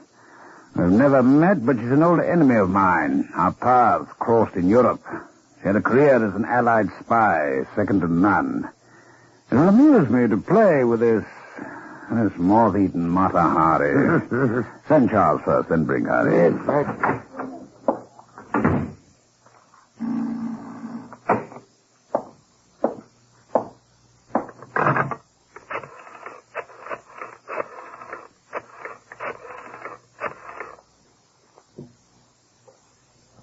Max, Skidjan. Any word on Pietro Romano? Why not? Now listen, Max, there are more of our people in the waterfront than anywhere else. I am tired of excuses. Get him. Max is the only man in America who suspects the truth. Now get him or else. I'll give you another 12 hours. Now, Baroness, let me see. We don't want the lights too bright. That's better. In fact, it's perfect. Come in, Charles. Nicholas said you wanted a tray, Mr. Gajan. Yes, sir. Put it on the desk, Charles. Yes, sir. Is that the last of the bread? Yes, sir. Which is which? This plate's yours. The other is... Our pride and joy. Yes, sir. Good. Cheer up, Charles. Not much longer. No, sir. That's all. Good night. Good night, Mr. Gajan.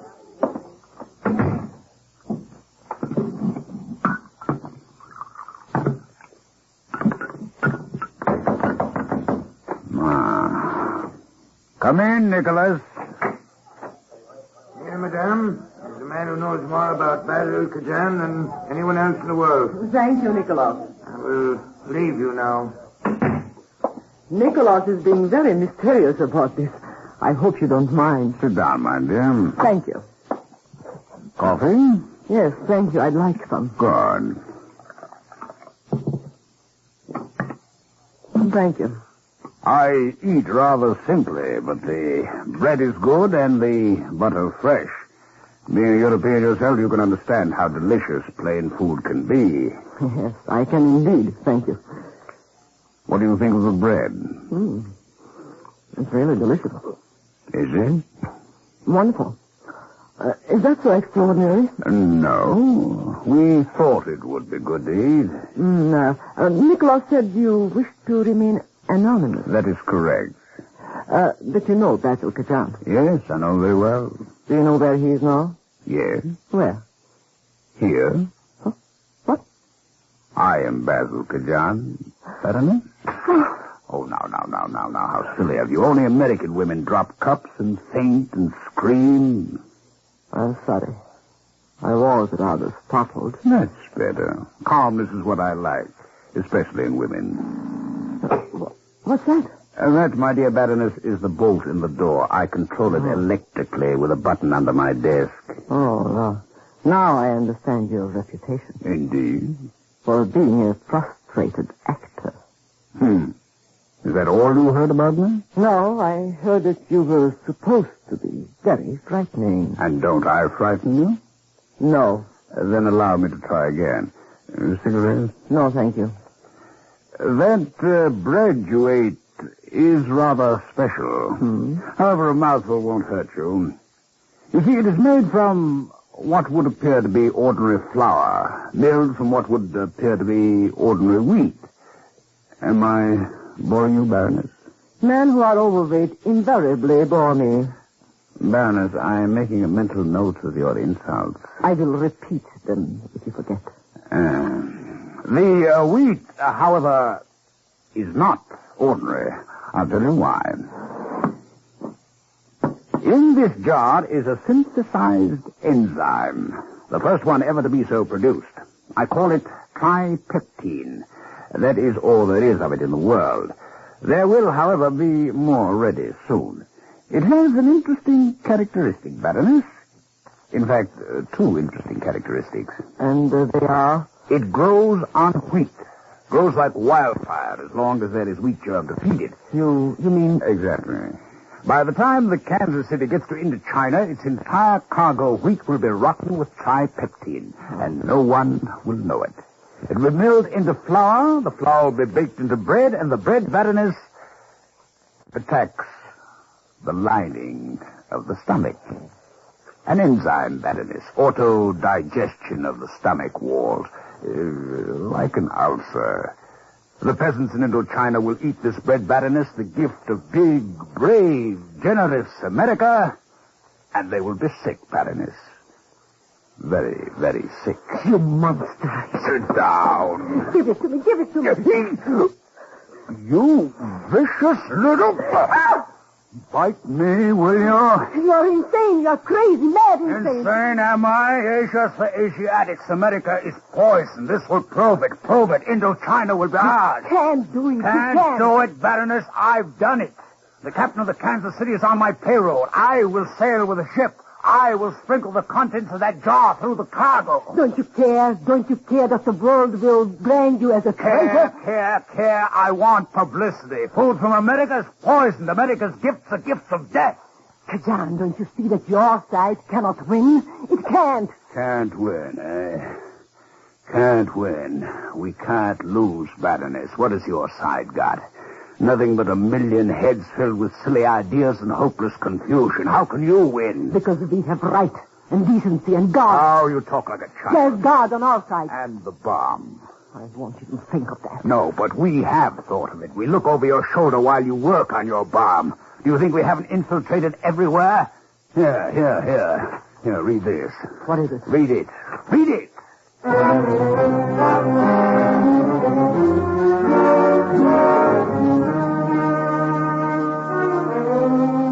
He handed me a paper. Familiar paper. Paper from Jim Holden's office in New York. I recognized even the typewriter. It was written to Nicholas. It told of my arrival, the date, my full name, my background, everything. This was information only Jim Holden could know. And at the bottom were his initials. J.H. Jim Holden. My chief of intelligence. I tasted bitter aching hopelessness. And then anger. I didn't say anything. My hand slid down toward the heavy silver coffee pot on the tray. It was still full. The coffee was still hot. I threw it at his leering face with all my strength. Oh, you would you? Let me go! Let me go! Baroness, I've had enough of you. So we can't win, eh? Well, Baroness, we've won. Nicholas! Come in, quickly. Just a minute. You gone crazy? There's still customers out What there. do I care about your customers? What did you do? Throw the coffee pot at me. Missed me by... Well, don't stand there. What do you want? So I was making noise. All right. I'll be quiet. She'll be out for days here. I hope I broke her neck. Captain Hunter telephoned. Captain Hunter? Yes, some of the Kansas City crew are around the waterfront cafes. There's a rumor the Port Authority will prevent the sailing Monday. So what does he want to do? To sail in an hour. We'll have Charles get the car out. Then tie her up and wrap her in a blanket. The sea air will do her good. And we'll sail in half an hour.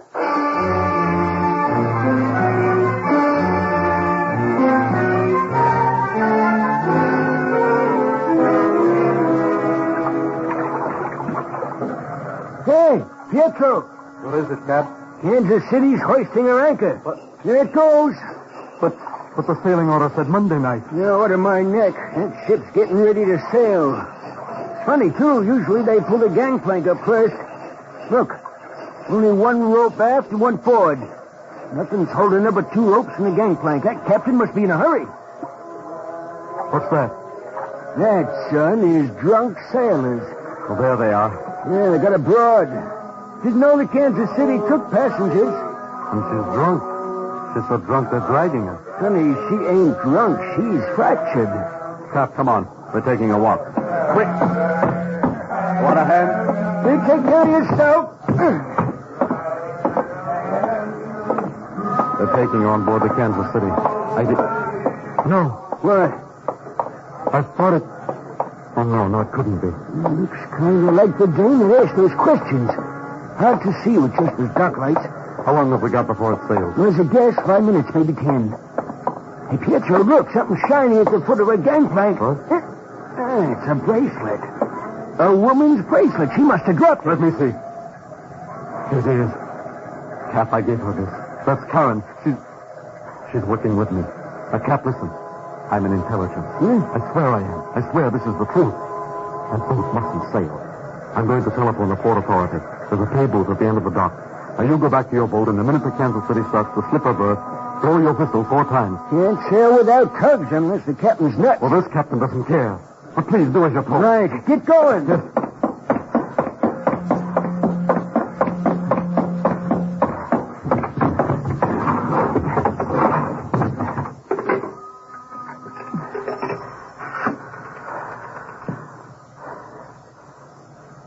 Operator, this is an urgent call. I'm phoning from the foot of Pier 88. Get me the closest Port Authority office and hurry. Yes, I'll hold the line, but please hurry. Operator. It's what? It's busy. Oh, operator, can't you interrupt? This is a terribly urgent call. All right, I'll wait.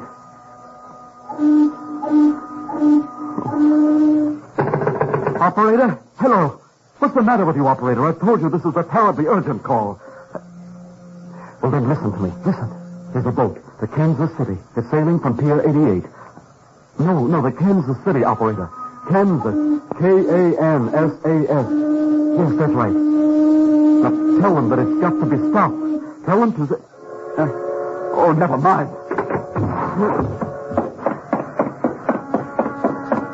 It's got to be stopped. It's got to.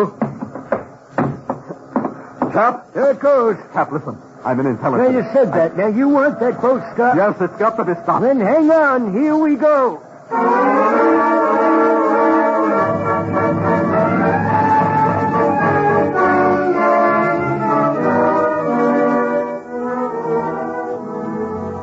I could feel the throbbing engines of the Kansas City gathering speed, pushing out of the berth, edging into the channel.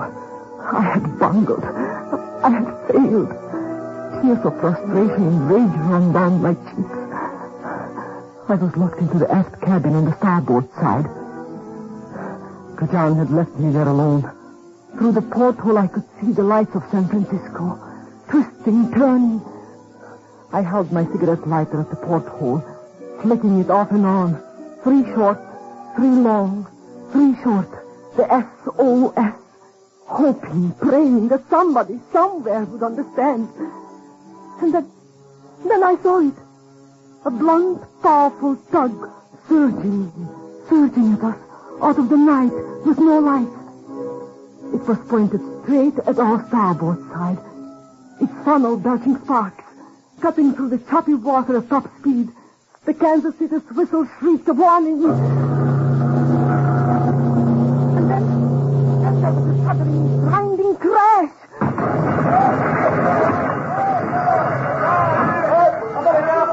The Kansas City shuddered like a wounded whale. Consternation tore through the ship. The engines were stopped. My cabin door twisted out of its frame, swung open. And then I heard something that made my heart race. The siren of a police boat.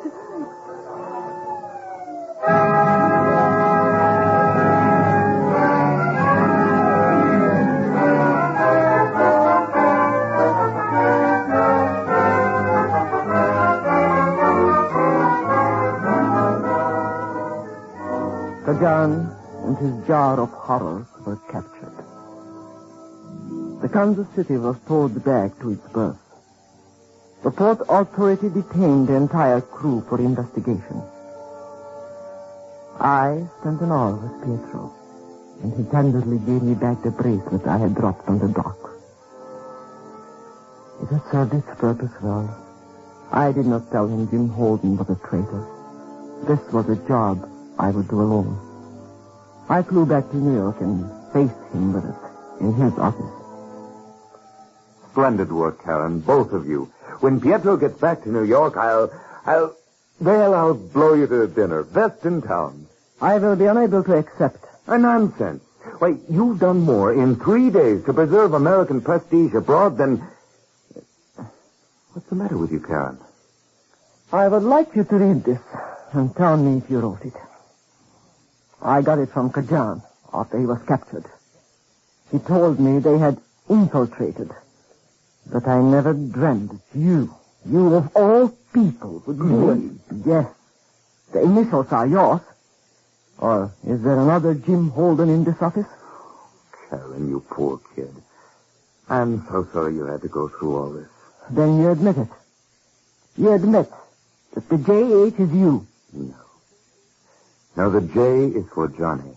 Oh, Johnny? Johnny Henderson, the office boy. We arrested him yesterday.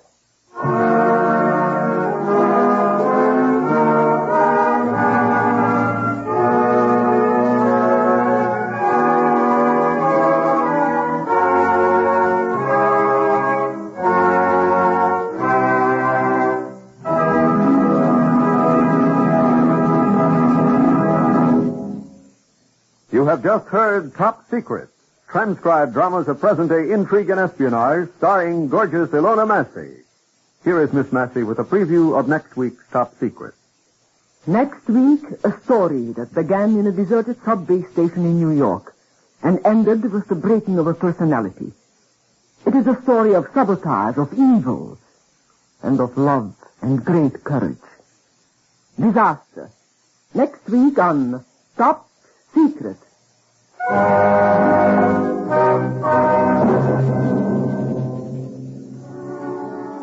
Top Secret is produced and directed by Harry W. Junkin. Tonight's script was by Charles Lee Hutchings. Members of the cast were Ralph Bell as Kajan, Cliff Owen, Jack Edwards, and Bill Lipton. The music was composed and conducted by Dr. Roy Shields. This is Lionel Rico speaking.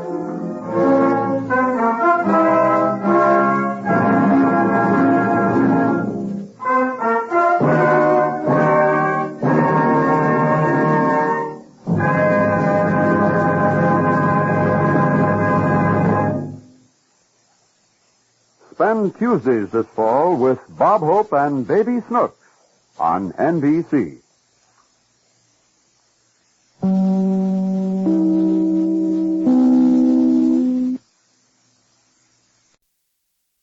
This assignment began where actually it should have ended. In a deserted subway station in the city of New York at 2 o'clock in the morning. The station was empty. Everything was silent, motionless. Like the body of Nicholas Kessler lying across the express tracks. In our swift, silent struggle, he had fallen off the platform, stumbled onto the express tracks, and then fainted from the knife wound in his shoulder. The parcel for which so many people had fought and killed and spied was in my hands at last. My mission was ended. For in a moment, Nicholas Kessler would die beneath the wheels of the Broadway 7th Avenue Express. I could hear the far-off rumble of the train coming closer, closer. I stood there on the empty platform in the dim light without pity, without feeling. This man deserved no sympathy, no mercy.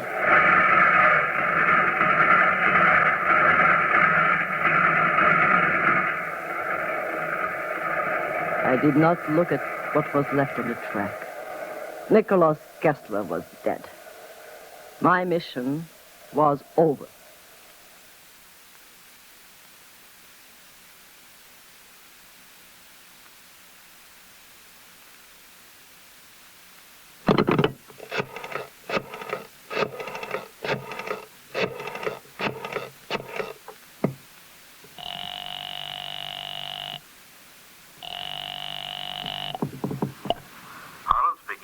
Mr. Holland, this is Karen Gazer. I'm calling from my apartment. I just got in. Did you get the parcel? Yes. Where? From Nicholas Kessler in the subway station at 86 and Broadway. Where is Kessler now? He's dead. How? He was run over by the Broadway 7th Avenue Express. I see. But you got the parcel? Yes. Can you bring it to me now? No. Why? Nicholas Kessler was watched. I am being watched. Until it is in your hands, it would be suicide for me to leave this apartment. Supposing I send for it in the morning. Yes, that would be safer. A young man named Alan Grant will call for it. Alan Grant? Right. He's new in intelligence, but absolutely trustworthy. He'll use your own personal registration number as identification. 11864. Check. He'll turn up around 9 this morning. Good. How do you feel? I doubt if I will ever feel anything again, ever. Good night, Mr. Holland.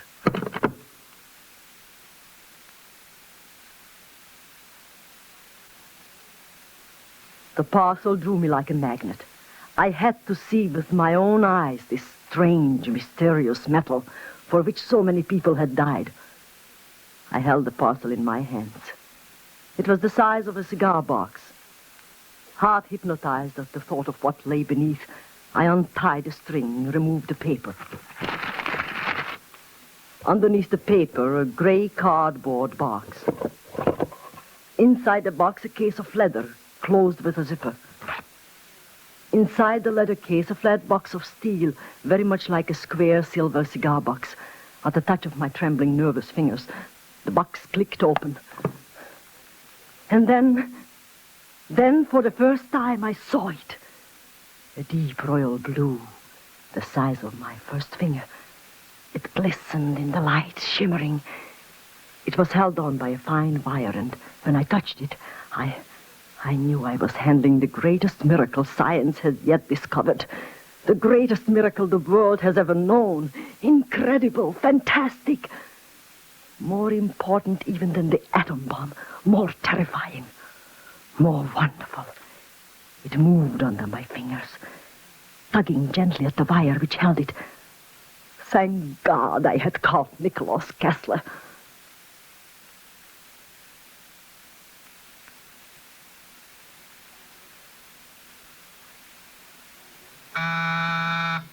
Who is it? Grant. Alan Grant. Good morning. Come in. I hope I didn't wake you up. Identify yourself. A number. Which is? Yours. 11864. Mr. Harlan sent me to pick up a parcel. Did anyone notice you as you came in? I don't think so. How did you come? I've got a car. If you knew what was in this parcel, you'd understand my concern. Here. Take it. Thanks. That all? Yes. Take it straight to Mr. Harlan in headquarters. Right away. Thank you. And please be very careful, Mr. Grant. I will. I'll be very careful, Baroness. Very, very careful.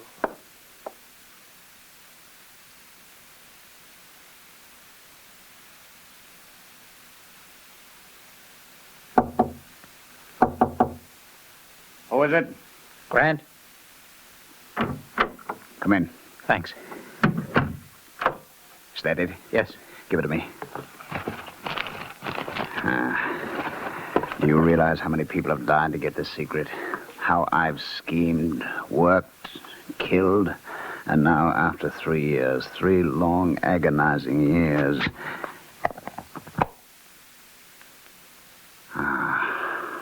Look at it.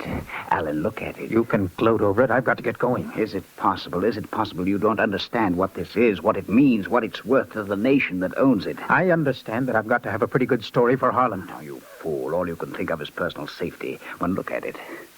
Look at it shimmer. Do you know what it's worth? I have a fair idea. A 10,000 horsepower engine will weigh practically nothing. I wonder if ever in the history of the world has so much research been compressed into such size. What do I say to Harlan? Did you have any trouble picking it up? No. He ordered me to get it from the girl. She the one who killed Kessler? Yes. He died for the party. The party will avenge him. I don't want to be avenged. I want to get out. I've made plans. Like what? We lie absolutely low, completely quiet for a month, and then we leave the country. What do I say to Harlan? He'll take a fit when I turn up without that parcel. Think of it. A ship the size of the Queen Mary weighing, 30 or 40 tons instead of 50,000. The speed, the efficiency. What about Harlan? You're driving a car? Yes. Then have an accident. An accident? Fake accident, yes. A lamppost, anything. Alan, look at it glisten. Look at it shine. Will you stop staring at it and listen to me? You have an accident. You pretend to be injured. A crowd collects. Someone takes the parcel out of the car while you're unconscious. Pick a busy intersection. It's very simple. I see. When I come to, the parcel is gone. And you can call me in as your doctor. You? Why not? I have a doctorate in metallurgy. Harlan will believe you. Okay, Doc. Stand by. You'll have a patient in a few minutes.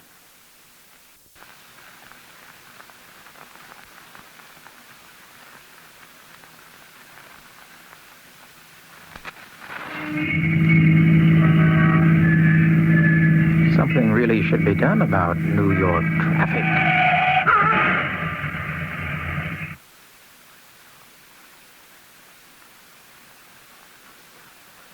Mr. Holland, do you realize what I went through to get that parcel? Baroness, believe me, I'm as upset as you are. Upset?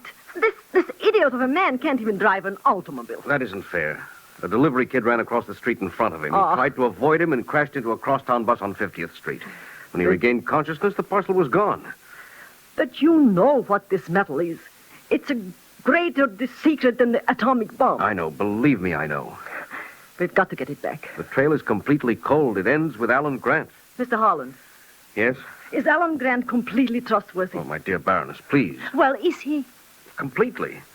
His father served under me in the U.S. Army in the First War. He died defending his country. I've known Alan almost since he was born. His mother is a wonderful woman. Both of them are good Americans, fine Americans. No, Baroness, Alan Grant is above reproach. Was he badly injured? Tore a ligament in his back, hit his face on the steering wheel. May I go to see him? Why? I'd like to talk to him. Oh, I don't want him cross-examined anymore. Feels badly enough as it is. He offered to resign. And? Naturally, I accepted his resignation. An operator's first mistake is his last. I'd still like to talk to him. I have no intention of cross-examining him. But... Well, all right. He lives with his mother in a house out in Queens. Here's the address.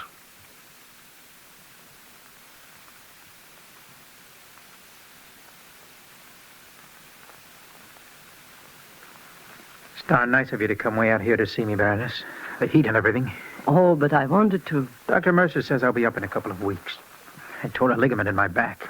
The cure is 2 weeks in bed. Mr. Grant, haven't you any idea who might have taken it? No, not a clue. You see, I hit my nose on the steering wheel. Knocked me out. Next to the atom bomb, this metal is probably America's greatest strength and biggest secret. Less than a pound of it has been refined. If it went on the open market, it would sell for something around $500,000 per ounce. We've got to get it back. We've got to. Baroness, I'm terribly sorry. Well, once I can walk again, I'll do anything I can, anything. Does your mother know what has happened? No, not yet. I'd appreciate it if you wouldn't mention it to her. You see, she's pretty strong on responsibility, duty, and that sort of thing. All right, I won't. Oh, Alan, the Baroness and I are going to eat lunch in the living room. Oh, leaving me flat, eh? Oh, darling, this room is so small. And besides, Dr. Mercer will be here any minute. Ma, I'm only kidding. Go ahead. All right. Well, my dear, lunch is ready. And so am I. If you whisper about me, I'll know that you're talking about me. We'll leave the door open. And anyway, if we were talking about you, we'd be saying nice things. Sit down, Baroness. Thank you, and please call me Karen. I don't use my title in America. All right. Although I sort of like it. I've never known a Baroness before. You haven't missed anything, believe me. Well, those are tuna fish sandwiches. Help yourself to the olives. Thank you. Coffee? Yes, please. It's so nice of you to come and see Alan. He gets so bored and so irritated at not being able to walk. Mrs. Grant. Yes? Who's the soldier in the picture? That's my husband. Oh, the 1st American Regiment. Yes. He was killed at Chateau Thierry, 1918. Colonel Harland was his commanding officer. I see. That's why he's been such a dear friend. After meeting you, I can understand. Understand what? Why he hasn't married. Oh, Baroness, please. I can assure you that Colonel Harland and I... Oh, that must be Dr. Mercer. Come in, Doctor. Hello, Mrs. Grant. How's our boy today? Well, he doesn't like it, but the rest is doing him good. Oh, Doctor, this is the Baroness Karen Gazer. Dr. Mercer, Baroness. How do you do, Dr. Mercer? How do you do? Now, have you had your lunch, Doctor? Thank you, yes. Oh, then why don't you go in and see Alan and then come back and have some pumpkin pie with us? Oh, wonderful. You can find his bedroom, can't you? Yes, of course. And don't eat the pumpkin pie before I get through. We won't. Hello, Alan, my boy. How's the back? What's that girl doing here? She feels sorry for me, Doctor. Have you heard anything? No. What have you done with it? It's in a safety deposit box in the Central Hanover Trust Company in Rockefeller Plaza. In your name? Yes. I have 2 keys. Here, you can have one. If anything happens to me, you'll take it out at once. Has your apartment been watched? Not to my knowledge. How about you? No. I've resigned. My resignation has been accepted. No fuss, no scandal. On the 1st of next month, I will mail the parcel to Denver. A week later, I will go to Denver myself. A surgeon out there, reliable party member, is going to operate on me. Operate? The metal will leave America inside my body. Inside? It weighs nothing. The incision will be shallow and small. This time there'll be no slips at customs, no chances taken. We'll get an Air France flight to Paris 8 days later. That's the 24th. Okay. How soon can I get up and still have people think I hurt my back? 8 days. Right. You'd better go now. And don't get too palsy with our friend. She's dangerous. I'll come again tomorrow. Thanks. So long, Alan. See you tomorrow. Thanks, Dr. Mercer. Well, Dr. Mercer, how's our patient doing? Will he live? I'm afraid so. Are you ready for your pie? Mrs. Gregg, can I have a rain check? I didn't realize how late it was. Oh, of course, Doctor. I know you're busy. Goodbye, Baroness. Very nice to have met you. Thank you, Dr. Mercer. Please don't get up, Mrs. Grant. I can find my way out. Goodbye, Dr. Mercer. Goodbye. He's such a nice man. Of course, he isn't our regular family doctor. He isn't? No, Alan met him at some theatrical club. Oh, more pie? No, thank you. However, since it's Alan's strained back, I guess he can have any doctor he wants. Oh, take him in his pie, will you? I know he'd appreciate it.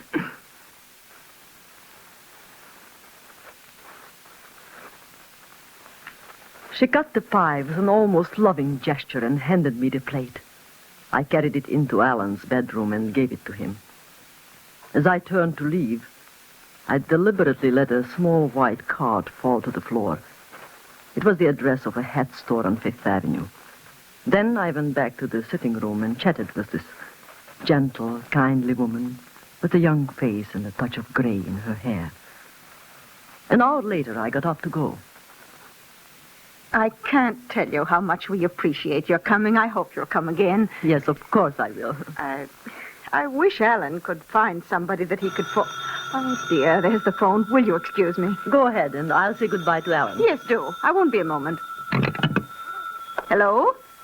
Well, hello, Mary. Yes, I've been meaning to call you all week, but Alan had an accident. May I say goodbye? Yes, come in.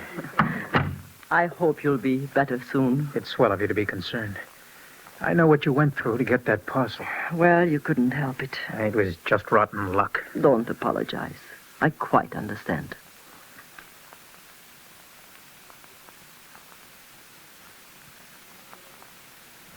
I did understand, clearly. No one had been in this room since I had dropped the card on the floor. The card was gone. Who had picked it up? A man who couldn't walk. A man who thought it might have been important. I knew then that Alan Grant was a traitor. This story is Top Secret.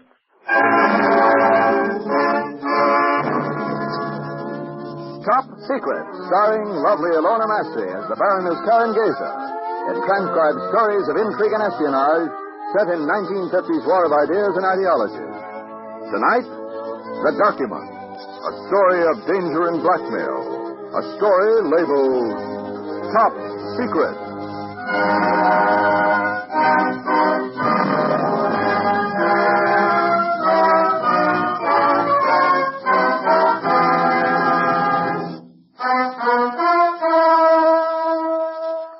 Assignment 15 began with the theft of a document of immense importance. It began with my doing something I had no right to do. It began with a telephone ringing in a strange house. I was sitting in Harrison Arden's den in his vast house on Fifth Avenue, New York. It was a small room, but all around me were the signs of great wealth. A hand-carved desk, oil paintings, softly lit. The telephone stopped ringing. I realized it had been answered somewhere else in the great hall.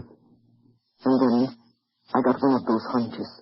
I had a feeling that this phone call was important, that it would give me a clue to the theft of the document. For a moment I hesitated. It is not difficult for people having a telephone conversation to tell when an extension has been lifted. But I had to risk it. I had to find out what was going on in this magnificent house. Gingerly, I lifted the receiver and listened. Going to wait any longer, Jimmy? You don't have to. I got it. You're sure? Yes, I'm sure. Well, bring it to the club tonight. I'll give you the letter. What's the address again? The Cheerio Club on 51st between Madison and Park. I'll be there in an hour. And Adele. Yes, Jimmy. Don't phone here again. This is the end of it, you understand? It's finished. Goodbye, Jimmy. Mandel. Hello? The Jimmy was Harrison Osborne's son. I sat there with my mind in a whirl trying to put together the conversation I had overheard. I had met Harrison Arden twice before. I remembered him as a strong, quiet man. As president of Arden Oil, he was listed as the third richest man in the United States. I sat in the little den, waiting for him and wondering. My dear Baroness, I'm terribly sorry to have kept you waiting so long. Oh, don't apologize, Mr. Arden. I realize you're very busy. Intelligence has assigned you to the case. Yes. What do you want to know? I'd like you to tell me the story from the beginning, please. The document is immensely important. It's virtually a secret treaty with Iran. Yes. The Arden Oil Company is leasing and developing certain oil fields in Persia for the United States. Only 4 copies of the agreement were made. The Shah of Iran has 1, his finance minister has a 2nd, the State Department has the 3rd, and until 24 hours ago, I had the 4th. Where did you keep it? In a wall safe, behind that painting. A document like this in a wall safe? Well, it seemed a reasonably secure place. When was it stolen? 24 hours ago. Besides you, who has the combination of that safe? No one. Who else lives in this house? My son James and 5 servants. Would your son have an opportunity to get the combination of that safe? Baroness, are you suggesting... It is my business to suspect everybody. My son will someday inherit an empire of oil, a capital investment that runs into the billions. He has never done a dishonest thing in his life. I'm sure he hasn't. Tell me, to whom would a copy of this treaty be the most use? Russia. Why? That I cannot tell you. It's one of those things the public never hears about yet, which finally affects the lives of every single one of us. Hello, Dad. Sorry to interrupt. Thought I'd say good night. Dear boy, you couldn't possibly interrupt. Baroness, my son James. Baroness Gazer. How do you do? How do you do? We were supposed to have met once at a party Lady Mendel gave. Yes. Yeah, then I had a polo accident and couldn't go. I'm sorry. How do you feel, Dad? Better, much better. You get to bed early now. Yes. You promised? Yes, I promise. Now run along. By the way, where are you going? Well, Marjorie and Irene call me madam. Well, you have a good time. Good night, Baroness. I'm very pleased to have met you at long last. Don't keep Dad up too late now. I won't. I'll be home right after the theater, Dad. Good night. Good night. Good night. You wonder that I'm proud of him, Baroness? Of course I don't. Now, where were we? What did the document look like? It was in a sealed envelope written on 4 pages of 8 by 12 paper. Arden Oil letterhead. I typed it myself. Mm-hmm. Only 3 people in this country have seen it. The President, one of his confidential assistants, and I. In a sealed envelope. It is absolutely top secret. Mr. Arden, I think I can promise you the document back. You see, I know who took it.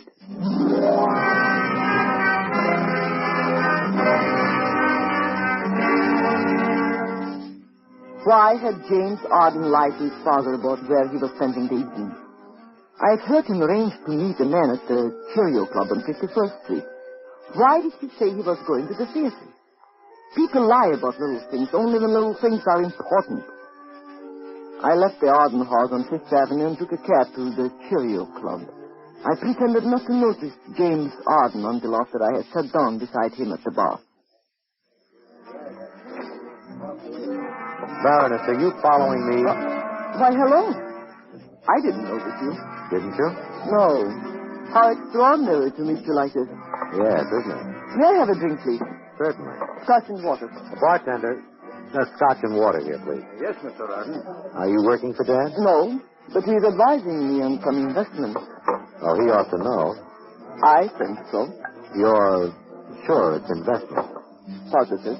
Here's the scotch and water, Mr. Arden. Oh, no, it's for me. Thank you. Oh, and bartender, will you change this, please? 5.10 will be fine. Change for 50. Yes, sir. I understand you've had quite a career. Really? Yes, I've heard a lot about you. From whom? People. What do they say? You have a reputation for being a very wild young man. Don't pay any attention to gossip, Baroness. I don't, only facts. You were involved in the Bolton case, weren't you? Look here, what are you up to? Shirley Bolton, a singer, was murdered. I believe she sang here, didn't she?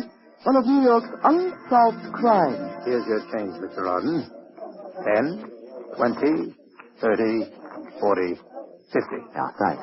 You're welcome, Mr. Arden. Baroness, you seem like a pleasant, reasonable sort of person. Let me give you a little advice. Certainly. Mind your business. Mind it a lot. Is that a threat? Why not at all? Just advice, good advice. And now will you excuse me a moment? It was pleasant seeing you. I'm not in a hurry, Mr. Arden. Come in. Hello, Jimmy. I've been expecting you. I'll bet you have. Did you get it? Yes. Still sealed? Yes. Your father know? I think he does. Give it to me. Give me the letter first. Don't you trust me? Don't try anything funny, Vandell. A bargain's a bargain. Give it to me now. All right. Here. Interesting reading, isn't it? Just remember there are limits. This is finished, you understand? If you try it again, I'll kill you. Oh, don't be dramatic, Jimmy. You won't kill anybody. You haven't the nerve. Now, give me the document. Thanks. Now, there's no need for any further communication between us again, ever. Just one more thing. Yes? You said your father knew the document was gone. I said I thought he knew. What will he do? I don't know. I think there's a woman at the bar who's either in the FBI or an intelligence or a private detective. With you?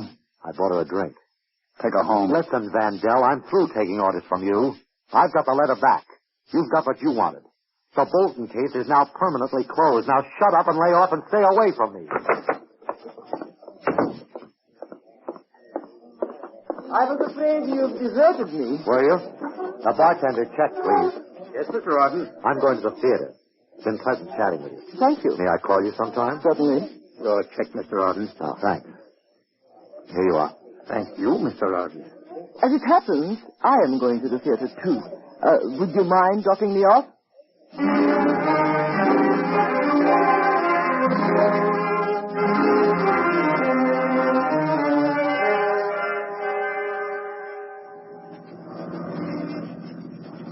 Baroness, you lied your way into this lift, didn't you? Yes, I did. You're not going to the theater at all, are you? In fact, I don't think... Are you crazy? You are not going to the theater either. Put that gun away. Are you out of your mind? Drive to my apartment, Park Avenue and 73rd. Who the devil do you think you are, and what in place... Miss Arden, there are two things you can do. You can do as I ask or get shot. I have a license to carry this gun. I can tear my dress, muss my hair, rip off my necklace, scream and shoot. I will say for self-defense that you attacked me in your car. If you don't think I'll get away with it, you're crazy. Well, Mr. Arden. Okay. You win.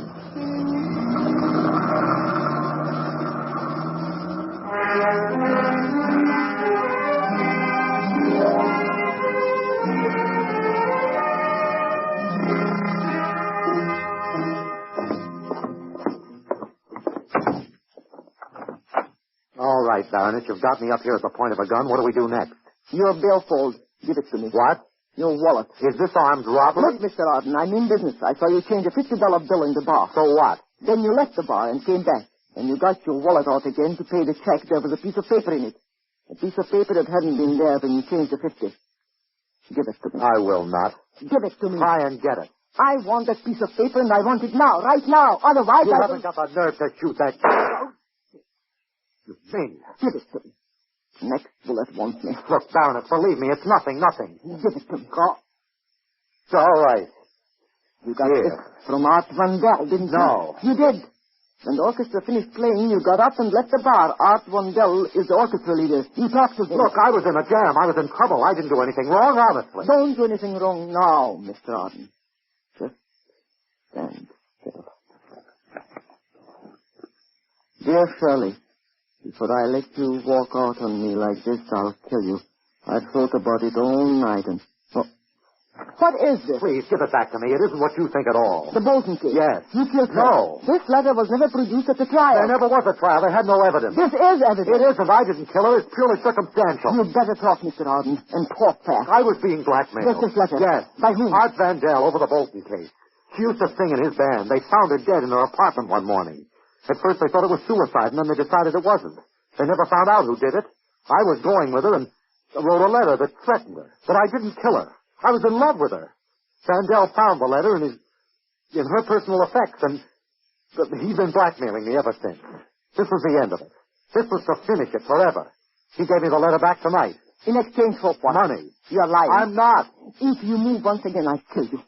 I had experience in these things, and I'm deadly serious. You had a telephone conversation with Vandell tonight. He asked you if you were sure you got it. Yes, on the telephone in your father's den. If it was money, why would he ask if you were sure you got it? Well, I don't know. You know money when you see it. Of course I know money when I see it. It was just a figure of speech, just one of those... It wasn't money. It was something else. No. An envelope, sealed envelope, 4 sheets of paper, an Arden oil letter. Oh, for heaven's sake, don't you understand what you're doing? Don't you realize we are living in the most dangerous times the world has ever known? It was money. I swear it was money. Oh, you do you? What are you doing? Phoning the police. Oh, no, don't. Yes, first the Bolton case should be reopened. Please, don't. Don't move, Mr. Arden. If you force me to shoot again, I'll... Don't phone the police, please. All right. I took it. And give it to Vandell. Yes. Why did you want it? He's in the oil business. Art Vandell was born in Sofia. He was arrested as a spy 8 months ago, but was released for lack of evidence. You have given a foreign agent a top-secret document, which is the property of the U.S. State Department. Do you know what that is? I had to. They could arrest me. Maybe they could even electrocute me. Don't you know what it's like to be suspected for murder? Maybe to be convicted when you didn't do it? I didn't kill her. I didn't. Which charge do you think is the more serious? What do you mean? Murder or treason?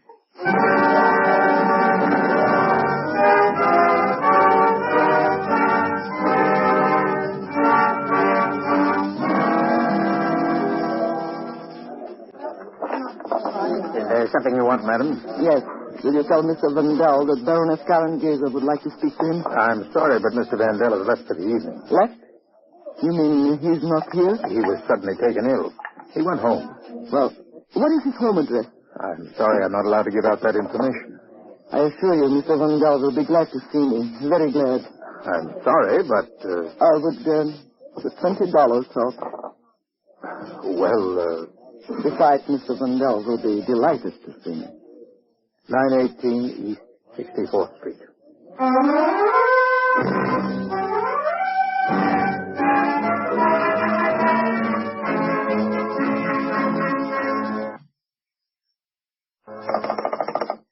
Operator, I'm still waiting for Northport 4123. Or will you ring them again, please? No, I'll hold on. Hello, Carl. I got it. Yes, from young Jim Arden. I'll bring it up to Northport right now. When's the next train? Where'll I write it down? Northport. 12:14. That's, Penn Station, is it? Right. Will you meet me? Well, if you're not there when the train pulls in, I'll wait in the parking lot. Okay. Bye.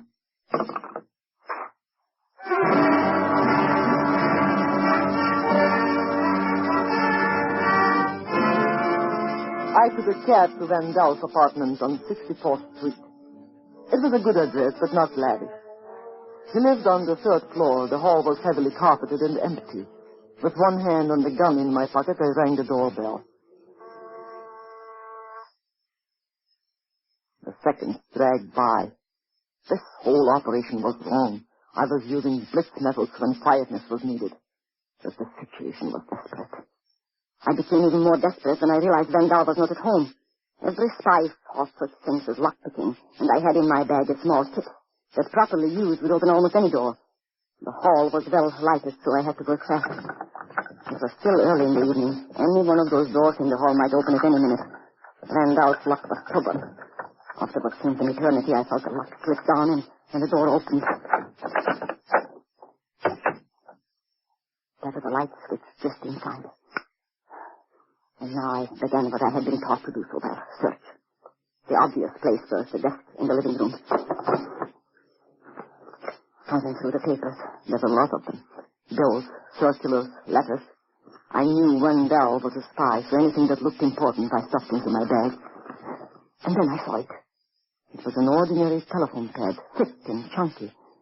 It was directly underneath the lamp, and I could just make out the imprint of some writing. The paper was thin, and on the sheet above, someone had written, Northport 1214, Penn Station. I looked up the Long Island Railroad in the telephone book. Long Island Railroad information, train and ticket, Penn Station.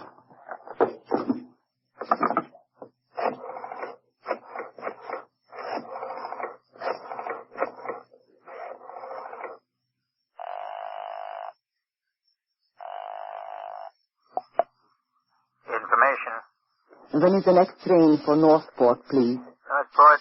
Yes. Let's see. Fort Jefferson train, 1214. Thank you.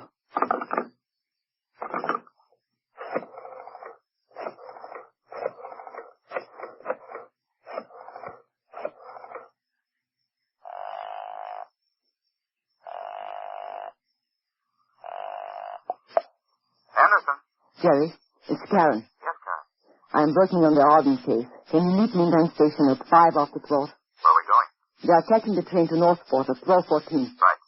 Meet me at the usual place. And Jerry. Yes? Bring a gun. You may need it.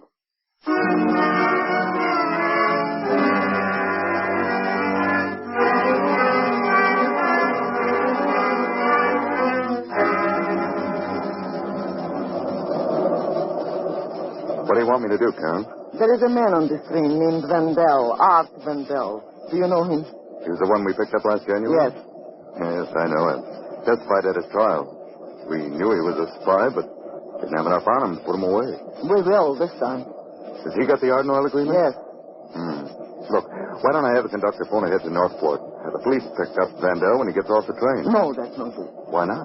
The terms of the treaty with Iran are absolutely top secret. If he has read the treaty, he has to die. Now, tonight. Why? Because he'll talk. If the terms of the treaty are made public, Iran will break things off. Maybe Vandell has talked already. I doubt it. I don't think he's had a chance to talk to anyone. Besides, I think he's a long way from being the boss. He's working for somebody bigger, much bigger. You're sure he's on the train? No. That's what we've got to find out. I tell you what, you work towards the engine and I'll work towards the back. Right. And what do I do if I see him? Nothing. If you see him come back to this seat, I'll do the same. I'll get started. If you see him, don't speak to him. Just meet me back at this seat in 10 minutes. Right. Excuse me. Tickets, please. Your tickets, sir. Oh, yes. Sure, conductor. Tickets, all tickets, please.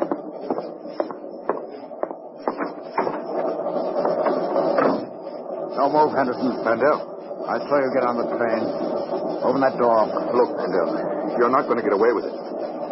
We know what you're up to and what you've got. You'll get off easier. Open that door. Hurry up. Open it. Supposing I won't? You want it in the face of the stomach. Open it. Good. Now out you go. Vandell, for heaven's sake, use your...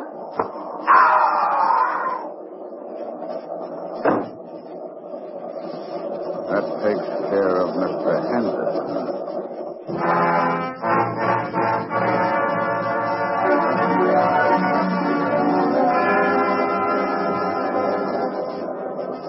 I walked through to the end of the train, then returned to my seat. I didn't see Wendell. After 10 minutes had passed, and Jerry Henderson didn't return, I walked through to the other end of the train to look for him. He had vanished. There was no trace of either he or Wendell. And then the train was pulling into Northport. Northport! Northport! I was at the door before the train stopped, and the first one off. I stood on the platform watching for Jerry Henderson, watching for Wendell. 6 people got off. A young couple with a sleepy youngster, an older man and woman, and then Wendell. I knew that this was the moment. I knew that within the next 2 minutes, I would either win or lose. Vandal stood on the platform for a moment as though he was expecting to be met. I pressed myself against the station wall, praying that whoever was meeting him would be late. And then, suddenly, he turned and walked across to the parking lot, where there were several cars parked, crouching like black beetles in the night. The parking lot would be the place. I hurried after him, silently praying that if he was being met, whoever was meeting him would be late. At the end of the lot, he stopped and looked out towards the half-dozen cars parked in the darkness. With my gun clutched tightly in my hand, I waited until I was right behind him. Then, with all my strength, I hit him. Oh! He fell forward in his face. I had to turn him over to search his clothes. In the inside pocket of his suit coat, I found it was still sealed in the envelope, still unopened, still top secret.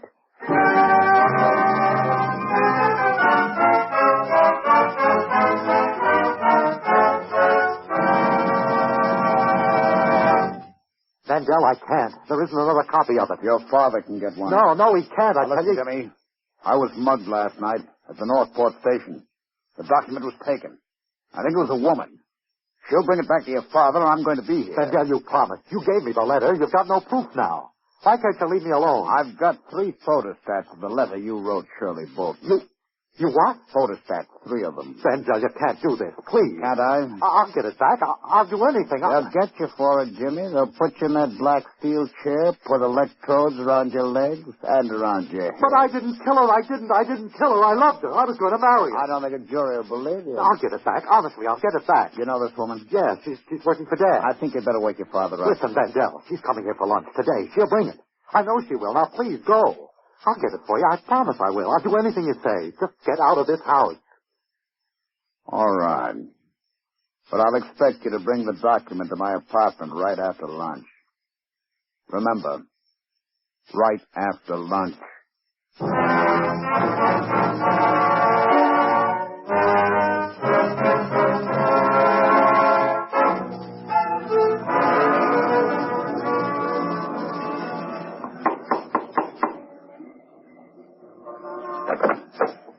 Is your father in? Oh, hello, Baroness.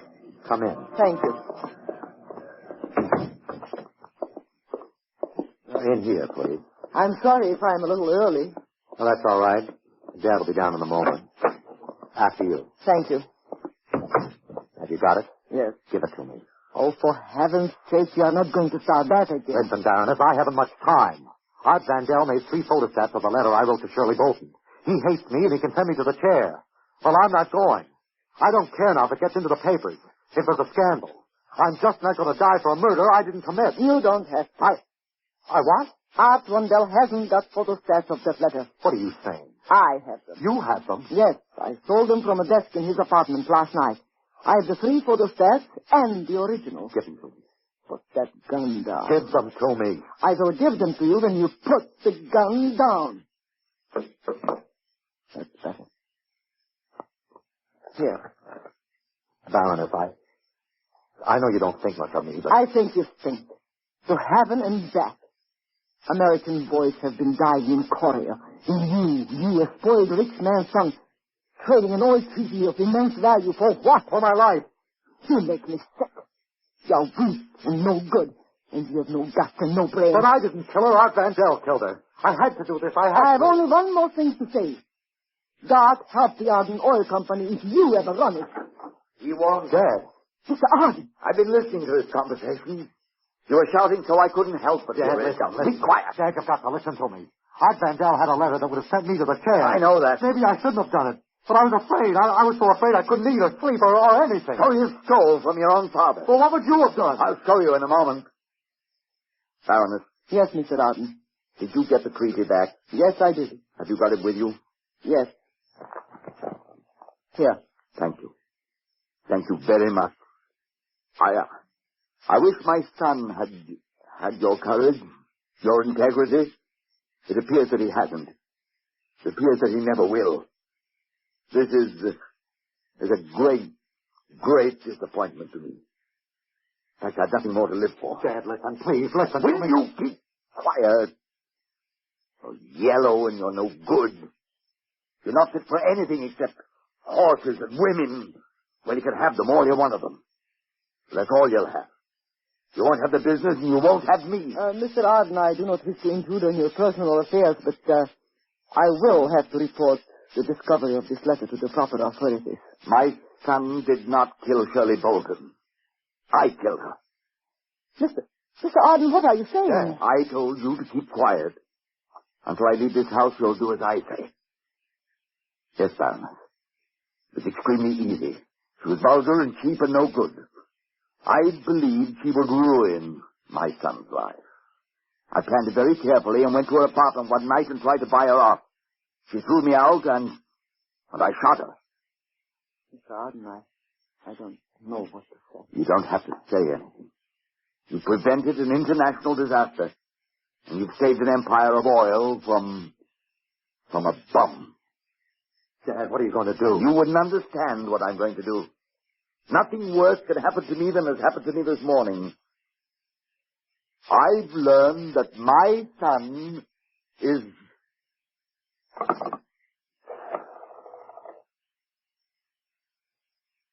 Hello. Operator? Get me the police department. I don't feel like dialing it. I want to confess to a murder.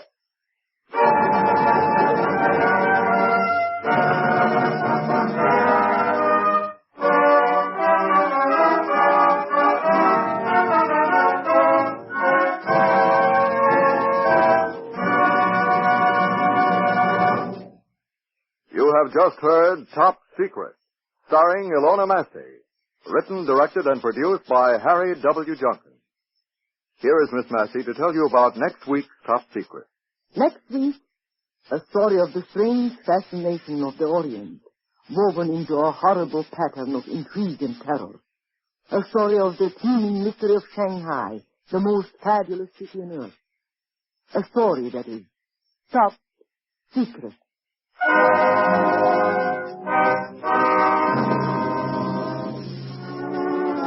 Heard in support of Miss Massey tonight was Jimmy Monks as James Arthur.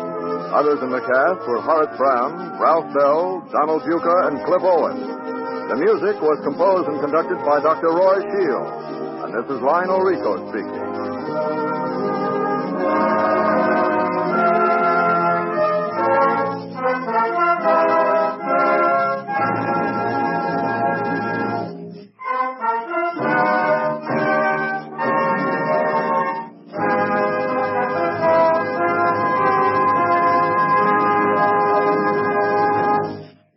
Top Secret stories are fictional, and any similarity to persons living or dead is coincidental.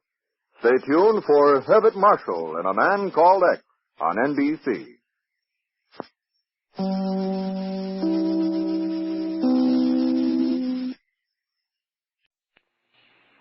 This story is Top Secret.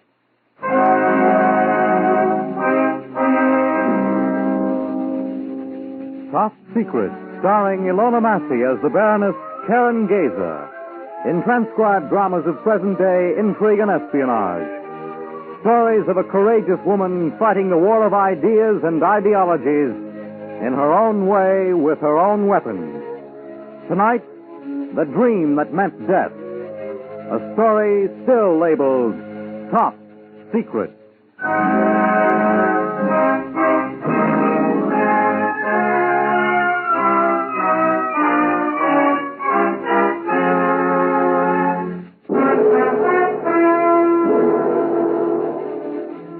The strange fascination of the little-known Orient was woven into the terrifying pattern of Assignment 16. Opium. The very word meant degradation, fear, and murder. What a strange trick of nature, a drug so horrible from a flower, so beautiful. These were my thoughts as I walked along the Yu-Yang-Chang Road in teeming, restless Shanghai. It was late in the afternoon. The streets were crowded, rickshaws, coolies, pedicabs, cars. There were tiny undernourished children squabbling in the dirty gutters. Suddenly I realized I was being followed. A Chinese in a long black robe was directly behind me.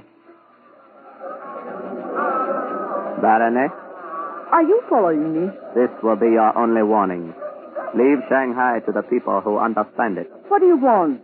How do you know who I am? I repeat, Baroness, leave Shanghai to the people who understand it. You will not be warned again.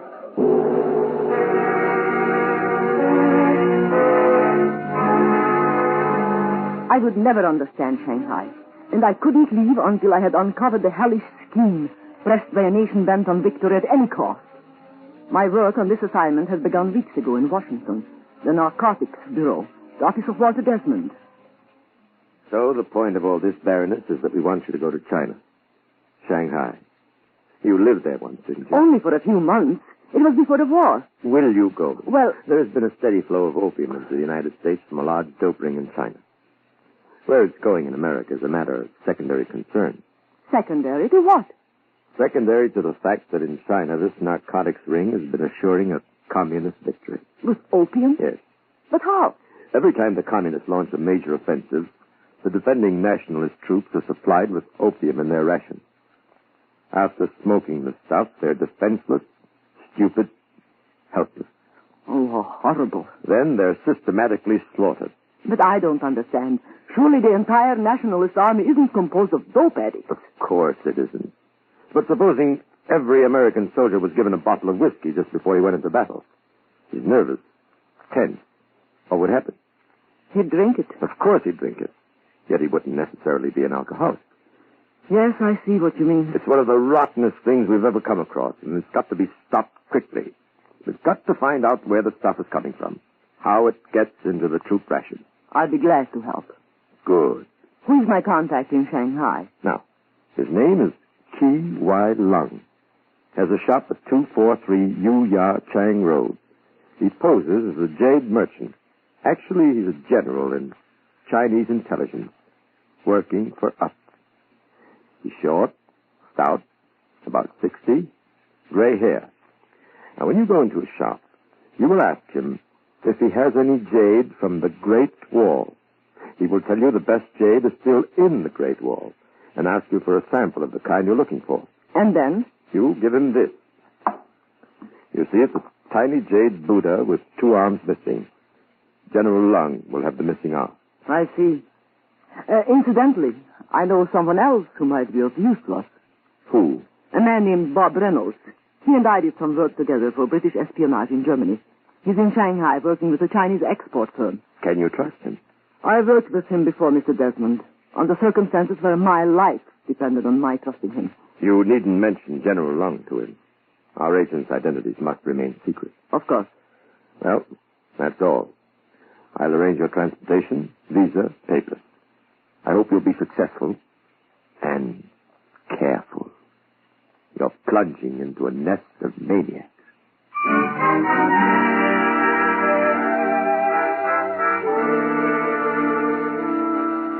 The longest part of my journey from America seemed to be the 4-hour sail up the Huangpu River to my destination, Shanghai. As we approached the waterfront of the most fabulous city in the Orient, my mind wandered strangely. Here, on the teeming, dirty Bond, I was to pick up the threads of a friendship with Bob Reynolds, a man whom I had not seen for almost 10 years. I remembered him as a clean, hard man with a flashing smile and a great personal charm. And here in the city, with the calm mystery of the East meets the rushing sophistication of the West, we were once again to be thrown together on an assignment that meant danger, perhaps death. I checked in at the Park Hotel in Nanking Road. Then I telephoned Bob Reynolds and we had dinner together. 10 years had not been kind to him. He looked tired, worn, and somehow sick. Karen, let's have it. We've had enough idle talk. What's all the mystery?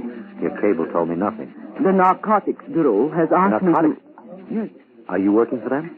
Yes, why? Does that surprise you? No, No, it doesn't. Opium is being used for the vilest purpose imaginable. Even the word itself is vile. It's going to Chinese soldiers fighting the communists.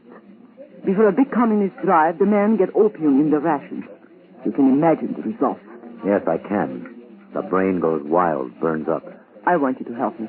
What can I do? First of all, you are familiar with our methods of carrying out assignments. Yes, but... And you know China intimately.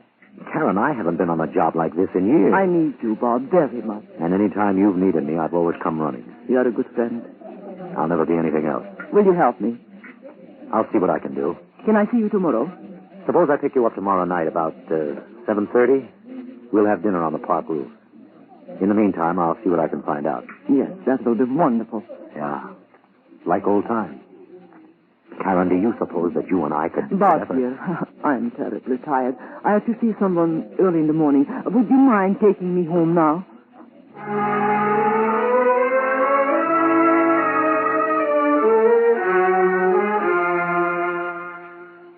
I felt sorry for Bob Reynolds and touched, deeply touched at his devotion.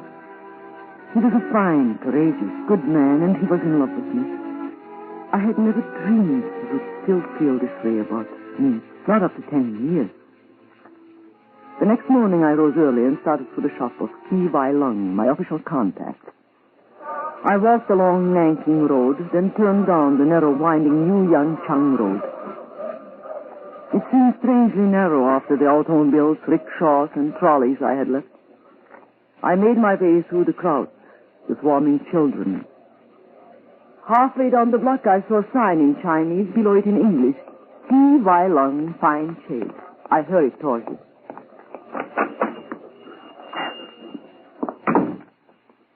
There was a faint odor of incense in the dimly lit shop. A short, stout Chinese with a long gray goatee approached me. What do you do? May I be of some assistance? Yes, I'm interested in buying a jade. Jade from the Great Wall. But the best jade is still in the Great Wall. Do you have a sample of the type you are seeking? Yes. May I see it? Certainly.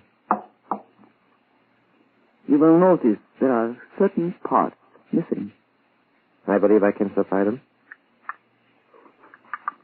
There. Both arms are now in place. Good. I am Baroness Karen Geiser. Forgive me, but I did not imagine they would send a woman. I'm not inexperienced. Perhaps the delicate touch of a woman in a difficult situation will help us as the dewdrop enhances the beauty of the lotus blossom. I will do my best, General. Ah, you know about me? Yes, General. And I understand that you can tell me how the opium is getting to the nationalist soldiers. In their ration. Is that all you know? For weeks I've been searching for the source, but each road I followed has led me nowhere. Perhaps I shall find faster means of transportation. The perpetual impatience of the Western people. Oh, but General, don't you understand that men are dying horribly? Can you give me no directions? Is there no place I can start? You will come perhaps tomorrow? Can't you tell me today? You will allow me to think overnight, Baroness. Remember, an hour of thought is the birthday of 1,000 ideas.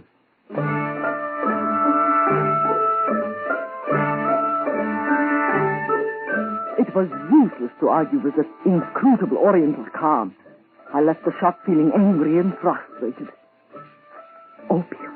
The very word meant degradation, fear, and murder. I hurried along the Yu Yang Chang Road, between the rickshaws and the coolies, when suddenly I realized I was being followed. Baroness, Are you following me? this will be your only warning. Leave Shanghai to the people who understand it. What do you want? How do you know who I am? I repeat, Baroness, leave Shanghai to the people who understand it. You will not be warned again.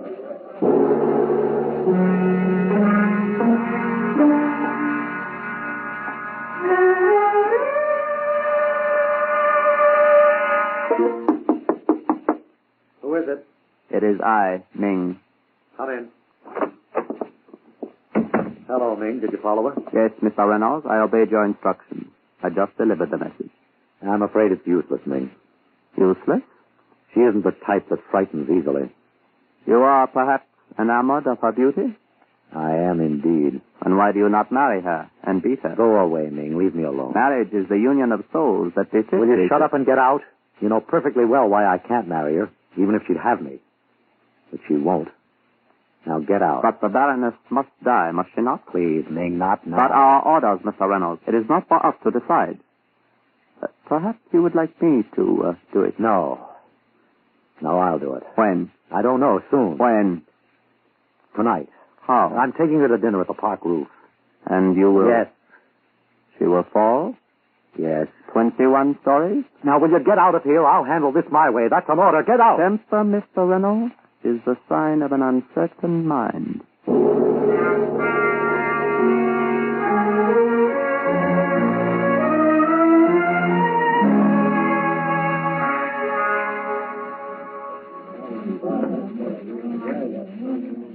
The dinner was delicious. I'm glad you enjoyed it. Maybe talk business now. All right. The stuff's coming from Tsingtao. That's north of here, isn't it? Yes, the best port on the coast of North China. Large? 500,000 people. Is it held by the communists? The city's run by them politically, but the Red Soldiers aren't in occupation. Yet. What else did you find out? I have a friend in Tsingtao who said he'd help. I telephoned. Who is he? His name is Lin Zhuang. Lin Zhuang. I've been associated with him in some export deals. He has the contacts and the money to find out anything we want to know. Can we trust him? I've known him for years. What do you suggest? That we take a steamer to Tsingtao tomorrow at noon. How long will it take? About a day. Well, tell me all about Lin Zhuang. Karen, let's go out on the roof. On the roof? Why? It's a wonderful view. I want you to see it. All right, if you want to. Which way? To the right. Through those French doors. Is it allowed? In China, anything's allowed if you've money enough. It's like New York. Quite a cynic, aren't you? Watch your step here. Thanks.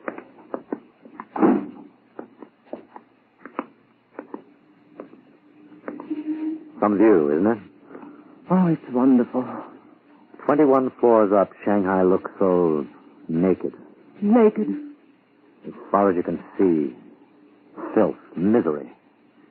And the only thing that cleans it for you is death. Bob, why do you talk like Because I've been here 10 years. There's China in all its disgusting reality. Bob, there's only a little help. China could be one of the greatest countries in the world. Karen. Yes. Karen. Oh, Karen, I love you. Don't you understand that? Bob. No. Listen to me. I've always loved you. You're the most beautiful woman I've ever known. Karen, please, marry me, please. Bob, I'm very fond of you. Very fond. You're a good friend, a wonderful friend, but please stay that way. You don't love me? No. Not that way. Okay. Okay, I guess that's all there is to say. You're a good friend, Bob, a best friend. No matter where I go, I That's always... all right, Karen, forget it. I knew how you felt. I shouldn't have said what I did, I guess. I just wanted to make sure, that's all. Look, that's the international settlement. Come closer to the edge. Yes. And then down there, come closer, Karen. I won't let you fall. I know you wouldn't. From 21 stories, the people look like flies, don't they? Yes. Look straight down, Karen. It's wonderful. Yes, it is. Karen. Yes, Bob. Bob, what is it? You're trembling. Karen, let's go home. We've a long day ahead of us.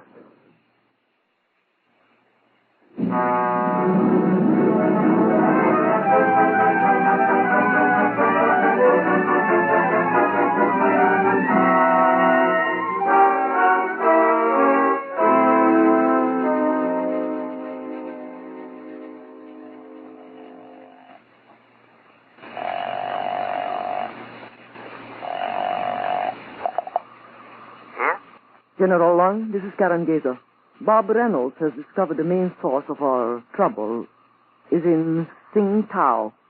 We are going there on a 1 o'clock boat. Your arrival in Shanghai has acted as sunlight on the garden of our problems, Baroness. May you have the best fortune in Tsingtao. You will return when? The day after tomorrow, or the next day. And, General, I would like... I shall await your report with gratitude and interest, Baroness. Goodbye. General Lung. Hello.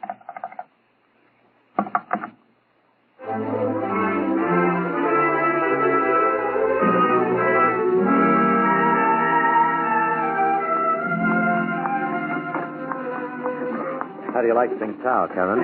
Beautiful, what I've seen of it. And of course, there's something about riding in a rickshaw that has always fascinated me. You see that large brown house to your left? That one? That's right. That's Lin Wang's home. Hey, Other side, Joe. Never Other seen side. anything as stupid in your life. You're here. Give me a hand, Karen. Here, you don't need to wait. Hey, Joe. No good money. No good money. Beat it, you dirty scum. Bob. I said beat it. Now get going. Yes, Joe, I go. I go. Come on, Karen. That was a disgraceful performance. The rickshaw driver, are you kidding? What did you want? The soldiers and sailors spoiled these guys, always gave them too much. Bob, all the work toward peace and understanding being done by the United Nations can so easily be undone by us, little people. Oh, Karen, for Pete's sake. If you don't treat them like slaves, they Bob, walk... all that boy knows of us in America and our ideas is what you just did to him. If this happens all over China, that Chinese will never believe that America really wants to help. Okay, Karen, okay. The next time I see him, I'll give him $5 and take him home for dinner. You have changed. You never used to be like this. I'm the same guy, just a different play. New stage, 10 years later, that's all. Here we are.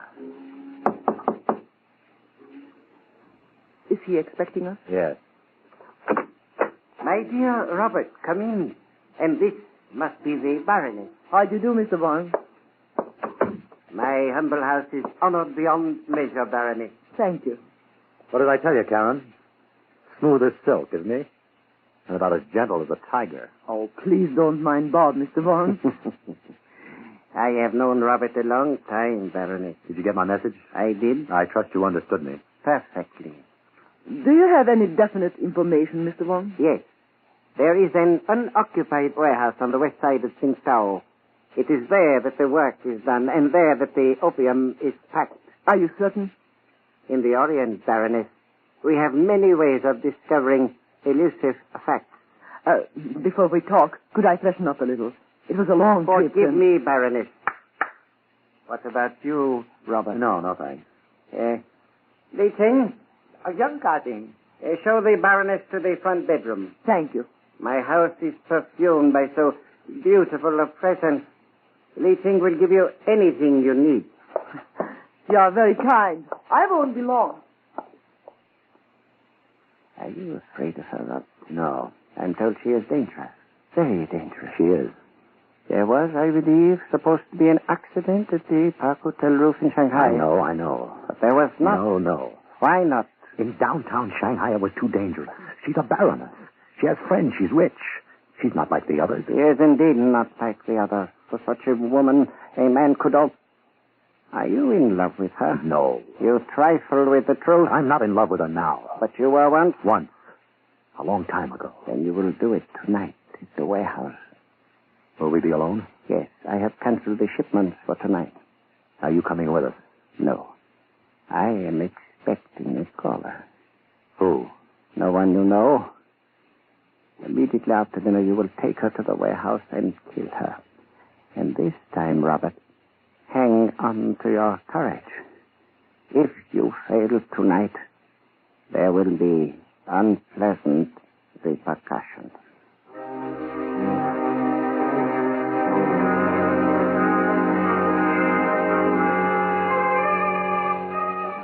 So Robert has taken her to the warehouse? Yes, General Lang. Did you tell him I was flying to Tsingtao? I said I was expecting a caller. I did not say who. And you feel that Robert is... He is in love with her. On his face it is written like the moon in the sky. When he looks at her, love darts from his eyes like a comet. It is perhaps time we got rid of Robert, too. Your wisdom, General Lang, is profound. I will go down to the warehouse myself.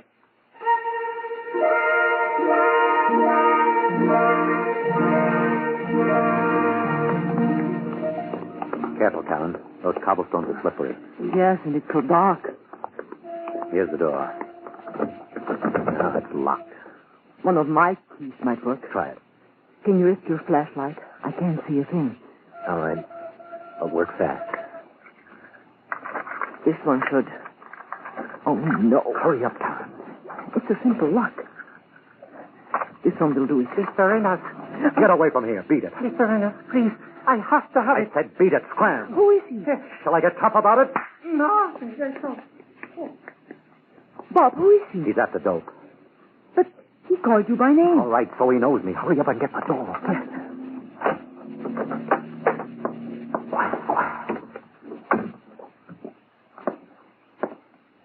Shine your flashlight over there. The packing cases. What's all that written in Chinese? I don't know. I can't read it. I can only speak it a bit. Some of the boxes are open. Careful, Karen. Food. Army rations. This must be the place. Yes, Karen. This is the place. Look, Bob. In each case of rations, a little bottle of dark, thick liquid. Yes. It's opium. Look. Here's the box with just bubbles in it. Enough opium to stupefy the entire Chinese army. More than enough. They ship these rations from here to Shanghai. The distribution to the nationalist soldiers must be made from the supply depot here. That's right, Karen. They've got to burn this warehouse tonight. Now. Then we have got to find the man responsible for this. You needn't look too far for one of them. Bob, you don't mean that. You? I'm an opium addict. Oh, no, Bob. During my struggle to get the stuff, I got in with the people who handle this little deal. Bob, I don't believe it. You can't really mean that you... I promised myself that every time will be the last. That just once more and then I'll quit. But I can't quit. I'll never be able to quit. I'll go on and on until my brain gets soft and my eyesight goes... Oh, Karen, I hate it. I hate it. Bob, darling, please. Believe me, I hate it, but I can't quit. Don't you understand? With opium, once is forever. You can't quit. Once it gets in your blood, you're through, finished. That's why... So, Karen, why did you have to come here? Bob, you can quit. I'll help you. You'll come home to the States and I'll help you. Nobody can help me. I can. I know I can. No. Listen, Bob. We can burn this place now. Right now. It'll burn like a matchbox. We can get the steamer back to Shanghai in the morning and we'll fly home and get you medical help. Oh, Karen, you're talking like a child. Bob, please listen to me. You can beat this thing. People have been cured before, but you've got to want to beat it. Want to be cured. And I promise I'll help you. Will you marry me? Marry you? Will you? Bob, If you don't marry me, I won't. Bob, please, let's get out of here first. Let's burn this place and talk about it. Will you marry me? Bob, please. Answer me, Karen, will you? Yes, I will. But please, let's get out of here quickly. What's that? What? I heard something. It's near the door. Shine your flashlight over there quickly. I don't see anything.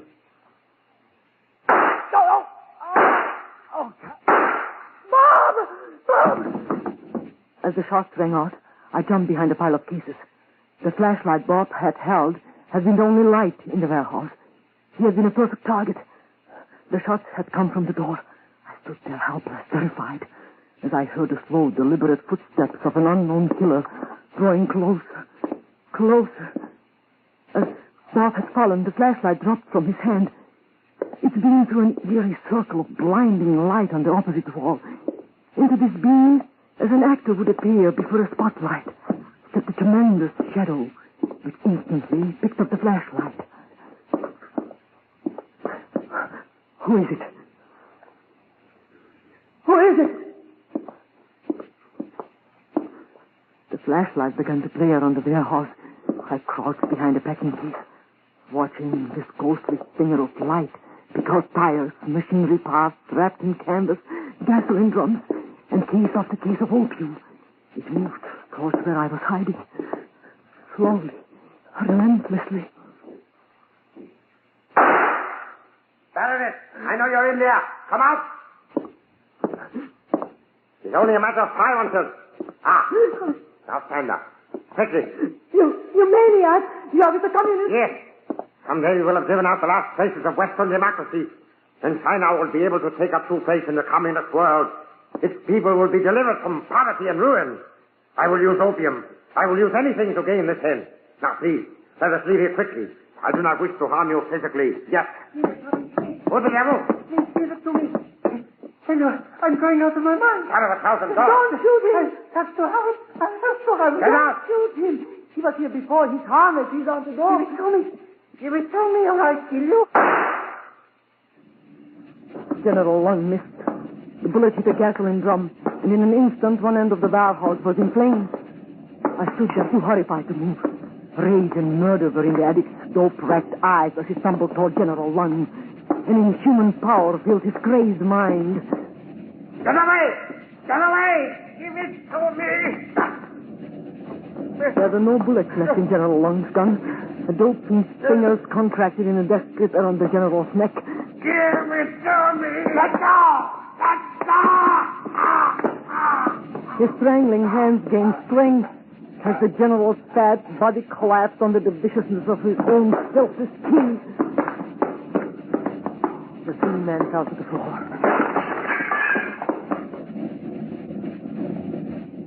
They lay still, both of them. The fire drew closer, cleansing, purifying, and I ran out into the clean, cold night. At the doorway, I turned back for a last look at the closing scene in assignment 16. The warehouse was burning furiously, and in the flames, it was a picture I would see forever. The two men were locked in death, and from an overturned case, a sticky stream of dark liquid opium was filling the general's distorted open mouth and oozing out onto his face.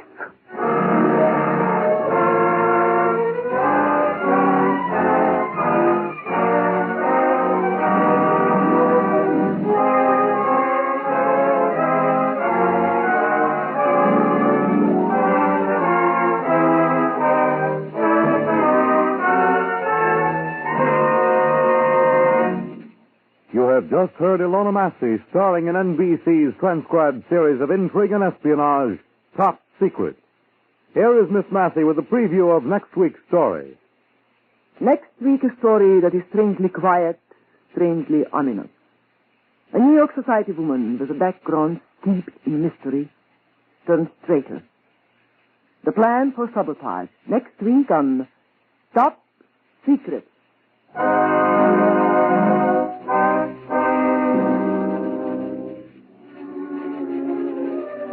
Top Secret is directed and produced by Harry W. Junkin. Tonight's script was written by William and Mary Schwartau. Heard in support of Miss Massey this evening were James Monk, Jack Edwards, Joe DeSantis, and Guy Rep. The music was composed and conducted by Dr. Roy Shields. All characters in Top Secret are fictitious. This is Fred Collins speaking.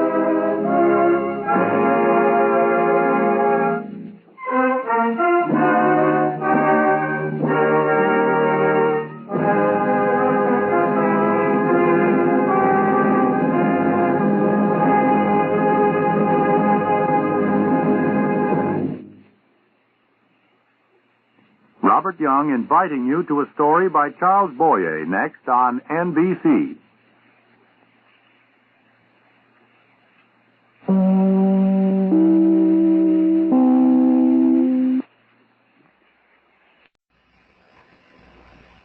Assignment 17 actually began in January of 1947 in a hotel suite in Copenhagen.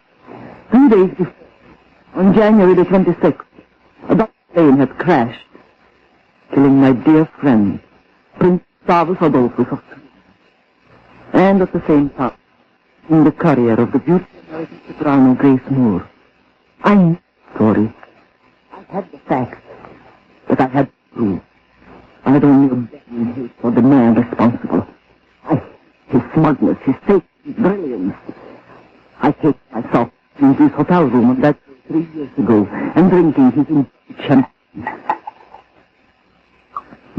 My dear Baroness, a woman of your background would have accepted my invitation. Your champagne. Thank you. You did your best to save him, didn't you? I understand. I never dreamt you could give him a plane in Denmark. It was necessary that Gustavus Adolphus. I could have gotten to anyway. I promise you that someday, I don't know how or where or when, that someday, as God is my judge, I will pay you back. There's no recrimination. The episode is ended. Drink your champagne. If you'll excuse me, I think I leave. I shall come. But you didn't you? I want to see from your lips. Oh, come, Baroness. We are Europeans. We may be on opposite sides, but that doesn't prevent our having a drink together. You 20 in that plane crash. Are you really as calm as you look? Doesn't bother you at all? Very much. Very much. I feel particularly about Grace Moore. She was a very talented and attractive woman.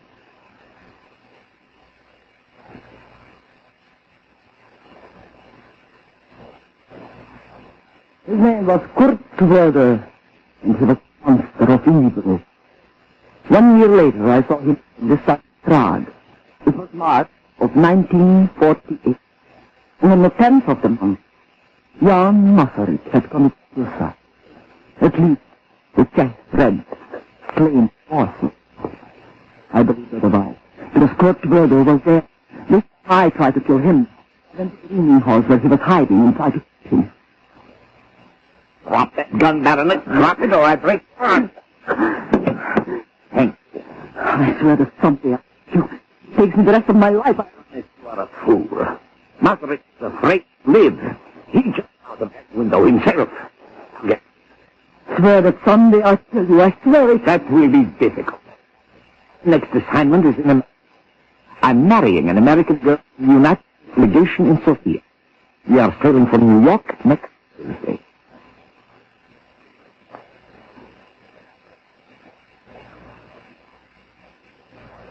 And then, Kurt Werder disappeared. I neither heard of him or saw him for 2 years. I came to America myself, and gradually, the school which he stood for faded from my memory. And then, last week, that memory returned with a rush. And Gordon Huntley, one of the most prominent surgeons in the telephone apartment. Hello? This is Gordon Huntley speaking. Dr. Huntley, of course I remember you. How are you? Thank you. Something I'd like to talk to you about. Oh, really? Yes, I felt that because of your work, you might be able to help me. Have you ever heard of a man named Kurt Werder? Kurt Werder? Yes. You know him? Yes, yes, I do. Could you see me tonight?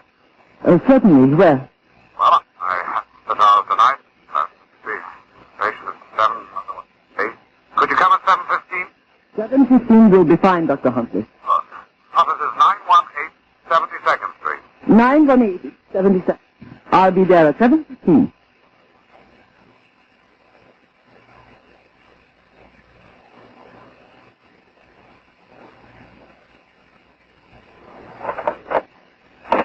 Miss Black, it's 7 o'clock and the Shasta child isn't coming. Why don't you go down to the phone and get the sandwich? You've a 7:15 appointment, Dr. Huntley. I won't make you it personal. Well, if you're... You're the hungriest woman in New York. Honolulu. All right, I will.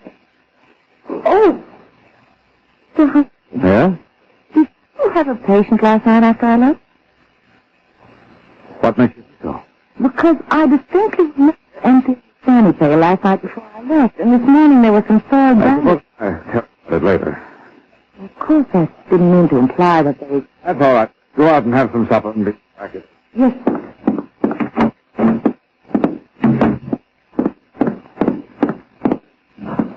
Excuse me, I didn't realize there was anyone waiting. Will you tell Dr. Huntley his work here? Will you and Mrs. Square? You see me, tell him. Yes, Leal, I'm afraid you'll have to make an appointment. Dr. Huntley's very busy and... Tell him. I'm out myself. He's working. Dr. Huntley never sees anybody without an appointment. Gordon, Doctor, he just pushed away and I told him. All right, Nurse Black. Go and have your... I told him, Susie, that you never saw anybody... Please go and have your supper. Yes, Dr. Huntley. Shut the door. Are you still keeping it a secret? Oh, all right. I told you not to come. I told you I didn't want to have anything more to do with you. I did what you asked. I gave you 48 hours. Well, now I'm going to the police. Gordon, when you've lived in Europe, it's not... You get a different front on me. Look, Frida, this country suits me fine, just fine. I refuse to help a man who gets shot trying to wreck it. I hate communism, and I don't want to have anything to do with it. You're afraid. All right, I'm afraid. And I have a reputation to protect. If the hospital ever knew about you, I'd be finished. You owe it to me, Gordon. I don't owe you. Kurt's wound is infected. I want... No. It's only 2 blocks. You turned out of nowhere after all these years, and I... But I won't help you anymore. had to come to you, but there was no other. We didn't know any other certain. I know you hate me. I know you didn't. I don't hate you. But you certainly can't love me very much. Look, Frida, I don't care if Court dies. Do you understand that? That's a very consistent attitude with you. Frida, forget the past. I did what I doctor with because I was so stunned at seeing you. And because you do happen to be... I'm Kurt's wife, and I love it. That's too bad. You marry somebody from sewer, you've got to live with a stench. Listen, Gordon. I'm just about at the end of my rope. Kurt is not going to die. You may not think he's much, but I love him. I love him enough to go to jail for him, steal for him, or even... We've got before he can travel. That's all. I'll get your bag and come. If you don't stop, I'll call the police. I won't. Frida, you crazy? Put that gun away. Got to have a week. Not from me. I mean, Gordon, you've got that. I'll get your bag and come on. This is a debt of yours, Gordon. Now come quietly. If you don't, you'll make a terrible mess of you.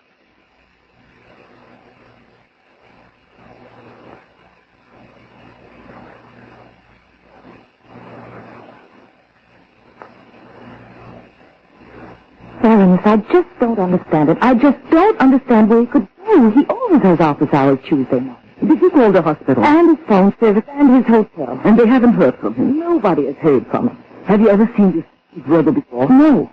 You are sure? Positive. If there was only some way we could get her address. Do you know her? I know her husband.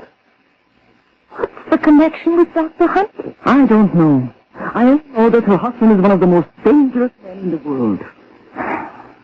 There's something else. What? Yesterday morning, I'll get in before Dr. Huntley. I found some soiled dressings in the sand. I don't understand. At the end of the day, I clean up. There were blood-stained bandages in the garbage yesterday morning. Dr. Huntley must have had a surgical case last night after I left. Did you ask him? Matter of fact, I did. He was sort of evasive. He said he'd tell me about it later. Baroness, do you think we ought to call the police? I don't know. I don't know what to do. 10:30, I'm getting worried. There may be some perfectly logical explanation, Miss Black. Let's wait until midnight. If he isn't home then... Dr. Huntley's office. Nurse Black, this is Hanlon's father. Oh, hello, Mr. Hanlon. Is Dr. Huntley there? I'm sorry, he's out. May I take a message? Well, we just got the oddest prescription from Dr. Huntley that I ever saw in my life. Prescription? When? Oh, just now. It's for penicillin, and it just doesn't make sense. Will you hold the line a moment? Better still, can I call you back? Oh, there's Sam waiting for us. Mr. Hanlon, just stall for a minute, will you? Just stall for a minute, and I'll call you right back. That's the druggist at the corner. Hanlon's pharmacy. Dealt there for ages. He just had a prescription from Dr. Huntley. You think? Nurse Black, I think you are a very smart woman. You want me to come with you? No. You stay here in case Dr. Huntley calls. There's a man waiting for the prescription. Tell you what, I'll phone Hanlon and say you're on your way down. You can walk it in less than a minute. I'll tell him you'll go to the side door. It opens right into the dispensary at the back of the store.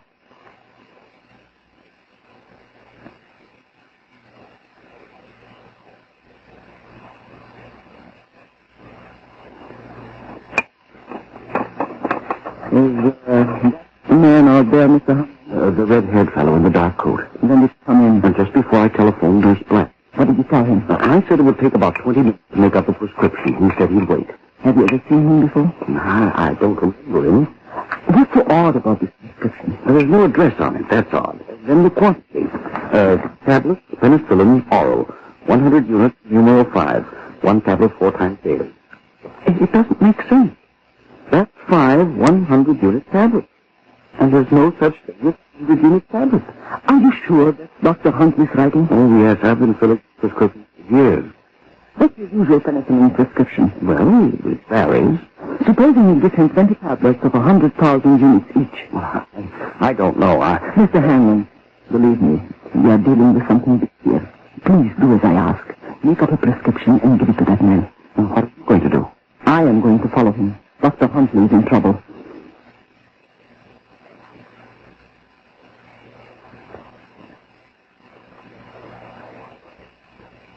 I I followed the red-haired man to a house on 74th Street.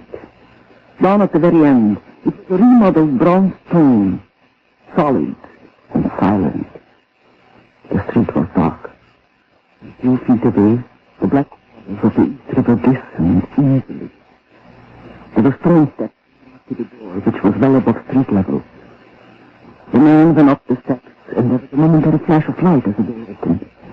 I stood on the opposite side of the street, pressed against the wall, waiting.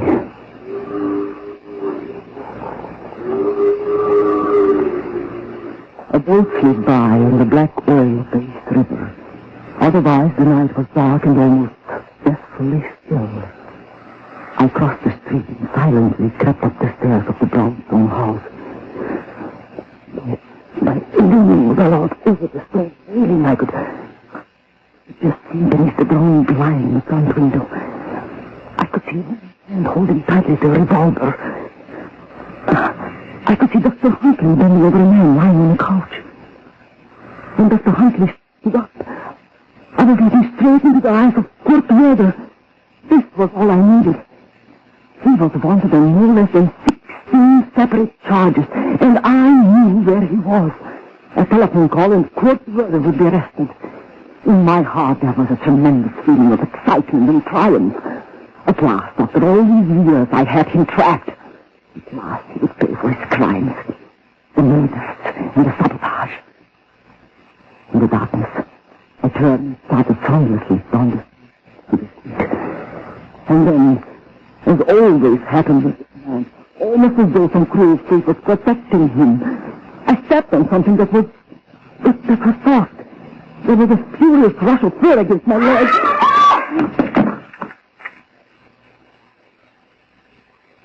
Assignment 17 actually began in January of 1947 in a hotel suite in Copenhagen.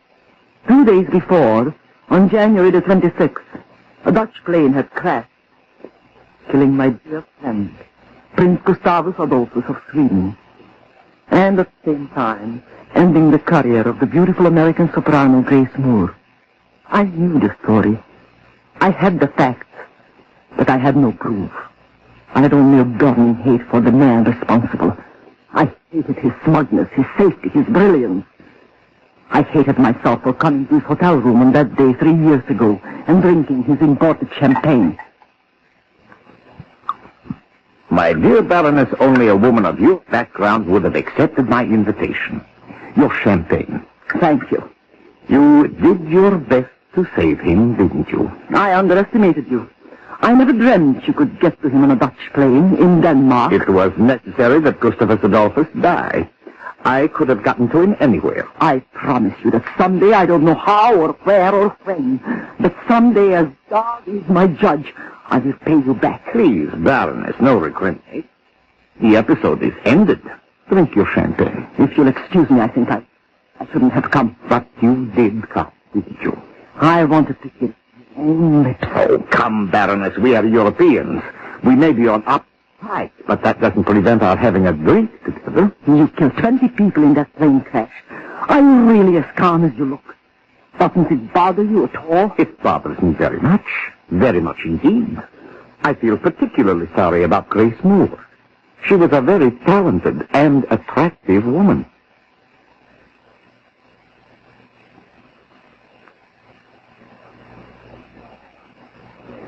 His name was Kurt Werder, and he was a monster of evil. 1 year later, I saw him again, this time in Prague. It was March of 1948. And on the 10th of the month, Jan Masaryk had committed suicide. At least, the check read claimed it was suicide. I believed otherwise, because Kurt Werder was there. This time I tried to kill him. I went to the rooming house where he was hiding and tried to shoot him. Drop that gun, Baroness. Drop it, or I break your arm. Thank you. I swear that someday I'll get you. If it takes me the rest of my life, Baroness, you are a fool. Masaryk was afraid to live. He jumped out of that window himself. Now get out. I swear that someday I'll kill you. I swear. That will be difficult. My next assignment is in America. I'm marrying an American girl from the United States legation in Sofia. We are sailing for New York next Thursday.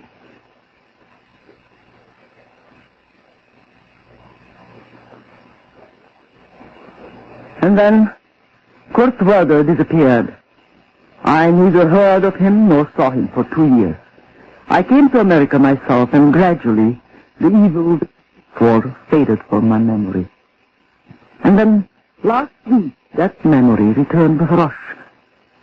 Dr. Gordon Huntley, one of the most prominent surgeons in New York, telephoned me at my apartment.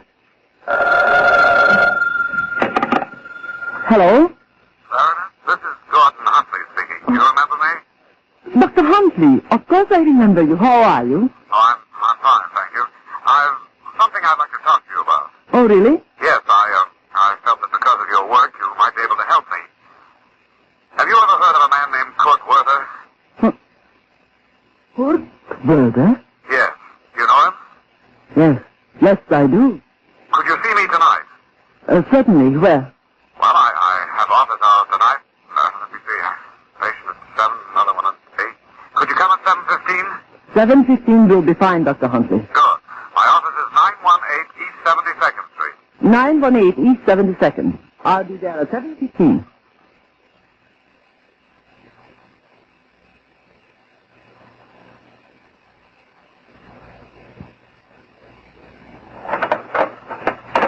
It's back at 7 o'clock and the Shafter child isn't coming. Why don't you go down to the corner and get yourself a sandwich? You've a 7:15 appointment, Dr. Huntley. I won't need you. It's personal. Well, if you're sure... You're the hungriest woman in New York now. Run along. All right, I will. Oh, Dr. Huntley. Yeah? Did you have a patient last night after I left? What makes you think so? Because I distinctly remember emptying the sandy pail last night before I left, and this morning there was some soiled bandages. Supposing I tell you about it later. Well, of course, I didn't mean to imply that there was any... Well, that's all right, nurse. Go out and have some supper and be back at 8. Yes.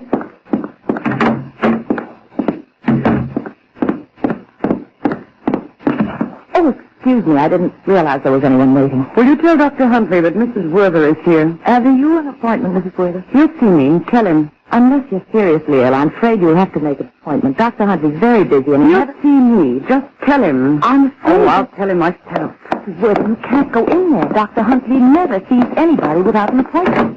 Gordon. Dr. Huntley, she just pushed her way in. I told her. All right, Nurse Black. Go and have your supper. I told her you were busy, that you never saw anybody... Will you please go and have your supper? Yes, Dr. Huntley. Shut the door. Are you still keeping it a secret? Oh, all right. I told you not to come here. I told you I didn't want to have anything more to do with you. I did what you asked. I've given you 48 hours. Well, now I'm going to the police. Gordon, when you've lived in Europe as long as I have, you get a different slant on these things. Look, Frida, this country suits me fine, just fine. I refuse to help a man who gets shot trying to wreck it. I hate communism, and I don't want to have anything to do with it. You're afraid? All right, I'm afraid. I happen to have a reputation to protect. If the hospital ever knew about you, I'd be finished. I think you owe it to me, Gordon. I don't owe you anything. Kurt's wound is infected. I want you to come. No. It's only 2 blocks. You turned up out of nowhere after all these years, and I helped you. But I won't help you anymore. I'm sorry we had to come to you, but there was no other way. We didn't know any other surgeon in New York. I know you hate me. I know you disagree. I don't hate you. But you certainly can't love me very much. Look, Frida, I don't care if Kurt dies. Now, do you understand that? That's been a fairly consistent attitude with you, hasn't it? Frida, forget the past. I did what any doctor would do because I was so stunned at seeing you. And because you do happen to be... I'm Kurt's wife, and I love him. Well, that's too bad. You marry somebody from a sewer, you've got to live with a stench. Listen, Gordon. I'm just about at the end of my rope. Kurt is not going to die. You may not think he's much, but I love him. I love him enough to go to jail for him, steal for him, or even kill for him. We've got to have a week before he can travel. That's all, just a week. Now get your bag and come. If you don't get out of here, I'll call the police. I won't. Frida, you crazy? Put that gun away. We've got to have a week. Not for me. I mean this, Gordon. We've got to have a week. Now get your bag and come on. This is a debt of yours, Gordon. Now come quietly. If you don't, this gun will make a terrible mess of your face.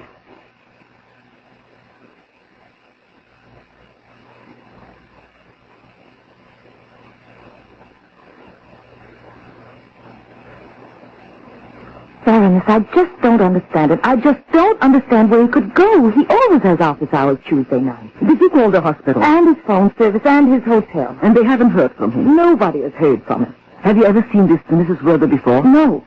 You are sure? Positive. If there was only some way we could get her address. Do you know her? I know her husband. But what's the connection with Dr. Huntley? I don't know. I only know that her husband is one of the most dangerous men in the world. Baroness, there's something else. What? Yesterday morning, I always get in before Dr. Huntley. I found some soiled dressings in the sani pail.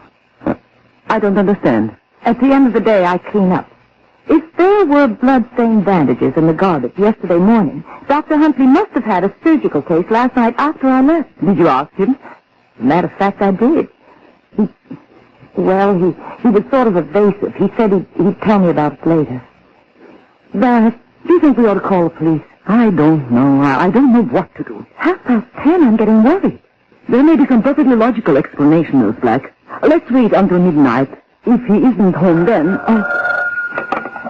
Dr. Huntley's office. Nurse Black, this is Hanlon's pharmacy. Oh, hello, Mr. Hanlon. Is Dr. Huntley there? No, I'm sorry, he's out. May I take a message? Well, we just got the oddest prescription from Dr. Huntley that I ever saw in my life. Prescription? When? Oh, just now. It's for penicillin, and it just doesn't make sense. Will you hold the line a moment? Better still, can I call you back? Oh, there's a man waiting for it. Mr. Hanlon, just stall for a minute, will you? Just stall for a minute, and I'll call you right back. That's the druggist at the corner, Hanlon's pharmacy. We've dealt there for ages. He just got a prescription from Dr. Huntley. You think, Nurse Black? I think you're a very smart woman. Do you want me to come with you? No. You stay here in case Dr. Huntley calls. There's a man waiting for the prescription. I tell you what, I'll phone Hanlon and say you're on your way down. You can walk it in less than a minute. I'll tell him you'll go to the side door. It opens right into the dispensary at the back of the store.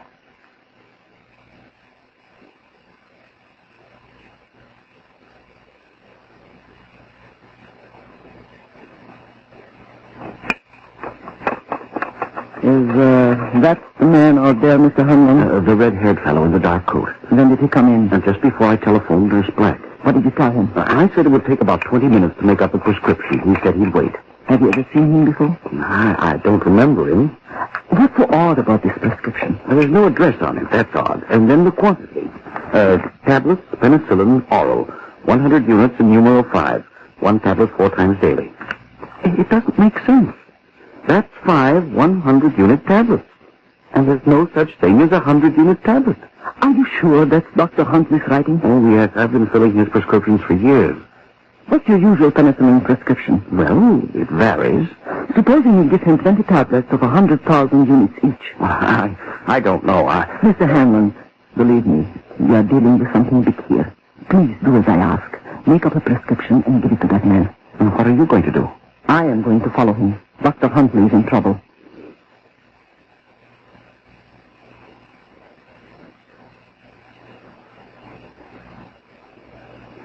I followed the red-haired man to a house on 74th Street. Down at the very end, it was a remodeled brownstone, solid and silent. The street was dark, and a few feet away, the black waters of the East River glistened easily. There were stone steps leading up to the door, which was well above street level. The man went up the steps, and there was a momentary flash of light as the door opened. I stood on the opposite side of the street, pressed against the wall, waiting.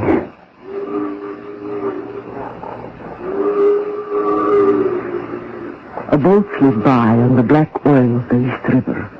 Otherwise, the night was dark and almost deathfully still. I crossed the street and silently crept up the stairs of the brownstone house. By leaning well out over the stone railing, I could just see beneath the brown blind on the front window. I could see a woman's hand holding tightly to a revolver. I could see Dr. Huntley bending over a man lying on a couch. When Dr. Huntley stood up, I was looking straight into the eyes of Kurt Werther. This was all I needed. He was wanted on no less than 16 separate charges, and I knew where he was. A telephone call and Kurt Werther would be arrested. In my heart there was a tremendous feeling of excitement and triumph. At last, after all these years, I had him trapped. At last he would pay for his crimes. The murders and the sabotage. In the darkness, I turned and started soundlessly down the stone steps to the street. And then, as always happened with this man, almost as though some cruel fate was protecting him, I stepped on something that was soft. There was a furious rush of fear against my leg.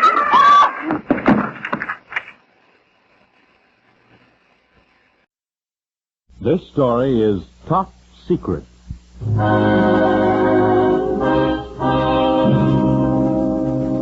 Top Secret, starring beautiful Ilona Massey as the Baroness Karen Gazer in NBC's transcribed series of present-day intrigue and espionage. These are stories of a woman fighting 1950s war of nerves and ideas with her own weapons in her own way.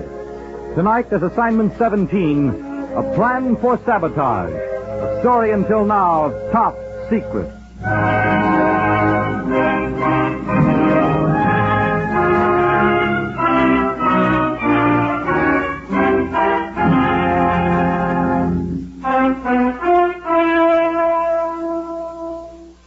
Assignment 17 actually began in January of 1947 in a hotel suite in Copenhagen.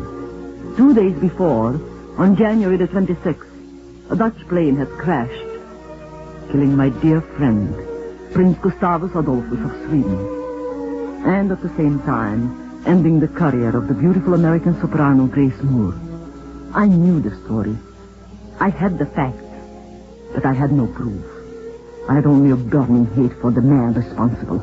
I hated his smugness, his safety, his brilliance. I hated myself for coming to his hotel room on that day 3 years ago and drinking his imported champagne. My dear Baroness, only a woman of your background would have accepted my invitation. Your champagne. Thank you. You did your best to save him, didn't you? I underestimated you. I never dreamt you could get to him on a Dutch plane in Denmark. It was necessary that Gustavus Adolphus die. I could have gotten to him anywhere. I promise you that someday, I don't know how or where or when, but someday, as God is my judge, I will pay you back. Please, Baroness, no recriminations. The episode is ended. Drink your champagne. If you'll excuse me, I think I leave. I shouldn't have come. But you did come, didn't you? I wanted to hear it from your own lips. Oh, come, Baroness. We are Europeans. We may be on opposite sides, but that doesn't prevent our having a drink together. You killed 20 people in that plane crash. Are you really as calm as you look? Doesn't it bother you at all? It bothers me very much. Very much indeed. I feel particularly sorry about Grace Moore. She was a very talented and attractive woman.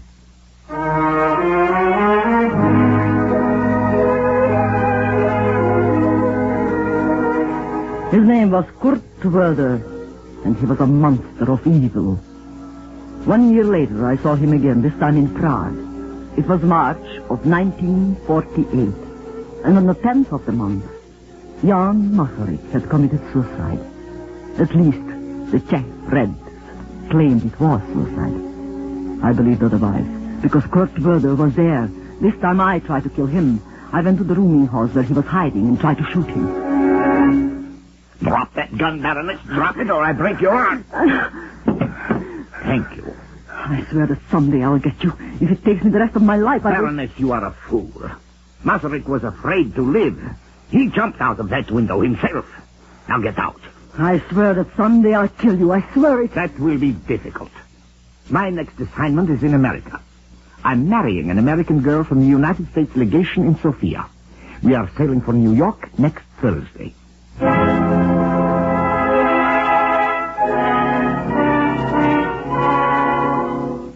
And then, Kurt Werder disappeared. I neither heard of him nor saw him for 2 years. I came to America myself, and gradually, the evil which he stood for faded from my memory. And then, last week, that memory returned with a rush. Dr. Gordon Huntley, one of the most prominent surgeons in New York, telephoned me at my apartment. Hello? Baroness, this is Gordon Huntley speaking. Do you remember me? Dr. Huntley, of course I remember you. How are you? Oh, I'm fine, thank you. I've something I'd like to talk to you about. Oh, really? Yes, I felt that because of your work, you might be able to help me. Have you ever heard of a man named Kurt Werther? Kurt Werther? Yes. Do you know him? Yes. Yes, I do. Could you see me tonight? Certainly. Where? Well, I have office hours tonight. Let me see. Patient at 7, another one at 8. Could you come at 7:15? 7:15 will be fine, Dr. Huntley. Good. My office is 918 East 72nd Street. 918 East 72nd. I'll be there at 7:15.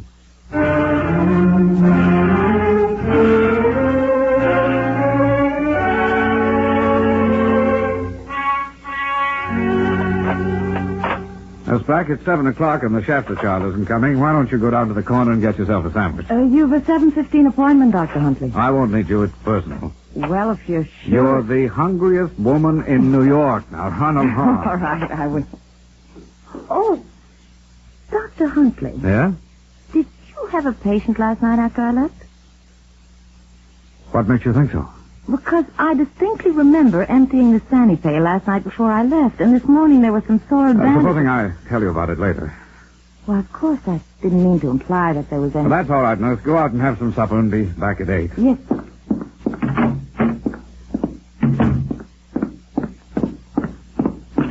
Oh, excuse me. I didn't realize there was anyone waiting. Will you tell Dr. Huntley that Mrs. Werther is here? Have you an appointment, Mrs. Werther? You see me. Tell him. Unless you're seriously ill, I'm afraid you'll have to make an appointment. Dr. Huntley's very busy and he You never... see me. Just tell him. I'm afraid... Oh, I'll tell him myself. Mrs. Werther, you can't go in there. Dr. Huntley never sees anybody without an appointment.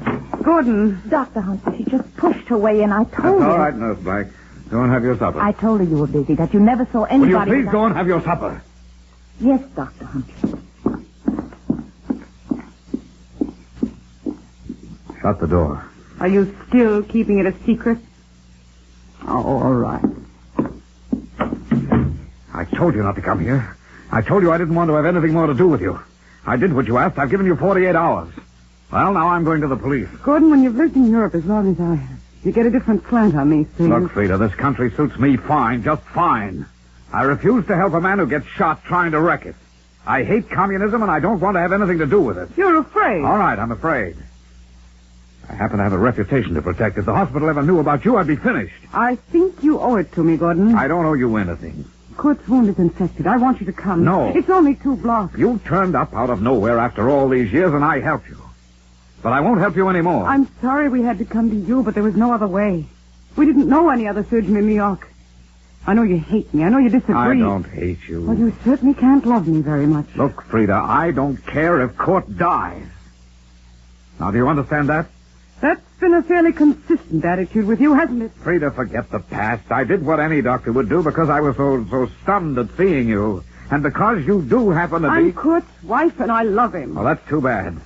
You marry somebody from a sewer, you've got to live with a stench. Listen, Gordon. I'm just about at the end of my rope. Kurt is not going to die. You may not think he's much, but I love him. I love him enough to go to jail for him, steal for him, or even kill for him. We've got to have a week before he can travel. That's all, just a week. Now get your bag and come. If you don't get out of here, I'll call the police. I warn... Frida, you crazy? Put that gun away. We've got to have a week. Not from me. I mean this, Gordon. We've got to have a week. Now get your bag and come on. This is a debt of yours, Gordon. Now come quietly.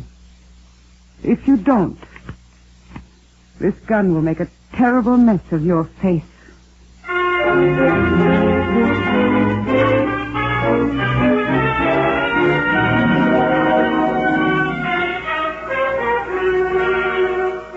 Baroness, I just don't understand it. I just don't understand where he could go. He always has office hours Tuesday night. Did you call the hospital? And his phone service and his hotel. And they haven't heard from him? Nobody has heard from him.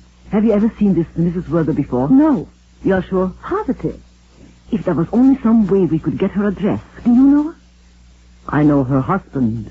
But what's the connection with Dr. Huntley? I don't know. I only know that her husband is one of the most dangerous men in the world. Baroness, there's something else. What? Yesterday morning, I always get in before Dr. Huntley. I found some soiled dressings in the Sandy pail. I don't understand. At the end of the day, I clean up. If there were blood-stained bandages in the garbage yesterday morning, Dr. Huntley must have had a surgical case last night after I left. Did you ask him? Matter of fact, I did. He was sort of evasive. He said he'd tell me about it later. Baroness, do you think we ought to call the police? I don't know. I don't know what to do. 10:30. I'm getting worried. There may be some perfectly logical explanation, Nurse Black. Let's wait until midnight. If he isn't home then... Dr. Huntley's office. Nurse Black, this is Hanlon's pharmacy. Oh, hello, Mr. Hanlon. Is Dr. Huntley there? No, I'm sorry. He's out. May I take a message? Well, we just got the oddest prescription from Dr. Huntley that I ever saw in my life. Prescription? When? Oh, well, just now. It's for penicillin, and it just doesn't make sense. Will you hold the line a moment? Better still, can I call you back? Oh, there's a man waiting for it. Mr. Hanlon, just stall for a minute, will you? Just stall for a minute, and I'll call you right back. That's the druggist at the corner, Hanlon's pharmacy. We've dealt there for ages. He just got a prescription from Dr. Huntley. You think? Nurse Black, I think you're a very smart woman. Do you want me to come with you? No. You stay here in case Dr. Huntley calls. There's a man waiting for the prescription. I tell you what, I'll phone Hanlon and say you're on your way down. You can walk it in less than a minute. I'll tell him you'll go to the side door. It opens right into the dispensary at the back of the store.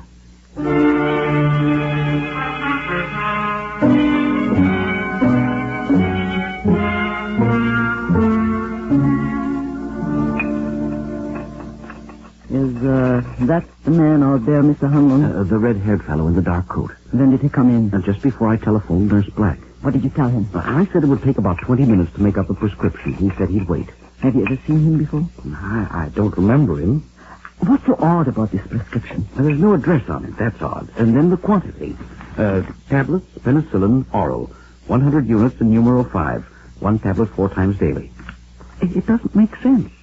That's 5 100-unit tablets. And there's no such thing as a 100-unit tablet. Are you sure that's Dr. Huntley's writing? Oh, yes. I've been filling his prescriptions for years. What's your usual penicillin prescription? Well, it varies. Supposing you give him 20 tablets of 100,000 units each. Well, I don't know. Mr. Hanlon, believe me, we are dealing with something big here. Please do as I ask. Make up a prescription and give it to that man. And what are you going to do? I am going to follow him. Dr. Huntley is in trouble.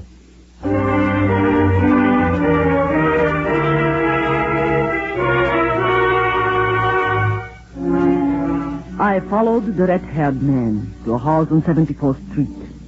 Down at the very end, it was a remodeled brownstone, solid and silent. The street was dark. And a few feet away, the black waters of the East River glistened easily. There were stone steps leading up to the door, which was well above street level. The man went up the steps, and there was a momentary flash of light as the door opened. I stood on the opposite side of the street, pressed against the wall, waiting.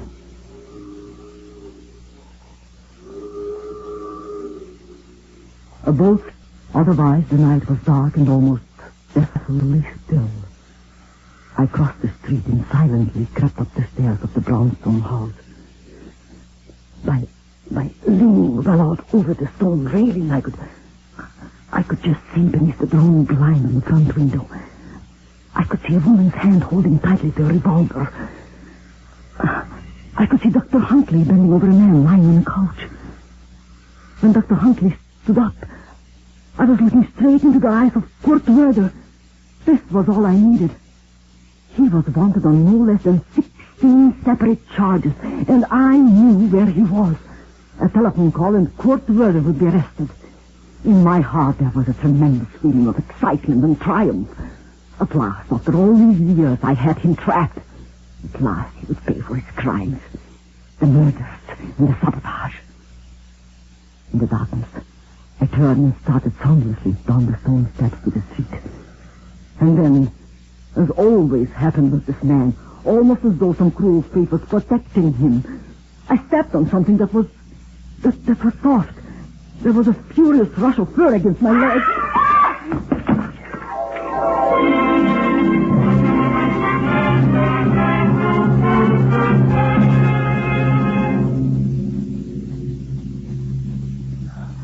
There was a whirl of half-conscious sensation. Hands lifting my body. Kurt Werder smiling at me. his wife holding a gun.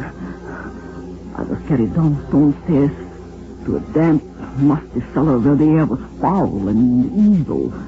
Through the agonizing pain in my head, I was aware of a small square room with stone walls and a stone floor.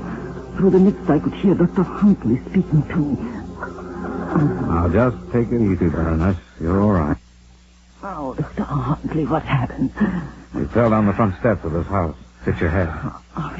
Are we? Yes, we're prisoners. Do you know who this man is? Kurt Werther? Yes, I know. For years I've hated him. He came to me the night before last with a bullet wound in his shoulder. I treated him. Without reporting it? I had to. You had to. Why? Because... I'm sorry, I can't tell you that. Are you... No, Baroness, I swear I'm not. I hate communism and everything it stands for, and I'm not afraid to say so anywhere, anytime. What is this house used for? Well, the cellar is built around an old sewer that leads into the East River. The sewer's been enlarged, made into an underground boathouse.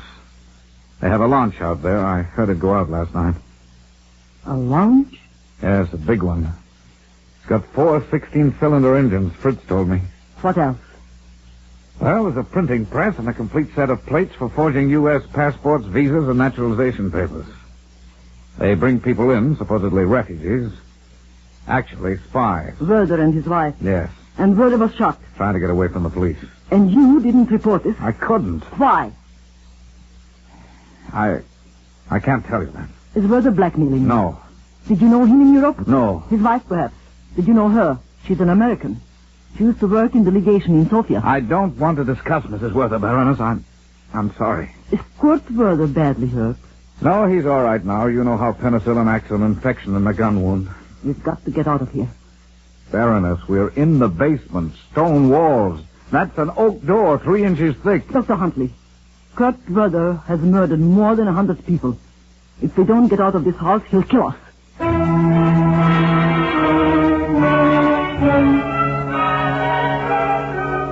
But we didn't get out. We stayed there, day after day, in that horrible cell with the wet stone walls. Each morning, Dr. Huntley was taken upstairs to change the bandage on Kurt Werther's shoulder. Then he was brought back. We were fed by Fritz, the man with the red hair. Each night, we heard the launch go out. The roar of the engine seemed right outside our door. We heard it come back in the early morning. Things were happening in this house of evil. But what things, we couldn't even guess. Kurt, this house is getting on my nerves. 2 people in it against their will for almost a week. You Fritz and Theo to help you. There's no need for you to see them at all. I know. Oh, then why do you? I can't help it. Well, it's only for another 24 hours, then we will be away. Are you sure you're strong enough? Frida, will you stop fussing over me? I've been shot before. It was a nasty wound. Well, we can't wait any longer. It's only a matter of time until the police catch up with us. Did Fritz get the launch repaired? Yes. And the printing press? He took it apart and dropped the pieces into the river. I burned the passport blanks, everything. Good. Are you sure there won't be any slip-up? Of course I'm sure. Radio transmitters can be located. Not when they're in a boat. We've never sent a message from the same place twice. Fritz went 30 miles up the coast last night before he even touched the key. Did Colonel Grelevich confirm the position? He will pick us up in a seaplane 200 miles off the coast. What about the weather? Frida, will you stop fussing? 200 miles is a long way out. Not in that boat. 4 hours. Now stop it. Are you losing your nerve? No. But I'm sick of it. Hiding, being afraid all the time. Are you? Yes. Fear is a little thing, a small price, when you consider what we have done for the party. And what has the party done for us? Drop it, Frida. Never any place long enough to make any friends, living on promises and expectations, and pretending that every assignment, every job, every meeting, every winter, every summer is going to be the last. That we'll finally settle down someplace, any place, and just stay. Just stay. I said drop it, Frida. I'm sick of it. It hasn't worked. Shut up. Well, it hasn't. It's never going to work. The whole setup's run by a bunch of lying, stupid egomaniacs who lie and cheat and murder. I'm sorry, Kurt. You should be. Let's go to bed. I think I will have a chat with the Baroness. Kurt, please. Let's go to bed. Please don't talk to that woman anymore. Oh. All right. There will be time for that later. Later? Oh, didn't I tell you? When we leave tomorrow night, we are taking the Baroness with us.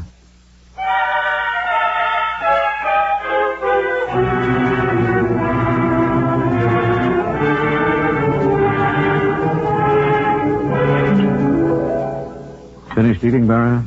I can't eat anymore. Dr. Huntley, we've got to get out of here. Somehow we've got to get out. Baroness, we've been over that. It's like trying to get out of Sing Sing. But we can't let them get away. Even if it means my life, Kurt Werder has to be caught. Well, what do you suggest? Fritz.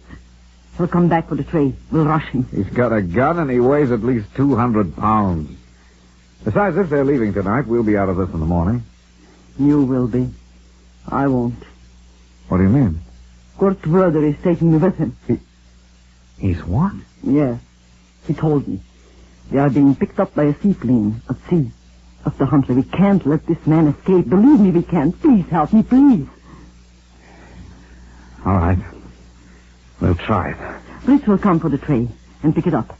I'll say something, distract his attention, and you hit him. Oh, that won't work. He's smart. He'll realize... Here he comes. You've got to try it. You've got to. You through your lunch? Yes. You? Yes, Fritz. And Fritz, I have something very important to tell you. Something Keep that... quiet. Dr. Huntley, you will be out in the morning. I want a prescription. My mother is in Prague. She's sick, badly sick. I want penicillin, a lot of it. In Prague, it is only obtainable by members of the party or the army. I brought the prescription pad from your bag. Here, write it out. All right, Fritz, sure. I'll be glad to. If you put that gun away... Write it. Put the gun away, Fritz. Write it now. Now, if you're stupid enough to try to force me to write a prescription at the point of a gun, go ahead. Your mother will just have to get along. Now, come on, put the gun away. Huh. Thank you. Did you bring a pen? Yeah, here. Oh, thanks very much. Oh! He's gone, quick. Yeah, and the flashlight. Listen. Do you think they heard us? I don't know. Come on.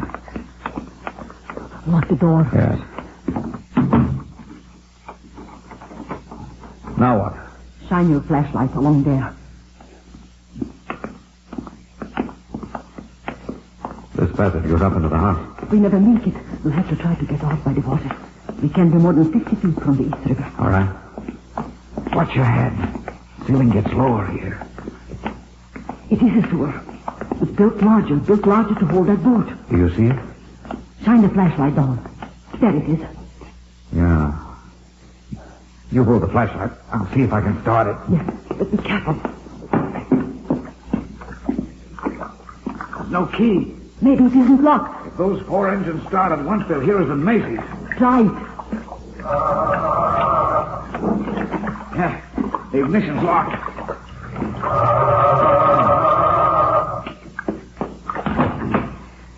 It's no use.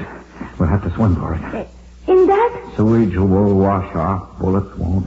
The thought of it is nauseating. Let me see how deep it is. Don't slip and don't get the gun back. All right.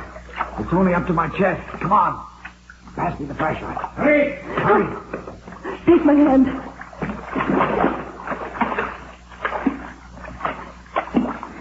Won't be far. We can't be more than 50 feet. However. Everything sounds so loud down here. It's so dark. Hang on to me. Take it easy. Hey, what are you doing? He's near us. Keep moving. Don't need the flashlight. Not much further. The flashlight, you idiot. He'll shoot if he sees us. It will be like picking ducks off a pond. Turn it out. Now keep still. Keep perfectly still and don't move. Rick, what is going on in there? Open the door. This man is a maniac. He's opening the door. Watch his gun. Don't get it wet. I never shot a revolver in my life. Give it to me. Don't move. Press yourself against the wall and don't move. Baroness, if you and the doctor are in the tunnel, perhaps you'll be interested in knowing that the entrance into the river is opened by a lever. Back here. You can't possibly get out, and you can't stay in that water indefinitely. Baroness, Well, Baroness, I guess I will have to come and get you.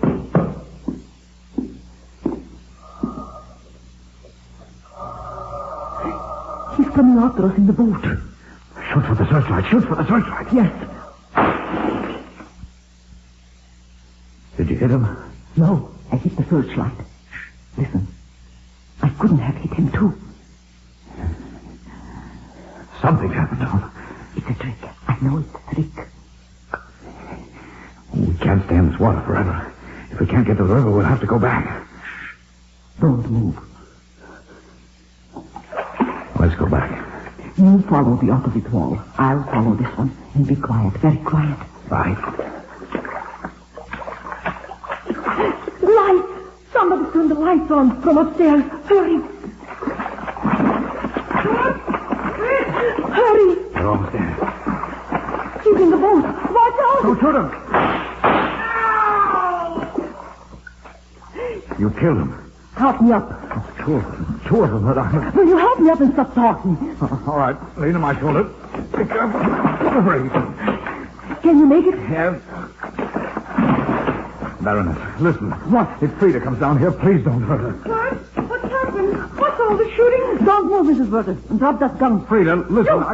Killed him. I killed him. I swear that someday I'll get rid of him, and I did. But you were with her, Gordon. It's right. Right. Frida, stop it. You're hysterical. Mrs. Werther, drop that gun. Both of them, Gordon. Both of them. Baroness, don't shoot her, please. Frida! Frida. She's dead.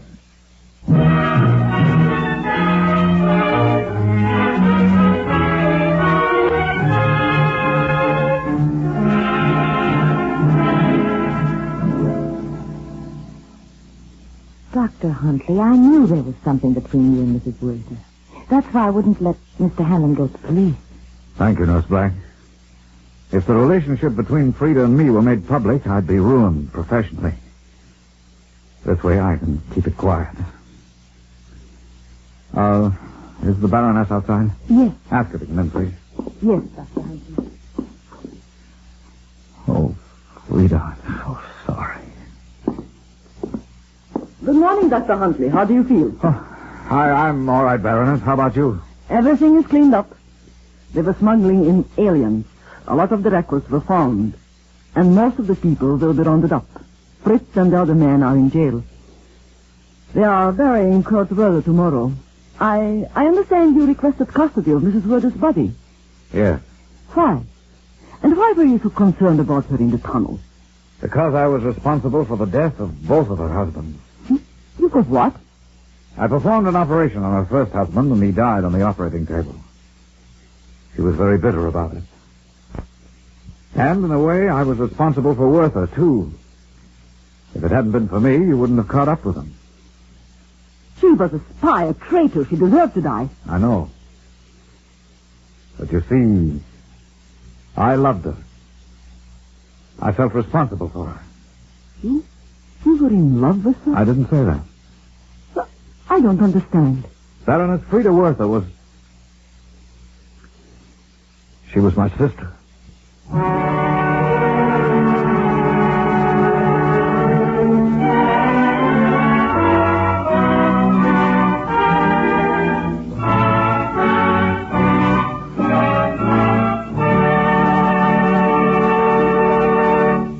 You have just heard Top Secret, NBC's transcribed drama of intrigue and espionage, with the gorgeous star of stage, screen, and radio, Ilona Massey.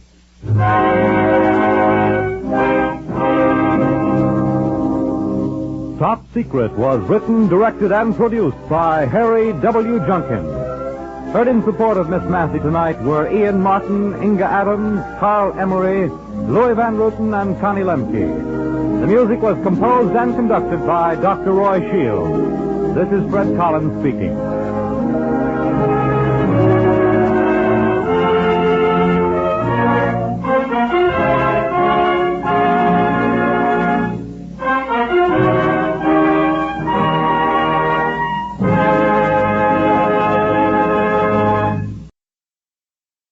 Attention all business owners and aspiring database wizards. If you want to take your data management to the next level, G3PL.com is your ultimate destination for expert Microsoft Access support and training. That's right. G3PL.com believes that every successful database journey starts with a dedicated individual guiding you to success. That's why we're proud to introduce G3PL.com, a Microsoft Access expert.